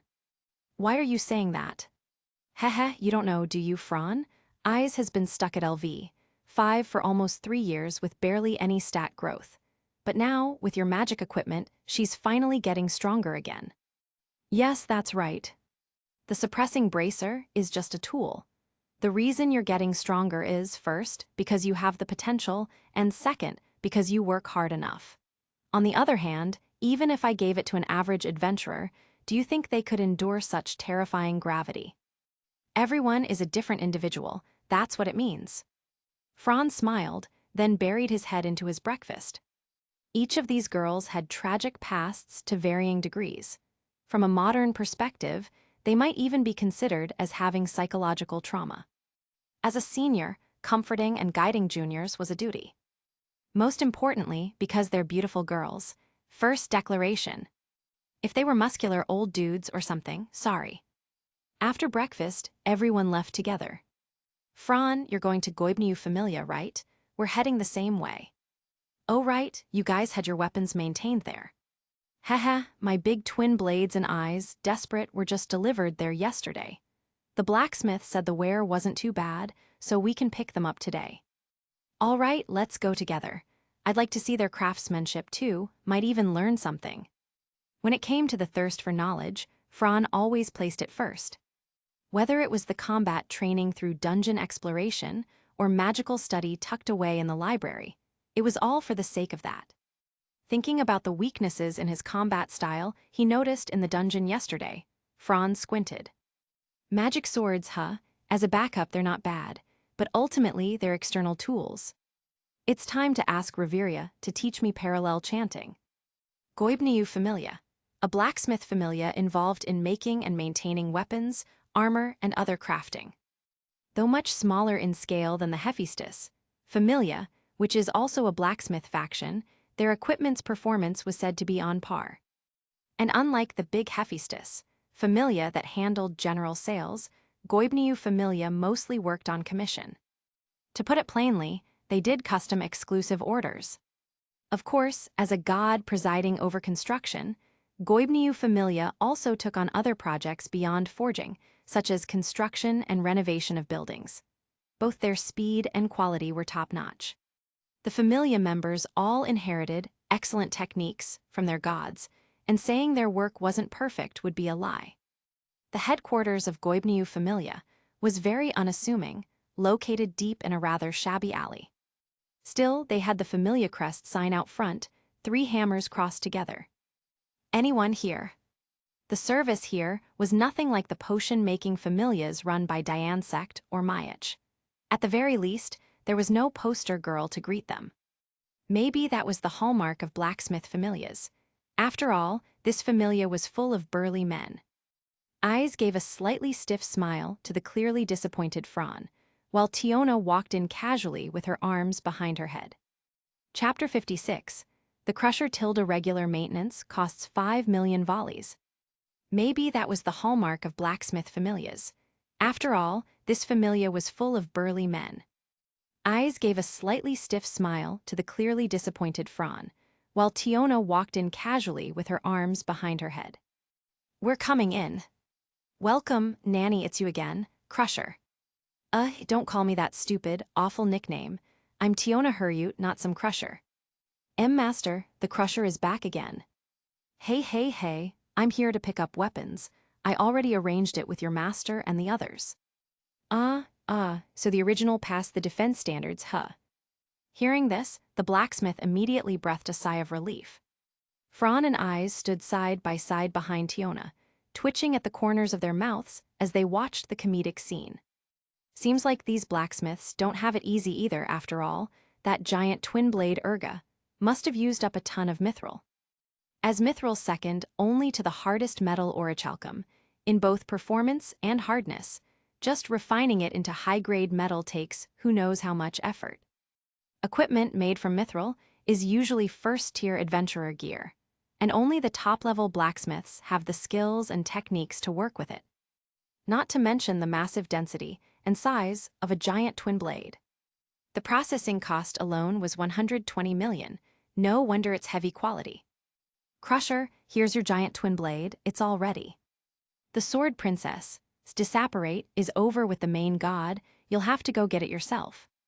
Eyes nodded silently and suddenly took Fran's hand, pulling him into the back room. The group of blacksmiths instantly froze in place, their eyes popping out. As the two moved, necks creaked and cracked as everyone turned to follow. Hey, Crusher, was that really the doll-like Sword Princess? Did she just take the initiative to grab a guy's hand? Hey, pretty shocking, huh? Misaka, it can't be tilde. Misaka, that Sword Princess, actually has someone she likes. This is a major event shaking all of Orario. Tiona's mouth twitched as she watched the group of blacksmiths screaming with their heads in their hands, and she sighed and shook her head. Is it really that big a deal? Sigh. In the inner room, there was only one divine being, an elderly god. His wrinkled face was okay, with a high nose bridge. He had a head of white hair and a beard long enough to cover his mouth. His burly body had no excess fat, just firm muscle, vaguely reminiscent of a dwarf. Overall, he looked slim but well-built. This was the main god of the Goibniu Familia. Goibniu himself, same trade, same forge, same hidden name. The Sword Princess, perfect timing, your weapon is ready. The god took Ai's custom weapon, still in its sheath, off the wall and handed it to her by the middle. Eyes took it without a word, unsheathing the thin sword with a sheathing and inspecting it closely. It's in much better shape than before. If it were like this every time, I'd have it easier. Fran, of course, knew why it had been easier to maintain this time. Maybe it was because Eyes wore the suppressor bracelets and was using the sword in the middle or lower floors. Compared to the toughness of the monsters in the deep floors, their resistance was much milder, which is why the sharpness was still intact. Thank you. The cost is 5 million volleys. Fran's eyes widened in shock. Holy crap, just regular maintenance costs 5 million volleys. This is first-tier adventurer gear, all right? I'm in love. This made Fran even more determined to craft a weapon with the same properties as his black dagger. I'll pay you back later. I've got it, you can just reimburse me later. Fran held eyes back and paid the fee for her. Even the god Goibniu raised an eyebrow in surprise, as if their relationship seemed a bit too close. He's Fran Argon, my partner. Ah, Lord Goibniu, nice to meet you. As I said, I'm Fran Argon, also from the Loki Familia and a newcomer. Oh, it's been a long time since I've seen such an excellent young man. Goibniu examined Fran carefully. Who knows what he saw, but a slight smile appeared on his previously stern face. Looks like you don't have a weapon that suits you yet. Want to forge one here? My apologies, Lord. I might disappoint you. I'm actually a blacksmith myself. Goibniu squinted and nodded slightly. You want to forge your own weapon, huh? I get it. I understand that feeling very well. Fran quickly bowed in apology. Sorry. It's fine, I overstepped. But I have a favor to ask. Would you be willing to hear it, Lord Goibniu? Let's hear it. It's like this. I'm off now, take care of yourselves, all right. Damn Crusher, stop bringing us weird trouble again. Yeah, you Crusher, get lost already. Geez, I'm being hated again. Fran laughed and shook his head. Just thinking about how much mithril had to be refined to make your weapon, the effort must have been crazy. Even you, Fran.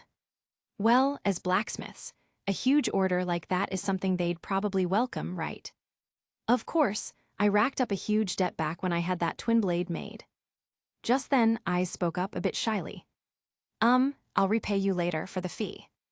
No rush. With your earning power, 5 million is nothing. Reassuring Eyes, Fran and the others walked out of the shabby alleyway. In the industrial district, workers and merchant guild people bustled about. As Orario's largest industry hub, this place was truly the city's heart. Adventurers recovered magic stones from the dungeon, which the guild collected and sent to be processed into various magic stone products, sold by merchants around the world. So no matter the time, even midnight, this place remained just as busy. Its lively atmosphere rivaled that of the South District's busiest streets. Let's go, since we're here, want to stop by the workshop. After checking his surroundings, Fran realized his own little forge wasn't far. Sure, are you going to make equipment? Tiona instantly lit up with interest, skipping ahead and turning around to ask. Yeah, I got a lot of materials from the labyrinth this time. If I forge it all and sell it, I can make a decent profit, and most importantly, I can learn and improve in the process. Awesome, we've got nothing to do anyway, let's go. Eyes, walking beside Fran, also nodded. She was actually quite curious. As the only blacksmith and item maker in the Loki Familia, Fran had high expectations riding on him. Let's go. Hearing this, Fran smiled. All right then, let's go. Chapter 57, New Creations Tilda. Let's go. Hearing this, Fran smiled. All right then, let's go. Cough, cough, coughs. Pushing open the long-unseen wooden door, a cloud of dust mixed with iron shavings and rotting wood smell burst into the air, making Fran quickly step aside from the entrance.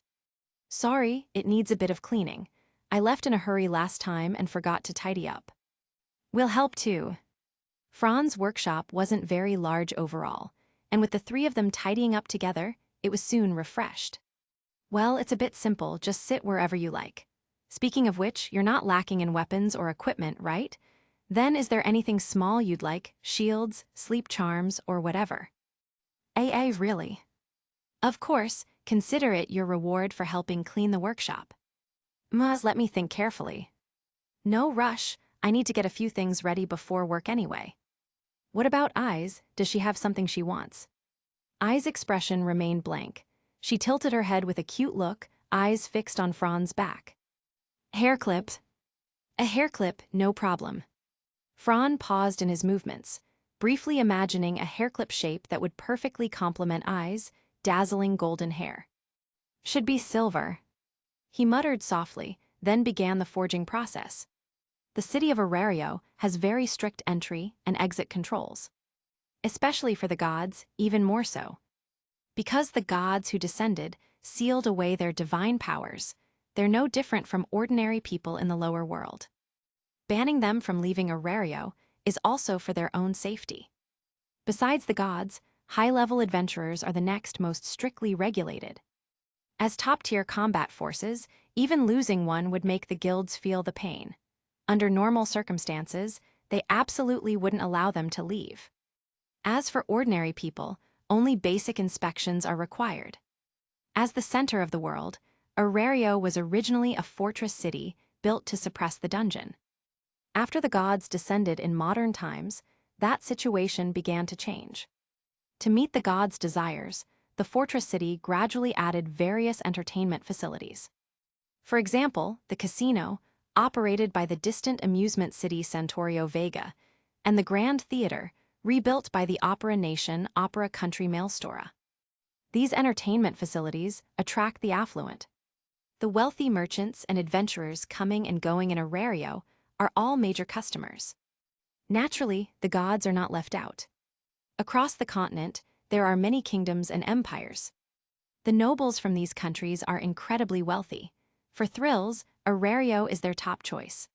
Some spend fortunes in the casino, betting everything on a certain horse and ending up in ruins. Of course, there are nobles with rather twisted views who enjoy keeping monsters.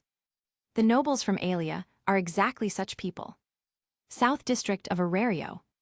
Inside a tavern in a corner, two cloaked mysterious figures were having a conversation. This batch is high quality, the employers are very satisfied. I don't care if they're satisfied. What matters is gold coins, understand? Huh, what are you talking about? Those nobles are loaded, the key is to keep them happy. Relax, once the collars are on, even monsters have to behave. Good then. So, where's the money? Right here. Clink.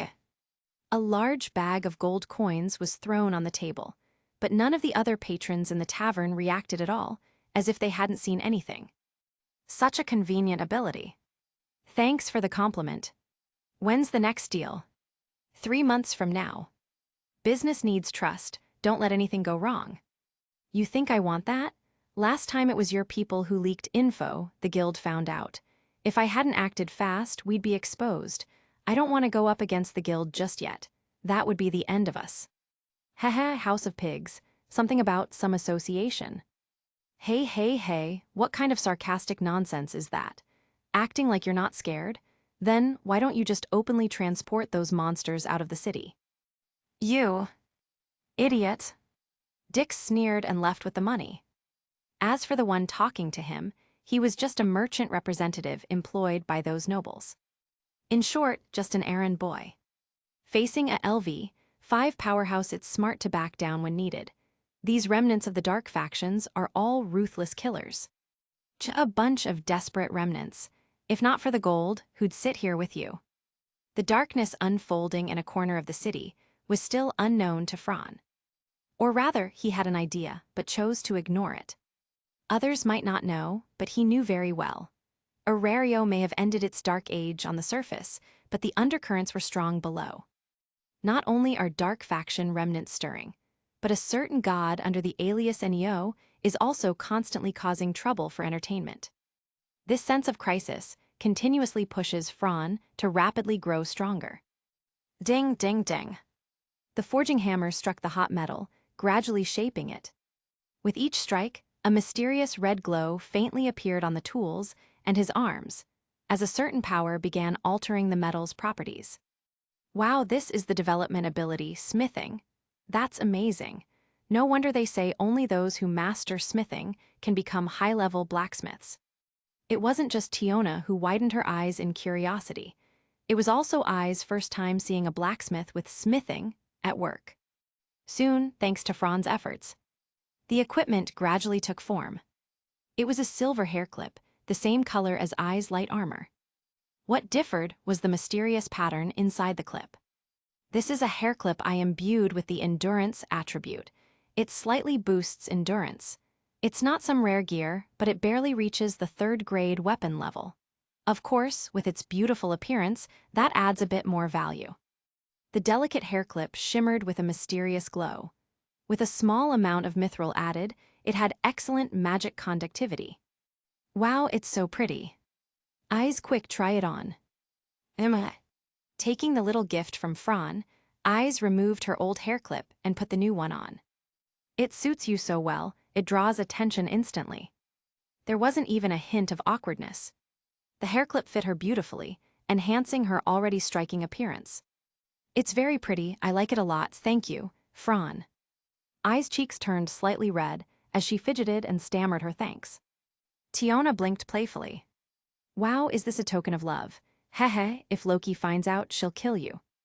Fran slowly raised a question mark, acting dumb. Who's Loki? I don't remember any Loki. Here, this is your collar. I really don't get you Amazonas women. What's the deal with liking these neck collars? You don't understand, it's tradition. The item crafted for Tiona was a golden collar, also engraved with intricate patterns. This is a special weapon enchanted with the strength attribute. Satisfied now? Very satisfied, hee. Tiona looked delighted with the collar on. As a special weapon, it was quite rare. There weren't many high-level blacksmiths capable of forging such things.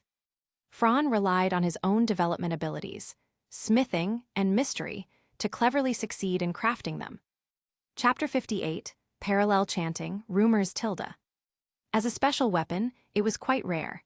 There weren't many high-level blacksmiths capable of forging such things. Fran relied on his own development abilities, smithing and mystery, to cleverly succeed in crafting them. Playing with the little gift, Tiona asked curiously, "By the way, Fran, can you forge magic swords?" Magic swords? Ai's attention was also drawn. Why are you suddenly bringing that up? That's a magic sword we're talking about. Even for our expeditions, it's a must-have. And the price is outrageous, cheap ones are in the millions, and the decent ones are tens of millions. Magic swords with just a swing can unleash power comparable to magic. Of course, just like magic casters, the power of magic swords varies. The weaker ones can't even break through a minotaur's defense, but the strong ones, even first-tier adventurers at LV6 would avoid them. In any case, it can't be denied that magic swords are powerful, very powerful. Even if they are consumables. To put it bluntly, they're pay-to-win weapons for the rich. Forging magic swords, huh? Fran stroked his chin, falling into thought in front of the two girls. It's not that I can't forge them. I basically already meet the requirements, the smithing skill.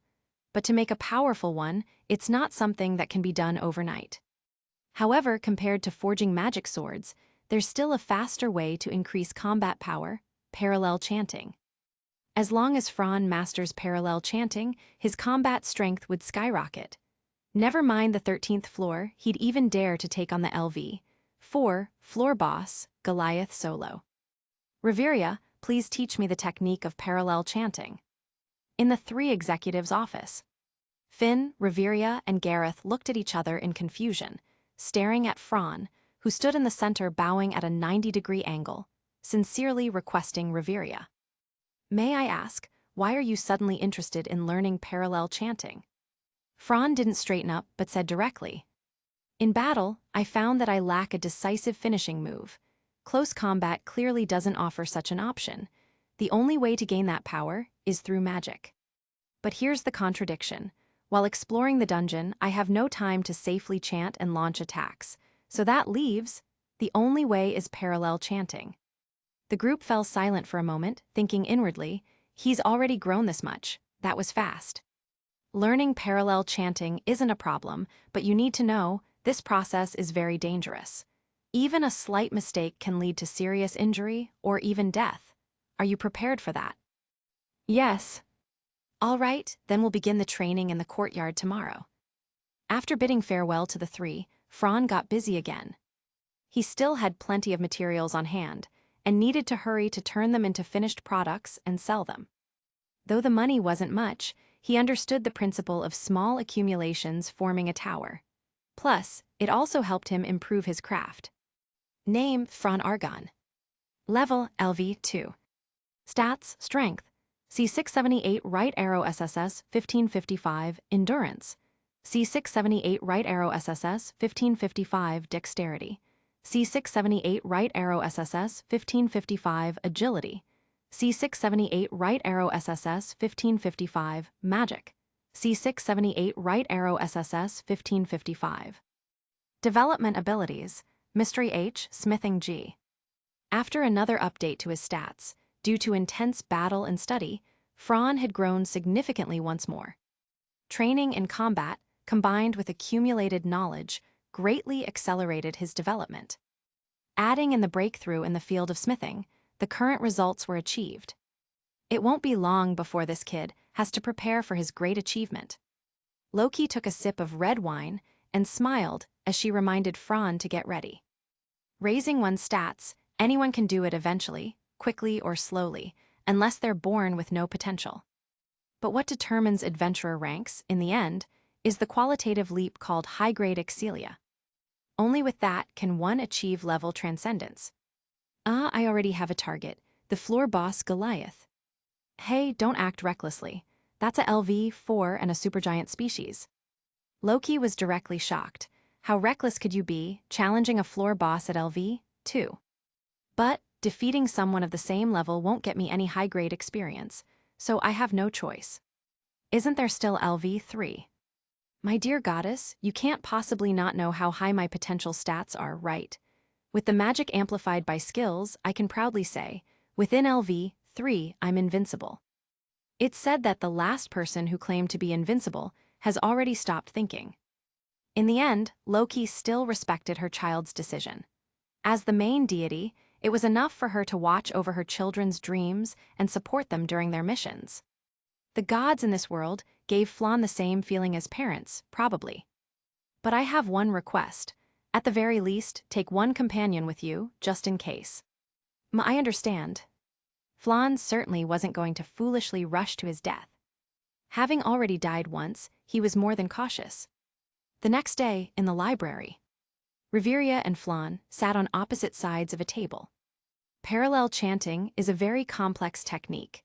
It means a high-level skill where you perform battle and movement while chanting magic. To explain in detail, this technique includes a total of attack, defense, movement, evasion, chanting, 5 actions. The more actions you add, the more difficult it becomes to complete them. Normally, casting magic requires intense focus and prolonged chanting, and during the chant, you need to control the magic power carefully. So during chanting, one can't fight, not even move.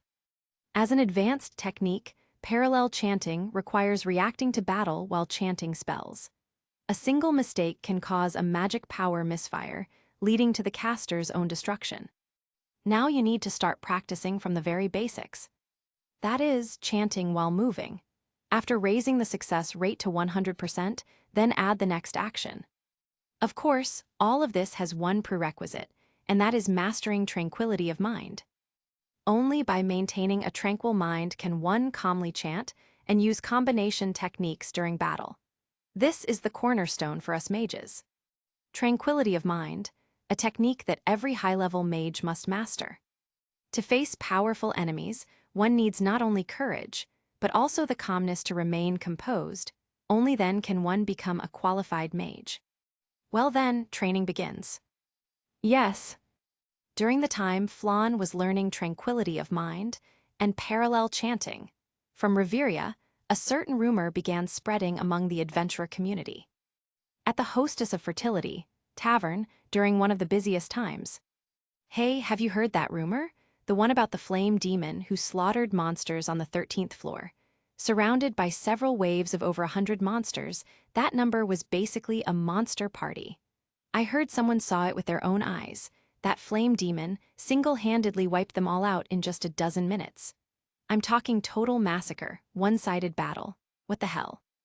I've never heard of any high-level adventurer sweeping through the 13th floor for no reason. Idiot, have you ever heard of a high-level adventurer using black-red flaming thunder as their magic attribute? Don't be ridiculous. Bah, what high-level adventurer, it was just a LV2, okay. That makes it even weirder. A LV2 taking out that many monsters. Don't even think about it, There's gotta be something fishy, maybe a new type of magic sword or something. Anyway, I don't buy it. What a joke, such exaggerated strength has to be cheating. Because of that topic, the adventurers drinking in the tavern immediately erupted into a noisy clamor. Naturally, a certain cat girl perked her ears, and then Ryu, Chloe, Lenoir, and the others also became curious about whether the rumor was true. Chapter 59, The Solo Expedition begins tilde. Because of that topic, the adventurers drinking in the tavern immediately erupted into a noisy clamor. Naturally, a certain cat girl perked her ears, and then Ryu, Chloe, Lenoir, and the others also became curious about whether the rumor was true. Ryu, is something like this even possible? Although the girls were all experts, it was Gale, who single-handedly wiped out the Evelys faction and sent gods back to the heavens, that had the most experience. It probably isn't possible. A LV2 already struggles on the 13th floor alone. To massacre a monster party, I think only one person has ever done that. Who? Sword Princess, eyes Wallenstein. Don't scare me, Ryu. Don't tell me we've got another monster like that sword freak. I don't know either. The scene in The Benevolent Mistress was just a microcosm of Orario. In the tavern at night, countless people were discussing the topic. As Fran would say, when it comes to combat power, the topic instantly explodes. Hundreds of discussion threads could pop up in minutes. The incident involving the Flame Demon, who single-handedly slaughtered a monster party on the 13th floor, began spreading among adventurers. At first, the bystanders thought this event would be overshadowed quickly by new news, as usual, but to their surprise, it only escalated. Word even reached the guild's upper ranks, prompting an urgent response. In the second-floor conference room of Twilight Manor, Loki, Finn, Reveria, and Gareth were either sitting or standing, with the deity Loki casually lounging atop the desk, legs crossed. Reveria closed one eye and looked at Loki. Let's hear it, Loki.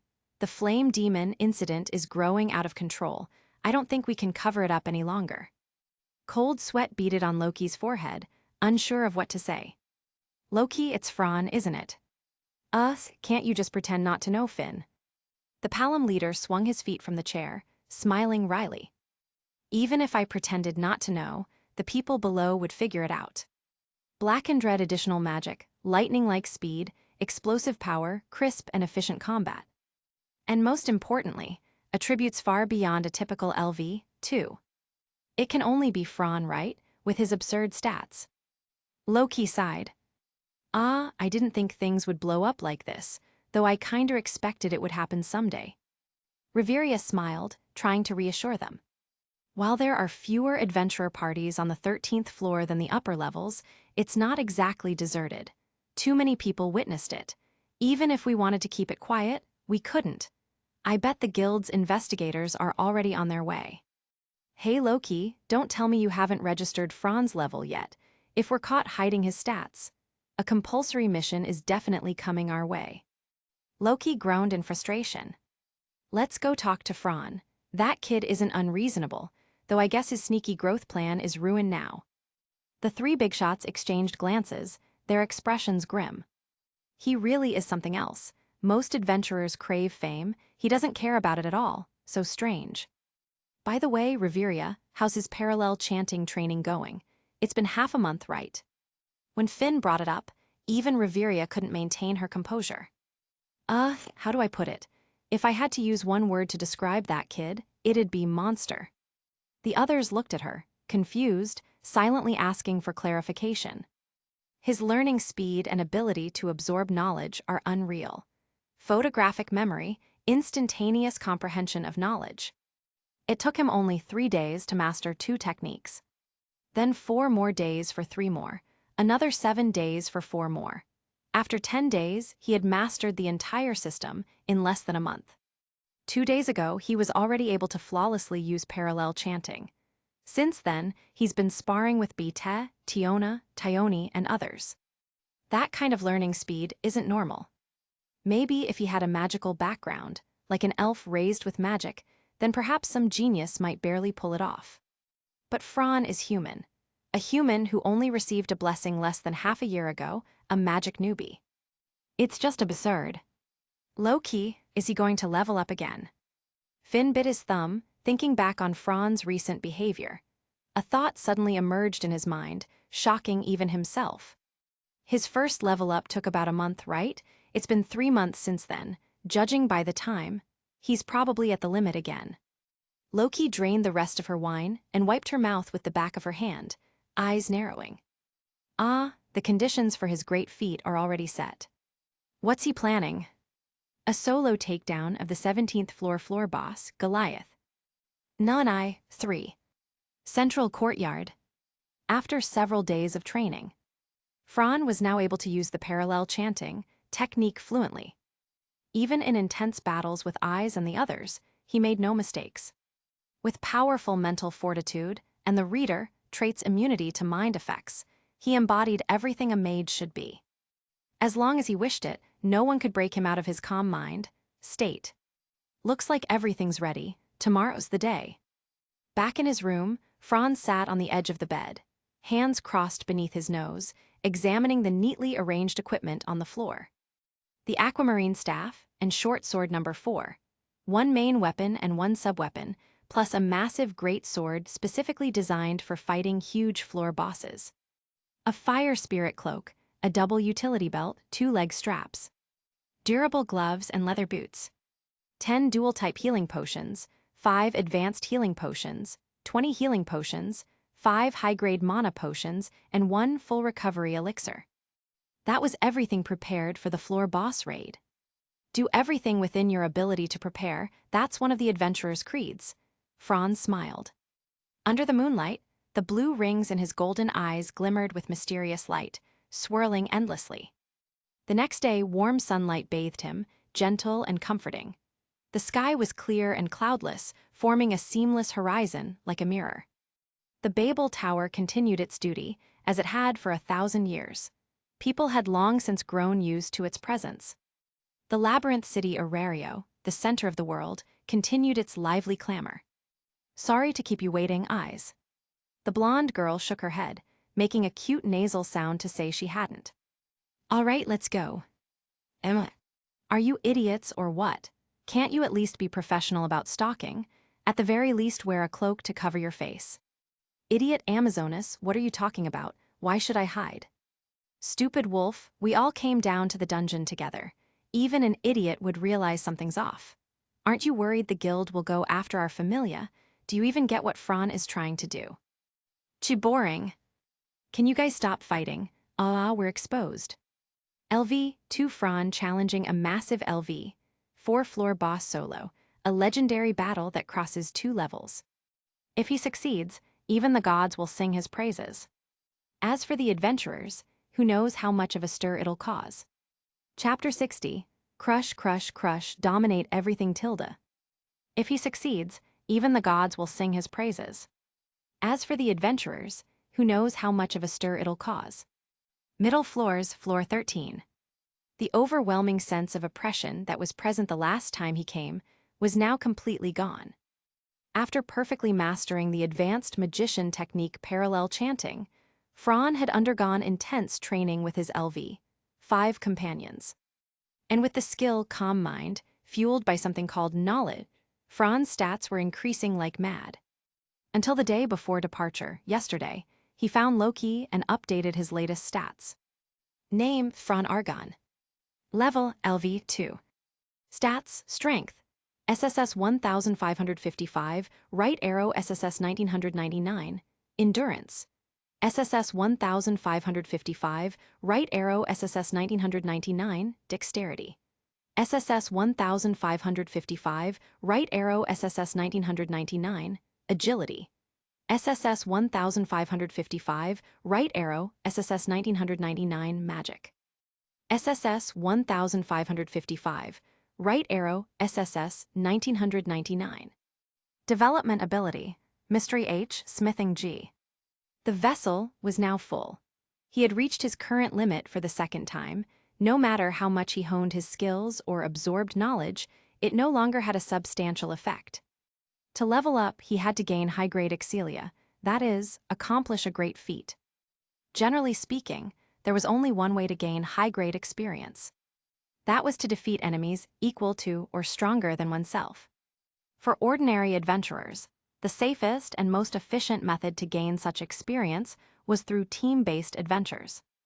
However, that method no longer applied to Fran.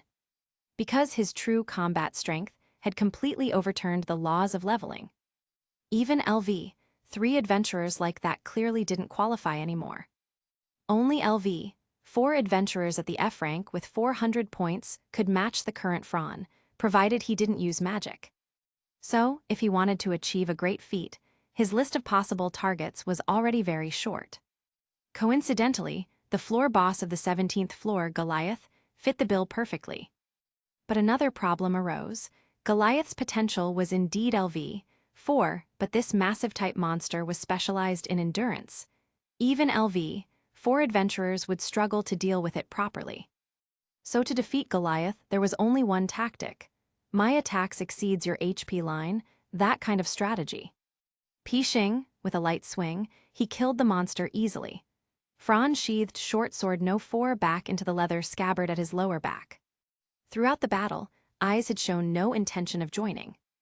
Like an invisible person, the girl just silently followed behind Fran, watching him fight and slay monsters, then signaled for her to move forward. She was beginning to enjoy this feeling, though the simple-minded Eyes didn't even understand what emotions were stirring in her heart. But there was one thing the golden-haired girl did know: it was very warm. "Let's go, Eyes." Okay." Having undergone a status update, Fran didn't even activate his magic. He mowed down monsters as if he were in a RPG game, effortlessly. Whether it was the Almiraj, the Hellhound, or the Minotaur, none of them were enemies worth noting. Crush, crush, crush, nothing but domination. It was as if the dungeon itself understood that nothing on this floor posed a threat to this adventurer's 2 adventurers, so even the number of monster spawns had decreased. After cutting through floors 14, 15, 16, and 17, Eyes and Fran finally arrived at a wide gray stone room. A high ceiling, pale gray rock walls, and a wide road that could accommodate a dozen people walking side by side. It all seemed to be foreshadowing something. Soon, the scene opened up before Fran and Eyes' eyes. A sight impossible to see on the surface, a miraculous spectacle unique to the dungeon, unfolded before him. Fran knew they had reached their destination. A vast, long, and wide gigantic hall. Unlike the messy, flamboyant caverns of the middle floor and the cave maze he had seen so far, this one was a different thing entirely. This massive hall was a flat, rectangular shape. From the wide entrance, where the golden-haired girl stood to the farthest end of the chamber, it stretched for approximately 200 meters. In terms of length alone, it was larger than the dungeon pantry room he had seen before. The width wasn't as exaggerated, but still over 100 meters. As for the ceiling height, it was astonishing, easily 20 to 30 meters. This giant cavern chamber, whether the walls or the ceiling, fully conformed to the characteristics of a cave maze, made of rough stone blocks. Except for the left wall. Its surface made one question their own eyes, like it had been polished by someone, without a single bump. It looked like it had been crafted by countless stonemasons. The wall had no seams and stretched continuously across the entire field of view. The grand, smooth wall radiated a mysterious, colorful light, brilliant and enigmatic. No matter how magnificent and awe-inspiring the chamber was, Fran paid it no mind. All his attention was on that one extraordinarily ornate, yet unnatural, wall. Looking up at the smooth giant wall, Fran sighed in awe. This is the Wall of Sighs, named by the adventurers who reached this place and returned alive to the surface, the final wall of the 17th floor, the final fortress. It's also the birthplace of a specific monster, floor boss, Goliath's Wall. Yeah, Goliath is born from this wall. Be careful, Fran, I can feel it, it's watching us. Eyes had spirit blood flowing through her veins, and with the skill of Avenger, her sensitivity to monsters surpassed even Fran's perception. If she said so then, it meant that the floor boss Goliath had already been born and, very soon. Correct. A familiar sound rang out. Except this time, it was louder than usual, more present, more ceremonial. Fran's eyes widened, and eyes narrowed her pupils. Crack, crack. From within the smooth wall, something seemed to be using massive force to continuously ram into the fortress. This scene, like a natural disaster, was chilling. The wall emitted the sound of cracking. The sound grew louder, the tremor-inducing noise slowly turning into a heavy sigh-like roar, shaking the massive chamber. The avalanche-like roar made Fran's eardrums wail. As if reaching a critical point, a shock more terrifying than all previous ones shattered the wall from inside. And then, a deafening shatter. Fran held his breath. Rumble. Giant rocks shattered, scattered, fragments collapsed and fell to the ground, then, a loud thud like something heavy hitting the earth. That appeared. What a colossal creature, it filled all of Fran's vision. He was deeply shaken. ROOER. Immediately, the ultra-large monster with high intelligence locked its target onto the two tiny beings. Eyes fall back. Me good luck. The sword princess girl lightly tapped the ground with her toes and floated backward to the tunnel entrance, silently praying for Fran. Fran took a deep breath and drew the specially prepared two-handed great sword from his back. Gripping the hilt tightly, the blade angled downward toward the ground. Battle spirit burned in his golden pupils. Here I come, my Excelia. Chapter 61, Versus a Floor Boss Tilde. Gripping the hilt tightly, the blade angled downward toward the ground. Battle spirit burned in his golden pupils. Here I come, my Excelia. I'm here, monster. For the first time, Fran let out a low roar in battle. His golden eyes shone brilliantly, with twin rings of azure light swirling within. Leaning forward with his great sword dragging behind him, his left foot suddenly exerted tremendous force, cracking the ground beneath him as a loud chant rang out from his mouth. Face your end, Ragnarok. Fran transformed. Black-red thunderfire wrapped around him, and violent destructive power surged outward. Dust and debris were blown away, as rippling shockwaves continuously erupted from under his feet. Surtur. With a sharp sound, he shot forward like a cannonball, using unmatched acceleration and momentum to leap into the air. His arms tensed with power, techniques meant for tearing through roads were now being unleashed, even with a weapon so disproportionate to his frame. Raising it high above his head, his body arched backward and then sprang forward, maximizing the destructive force of this blow. RRAHHH. The monster's counterattack came instantly. It reacted at the exact moment Fran launched his assault. Its massive arm and palm came swooping in like it was trying to swat a fly, creating a comical sight. Faced with the monster's resistance, veins bulged on Fran's forehead as he poured all his strength into the attack, battle fervor blazing from his eyes. Open up, AHHH. Eyes suddenly gripped her hands tightly, eyes fixed on this critical strike that could decide the battle. Splurt. Just as she hoped, a blinding black flash drew a phantom trail through the air, slicing cleanly through the monster's massive palm without resistance. Splurt, splurt, splurt. A torrent of blood gushed from the wound, drenching half of Fran's body in red. As he soared past the enemy, a crazed grin stretched across his face. Feeling the resistance just moments ago, Fran instantly gauged the enemy's defensive strength. Level 4, no level 5 endurance. With stats comparable to a lower-tier level 4, and the Surtur spell enhanced by the scholar's doubled magic amplification, he had only barely managed to cut through the monster's skin. That wasn't funny at all. Ding! Clang, clang, clang. Landing and sliding a long distance, he stabbed his great sword into the ground to stop himself. Looking up at the colossal enemy before him, he understood. To defeat it, he had to break through its defenses. One strike would never be enough. In that case, he'd have to rely on high-speed combat and continuous magic bombardment to weaken it and eventually shatter its defenses. No wonder, when power is evenly matched, taking down a floor boss requires a team. Constant full-power attacks are just too much for a single person to bear. And this only emphasized just how ridiculously powerful those soloing floor bosses were. Like the Sword Princess or the King. Huff. Steadying his breath again, Fran calmly entered the high-stakes battle against the massive floor boss at his own pace. The fierce clash between adventurer and monster had begun. The erratic black light slashed repeatedly across the monster's body, immense power erupting as the sword's edge tore through layers, seeking to inflict real harm. But against such a massive body, the damage was so spread out that it felt more like scratching an itch. In contrast to its size, the enemy moved with agility, leaping around while the Goliath countered with heavy swings and stomps.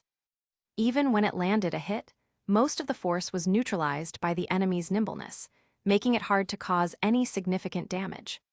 For now, neither side could gain the upper hand. The battle dragged on, consuming energy, strength, and willpower. Step, step, step, step. Chaotic footsteps echoed from behind. Eyes abruptly turned around, and her eyes widened slightly. Tione, Tiona, Captain, Reveria, Gareth. Even Lefia, Raoul, Anya, Cruz, Elfie, Line, Miss Alicia, you're all here. On a ledge above, Loki Familia's main force had basically all arrived. The only remaining level 5 member, the pitiful Bite, had been forced to stay behind at the base by Loki's direct order. However, what puzzled eyes was, why is everyone wearing hooded cloaks? Everyone, including Finn, looked embarrassed. They couldn't exactly say that they had secretly followed to watch this epic battle, a feat even the gods would praise, right? Ahem, Eyes, how's the battle going? Eyes tilted her head cutely and blinked. It just started. Good, we made it in time. You're one to talk. If you hadn't kept rushing off to attack monsters along the way, wasting so much time, we would have been here sooner. All right, you two, stop arguing. Do you really want to miss such an incredible battle? Captain Tilde, I'm sorry, okay. Captain, are you sure scolding Miss Tione isn't just rewarding her instead? Raoul reminded them awkwardly. Sigh, Finn shook his head bitterly, while the other members all covered their mouths to stifle laughter. Tiona held her forehead and rolled her eyes. My sister is really dumb, way too easy to fool. Eek, is Fran actually using a great sword? At that moment, the dwarf warrior impatiently tore off his cloak and asked Eyes curiously. Yeah, it seems he came prepared. It's specially made to deal with extra-large floor bosses. Now that you mention it, the kid is a blacksmith too. What a cheat.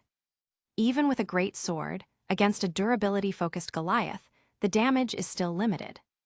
Just as Finn finished speaking, a melodic, strangely rhythmic, and beautifully haunting chant reached everyone's ears.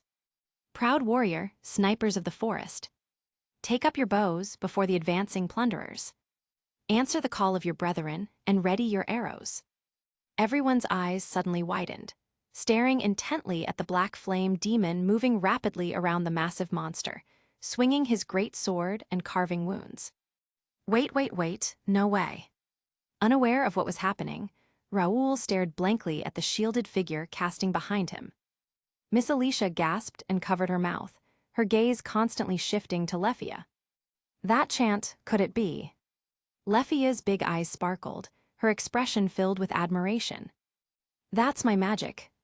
The chant, like singing, continued.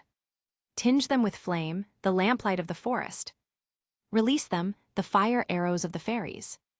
Falling like rain, burn away the savages.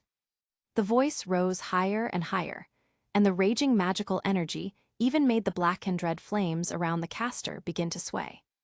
Finn waved his hand, stepping back with certainty. It's coming.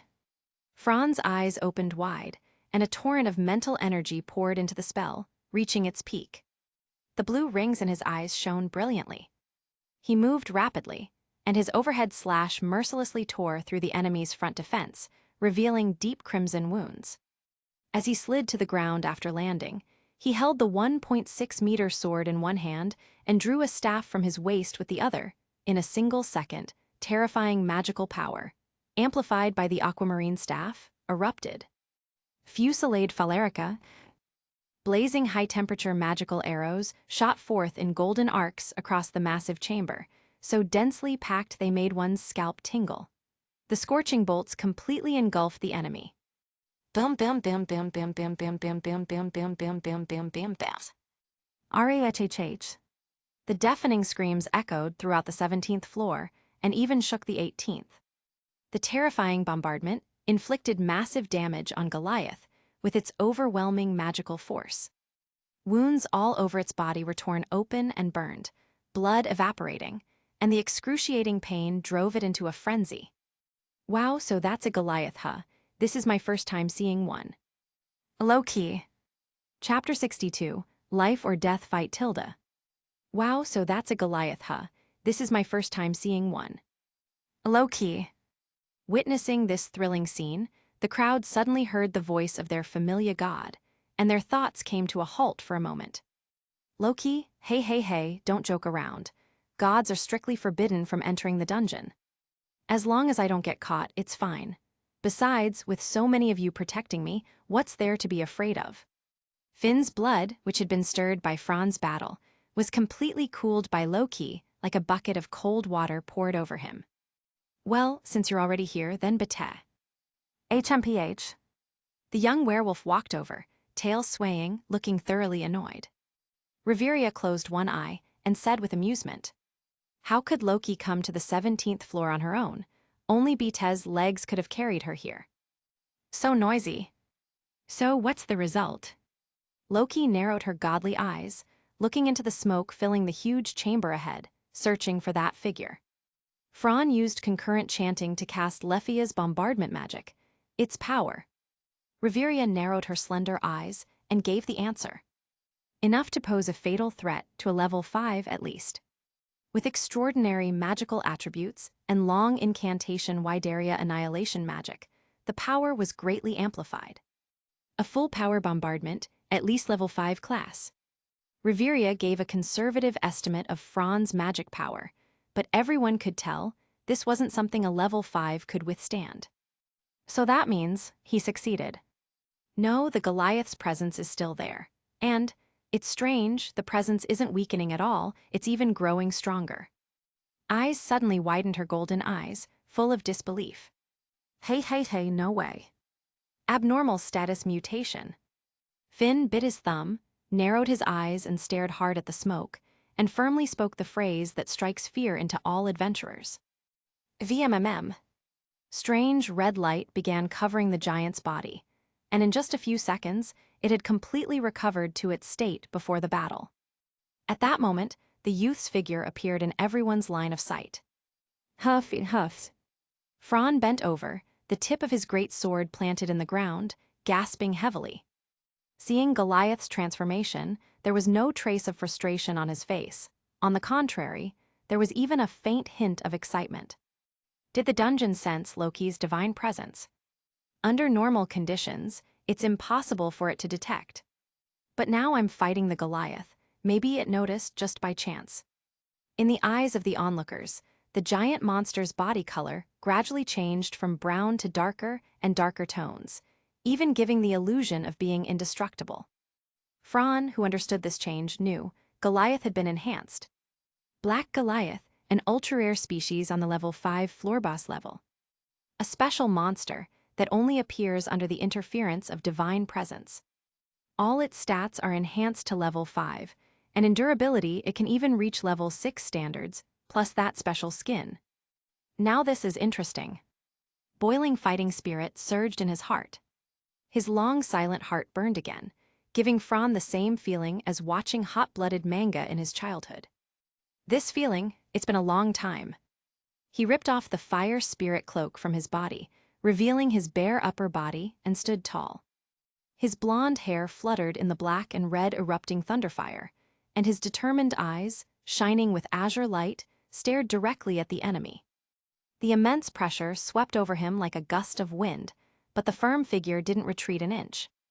"Come fight me, monster!" With a booming explosion, Fran launched his attack. Level 2 versus level 5. Floor boss, a life-risking deathmatch, began again. Riot. Fran leapt up, swinging his great sword at the enemy, but the durability was even more exaggerated than before, causing his brows to furrow tightly. Despite his full force slashes, he only managed to cut the skin, and it regenerated instantly. Terrifying regeneration. What do we do, Finn? At this rate, Fran will die. Don't panic, Lefia. With so many of us here, even if he fails, he won't lose his life. That's right. The reason Fran could go all in and wager his life in this deathmatch was precisely because these familia members were behind him. From the moment he chose his familia, he knew this day would come. Now his choice was bearing fruit, bonds had been formed. The sight of his companions gave him infinite strength, empowering him to wager everything and face his enemy head-on. // One strike, another, and another. Useless, useless, useless, useless, useless, all of them useless. Damn it. The enraged Goliath's latent power surged, and Fran, who had been maintaining the advantage with superior stats, now found himself overwhelmed. Only his magic bombardment could barely suppress the enemy. The consequences quickly showed in the fight. As he slashed again, Goliath didn't give him time to retreat. Its massive hand struck, slamming Fran to the ground. Not good. Everyone's eyes widened in shock. Eyes even reached for her sword hilt.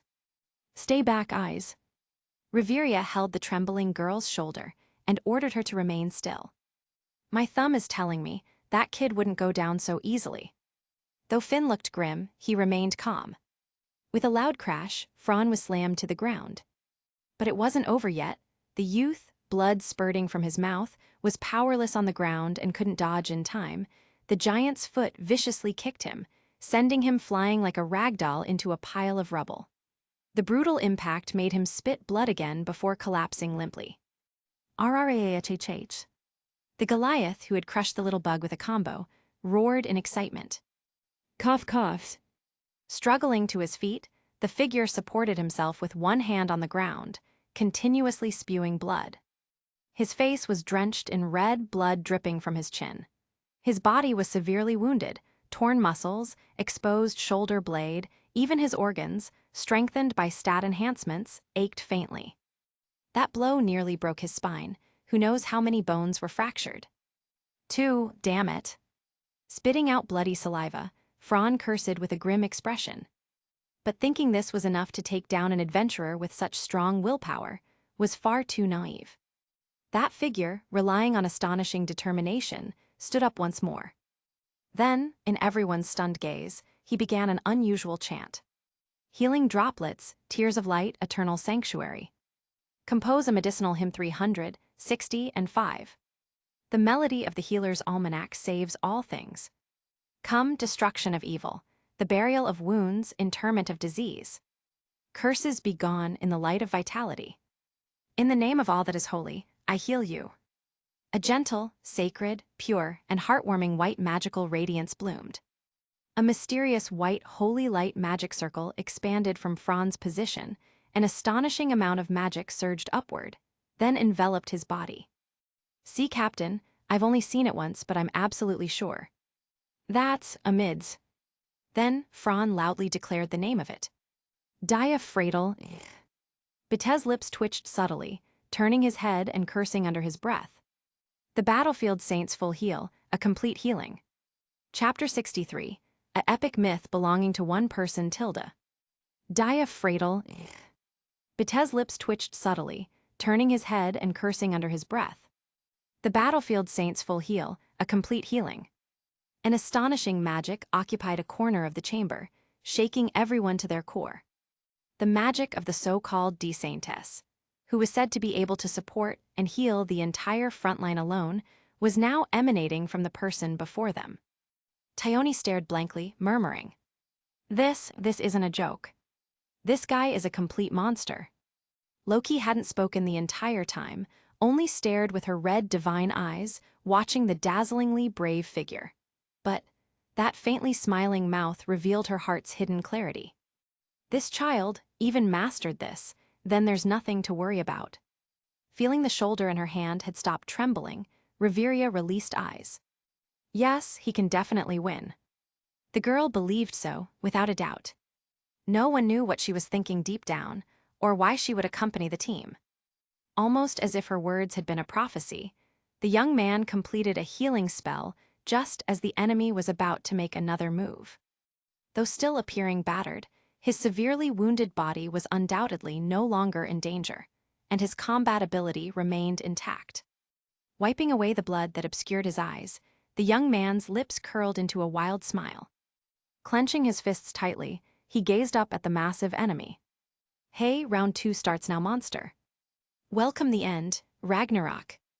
Surtur. A soft chant fell, and Fran charged straight ahead, grabbing the great sword in passing, leapt up and swung down. That kind of attack won't work on the current floor boss. We have to restrict its movements. But isn't that impossible? No, there's still a chance.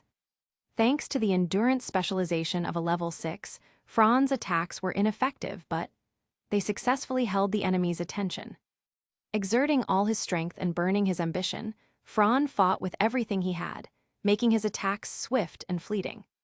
Faster movements, heavier blows, more agile actions, and a combat style full of rhythm. He's attacking and retreating in one strike, trying to confuse it with timing. But his stats are totally inferior to the enemy's. You're wrong, Tyone. The enemy may be stronger, but you haven't forgotten the basics of super large type monsters, right? Captain, you mean? Yes, as long as we attack from its blind spots, there's no problem. Exactly, Fran was a textbook case. So what if your stats are higher than mine? I just need to make your movements sluggish and strike from your blind spot. This way, the initiative remains in my hands. The deadly battle continued. The chamber trembled. Time flowed like a stream lost in silence. This battle, capable of shocking all of Orario, had already lasted for 8 hours.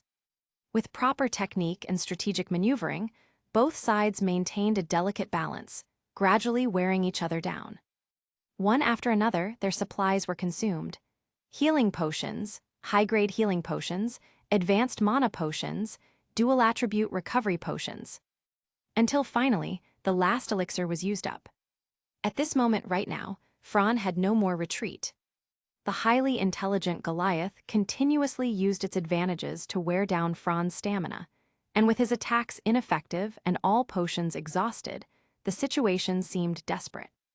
But was that the true state of things? Fran, who held the initiative, maintained his suppression. For certain reasons, he was even gaining room to do something more. Back on the surface, one would see nature's scenery. The sky had darkened, the moon shyly hiding behind clouds, stars beginning to sparkle, night had fallen. Almost simultaneously, the red-haired god laughed softly. The final act has begun. Loki. It's already night, Finn. Hearing her cryptic words, everyone immediately looked toward Miss Alicia. The elven lady took a finely crafted elven pocket watch from her chest and opened it silently. The hands paused at 19:00. Most understood, but some were still confused. That her. That. It's time. It really is the final battle. Raoul and Cruz were completely lost, not understanding, but could feel something had shifted in their companion's eyes. A clear and graceful chant echoed once more through the vast chamber. It was the signal marking the beginning of the final round of the deathmatch, and the countdown to the end. Harbinger of the end, the white snow. Blow with the wind before the twilight. Closing light, the freezing land. This magic, Alicia turned toward the Reveria, waiting for her to confirm the truth. It's my magic. Even Lady Reveria's magic. Finn quickly analyzed the battlefield situation and soon understood Fran's strategy. So that's it. He's maintaining control while chanting Reveria's ice magic to restrict the enemy. Then, it really is the best option available. We just don't know how long the enemy can be restrained.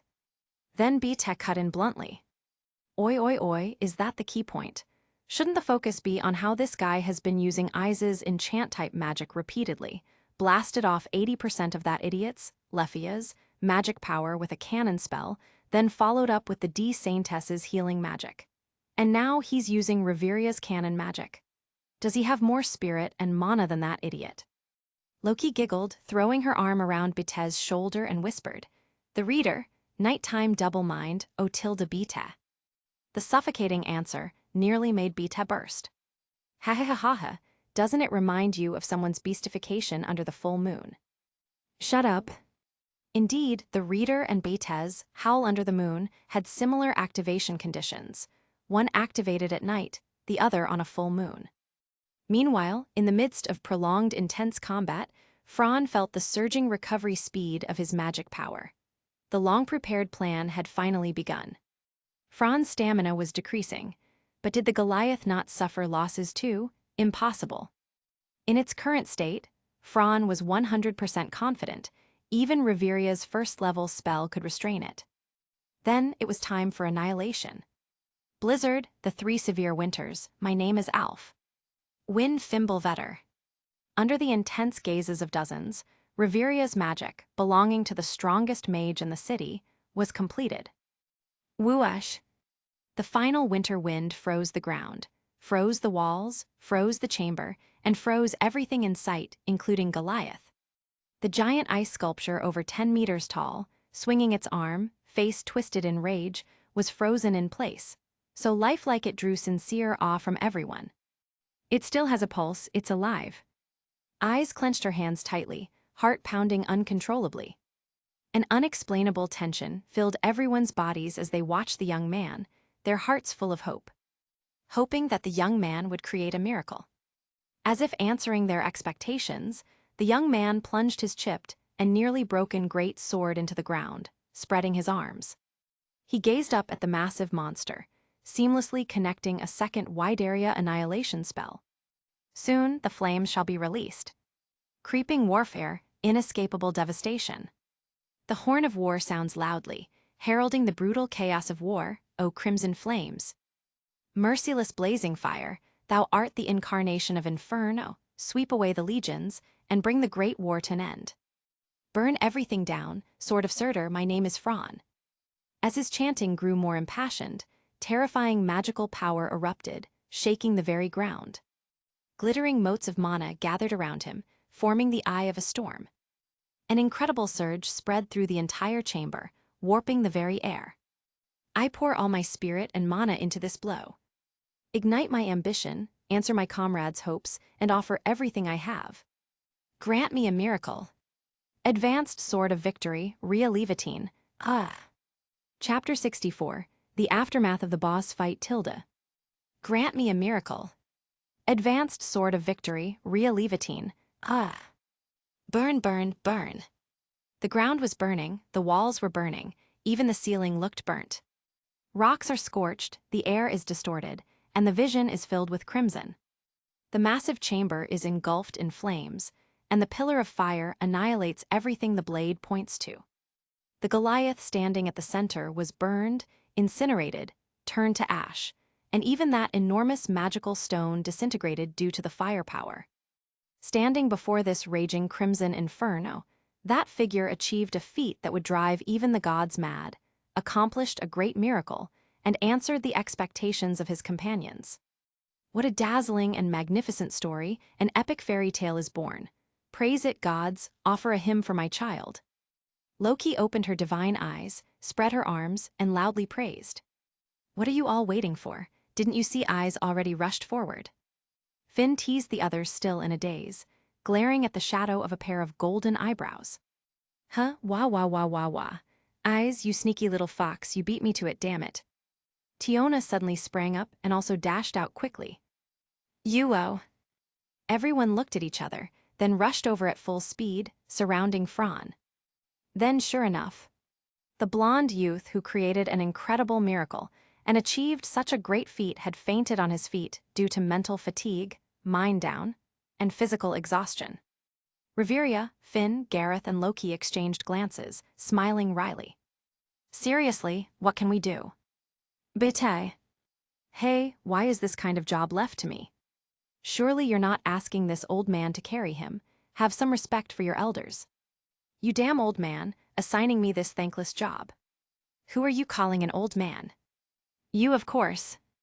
In the end, the werewolf youth still pulled a sour face as he carried Fran on his back. And then, the ever-professional Raoul found dropped items from Black Goliath's corpse. Captain, this is Black Goliath's tough hide and teeth. A drop item, huh? A LV6 variant, this is quite a rare find. Since Fran was the one who defeated it, keep it for him. Understood. If the conscious Fran knew that Goliath actually dropped the Black Goliath's tough hide, he would probably jump up with excitement. That thing is absolutely a super artifact. Its astonishing defense can't even be scratched by the claws of certain destruction from Juggernaut, the dungeon's professional butcher nicknamed Calamity. That alone proves how badass this item is. Even more terrifying, it's not metal and can even be processed into armor depending on craftsmanship. Everyone had sincere smiles on their faces as they happily chatted about the recent battle. They didn't stay long. Following the dungeon's official route, the low-key familia returned to the surface openly with the unconscious Fran. This scene, even though it was nighttime, was witnessed by many adventurers still in the dungeon, sparking intense discussions. After all, that was one of Orario's two strongest familias, fully mobilized, and some even spotted their deity, Loki herself. It's over, it's over, it's over, Finn. I was seen entering the dungeon. That old fart Aranos definitely knows. What do I do? My familia is so poor we can't even afford food anymore. If we get fined again, we won't even be able to drink. Wah, sob, sob, sob, sob, sob. Seeing their deity crying her heart out, Riveria closed one eye and pretended not to see. Gareth simply distanced himself to avoid the headache. And Finn, who was lifted by Loki, wore a helpless expression and a terrible headache. Loki, stop shaking. If it's a fine, so be it. Anyway, the expedition time is coming up and the mandatory quest is just pushing us to explore the dungeon. No big deal. If this haul is good enough, we can solve the problem. If it really comes down to it, isn't Franz still there? Let him learn how to craft magic swords, and he could help support the familia financially. Clapped. Loki clapped her hands and immediately smiled, though a bit evilly.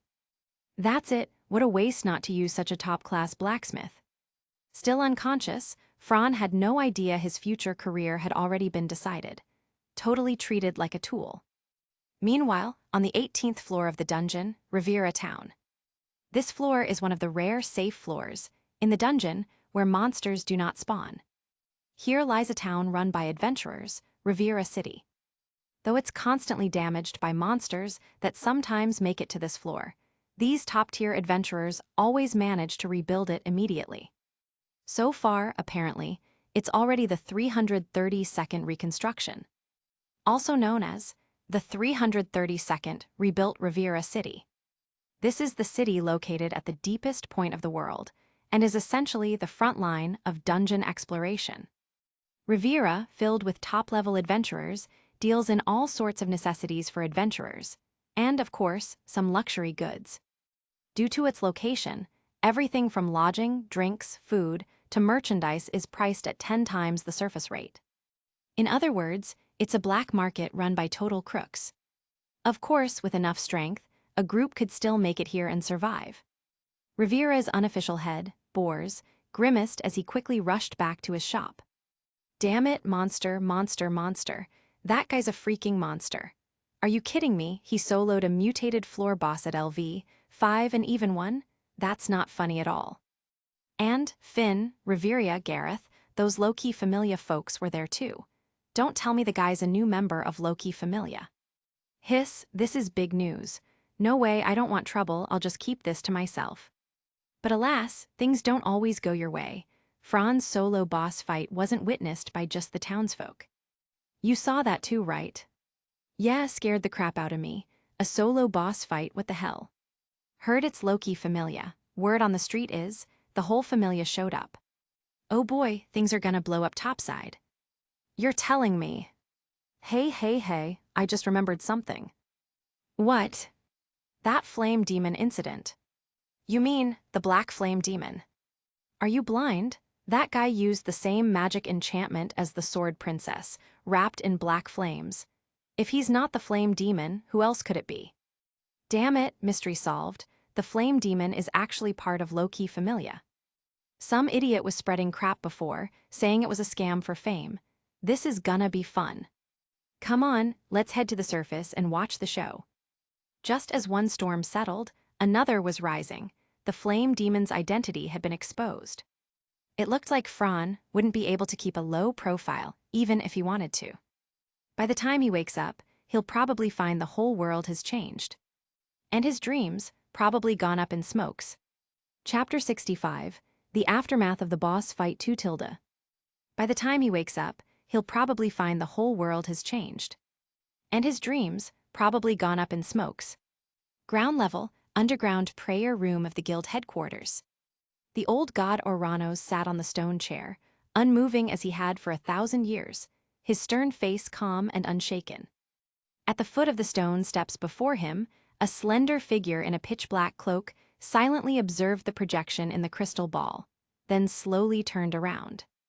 Defeated the mutated floor boss Goliath solo. Estimated latent potential has reached LV 5, specializing in endurance with a defensive power of LV 6. Also possesses ultra-high-speed regeneration. Unless it's a one-hit kill, defeating him is nothing but a pipe dream. Then, the old god spoke. In the end, it was a success. Is that right, Fells? Ah, this is a true miracle, a feat worthy of being wildly praised by the gods. If he weren't part of the Loki Familia, the gods would have already rushed in to steal him. Loki never submitted any reports to the guild headquarters about this matter. Send someone to ask about it.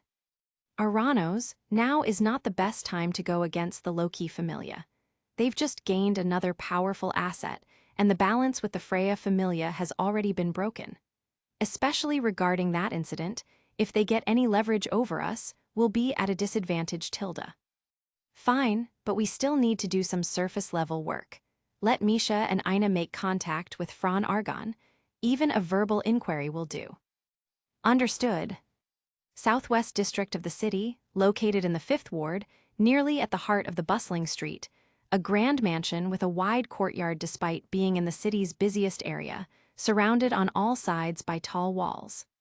The very scene spoke of its owner's immense wealth, power at the pinnacle, and honor. From a bird's-eye view, it stood directly across from the Twilight Manor, the base of the Loki Familia located in the northern part of the city. Folkvanger, one of the 2 top-ranking familias in Orario, the home of the Freya Familia. At the highest room of the towering castle in the center, massive bookshelves lined 3 walls, visible through the huge floor-to-ceiling windows. A luxurious armchair in the center, and a high-end carpet covering the floor. Every detail flaunted the taste and wealth of its owner. The goddess of beauty, Freya, looked silently into the distance through the window for a long time. Even such an ordinary soul was able to accomplish such a feat. Otter. Yes. A beast man with boar-like ears on short, earthy red hair, Freya's most loyal servant. A giant over 2 meters tall, with a body like a boulder. He stood like a statue, literally a loyal watchdog awaiting the words of his beloved goddess. What do you think? He would make a worthy opponent if he continues to grow. Hey, just an opponent. The goddess of beauty swirled her wine glass.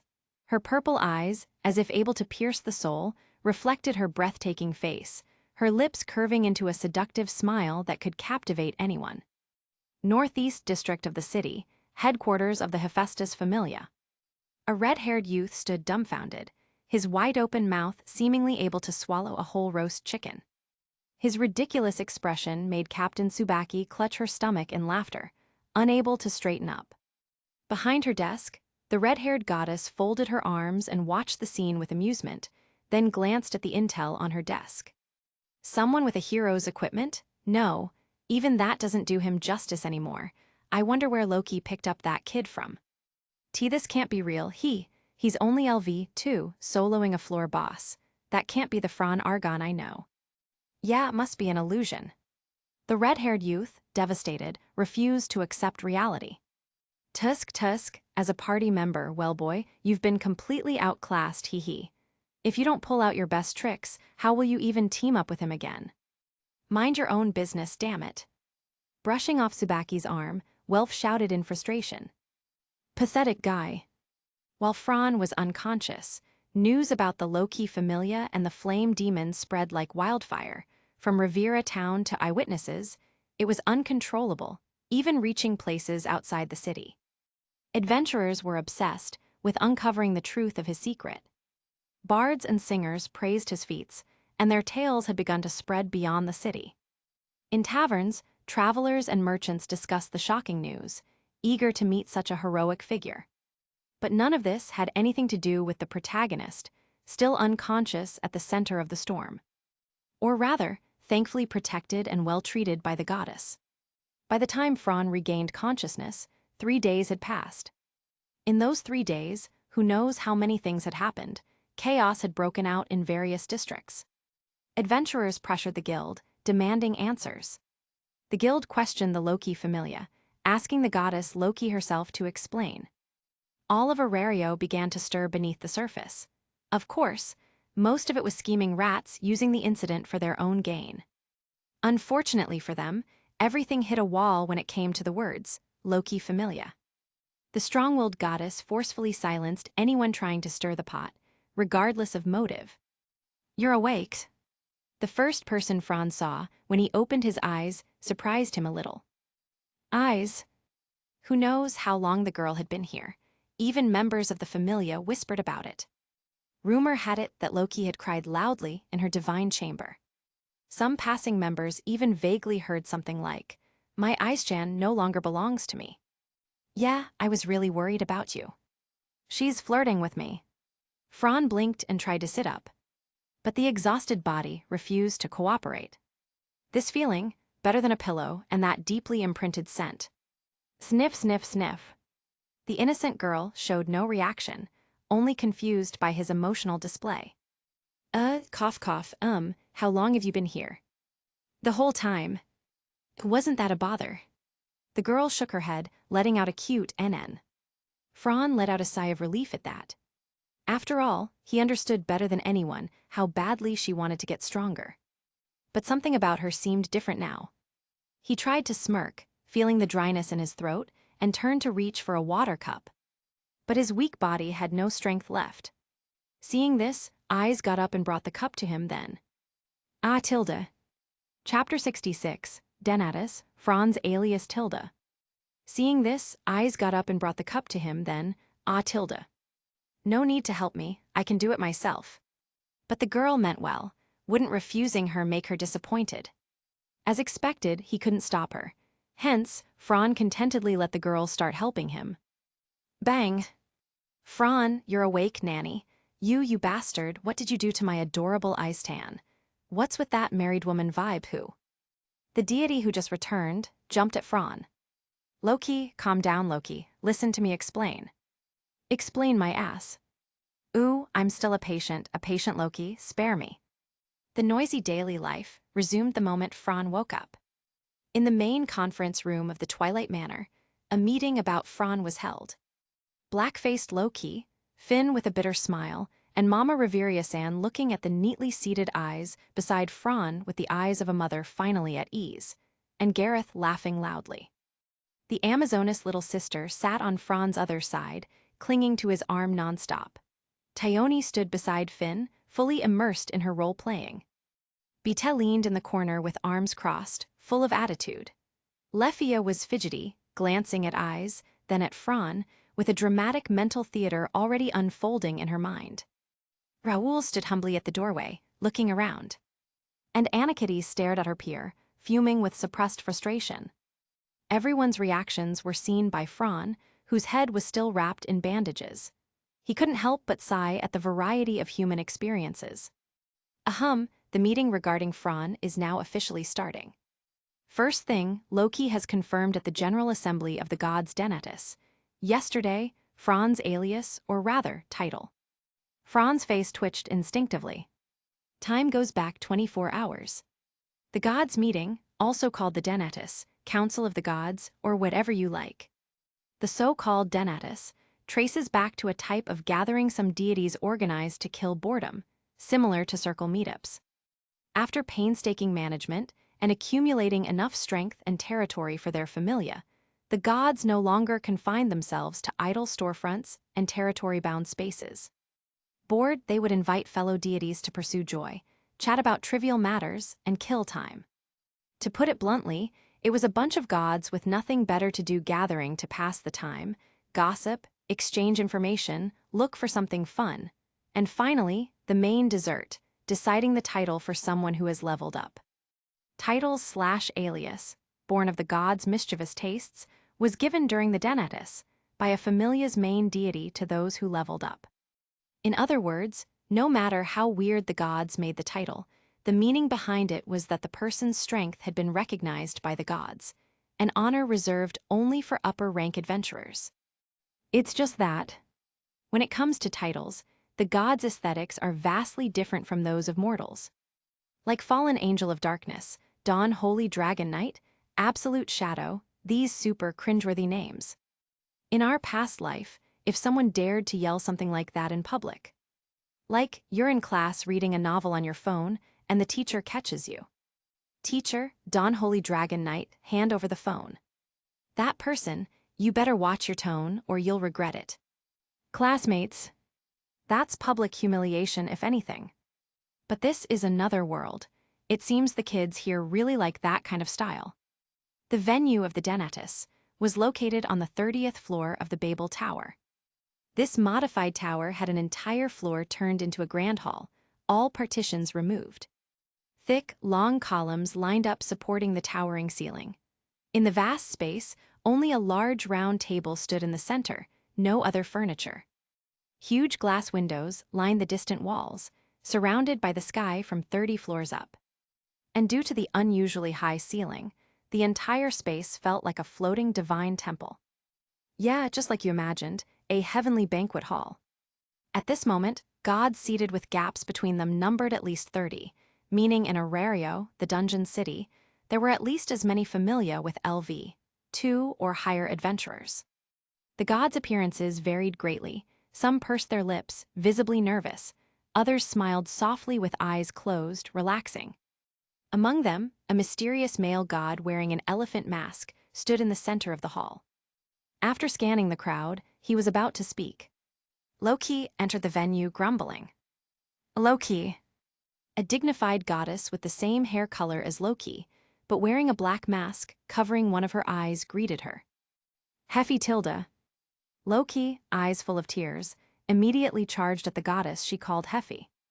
What happened? Did someone bully you? Walla my eye stan. The dignified goddess called Heffy by Loki was none other than Hephaestus. That's right, the head of the renowned forging Familia Hephaestus Familia, based in Orario. Ooh, please comfort me, won't you? Geez, you. The gods chattered away, while the male god standing in the center of the temple glanced around again. Well then, everyone, the NTH Divine Assembly officially begins. I'll be today's host, Ganesha. I am Ganesha. Gods. Oi oi oi, Ganesha. Stop posing like that, even if it's for laughs. I've seen it for billions of years and I'm sick of it.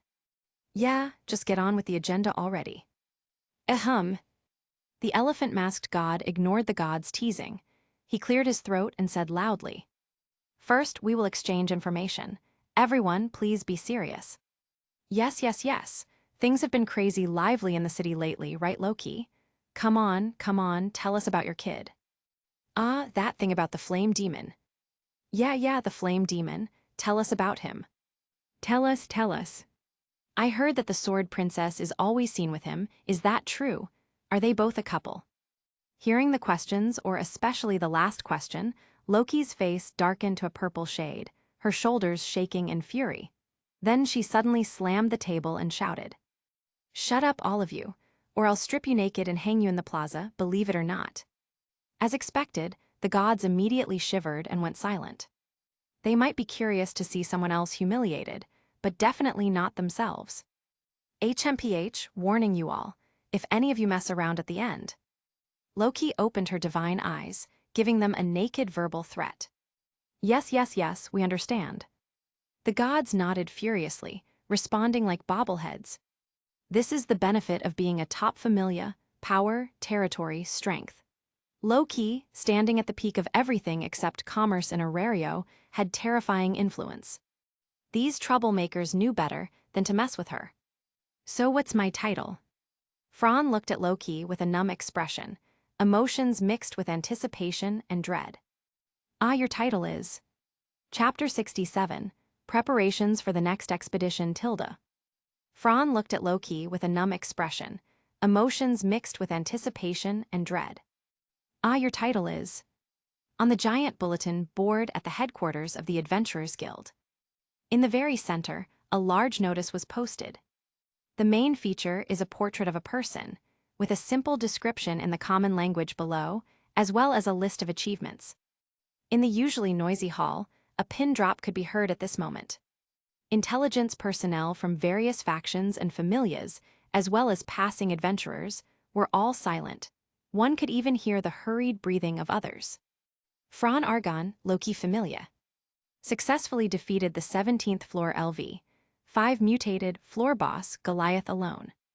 Level LVs 3. Alias Flame Demon. A certain adventurer muttered the words written above. Then, this overwhelming piece of information, like a spark to a fuse, exploded into chaos. LV3? Is the guild blatantly trying to fool us? They must be hiding the real info. If he only leveled up to LV3 after soloing a LV5 floor boss, doesn't that mean he was only LV2 at the time? This is fing ridiculous. What kind of joke is this? Loki Familia needs to give us an explanation. Then, just as someone finished their aggressive complaint, a nearby adventurer mocked them with disdain. You're going to demand an explanation from Loki Familia. Are you trying to kill me with laughter so you can inherit my savings in the Goblin Bank? Why don't you go ask that person in Freya Familia instead? Know your own damn weight. Idiot. You all. Newbie, huh? Just explore the dungeon, earn money, gradually grow stronger, and have a couple of drinks at the tavern at night, live the sweet life. You really trying to get yourself killed? Sigh. Someone patted him on the shoulder, a mix of pity and exasperation. To these low-level adventurers, Loki Familia was a colossal force. The whole Familia had dozens of members, all of them upper-tier adventurers. Rank-wise, entry-level members or rookies were typically LV2, rookie group leaders LV3, above that was the second echelon, generally LV4. LV5 were considered executives, and the leaders were LV6. That's more or less the structure. In other words, Fran had risen from a support role to an entry-level adventurer, and now qualified to serve as a squad leader. Twilight Manor. Flame Demon? What kind of stupid nickname is that? Sounds like a factory product. Fran's face twisted. Loki, crossing her legs and squinting her eyes, snorted. That's the power of my influence. If it weren't for me, HMPH, don't even dream of such a plain nickname. You could have ended up with something like Black Flame Blaster or Knight's Boosted Fighter. Fran's veins bulged on the back of his hand, and the shield uniform he was wearing crumpled like paper. Sigh. In the end, under the divine pressure of the gods, he lowered his head. I really like it, the nickname Flame Demon. Eyes tilted her body 8 degrees, raised her head slightly, and looked at Fran with golden eyes, saying the words that shattered Loki's heart. Ah, well, if that's the case, I guess it's fine. Two-faced dog. Crack, just like the wine glass in her hand, Loki's mental state broke. As for Lefia, standing nearby, she felt as though her tiny body was about to split apart. Miss Eyes. What's wrong, Lefia? And nothing. Yes, Fran is also someone I admire, just like Miss Eyes. And Fran's level has already caught up to mine. I need to work even harder. All right, everyone, time to talk business. The Palom leader clapped his hands, pulling everyone's attention back. The date for the next expedition has been set. It'll be in 5 days. Everyone looked excited and ready to go, as if they already knew. Only Fran was completely lost. Speaking of which, Fran probably doesn't know yet. You'll be joining us this time. You're qualified. Hi. Finn smiled at him, then looked around at everyone. This was agreed upon by me, Reveria, and Gareth, and we also consulted all the executives. The decision was unanimous. Then he added a small joke. It'd be weirder if it hadn't passed, right, everyone? Of course, Fran's heroic battle against Goliath is still fresh in my mind. It was so cool, like an ancient hero from a myth. Tiona clung to his arm like a puppy, rubbing up and down excitedly. This innocent and lively personality, it's impossible to get mad at her. Eyes also sparkled with an indescribable light. Could he be my hero? Fran's heart choked up, tears threatening to fall. "Thank you all for recognizing me, I'll do my best." Tgthegood crossed his arms and leaned against the wall, turning his face aside with a poisonous remark. "Weakling, don't slow us down or I'll kill you." "Whoa, it's happening," Franz Tsundir Wolf. "Shut it, you Amazonas, speak normal damn words." "Who's scared of who? I'll fight you with one hand." "I'll fight you with both hands tied." "Everyone, we're getting sidetracked here." All right, that's enough. Now let's talk about the expedition plan in detail. This concerns all of you. First, the objective. This time we're heading to the 52nd floor. The last expedition failed at the 49th floor due to an unexpected monster party incident, which caused chaos in the Great Wilderness, collapsing the vanguard line and leading to disorganized defeat. This time, we absolutely must not repeat that mistake. We need to reserve enough battle power to deal with any abnormal situations in the dungeon. Also, let me be clear, if any of you executives go off on your own like last time to fight solo, I will take action. Understood? Don't worry, Captain Tilde, I'll keep an eye on them. It's because you go berserk that I have headaches. Tayoni is usually pretty reliable, and she's calm in battle. It's just, once she sees something that rubs her the wrong way, she snaps. Compared to her innocent and cheerful sister, she's a real battle maniac. All right, use these days to prepare.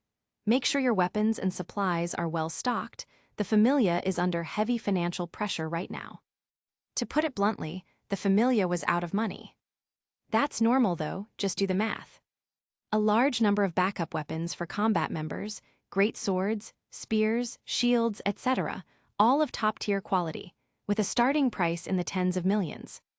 Deep-level monsters are mostly giant types, and they wear down weapons fast. You think the wear and tear from hacking a Almiraj is the same as slashing at a Goliath. In intense battles, a single weapon isn't enough for top-tier adventurers, unless they use weapons with the indestructible property, sacrificing attack power.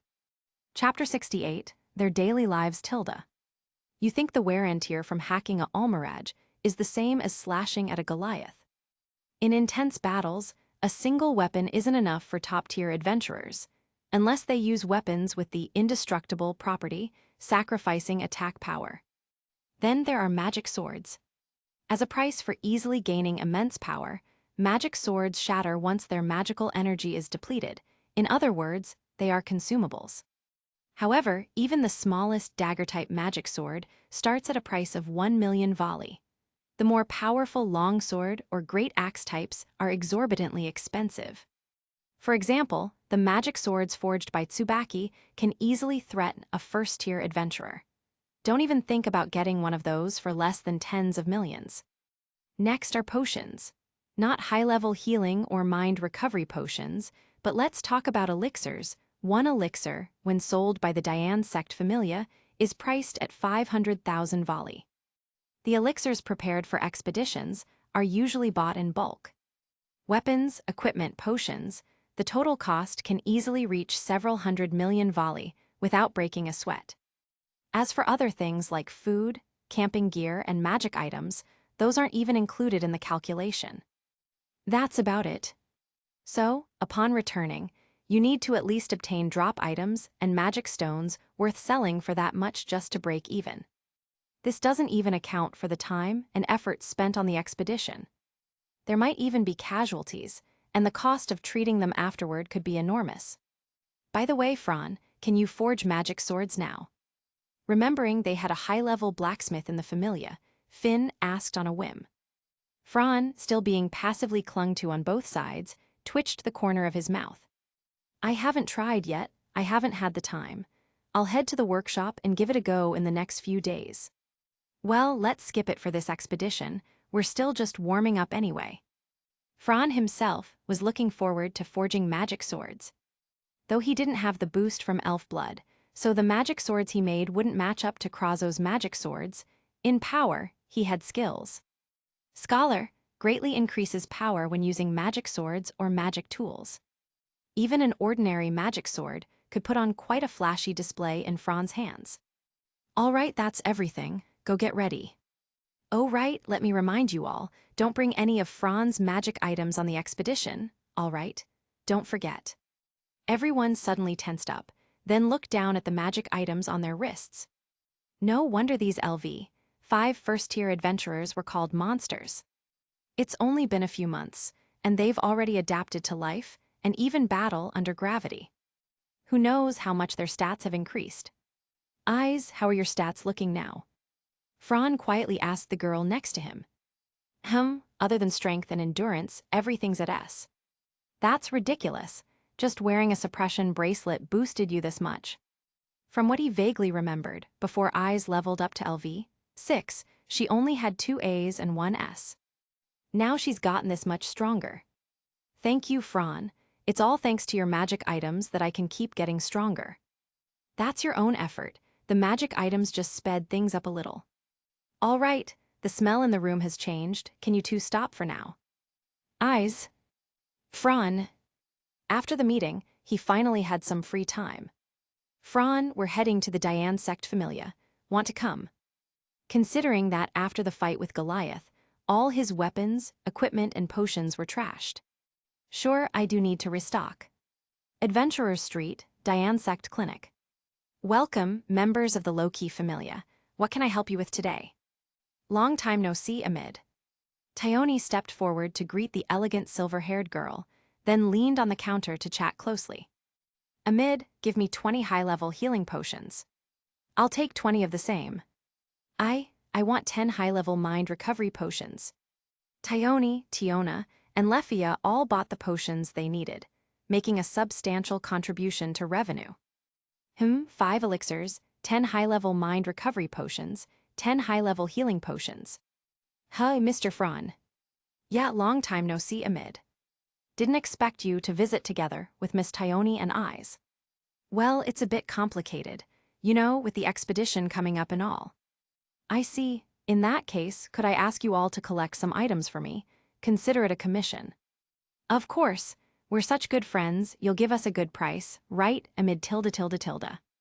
Miss Taioni, please don't joke like that. The two women glared at each other across the counter, sparks flying from their eyes.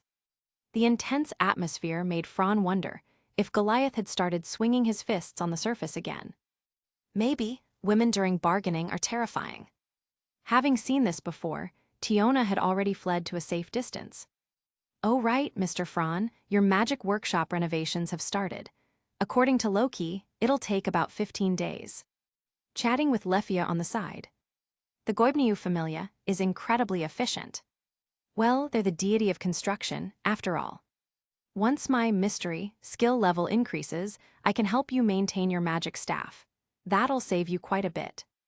Then, thanks in advance, Mr. Fran. You elves are so stubborn. I told you, just call me Fran. Enough with the formalities, we're not that far apart in age, are we? But. Sigh. In the end, facing the bashful girl, the young man couldn't bring himself to say anything harsh, just let out a deep sigh. At the entrance of the Diane Sect Clinic, the group said goodbye to Amid. Wishing you a triumphant return, Mr. Fran. With a beautiful girl's blessing, I'll be invincible. Mr. Fran always gets flirty around pretty girls, doesn't he? Of course not, only very special girls get that treatment. Then I must be truly honored. Why did this girl suddenly get so sharp-tongued? Time to flee.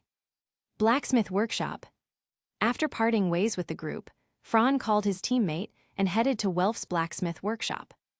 Tusk, flame demon and all, didn't think you had it in you. Can you stop with that ridiculous nickname already? What's wrong with it? Flame demon is great, and it fits you perfectly with your black and dread flame lightning, ha ha ha. Fran's face darkened, then he narrowed his eyes and smiled. Wanna guess what your future nickname might be? Let me think, how about Uncool Ignis? The lump of iron forged by you won't cool down from just a little bit of trouble. Isn't that super poetic? If you can say that to Lady Hephaestus's face, wouldn't it be super cool? Welf was stunned at first, then his face turned red, and finally utterly collapsed. Die damn you. And so, Fran's cheerful days began again. Chapter 69, First Magic Sword Tilda. Die damn you. And so, Fran's cheerful days began again. Ding ding ding. In the narrow room, the faint light of the magic stone lamp flickered. At this moment, the main focus was the roaring furnace fire. Its blazing flames illuminated the side of a person's face, and the shadow cast on the wall danced with the movement of his arm. PHSSD. The tempered sword blade began to look more and more refined. The faintly flowing black magic within gave it a sinister allure. Is this good enough? As a consumable, there's no need for unnecessary parts like the hilt. What he held was a strange one-handed sword without any decorations, consisting only of the hilt and the blade. Calling it a sword might even be a bit much. Its rough and rugged form resembled the feeling of the grotto labyrinth, rough, steadfast, and unrefined. Its only merit was its elegant shape. Upon close inspection, one could see the blade seemed to hold condensed black flame and lightning, scorching and savage. Magic sword. The first commemorative magic sword, forged by the individual known as Fron Argon. The red-haired young man picked up the magic sword named Fire Lion No. One and examined it closely. Should I say it's just as expected from the holder of mystery? The power of this magic sword is already quite strong. As for what quite strong meant, that depended on interpretation. The magic infused into the magic sword was all from the magic power of the swordsmith himself. Fron's magic level was exceptionally high. Once the destructive black flame sealed within it was released, it would be on par with a high-level annihilation spell. Roughly, the destructive power of LV.4. I don't know what's up with you, but even in our familia, swords of this quality are rare. The number of people who can forge them can be counted on one hand. Fron raised an eyebrow and tilted his head. Maybe it's just talent. You, so naturally smug. Well, it's not as exaggerated as Krazo's magic swords anyway. Hey, don't bring up that name again, okay? Aye, whatever you say. Since you've succeeded, I'll be heading back. Thanks again for the materials.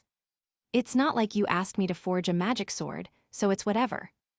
The red-haired youth waved his hand and left Fron's forge. Watching his retreating back, someone stroked their chin with a distant gaze, deep in thought. Krazo's magic swords. Others don't know the real reason for their insane power, but I do. During the forging process, elf blood was mixed in. That's what gave them such explosive power. This forging method is similar to the little black knife, though the end results differ vastly. An almost divine technique, Fron deeply craved such unknown knowledge. However, for him at the moment, it was still far out of reach.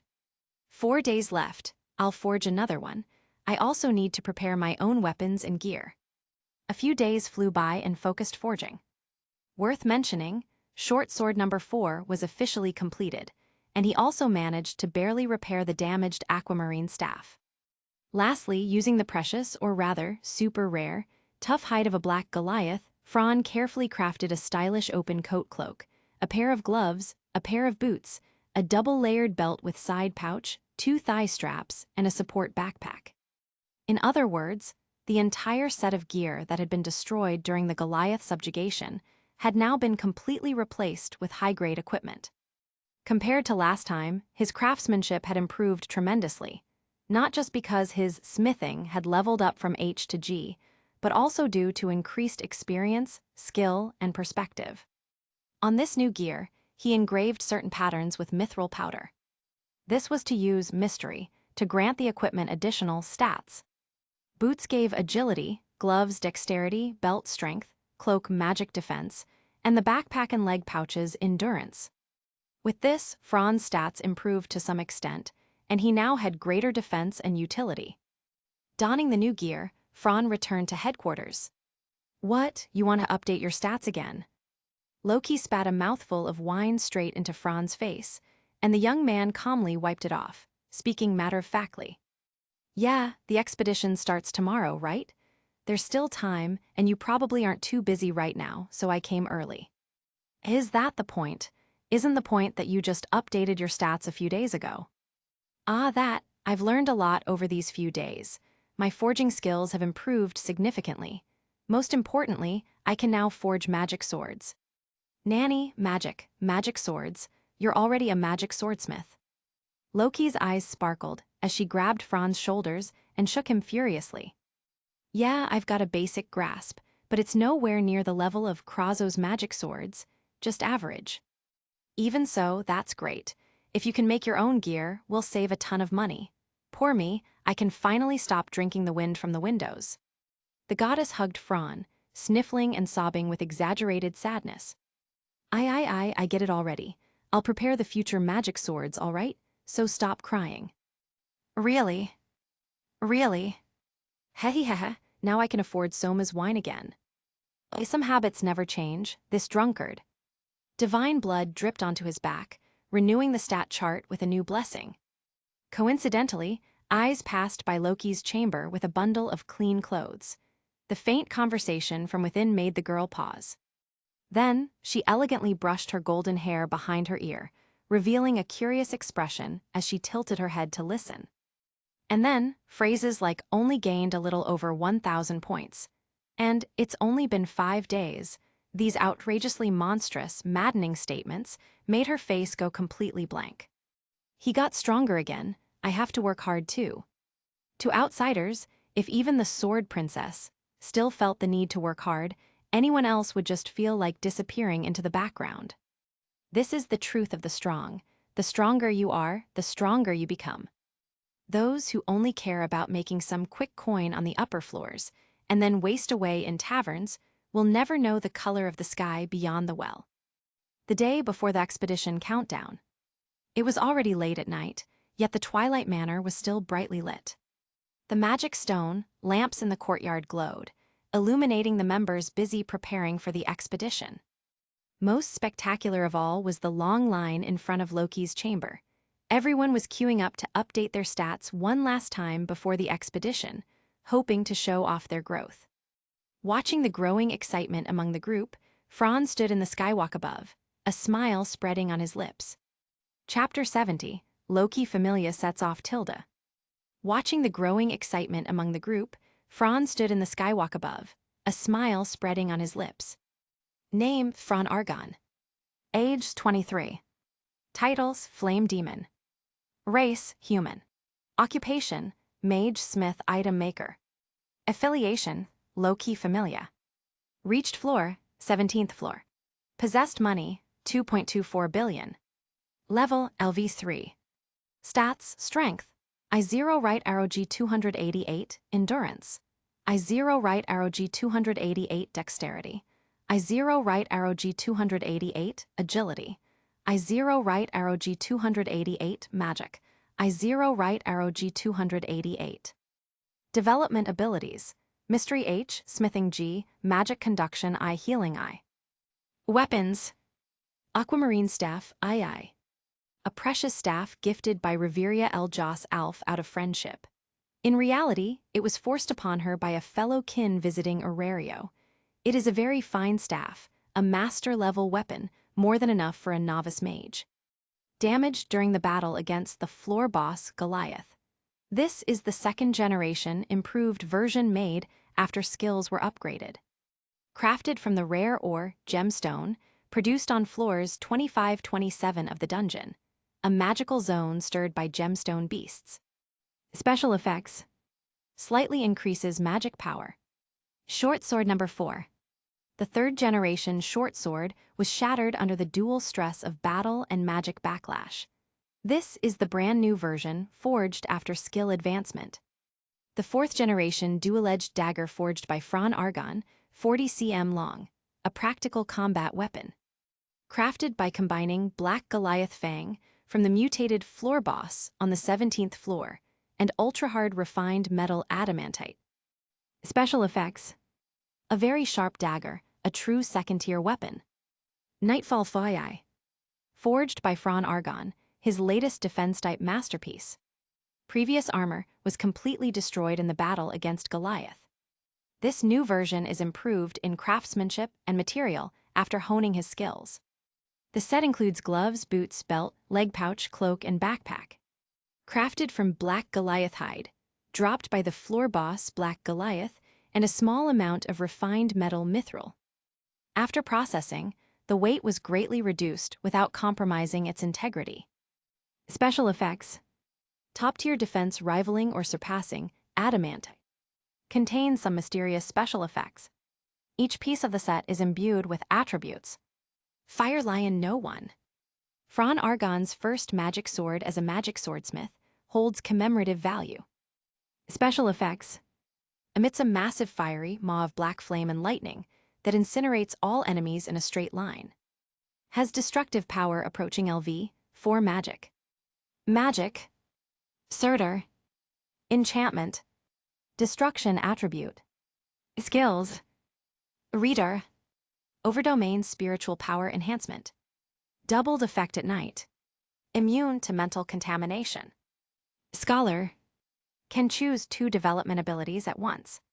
Not limited by magic slot when learning magic. Greatly increases power when using magic swords or tools. Doubles power, range, and area of magic. Infinite super magic. Enhances spirit through knowledge accumulation. Enhances magic power through knowledge accumulation. Magic power amplification boosts all attributes. Current accumulation, 11.66%. Weapons, equipment, potions, including levels and stats are all up to date. Be prepared as best you can at the moment. This adventurer's golden rule is something Fron keeps in mind constantly. In the courtyard of the Twilight Manor. Loki stood in the central courtyard, hands on her hips, watching over her children. Well then, Loki, we're heading out. Yeah, I'll be waiting for your triumphant return at home. All right. Finn turned around to face everyone. The short-statured Palom radiated a sharp aura. As the leader, Finn Damney had already put on the mask of a commander. In Fron's own assessment, Finn Damney was quite a competent commander, in every aspect. All right, everyone prepare to depart. We'll gather at the staging area of Babel Tower. Yes. The party began to move. Fron, wearing brand new gear and carrying a backpack full of supplies and food, followed the main force slowly. Having a captain like him, as the soul of the team, is really something to be thankful for. Finn is amazing. The blonde swordswoman walked beside Fron, the gentle morning southern breeze brushing her golden hair as they fell into a long silence. He's very dependable. Fron nodded thoughtfully. You can tell just by looking at the expressions of the team. The long column moved along North Avenue, drawing countless gazes along the way. From other familias, merchants, gods, adventurers, and regular civilians.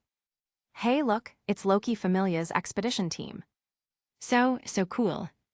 Look, that's Fenris Biteloga, LV5, he's insanely cool, especially that tattoo, it's got flair. Crusher Tiona Hurute and Jormungand Tioni Hurute, the Amazonas twins, both LV5, so strong. Tilda the older sisters got a better figure. They're here. Loki Familia's captain, the Palom hero, braver Finn Damney, LV6. The dwarf warrior, Elgarm Gareth Landrock, LV6. The city's strongest mage, princess of the elven royal family, beauty surpassing even the gods. 9 Hell, Reveria Eljas Alf, LV6. And then, when that dazzling blonde hair flashed by, the crowd erupted. The city's strongest female swordsman, Sword Princess, Eyes Wallenstein, a darling blessed with both beauty and power. Hey, who's that next to the Sword Princess? Damn it, why does that guy get to be next to her? Take off that hood and show me your face. Don't worry, the bounty on the black market won't be too high. Franz suddenly felt a wave of malice, glares of envy, jealousy, and hatred from his fellow men. Too bad we didn't see the cute 1000 elf or the hot topic flame demon. Idiot, the low-key Familia expedition is heading into the deep floors. What can a rookie even do? Just get in the way, right? Of course, they wouldn't bring them along. So that's it, but didn't the flame demon solo a floor boss? Why isn't he joining the expedition? Coward, obviously. I bet all those rumors were hyped up. Stuff like solo clearing the monster banquet and soloing a floor boss, all staged nonsense. All for fame, there's nothing he wouldn't do. Apologize. The tip of a rapier was now pointed at the nose of the chatterbox adventurer, silencing the surroundings instantly. Even Finn, Reveria, Gareth, and the others looked over. Then sighed and shook their heads. SW Sword Princess. Apologize. Why shoo? You want me to convince you with a punch. Tiona stepped forward, glaring at the guy with an icy stare Fran had never seen from her. Right, apologize. Eyes and Tiona gave the man one last cold look before walking off. As for that guy, he was nearly scared into wetting his pants. Do you think the killing intent of LV5 adventurers is something an average person can handle? Idiot, I never understood people like you, brainless trash. Think about it. Would Loki Familia really need flashy tactics to promote themselves? Moron. Wow, amazing, so that's the Loki Familia. That moment from the Sword Princess was so cool, hard to believe she's just a girl. Click your tongue all you want, but shouldn't the focus be that idiot over there? Chapter 71. Congratulations on reaching LV3 Meow Tilda. That moment from the Sword Princess was so cool, hard to believe she's just a girl. Click your tongue all you want, but shouldn't the focus be that idiot over there? A cloudless, sunny day, with warm sunlight gently pouring over the body. As usual, adventurers and supporters, whether alone or in teams, clad in armor or robes and bearing weapons, gathered toward the center's chalk-white giant tower. For fame, for fortune, for glory. All of these could be obtained in the dungeon, as long as adventurers gambled their lives to go on an adventure. However, the avenue in the northern district of the city looked a bit unusual today. Not only ordinary citizens, but even the so-called respected adventurers, voluntarily gave way to a marching team that was catching everyone's attention. They stood by the roadside, whispering, fanatical, jealous, various emotions mixed in the noisy sky and turned golden along with the sunlight. Within the team, the war banner of the Familia fluttered in the wind. The playful clown emblem gave off a strange sense of honor. Loki Familia. No need to say more, the emblem alone represented prestige, wealth, and honor. One of the city's two strongest kings, standing at the top of all familias in the city. Babel Tower. In the vast central plaza, the teams that had arrived early had already pulled in large carts of supplies. This was one of the two units, led by Finn and Reveria, known as the first unit. Everyone should be here, right? Standing on a crate filled with supplies, Finn looked around below. Everyone has already. I don't see Miss Eyes and Mr. Fran. Anna Kitty interrupted Raoul's report. Reveria rubbed her forehead and sighed. Don't mention Fran. He was probably dragged off by Eyes to buy fried potato balls. The benevolent Mistress Tavern. For me. Fran opened his eyes wide, looking incredulously at the girl holding a bento in front of him. A late present, meow. Congratulations on reaching LV3 meow. Ryu, Anya, Chloe, Lunwar, and Sir stood opposite him. Ryu was holding the bento, but it was Anya who explained. Take it already, meow. Who knows what's good about you, meow. You actually got to eat a bento made by Ryu herself, meow. I'm mad, meow. Franz scratched his head and looked slightly downward at the elven girl who had turned her face away, her eyes darting around and body trembling slightly. Was this really the Gale he remembered? Hey, Ryu. Then please accept this. Congratulations on your level up. Hey, that doesn't sound sincere at all, Miss Elf. Still, Fran accepted the bento box tied with a cute elven handkerchief. Fran, we're going to be late. Finn will scold us. I stood beside him, expressionless inside. Okay, I'll take my leave first. When I return from the expedition, I'll come back here and have a big feast. Do your best, Mr. Flame Demon, meow. Hey, you annoying smelly cat. Stop saying embarrassing things like that. Fran shouted fiercely as he walked away. The girls waved at him, Anya smiling cheerfully. Ryu's chosen man is pretty charming too. Lunwar curved her lips and bantered with her companions. Don't say nonsense, I just have a strict personality, that's all. Elves sure have sharp tongues, meow. Ryu is no exception. Before the final supplies were delivered to the central plaza, Fran and Eyes hurried back to the team. If you two hadn't made it back just in time, you'd have been made examples of. Sorry. All right, Eyes, you're in the first unit. Fran, you're in the second unit. The two units will move separately and rendezvous on the 18th floor. Understood? Yes. As for the reason for the division, Fran had recently supplemented a lot of knowledge and understood the rationale. This had to do with the dungeon's terrain. A basic feature of this underground labyrinth was that the lower one went, the larger the floor's scale and area became. Comparing it to the 5th floor, that level's size already matched the area of this central plaza. According to the data he read from the archives, by the time one reached the 40th floor, its area rivaled an entire urban district. It was hard to imagine the scenery below the 40th floor, as each level down surpassed Orario in area. This showed the difficulty of the expedition. Of course, not every floor strictly followed the rule that deeper equals larger, but generally speaking, the dungeon did have a conical structure. The corridor width and chamber size generally increased the deeper you went. Because of this, during expeditions, especially for large-scale teams like Loki Familia with dozens of members, there was no problem with space on the lower or middle floors. The trouble came from the upper floors. If dozens of people started from the 1st floor, the narrow spaces might seriously hinder movement. Don't forget, besides the number of people, they were also carrying a lot of supplies. Just imagine the scene: dozens of people moving through narrow corridors and small chambers in the upper floors. Forget fighting, normal movement would already be a luxury. After all, narrow passages that only one person could pass through were quite common in the upper floors. Moreover, one of the unspoken rules in the dungeon was to avoid forming long lines, as it could easily cause unnecessary disputes.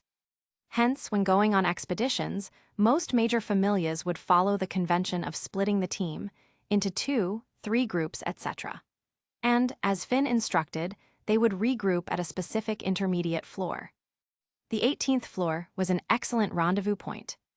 For a powerful faction like Loki Familia, whose members were all high-level adventurers, floors above the 18th could be traversed casually, no different than walking on the surface. A team of over 10 LV, 2 adventurers passing through the 18th floor, no one would dare mess with them. Fran got assigned to the 2nd team. We can't move together, so sad. It's just until the 18th floor, Tiona. With our team speed, it'll be over in no time. Okay, but I really wanted to see how cool Fran would be in action. Fran's face darkened slightly. Was that really a reason? But I'm just a LV. 3 still punching weak monsters before floor 18, what's there to see? Even he found it a bit boring. Since reaching LV 3, Fran had secretly entered the dungeon once. He originally wanted to see if he could raise his stats through battle, turning knowledge into experience, but clearly he had overestimated himself. Unless he had a qualitative breakthrough in some technique or combat experience, it would be better to just read quietly in the library. Chapter 72, A Walk in the Dungeon Tilde.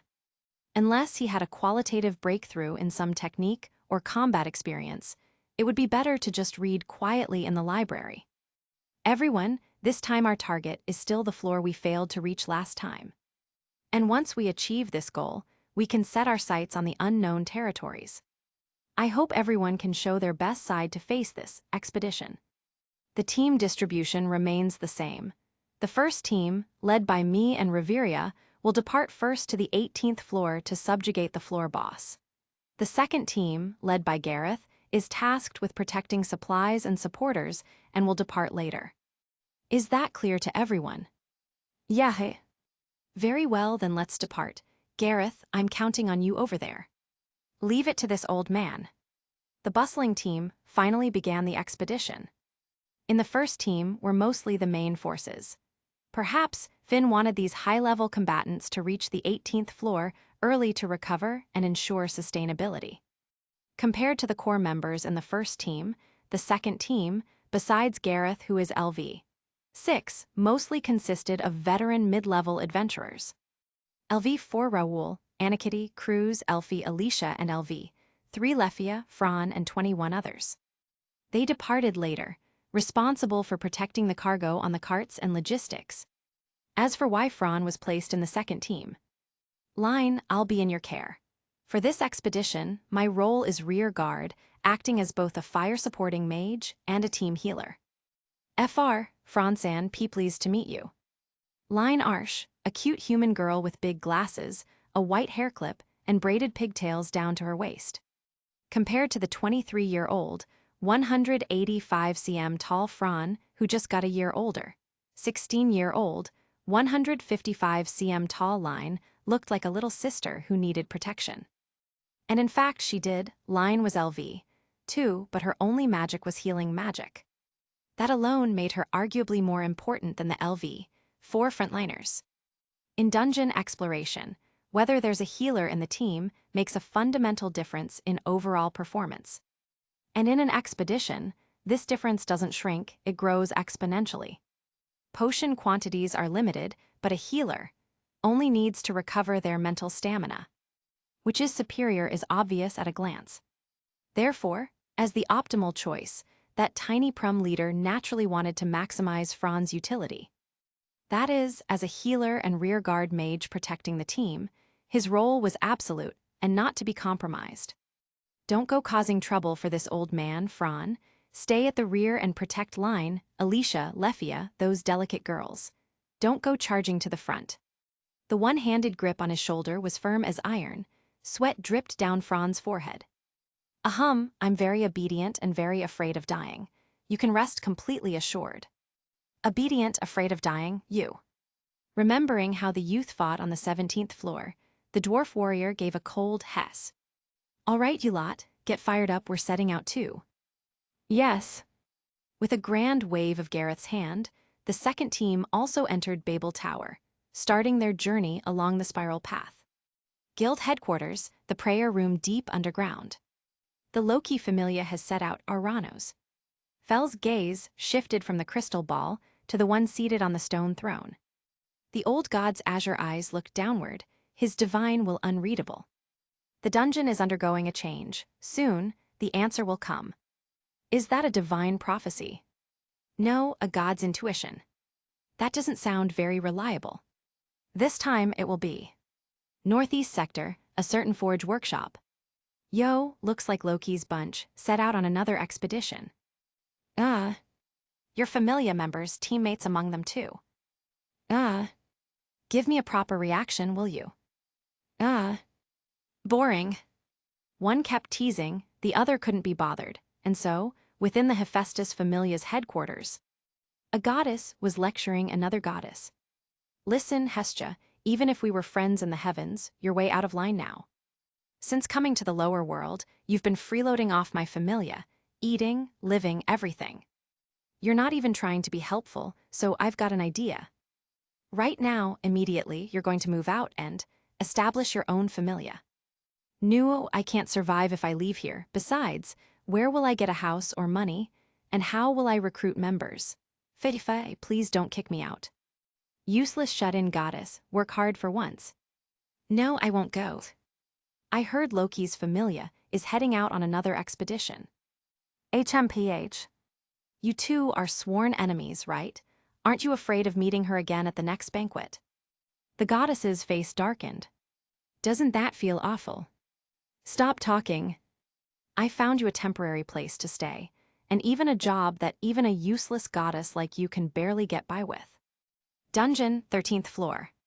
For the first time, Fran had the illusion that this so-called den of monsters wasn't terrifying.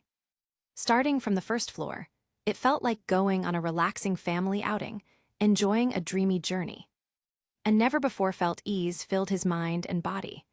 Aside from the lack of warm sunlight, it was no different from a stroll.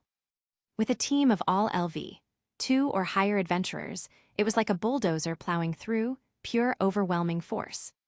Monsters born from the dungeon were taken out instantly by the Midgards on watch.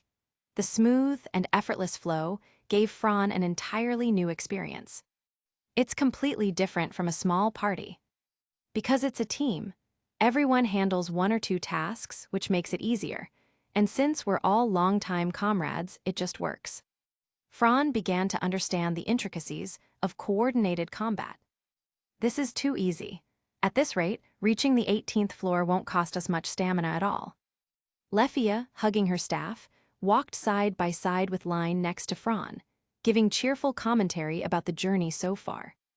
At our usual pace, we'll regroup at the 18th floor, then push straight to the final floor of the middle layer, the 24th floor, and spend the night there.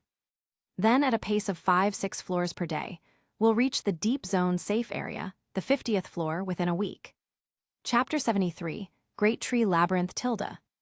At our usual pace, we'll regroup at the 18th floor, then push straight to the final floor of the middle layer, the 24th floor, and spend the night there. Then, at a pace of 5-6 floors per day, we'll reach the deep zone safe area, the 50th floor, within a week. Fran listened to Lefia's words and began calculating in his mind. Starting from the 18th floor, reaching the 50th floor would mean crossing through the middle, lower, and deep levels, a total of 32 floors. At the speed she mentioned, it would take about 6 days to reach the target floor, and then there would be the matter of the exploring the next few floors and a return journey. In other words, a full expedition would take roughly 15 to 20 days. Amazing. As the group chatted, they continued their journey under the weight of long-hidden pressure. After passing through the vast cavern hall of the fearsome floor boss Goliath, also known as the location of the Wall of Sighs, they finally reached the 18th floor. The 18th floor, the first safe zone in the dungeon. This is... Lefia, the elven girl, clasped her hands behind her back and said with a cheerful smile. Come to think of it, this is Fran's first time on the 18th floor, right? How is it? Is it a little different from what you imagined from the stories? Standing at the bottom of the sloped passageway, stepping on soft grass, and gazing up at the glittering dome, even with memories from deep within, he couldn't help but be stunned. This kind of light. Ha ha ha ha, kid, pretty sharp, huh? You already noticed.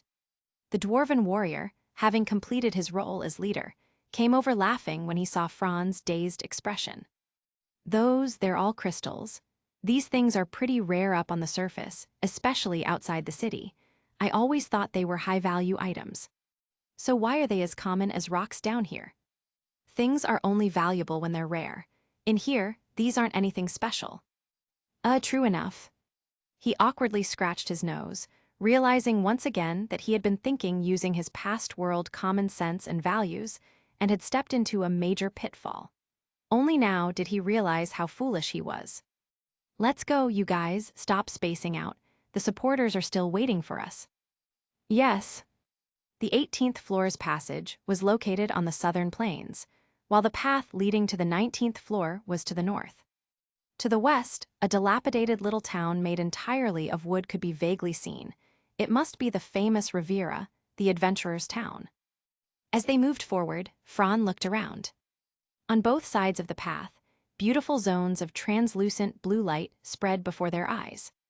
They came in all shapes and sizes, from tiny plants near their feet to giant crystal formations like towering swords or structures large enough to swallow a person whole.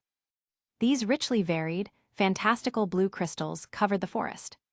In this gathering of countless crystals, their irregular reflections of scattered light dyed the forest a magical pale blue. Reflected on everyone's bodies, it was as if they were wrapped in a layer of dreamlike silk. Not only that, beautiful moss and fragments of azure crystals also clung to the massive, gnarled tree roots. The entire landscape was filled with mysterious and fantastical sights, surpassing Fran's imagination and perfectly aligning with all fantasies of another world. It left him in awe. Though the 18th floor was large, it didn't take long to cross thanks to the swift pace of the advanced adventurers. Soon, their party arrived at the passage to the 19th floor. At that moment, the members of the first team were already waiting there. A certain werewolf, leaning against a tree trunk, impatiently swayed his tail, his face full of irritation. You guys are too slow, old man. Can't you move a little faster, Tilde? Easy for you to say, you brat. Gareth, everything goes smoothly on the way. Of course it did. With me around, what could possibly go wrong? Excellent, everyone, get ready to conquer the next floors. Raoul, hand out the prepared fire spirit cloaks. The firebirds in the Great Tree Labyrinth, even for us, are no joke. Be fully prepared. Got it. As instructed, Raoul and the others took out a large supply of pre-purchased spirit cloaks from the cart and handed them out to the members one by one. Miss Tiona. We don't need them. They just get in the way during battle, pretty useless. Captain. Théoni and her sister are exceptions, but everyone below level 5 must wear protective gear. Understood. Including Fran and Lefia, everyone quickly donned the red, fire spirit cloak.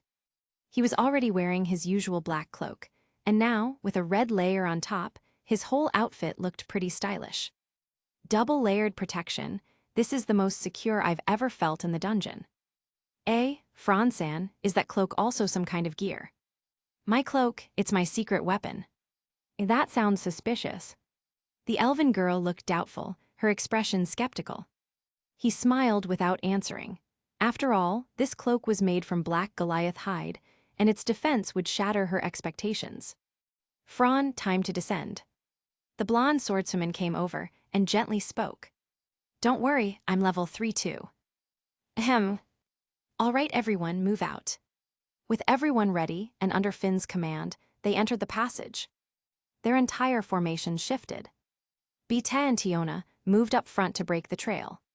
Théoni, Eyes, Raoul, Anya, and others held the middle to guard the rear and the supporters. Finally, the 3 leaders covered the rear, binding the entire party into a seamless, ironclad unit. The Loki Familia demonstrated their overwhelming coordination. Floors 19 to 24 were also known as the Great Tree Labyrinth. Upon stepping onto the 19th floor, the entire environment changed once again. The ceiling, walls, and even the ground were all made of tree bark. On the main paths leading deeper inside, lush moss growing everywhere emitted soft blue or green glows, turning the whole area into a secret realm right out of legend. Various plant leaves and mysterious flowers dripping with nectar, everywhere were rare and unseen plants. This place was like a natural treasure trove, sure to drive any alchemist or herbalist mad with joy. This is floors 19 to 24, the Great Tree Labyrinth. In the Great Tree Labyrinth, the monsters often have unusual attack patterns or tactics. The most troublesome are their abnormal attacks, like the flame-breathing firebirds, trap monsters like the mimicry-capable bloody hives and deadly wasps, poisonous dark mushrooms, green dragons, and more. And most importantly, beware the poisonous worms. They may not be strong in direct combat, but once they form a swarm, it's serious trouble. Fran had read about all this in the expedition records of the archives. But no matter how much he read, nothing beat the real experience. We'll take the main passage and quickly clear this floor. Bita, Tiona, we're counting on you. HMPH, we've been waiting. And then, the 2 of them charged at the monsters blocking their path. Chapter 74, Camp Food Tilda. HMPH, we've been waiting. And then, the 2 of them charged at the monsters blocking their path. Bang, bang, bang. One by one, the monsters were easily and quickly defeated, and then their corpses were moved away by the supporters to avoid affecting the battle. The speed at which the monsters were eliminated left someone dumbfounded. Aside from usual sparring practice, this was the first time Fran had seen Eyes and the others display their true strength. That efficient posture, astonishing skills, and rich combat experience made the whole battle look incomparably smooth, a sight that was simply enjoyable to watch. The chance to freeload has come again. Fran put on his hood and lowered it, then stared intently at the figures of Bita, Tiona, Eyes, and the others with his golden eyes shining with blue rings, greedily absorbing and digesting their techniques and combat experience. What's yours is mine, and what's mine is still mine. This saying couldn't be more fitting for Fran. With an almost photographic memory and powerful computational ability, he kept analyzing and optimizing his own combat patterns, then settling them down to ferment. Finn was busy commanding the team, while Gareth kept watch on the rear situation, and Reveria also noticed Fran's behavior. That kid is learning Eyes and the others' combat experience. What terrifying growth. I suppose after this expedition, he'll have another frightening evolution. Reveria did not use the word growth to describe Fran, but evolution. Yes, in her eyes, this human youth was simply a monster, taking the human talent of learning almost to its extreme. Even for a highborn elf with broad vision, she couldn't see how deep his potential went. Somehow Bita, Tiona, and the others seem even more reckless than the last expedition. What's going on? Aren't they always like this? Fran turned his head to look at the confused elf girl, curiously asking back. Compared to the somewhat dazed elf mage, Elfie was much sharper. It seems the executive's strength has all jumped up a notch. They're synchronizing body and mind. Fran suddenly understood, so that's why. Suppressing bracers. Elvie nodded to confirm. Looks like this expedition should be a great success, and we won't take any losses. With the more powerful executives as the vanguard, the entire team's marching speed increased again. Compared to top-level combat powers among LV, 5 adventurers like Bite and Eyes, the monsters of the Great Tree Labyrinth, with potential only at LV, 2 or LV, 3 were simply free experience, unable to stop them even for a single step. Indeed, in the eyes of LV, 5s LV, 2s and LV, 3s even LV, 4s probably made no difference after all, they were all the kind that could be wiped out in one slash. Tiona was the most insane, wildly swinging her heavy, customized dual-blade weapon orga like a windmill, blade storm, slaughtering all the monsters in their path. Afterward, she hoisted the massive killing weapon onto her shoulder and muttered, "Ah, how boring. Cutting them feels so light, it's so dull. I want to cut something that's really hard."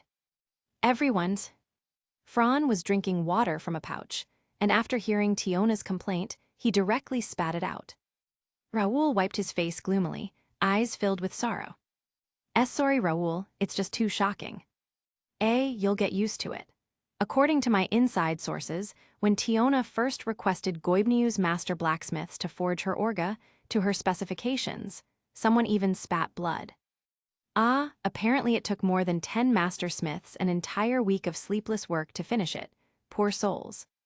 Not counting the processing costs and raw materials for the super-hard metal, adamantine. Just the forging fee alone was 120 million volleys. 120 million volleys.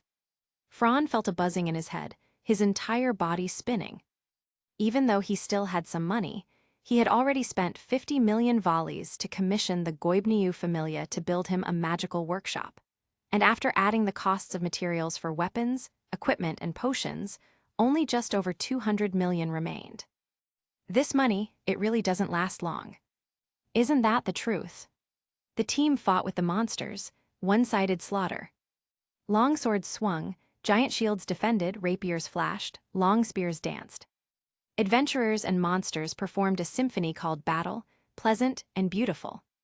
Advance, advance, and advance again. The Great Tree Labyrinth couldn't stop their footsteps at all.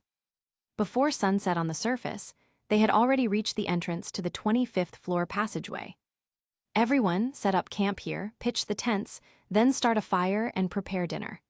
As for food, try to gather it on site. We need to save the supplies we brought for the deeper floors. Yes. Finn precisely issued each command, quickly mobilizing the team. Including Fran. Is Fran in charge of dinner today? This is a first. As expected of Finn, making use of everything. And so, Fran was forced to demonstrate his cooking skills in the dungeon.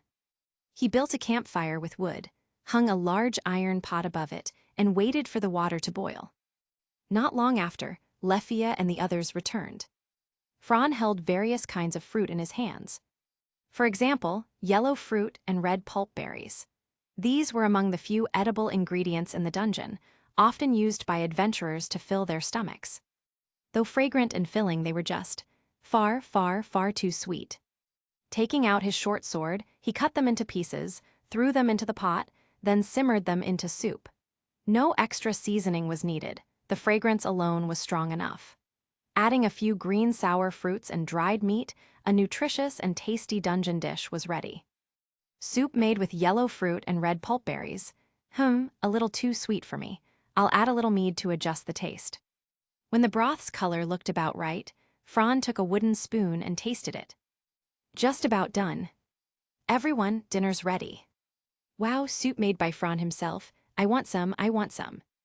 Having tasted his cooking before, Tiona and the others rushed over. No need to hurry, it's a whole big pot. Enough for everyone to have their fill. Mealtime came. Holding a large ladle, Fran filled each person's wooden bowl one by one, Then they all sat around the campfire. All right, everyone, we've successfully achieved today's goal, so let's eat and drink heartily. Then rest well and recover energy. Whoa. As a qualified captain, it was most important to boost morale at times like this, and Finn had fully taken care of it. Taking a bite of dried meat, eating a mustard honey-flavored fried potato ball, then sipping the soup. Tusk, it has a unique flavor. Jagamaru-kun. The naturally airheaded blonde girl knelt on Fran's left side, forcefully claiming the spot, and tilted her head to look at the food in his hand. Me mustard honey flavor want some. Ah, Tilda. Well, I like the red bean cream flavor. That flavor's good too, but I alternate. The golden-haired youth and girl's oblivious exchange made the companions eating around the fire suddenly feel their food didn't taste as good. Bleh, dog food. Ooh, I'm full. Lefia, where are you going? Kill dogs. Chapter 75, The White Palace Tilda. Lefia, where are you going?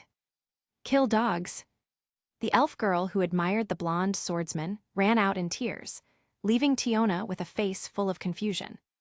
What's going on? She looks so sad. Ah, my foolish little sister. Finn and Reveria exchanged wry smiles and shook their heads. And so, the first night of the expedition passed like this. As someone with two important roles, both item maker and healer, Fran was not idle. As the saying goes, sharpening the axe does not delay the work of cutting firewood. Sitting alone by the campfire, using a whetstone from his backpack to polish eyes, desperate, he learned a lot of knowledge he didn't know from his companions on night watch. Because the dungeon continuously spawns monsters, there is theoretically no absolutely safe place. However, there is a special way to slow down or even stop this mechanism of the dungeon. After years of exploration, adventurers have understood one thing. Compared to spawning monsters, the dungeon prioritizes repairing itself. The dungeon is alive, an extraordinary existence. Whether it is the damaged ceiling, ground, or walls, until the repair is completed, no monsters will spawn nearby. So, using this trick, when adventurers camp or rest in the dungeon, as long as they assign someone to damage the walls with weapons, they can create a small safe zone. Of course, the walls need to be damaged again periodically. In Fran's field of vision, those companions on night watch did exactly this, damaging the walls every once in a while to ensure the camp's safety. Similarly, portable magic stone lamps were also turned off. Instead, special lighting was used. Like normal monsters, dungeon monsters also react to light, so ordinary lamps or campfires were out of the question, as they would attract monsters from afar. Only powder made from luminescent moss, blue phosphorus powder, could be used to ensure minimal visibility. Its glow was dim and soft, making it perfect for resting. Okay, done. After once again sharpening the blade of the desperate to a razor edge, he handed the weapon back. I really don't know what you've been doing. This is only the 24th floor, yet its sharpness dropped this much. Hearing him say this, a rare blush flashed across Ai's face, her eyes darting away as she looked down at her toes. It's all because of Fran. I used magic on it. Because your stats are high, you wanted to try output damage. Well, actually, I think it's better to leave combat on this floor to the other members, since they need to grow too. You guys wouldn't get much experience here anyway. Later floors are where you'll really shine. I understand. It seemed Fran's way with words was pretty effective, at least to some degree. You should go rest. Compared to me, an idle rear guard, you frontline fighters need recovery more. Okay, you should rest soon too. Good night. Good night. Wiping his hands, Fran watched Eyes return to the tent, then took a sip of water. Gazing toward the nearby passage and listening to the faint sound of splashing water, he rested his hands behind his head and leaned against a tree, lost in thought about what he had seen and heard today. Even though I didn't have a chance to fight or contribute, it was still a fruitful day. As if remembering something, he took out parchment and a mind pen from his waist pouch and quickly recorded today's acquired knowledge. Even though he had an almost photographic memory, he was still accustomed to recording what he saw and heard on paper. This was a completely different experience, and perhaps from it, he could grasp some new essence. Before sleeping, he organized his equipment and crawled into his sleeping bag, entering dreamland. It's worth mentioning, the mind pen is a magical tool that doesn't need ink, only mind, to write, and its writing won't disappear from rain or fire. Because of this convenience, it has become popular in Orario, especially among adventurers. Creator, Perseus, Isfi al Andromeda.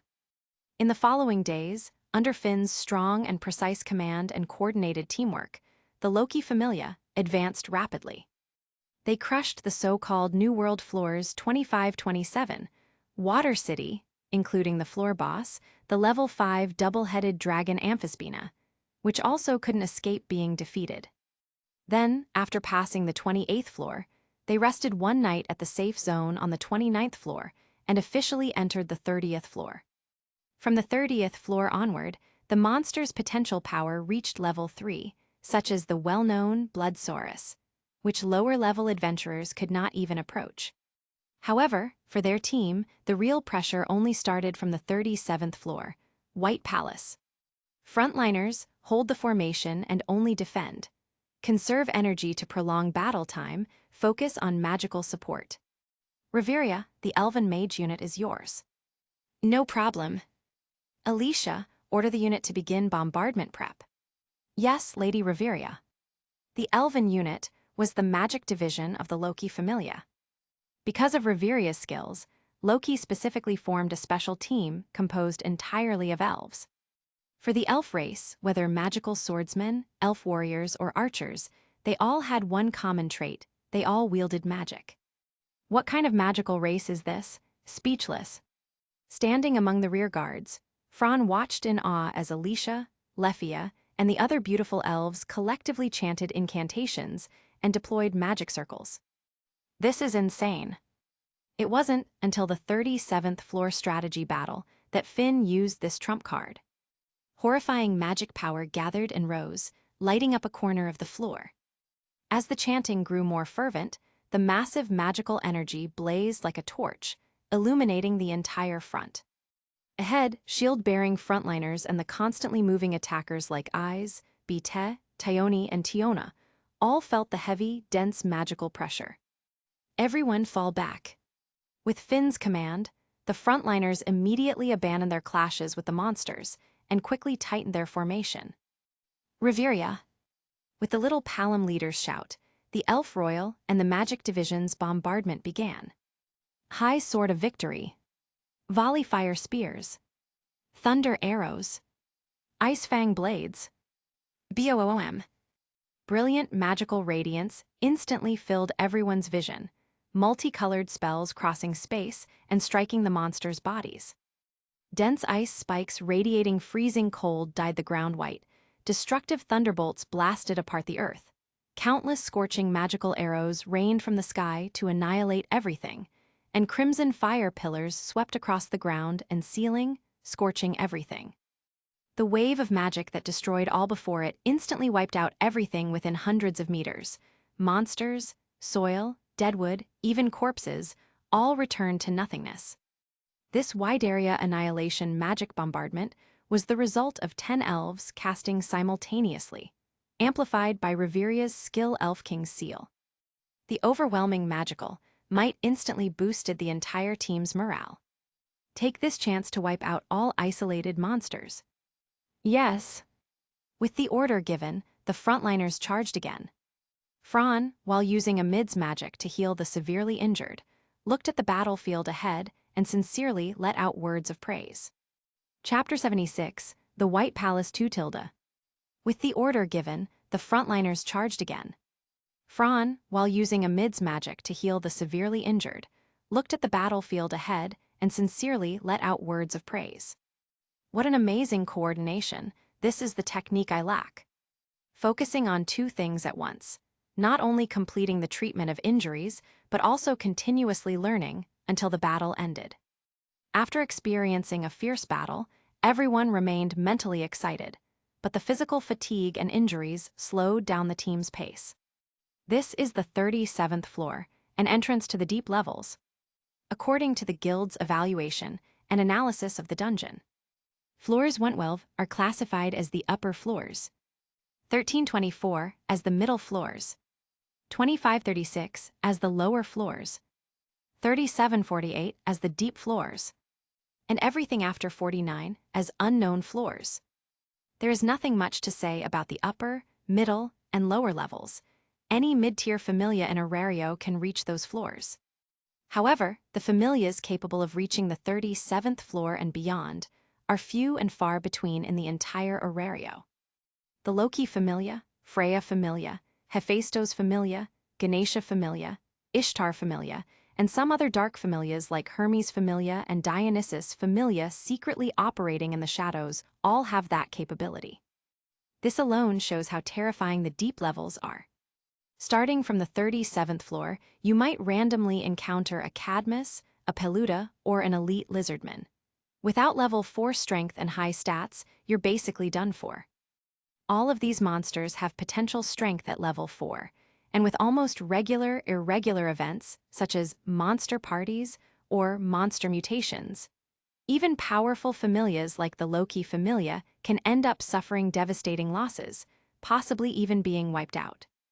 For these reasons, anyone reaching the 37th floor is already extraordinary. The elves' magic unit's deployment was the best demonstration of this. The White Palace, that is the name of the 37th floor.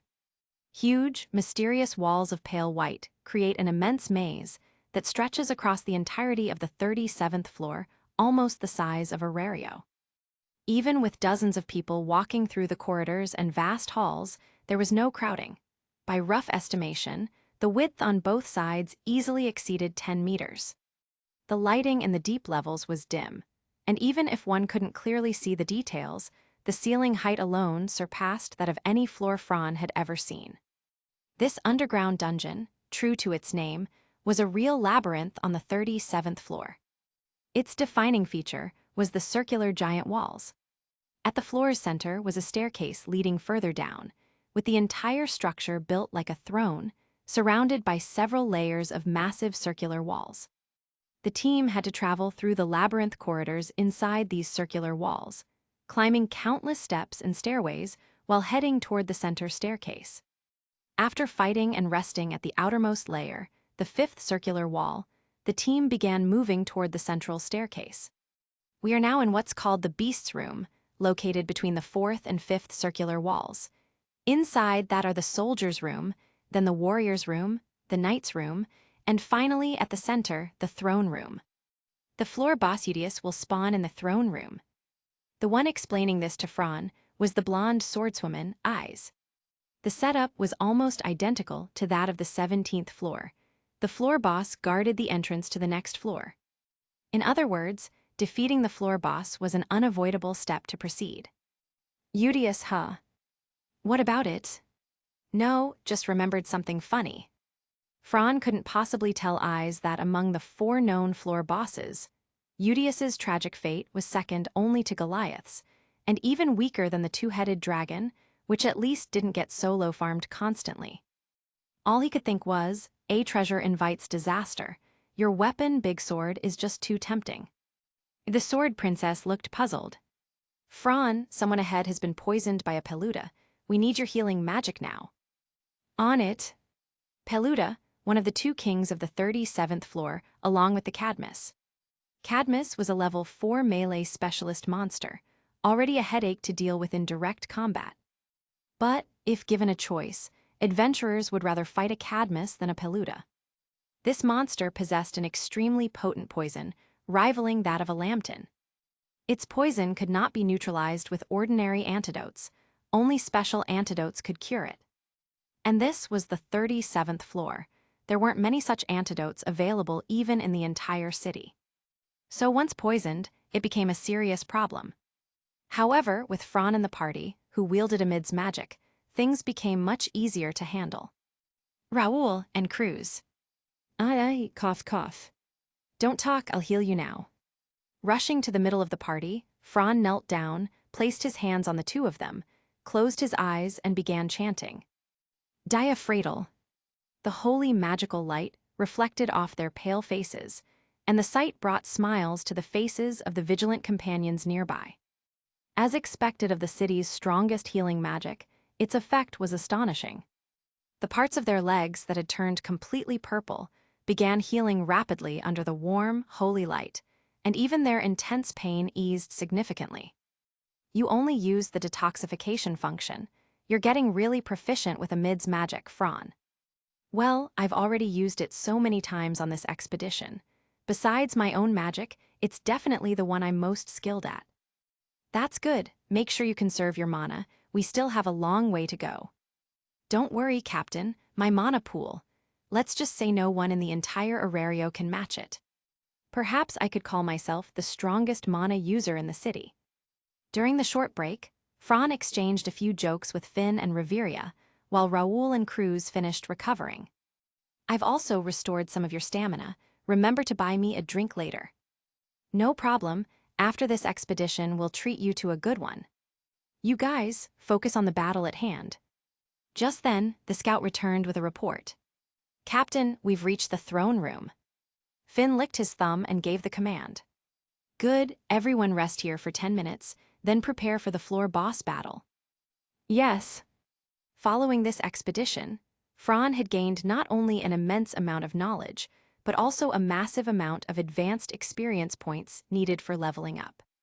As for Goliath, it was instantly defeated, and he didn't even get to see it, so there was nothing to say about that.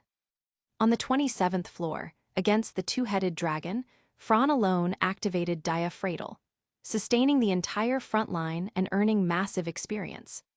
For the 37th floor's Udius, its fate would probably be the same as the two-headed dragons, given that their team had 3 top-level level 6s and 4 top-level level 5s.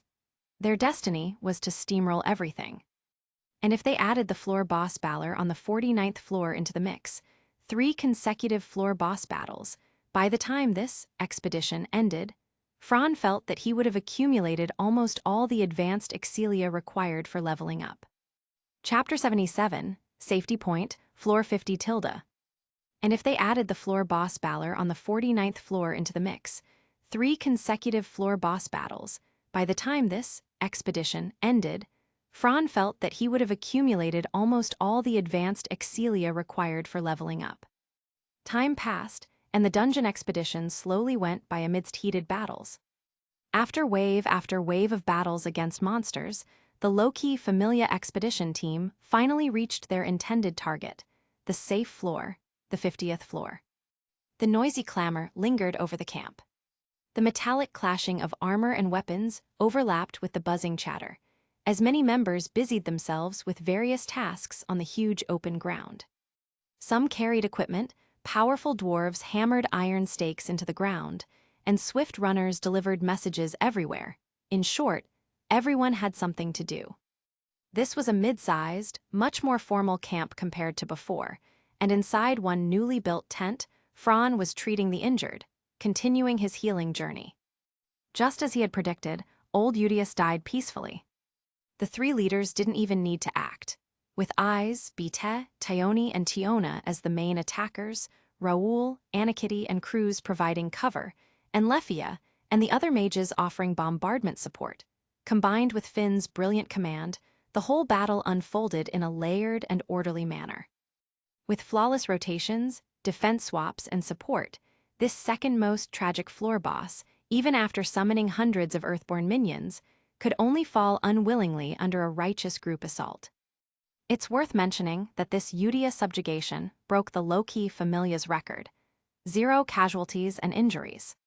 The survival-obsessed Fran, when Finn shouted attack, actually retreated several steps, hiding sneakily behind the mages.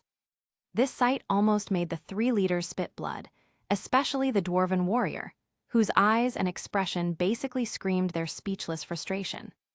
But someone whose worldview had already solidified long ago didn't think so, having the magic enhancement of Scholar, which boosted power, range, and distance. He only needed to hide in a corner and quietly cast the healing magic Diaphragm. Wearing a Goliath cloak while standing on a pure white healing magic circle, he looked rather eerie, like some kind of black mage, definitely not like a good person. Because of his powerful healing magic, and his pride as the self-proclaimed strongest mind user in Orario. His magic kept going until the subjugation ended and he turned it off himself. Then everyone noticed a surprising phenomenon. Whenever someone was blown away or injured, their wounds would start healing immediately. As long as it wasn't an instant fatal strike, under Fran's magic coverage, injuries kept recovering continuously until fully healed injury healed. This resulted in the amazing final record of 0 casualties. Then came the 49th floor boss battle. The moment the 3 leaders stepped in, the whole battle completely changed in flavor. The level-surpassing coordinated attack and defense were so overwhelming that even the peak LV7 the king had to exert some effort, plus 4 LV5s and several LV4s joining in. Even though Balor was the floor boss of the 49th floor and a massive type with upper-tier LV7 potential, under such an overwhelming offensive, he also fell with regret. 3 consecutive floor boss fights, all fought at full force, gave Fran enough status experience and Excelia to fill him up completely, almost enough to push his level up. Don't forget, he was only LV3, fighting and winning across 2, 3, even 4 levels higher. Stacking numbers alone was enough to max out. I finally know why Raoul, that high novice, is LV4 and still doesn't have a single skill or spell. With big shots leading like this, even an ordinary person could level up in 8 years, let alone Raoul, who had his own talents. At the very center of the 50th floor high ground stood the massive command tent. The 3 leaders were holding a strategy meeting. Here we are at the 50th floor again. Yeah, it's been a tough journey. This is just the beginning. For us, whether we succeed in this expedition depends on the next stage of the conquest. The 58th floor's Dragon's Vase is no joke. The Dragon's Vase was a nightmare on the deep 58th floor. Like the water maze, floors 52-58 could be considered one region, all sharing one mechanism: irregularity, ignoring the floors. The Valgang dragons from the 58th floor could blast through floor panels and directly attack enemies on other floors, with their 10-meter wide dragon breath. Without protective magic, even frontline LV5 adventurers would either be instantly vaporized or left on the verge of death from one hit. Adding in the attacking ill wyvern through channels opened by their breath attacks, the Dragon's Vase was far more dangerous than the deep floors normally were. According to Raoul and others, this was the real hell. Next, we need to pick who goes to the 58th floor. Same as usual. No, Reveria, this time it's different. You mean? Yeah, with him here, our safety index increases drastically, plus his magic bombardment is even stronger than Lefia's. After a period of busy work, tents were set up one after another by companions. Fran, who had also been busy treating people, finally finished for the moment. Thanks, newbie. No problem, this is what I should do. With Mr. Fran helping, my job got a lot easier. It's fine, my mental power recovers quickly at night. This much healing work is no big deal. Mr. Fran is amazing, I just... Pat. An invincible head pat descended from above onto Line's head. Line, be confident. Maybe you can't do what others can, but there are things only you can do, which others can't. That's why most people at this level stay in the mid-lower floors, while you can reach the 50th floor. You're already excellent enough. Tiona hopped over behind Line, grabbed her delicate shoulders, rubbed her cheek against Line's, and cheerfully praised. Fran's right, Line. Besides, if Betes sees you like this, he'll scold you again. Tiona-san. Anyway, the food's ready, let's eat. Ah, finally food, I'm starving. Fran rubbed his stomach and swallowed. Even as a LV3, his appetite was the same as a regular person's. Expecting him to be like Eyes, fighting in the dungeon for 3 days and nights without food, was a joke. Following Tiona outside to the wide central area surrounded by tents, a campfire burned brightly. Anna Kitty, nicknamed Alchat, Lefia's roommate, had also brought over prepared food. When she approached Fran, Anna Kitty rarely joked. Our cooking isn't as good as yours, so don't hate it, okay? Sniff sniff, smells so good. Not at all, I've never had resistance to food made by girls. That's good. Anakitty smiled sweetly and handed him a wooden bowl. After everyone got their food, Finn smiled and raised his cup. It's just water, but the ritual matters. Everyone worked hard in the 49th floor battle. Thanks to your full effort, we made it to the 50th floor. Also, I want to take this chance to give special thanks to one member, Fran. He had just been identifying the natural ingredients in his bowl when Finn suddenly called him out publicly, startling him. Captain. Finn lifted his wooden cup and smiled while praising to everyone. This part-time healer and item maker played a huge, perfect role in our previous battle. I don't think anyone doubts that. His presence greatly secured our safety, so this expedition's success owes much to him. To thank him, let's raise our cups and celebrate. Following Finn's words, everyone raised their cups around the campfire. Cheers, N. Blushing shyly, Fran scratched his head awkwardly then, seeing everyone's warm and friendly gazes, grinned and shouted. Cheers! Chapter 78, the starting scene tilde sword oratoria tilde. Blushing shyly, Fran scratched his head awkwardly then, seeing everyone's warm and friendly gazes, grinned and shouted. Cheers! The slightly simple banquet began. A bit sweet. After taking a sip of water from the cup, Fran's eyes lit up. Natural spring water from the dungeon is also quite a high-value commodity outside the city. But it still can't compare with Alf spring water. Tiona chatted with Fran while eating. Alf spring water. Eyes, sitting gracefully in a ladylike posture to his left, put down her portable ration and explained to Fran. It's a non-alcoholic drink, particularly loved by elves, said to be made from ice water collected from the Alf Mountains. It costs about the same as a glass of high-quality wine, you know. Fran raised an eyebrow, a little shocked. In taverns on the surface, a cup of high-quality wine costs about 1,000 volleys, which isn't cheap. That shows how valuable this water is. So expensive. Elves like it. Reveria is said to drink it regularly. Damn rich people, when will I ever be like that? Eyes, are you eating those rock-like rations again? You should change it up sometimes. I don't even know where you learned that theory about, just filling your stomach for combat. Eyes glanced at the meat pie and bread Fran handed her. The strong, rich aroma caught her attention, but she tried to turn her face away with sheer willpower. Yet as Fran's hand moved closer, the girl finally gave in. She hesitated, as if struggling, but reluctantly accepted it. That's better. Improving strength is important, but you can't waste good food either, especially when Anakitty and Elvie put so much effort into making it. That's right, Eyes. Well then, let's eat. That's how it should be. Enjoy it. Seeing the young swordswoman eating delicious food in small bites, both Fran and Tiona smiled. By the way, Fran, how's your armor holding up? What about it? I saw it myself.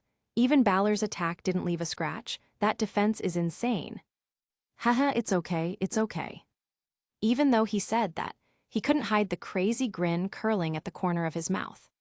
All right, everyone, let's confirm our next plan. The goal remains the same. Clear the 58th floor and head to the unknown 59th floor. Once Finn spoke, everyone fell silent and turned to look at the small Palom leader sitting on the supply crate. This was respect for the captain and also a necessary rule. Even Fran put down his food and sat upright. Finn scanned the group, shrugged, and announced something unexpected. But before that, because we owed favors to other familias from our last expedition, we've received a bit of a troublesome request this time. An adventurer commission. That was new to Fran since he had only done one such job before, which got him involved with the Myich familia. To the favor you mentioned, it's from the Diane sect familia, right? Yeah, no choice. When it came to post-expedition injury treatment and medicine restocking, you couldn't avoid the Diane sect familia, especially for exploration-type familias like theirs. What's the commission? Captain, you're only saying this now, so it must be deep below, right? Anakitty calmly questioned. Honestly, I didn't want to take it. It's troublesome, but they offered too much. Everyone got black lines on their forehead, and Fran nearly spat out his drink. Come on, sympathize with the higher-ups. Big familias always have all kinds of hassles. Money talks, you know. Everyone's. What? You dare question the captain's decision? From Tyone's body, dark miasma leaked as her fierce eyes swept across the men. You dare? Raoul froze and immediately straightened his back. And no, I wouldn't dare. Was it you? No way. Or was it you? Fran twitched at the corner of his mouth, while Tiona sighed and facepalmed. All right, everyone, the reward for this commission is huge, so we can overlook a little hassle. As for the task, we need to collect a designated quantity of Cadmus spring water from a spring on the 51st floor. A chilling sensation suddenly surged through Fran's entire body. Those fragments of memory resonated within his mind. This scene overlapped with them. Could it be? He lowered his head slightly, so no one could see his eyes and expression. Geez, collecting Cadmus spring water, such a pain. Finn gave a bitter smile. I already said, we owe them, and, among familias, favors are common. The Diane sect familia has helped us a lot over the years, so I really couldn't refuse. Next, to complete this commission as fast as possible while minimizing weapon, medicine, and tool loss, I'll split the main force into 2 teams. You all know one spring won't give enough water, so we'll split up. Team 1, me, Gareth, Bitet, and Raoul for support. After all, the Cadmus isn't to be underestimated. Team 2, Eyes, Tyone, Tiona, Lefia, and Fran. Your team doesn't have an LV6, so I'm assigning Fran to you. No problem, right?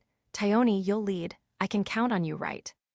Of course, Captain, you can leave it to me. I promise to finish it perfectly.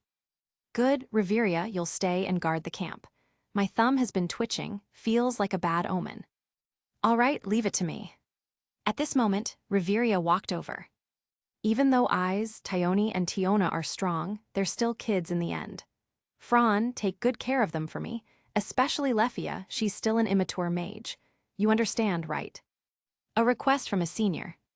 But I'm the lowest level here. Reveria's emerald eyes looked at him with a meaningful smile. For you, levels don't exactly measure combat power. Plus, you're much more cautious than them, that's why I'm asking you. Cautiousness is not an insult.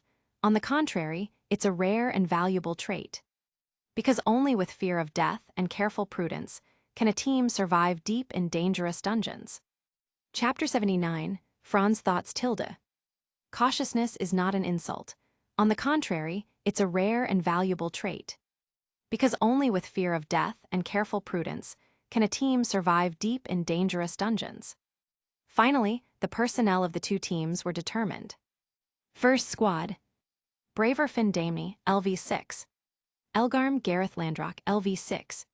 Fenris Biteloga, LV5. High Novice Raoul Nord, LV4. Second squad. Sword Princess, Eyes Wallenstein, LV5. Jormungand, Tyone Hurut, LV5. Crusher, Tiona Hurut, LV5. Thousand Elf, Lefia Virides, LV3. Flame Demon, Fran Argon, LV3. Although the second team had one more person than the first, their combat strength was only just about equal. In Fran's team, Sword Princess Eyes Wallenstein's damage output against monsters was no less than that of LV6 glass powerhouses. With her spirit bloodline and inherited wind magic from the Great Spirits, plus the monster specializing Avenger skill bonus, her damage output, not counting technique, was higher than that of Finn and Gareth. If you added Eyes' emotional fluctuations, such as hatred toward monsters, then the appearance of the Black Wind was truly a catastrophe. Such a thing, whether for monsters or for herself, was a result to be feared. Fran's Surtur had powerful side effects, but did Eyes' Ariel not have any? Quite the opposite. After combining with skills, the side effects were even stronger. A single mistake could even shred her own flesh. Because of this, the 3 leaders, who knew Eyes' nature well, strictly forbade her from actively using skills until she matured enough, only lifting the restriction later. Finn knew Eyes' combat power, so he did not assign a LV6 powerhouse to the second team because Eyes alone was enough. With the support of the Amazon sisters and the bombardment magic of Lefia and Fran, their firepower was even stronger than the first team under certain conditions. even in the dungeon, everyone maintained the same schedule as on the surface. The 50th floor safe zone was a huge forest shrouded in gray mist, and in front of the passage to the 51st floor was a massive rock platform about 10 meters above ground. This was where the team set up camp. Reader was activated on time, allowing Fran to completely block the urge to sleep and stay full of energy. Soft footsteps slowly approached the cross-legged Fran by the campfire, stopping by his side. "What are you thinking about?" Looking up unsurprisingly, it was Eyes. "Just summarizing battle experience. That's also part of getting stronger, isn't it?" Eyes was silent for a moment, then quietly sat beside him. "You're always so calm. Why can you pursue strength without urgency?" This had been the question hidden in the girl's heart. "My feeling is, even knowing the dangers of the dungeon, the terror of monsters, that without strength you can't protect companions and family, and knowing so much else. Why can you always face yourself so calmly?" The girl wasn't good with words, but the sensitive young man clearly caught the essence of what she wanted to ask. His growth rate was fast, no, unparalleled. But that was only on the surface. Unlike Eyes and the others, who truly desired strength in their hearts and had a burning ambition, his mentality was completely different. Fran was passively growing stronger. Or rather, being unmotivated was the root cause. He poked the campfire with a dry twig and added some firewood. The firelight lit up their faces, casting long shadows that flickered with the flames. "Eyes, strength isn't something useful if you lose yourself in it. You're all caught in a misconception that true strength isn't on the surface but here." Fran pointed to his chest, turning to look at the girl. "It's the heart. True strength lies in the strength of one's heart. In this respect, you, who have gone through several adventures, are purer and more refined than ordinary people. That is the reason for your strength. Right now, the strength of your heart isn't enough to bear the heavy burden hidden inside. If you can let go of hatred, truly find your own path, and regain your true heart, then you will become a true powerhouse." The blonde youth did not directly answer the girl's question, but instead pointed out the way. If the heart could not control great power, that power would go berserk, turning into either a monster or a demon. Was Fran strong? He was only LV3. Even with cheats in the eyes of true powerhouses, he was just a little guy barely worth noticing. But on the level of the heart, his strength far surpassed countless others, at least according to Fran himself. Belief determined ambition, ambition became dreams, and to chase dreams, only a firm and strong heart could continuously wield the power of growth, using it to cut through thorns and blaze a trail toward the unknown. That was a true powerhouse. Your heart isn't strong enough yet, you haven't found your own path. Perhaps the opportunity has already come. Find your own path, step firmly onto it, and you will become stronger. This was the first time Fran had spoken so seriously to Eyes. But with a crisis looming, he couldn't afford to hesitate. "Go to bed early, Eyes. We still need you tomorrow." Emma. After sending Eyes back to the women's quarters, Fran stood before the campfire, his long shadow swaying. He looked up at the dungeon's fantastical sky, silent for a long time. The passage to the 51st floor was a steep slope at nearly 90 degrees, like the edge of a giant cliff. The way down was convenient, just jump down. As for returning, such a height was nothing for high-level adventurers. "Is everyone ready?" Finn held a spear nearly 2 meters long and turned to ask seriously. Facing the upcoming adventure, everyone was fully prepared, not daring to be careless. What is the dungeon? The dungeon is the dungeon. It is alive. Any carelessness, even from first-class adventurers, would definitely lead to danger. "Yes." "Then let's go." Immediately, the two teams quickly jumped into the passage to the 51st floor. Led by Reveria, Anakitty and Elfie watched them disappear, then activated protective magic. "Stay alert. Guarding the camp is just as important. It concerns whether we can return safely to the surface. Maintain vigilance at all times." Understood. Chapter 80. Fran regretted deeply, wishing his backpack were bigger. Stay alert. Guarding the camp is just as important. It concerns whether we can return safely to the surface. Maintain vigilance at all times. Understood. I'm going ahead, you guys better keep up. The 5-member second squad had already split from the first squad and entered another branch path. As the vanguard, Tiona shouted while facing the monster blocking her path, then sprinted forward, swinging her massive weapon orga in a fierce slash that tore through the air. And then, under everyone's gaze, the large monster radiating a dangerous aura, black rhinos, was split cleanly in two from top to bottom in one strike. Seeing her easily wield such a terrifyingly heavy weapon, the elven girl Lefia looked utterly doubtful about life itself. Tiona's strength, endurance, dexterity, and agility have all reached rank A with 900 points before leveling up. Eyes kindly explained to the two of them the fundamental reason why she could swing such a massive twin blade as effortlessly as a short sword.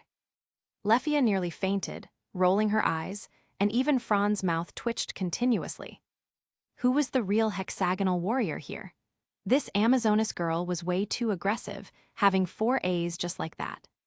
And now, after training so long while wearing suppression bracers, their stats probably had 4 S's already, one more than I's. No wonder her combat power was so exaggerated. Heh, now all 4 of my attributes are S rank, thanks to Fran's magic item. Too bad I don't have enough Excelia, otherwise I'd already be level 6. Focus, Tiona. Relax, I'm watching.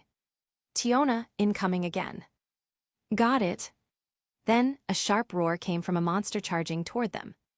Compared to Tiona's agility, Eyes was clearly a step faster.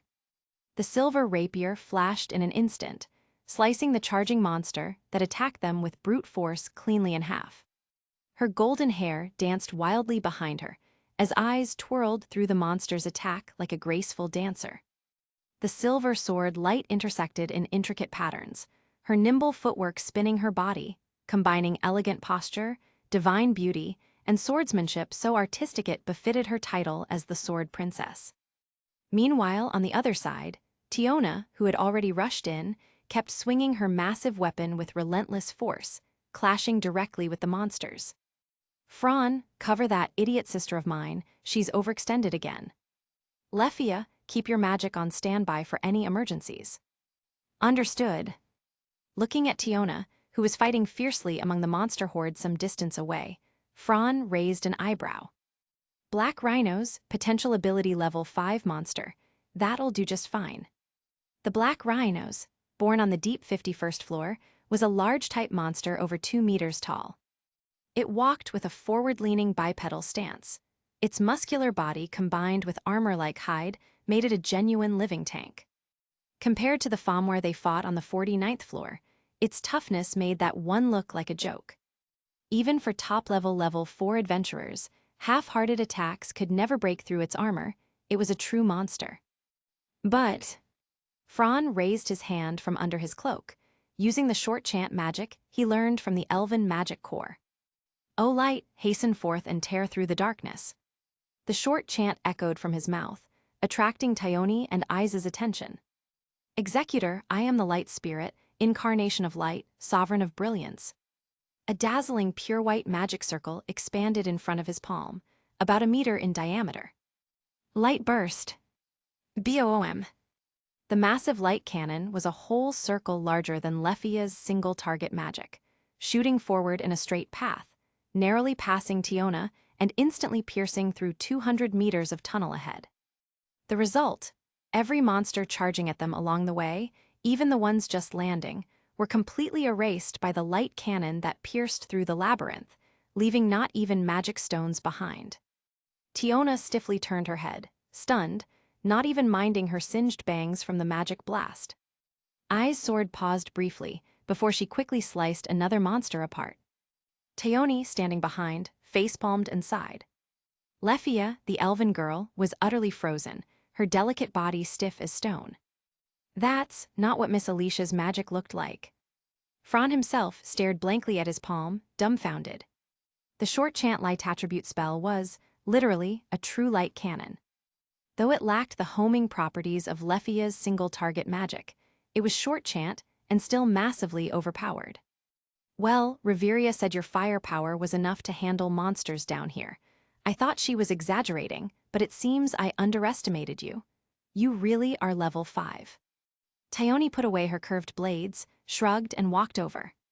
After Eyes finished off the last monster, the supporters Fran and Lefia began recovering magic stones on the ground, handing potions to the others to restore stamina. Once the work was done, the team began moving toward their destination again.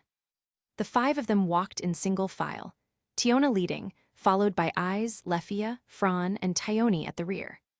This run's been pretty fruitful. We've only gone halfway so far. These are high-purity magic stones from the 51st floor. If Fran and Lefia fill their bags, we can make a huge profit. Aren't we taking the drop items? Fran's eyes turned red at the sight of the black rhino's drops, black rhino's horn and rhino hide. These were drops from a 51st floor monster, worth at least hundreds of thousands each. The horns and hides take up too much space. Forget them for now. Let's finish the adventurer's commission first and collect them on our way back. At this moment, Fran regretted deeply, wishing his backpack were bigger. In fact, this pack was already as big as Lily's, but clearly, it was still not enough for deep floor drop items. After all, most monsters here were large type, and their drop items were all massive, practically taking up half the space immediately. Thus, the group proceeded according to the map's route. But as they moved forward, Fran grew increasingly vigilant and cautious.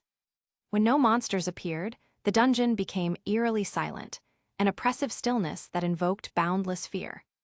The maze hid unknown dangers that could strike at any moment.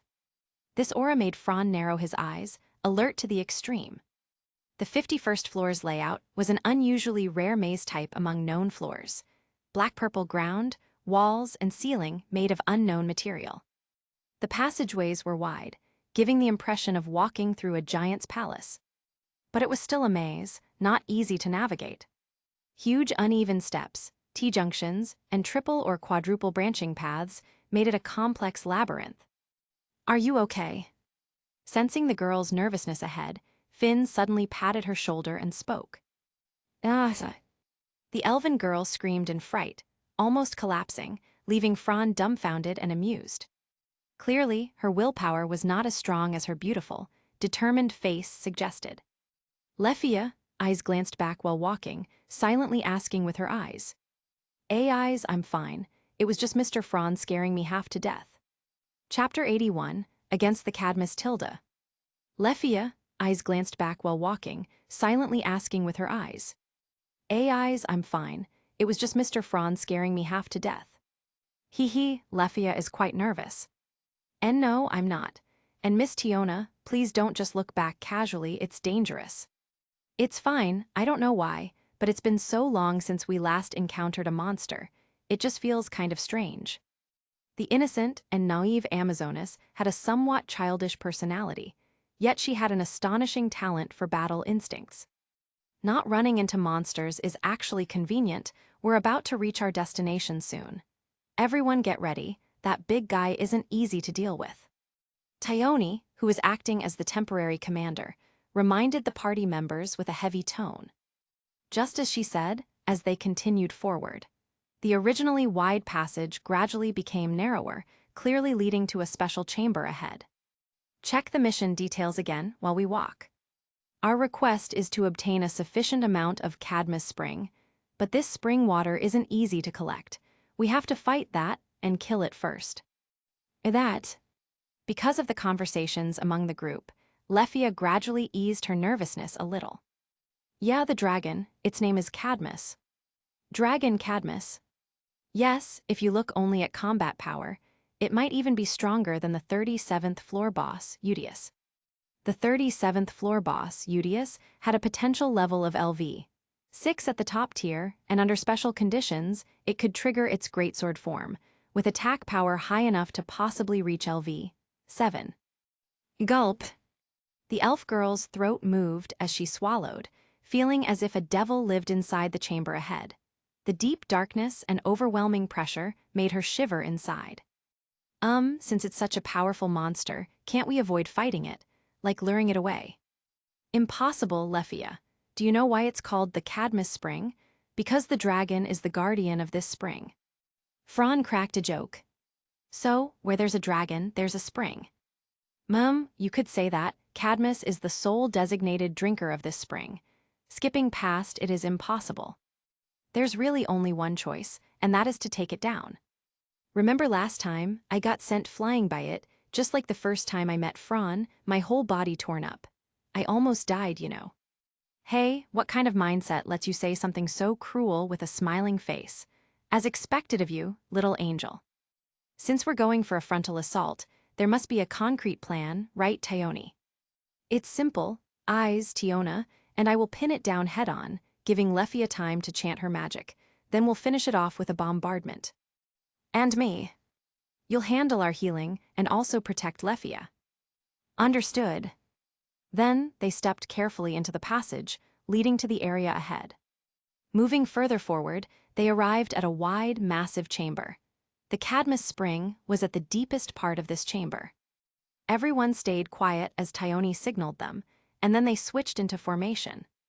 3 girls served as the front-line attackers, while Leffia and Franz stayed in the back, ready for bombardment and healing magic.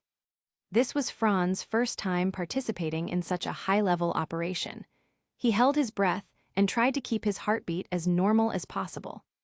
At the same time, his left hand drew his staff from his waist, silently steadying himself.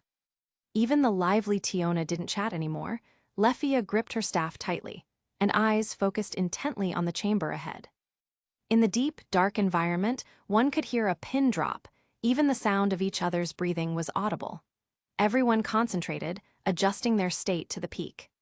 The sense of urgency swept over them, and cold sweat dripped down Leffia's forehead. As the tension peaked, Thyone gave a sharp look, and the tightly coordinated adventurers rushed into the wide hall simultaneously, their unparalleled physical abilities allowing them to accelerate rapidly. Their figures blurred as they charged straight ahead, where their target was detected in the chamber's depths. The monster stood over 5 meters tall, its strong muscles and robust frame covered in black dragon scales. Its ferocious dragon head revealed sharp fangs, and even in the gaps of its teeth, one could see faint sparks colliding with each breath. The huge, wide flesh wings, when spread, were estimated to exceed 10 meters, and the strong and powerful membrane turned them into a massive weapon. The tail was covered with terrifying barbed spikes, extending all the way to the spine, matching the sharpness of the claws on its 4 dragon-like feet. A monster, in the literal sense of the word.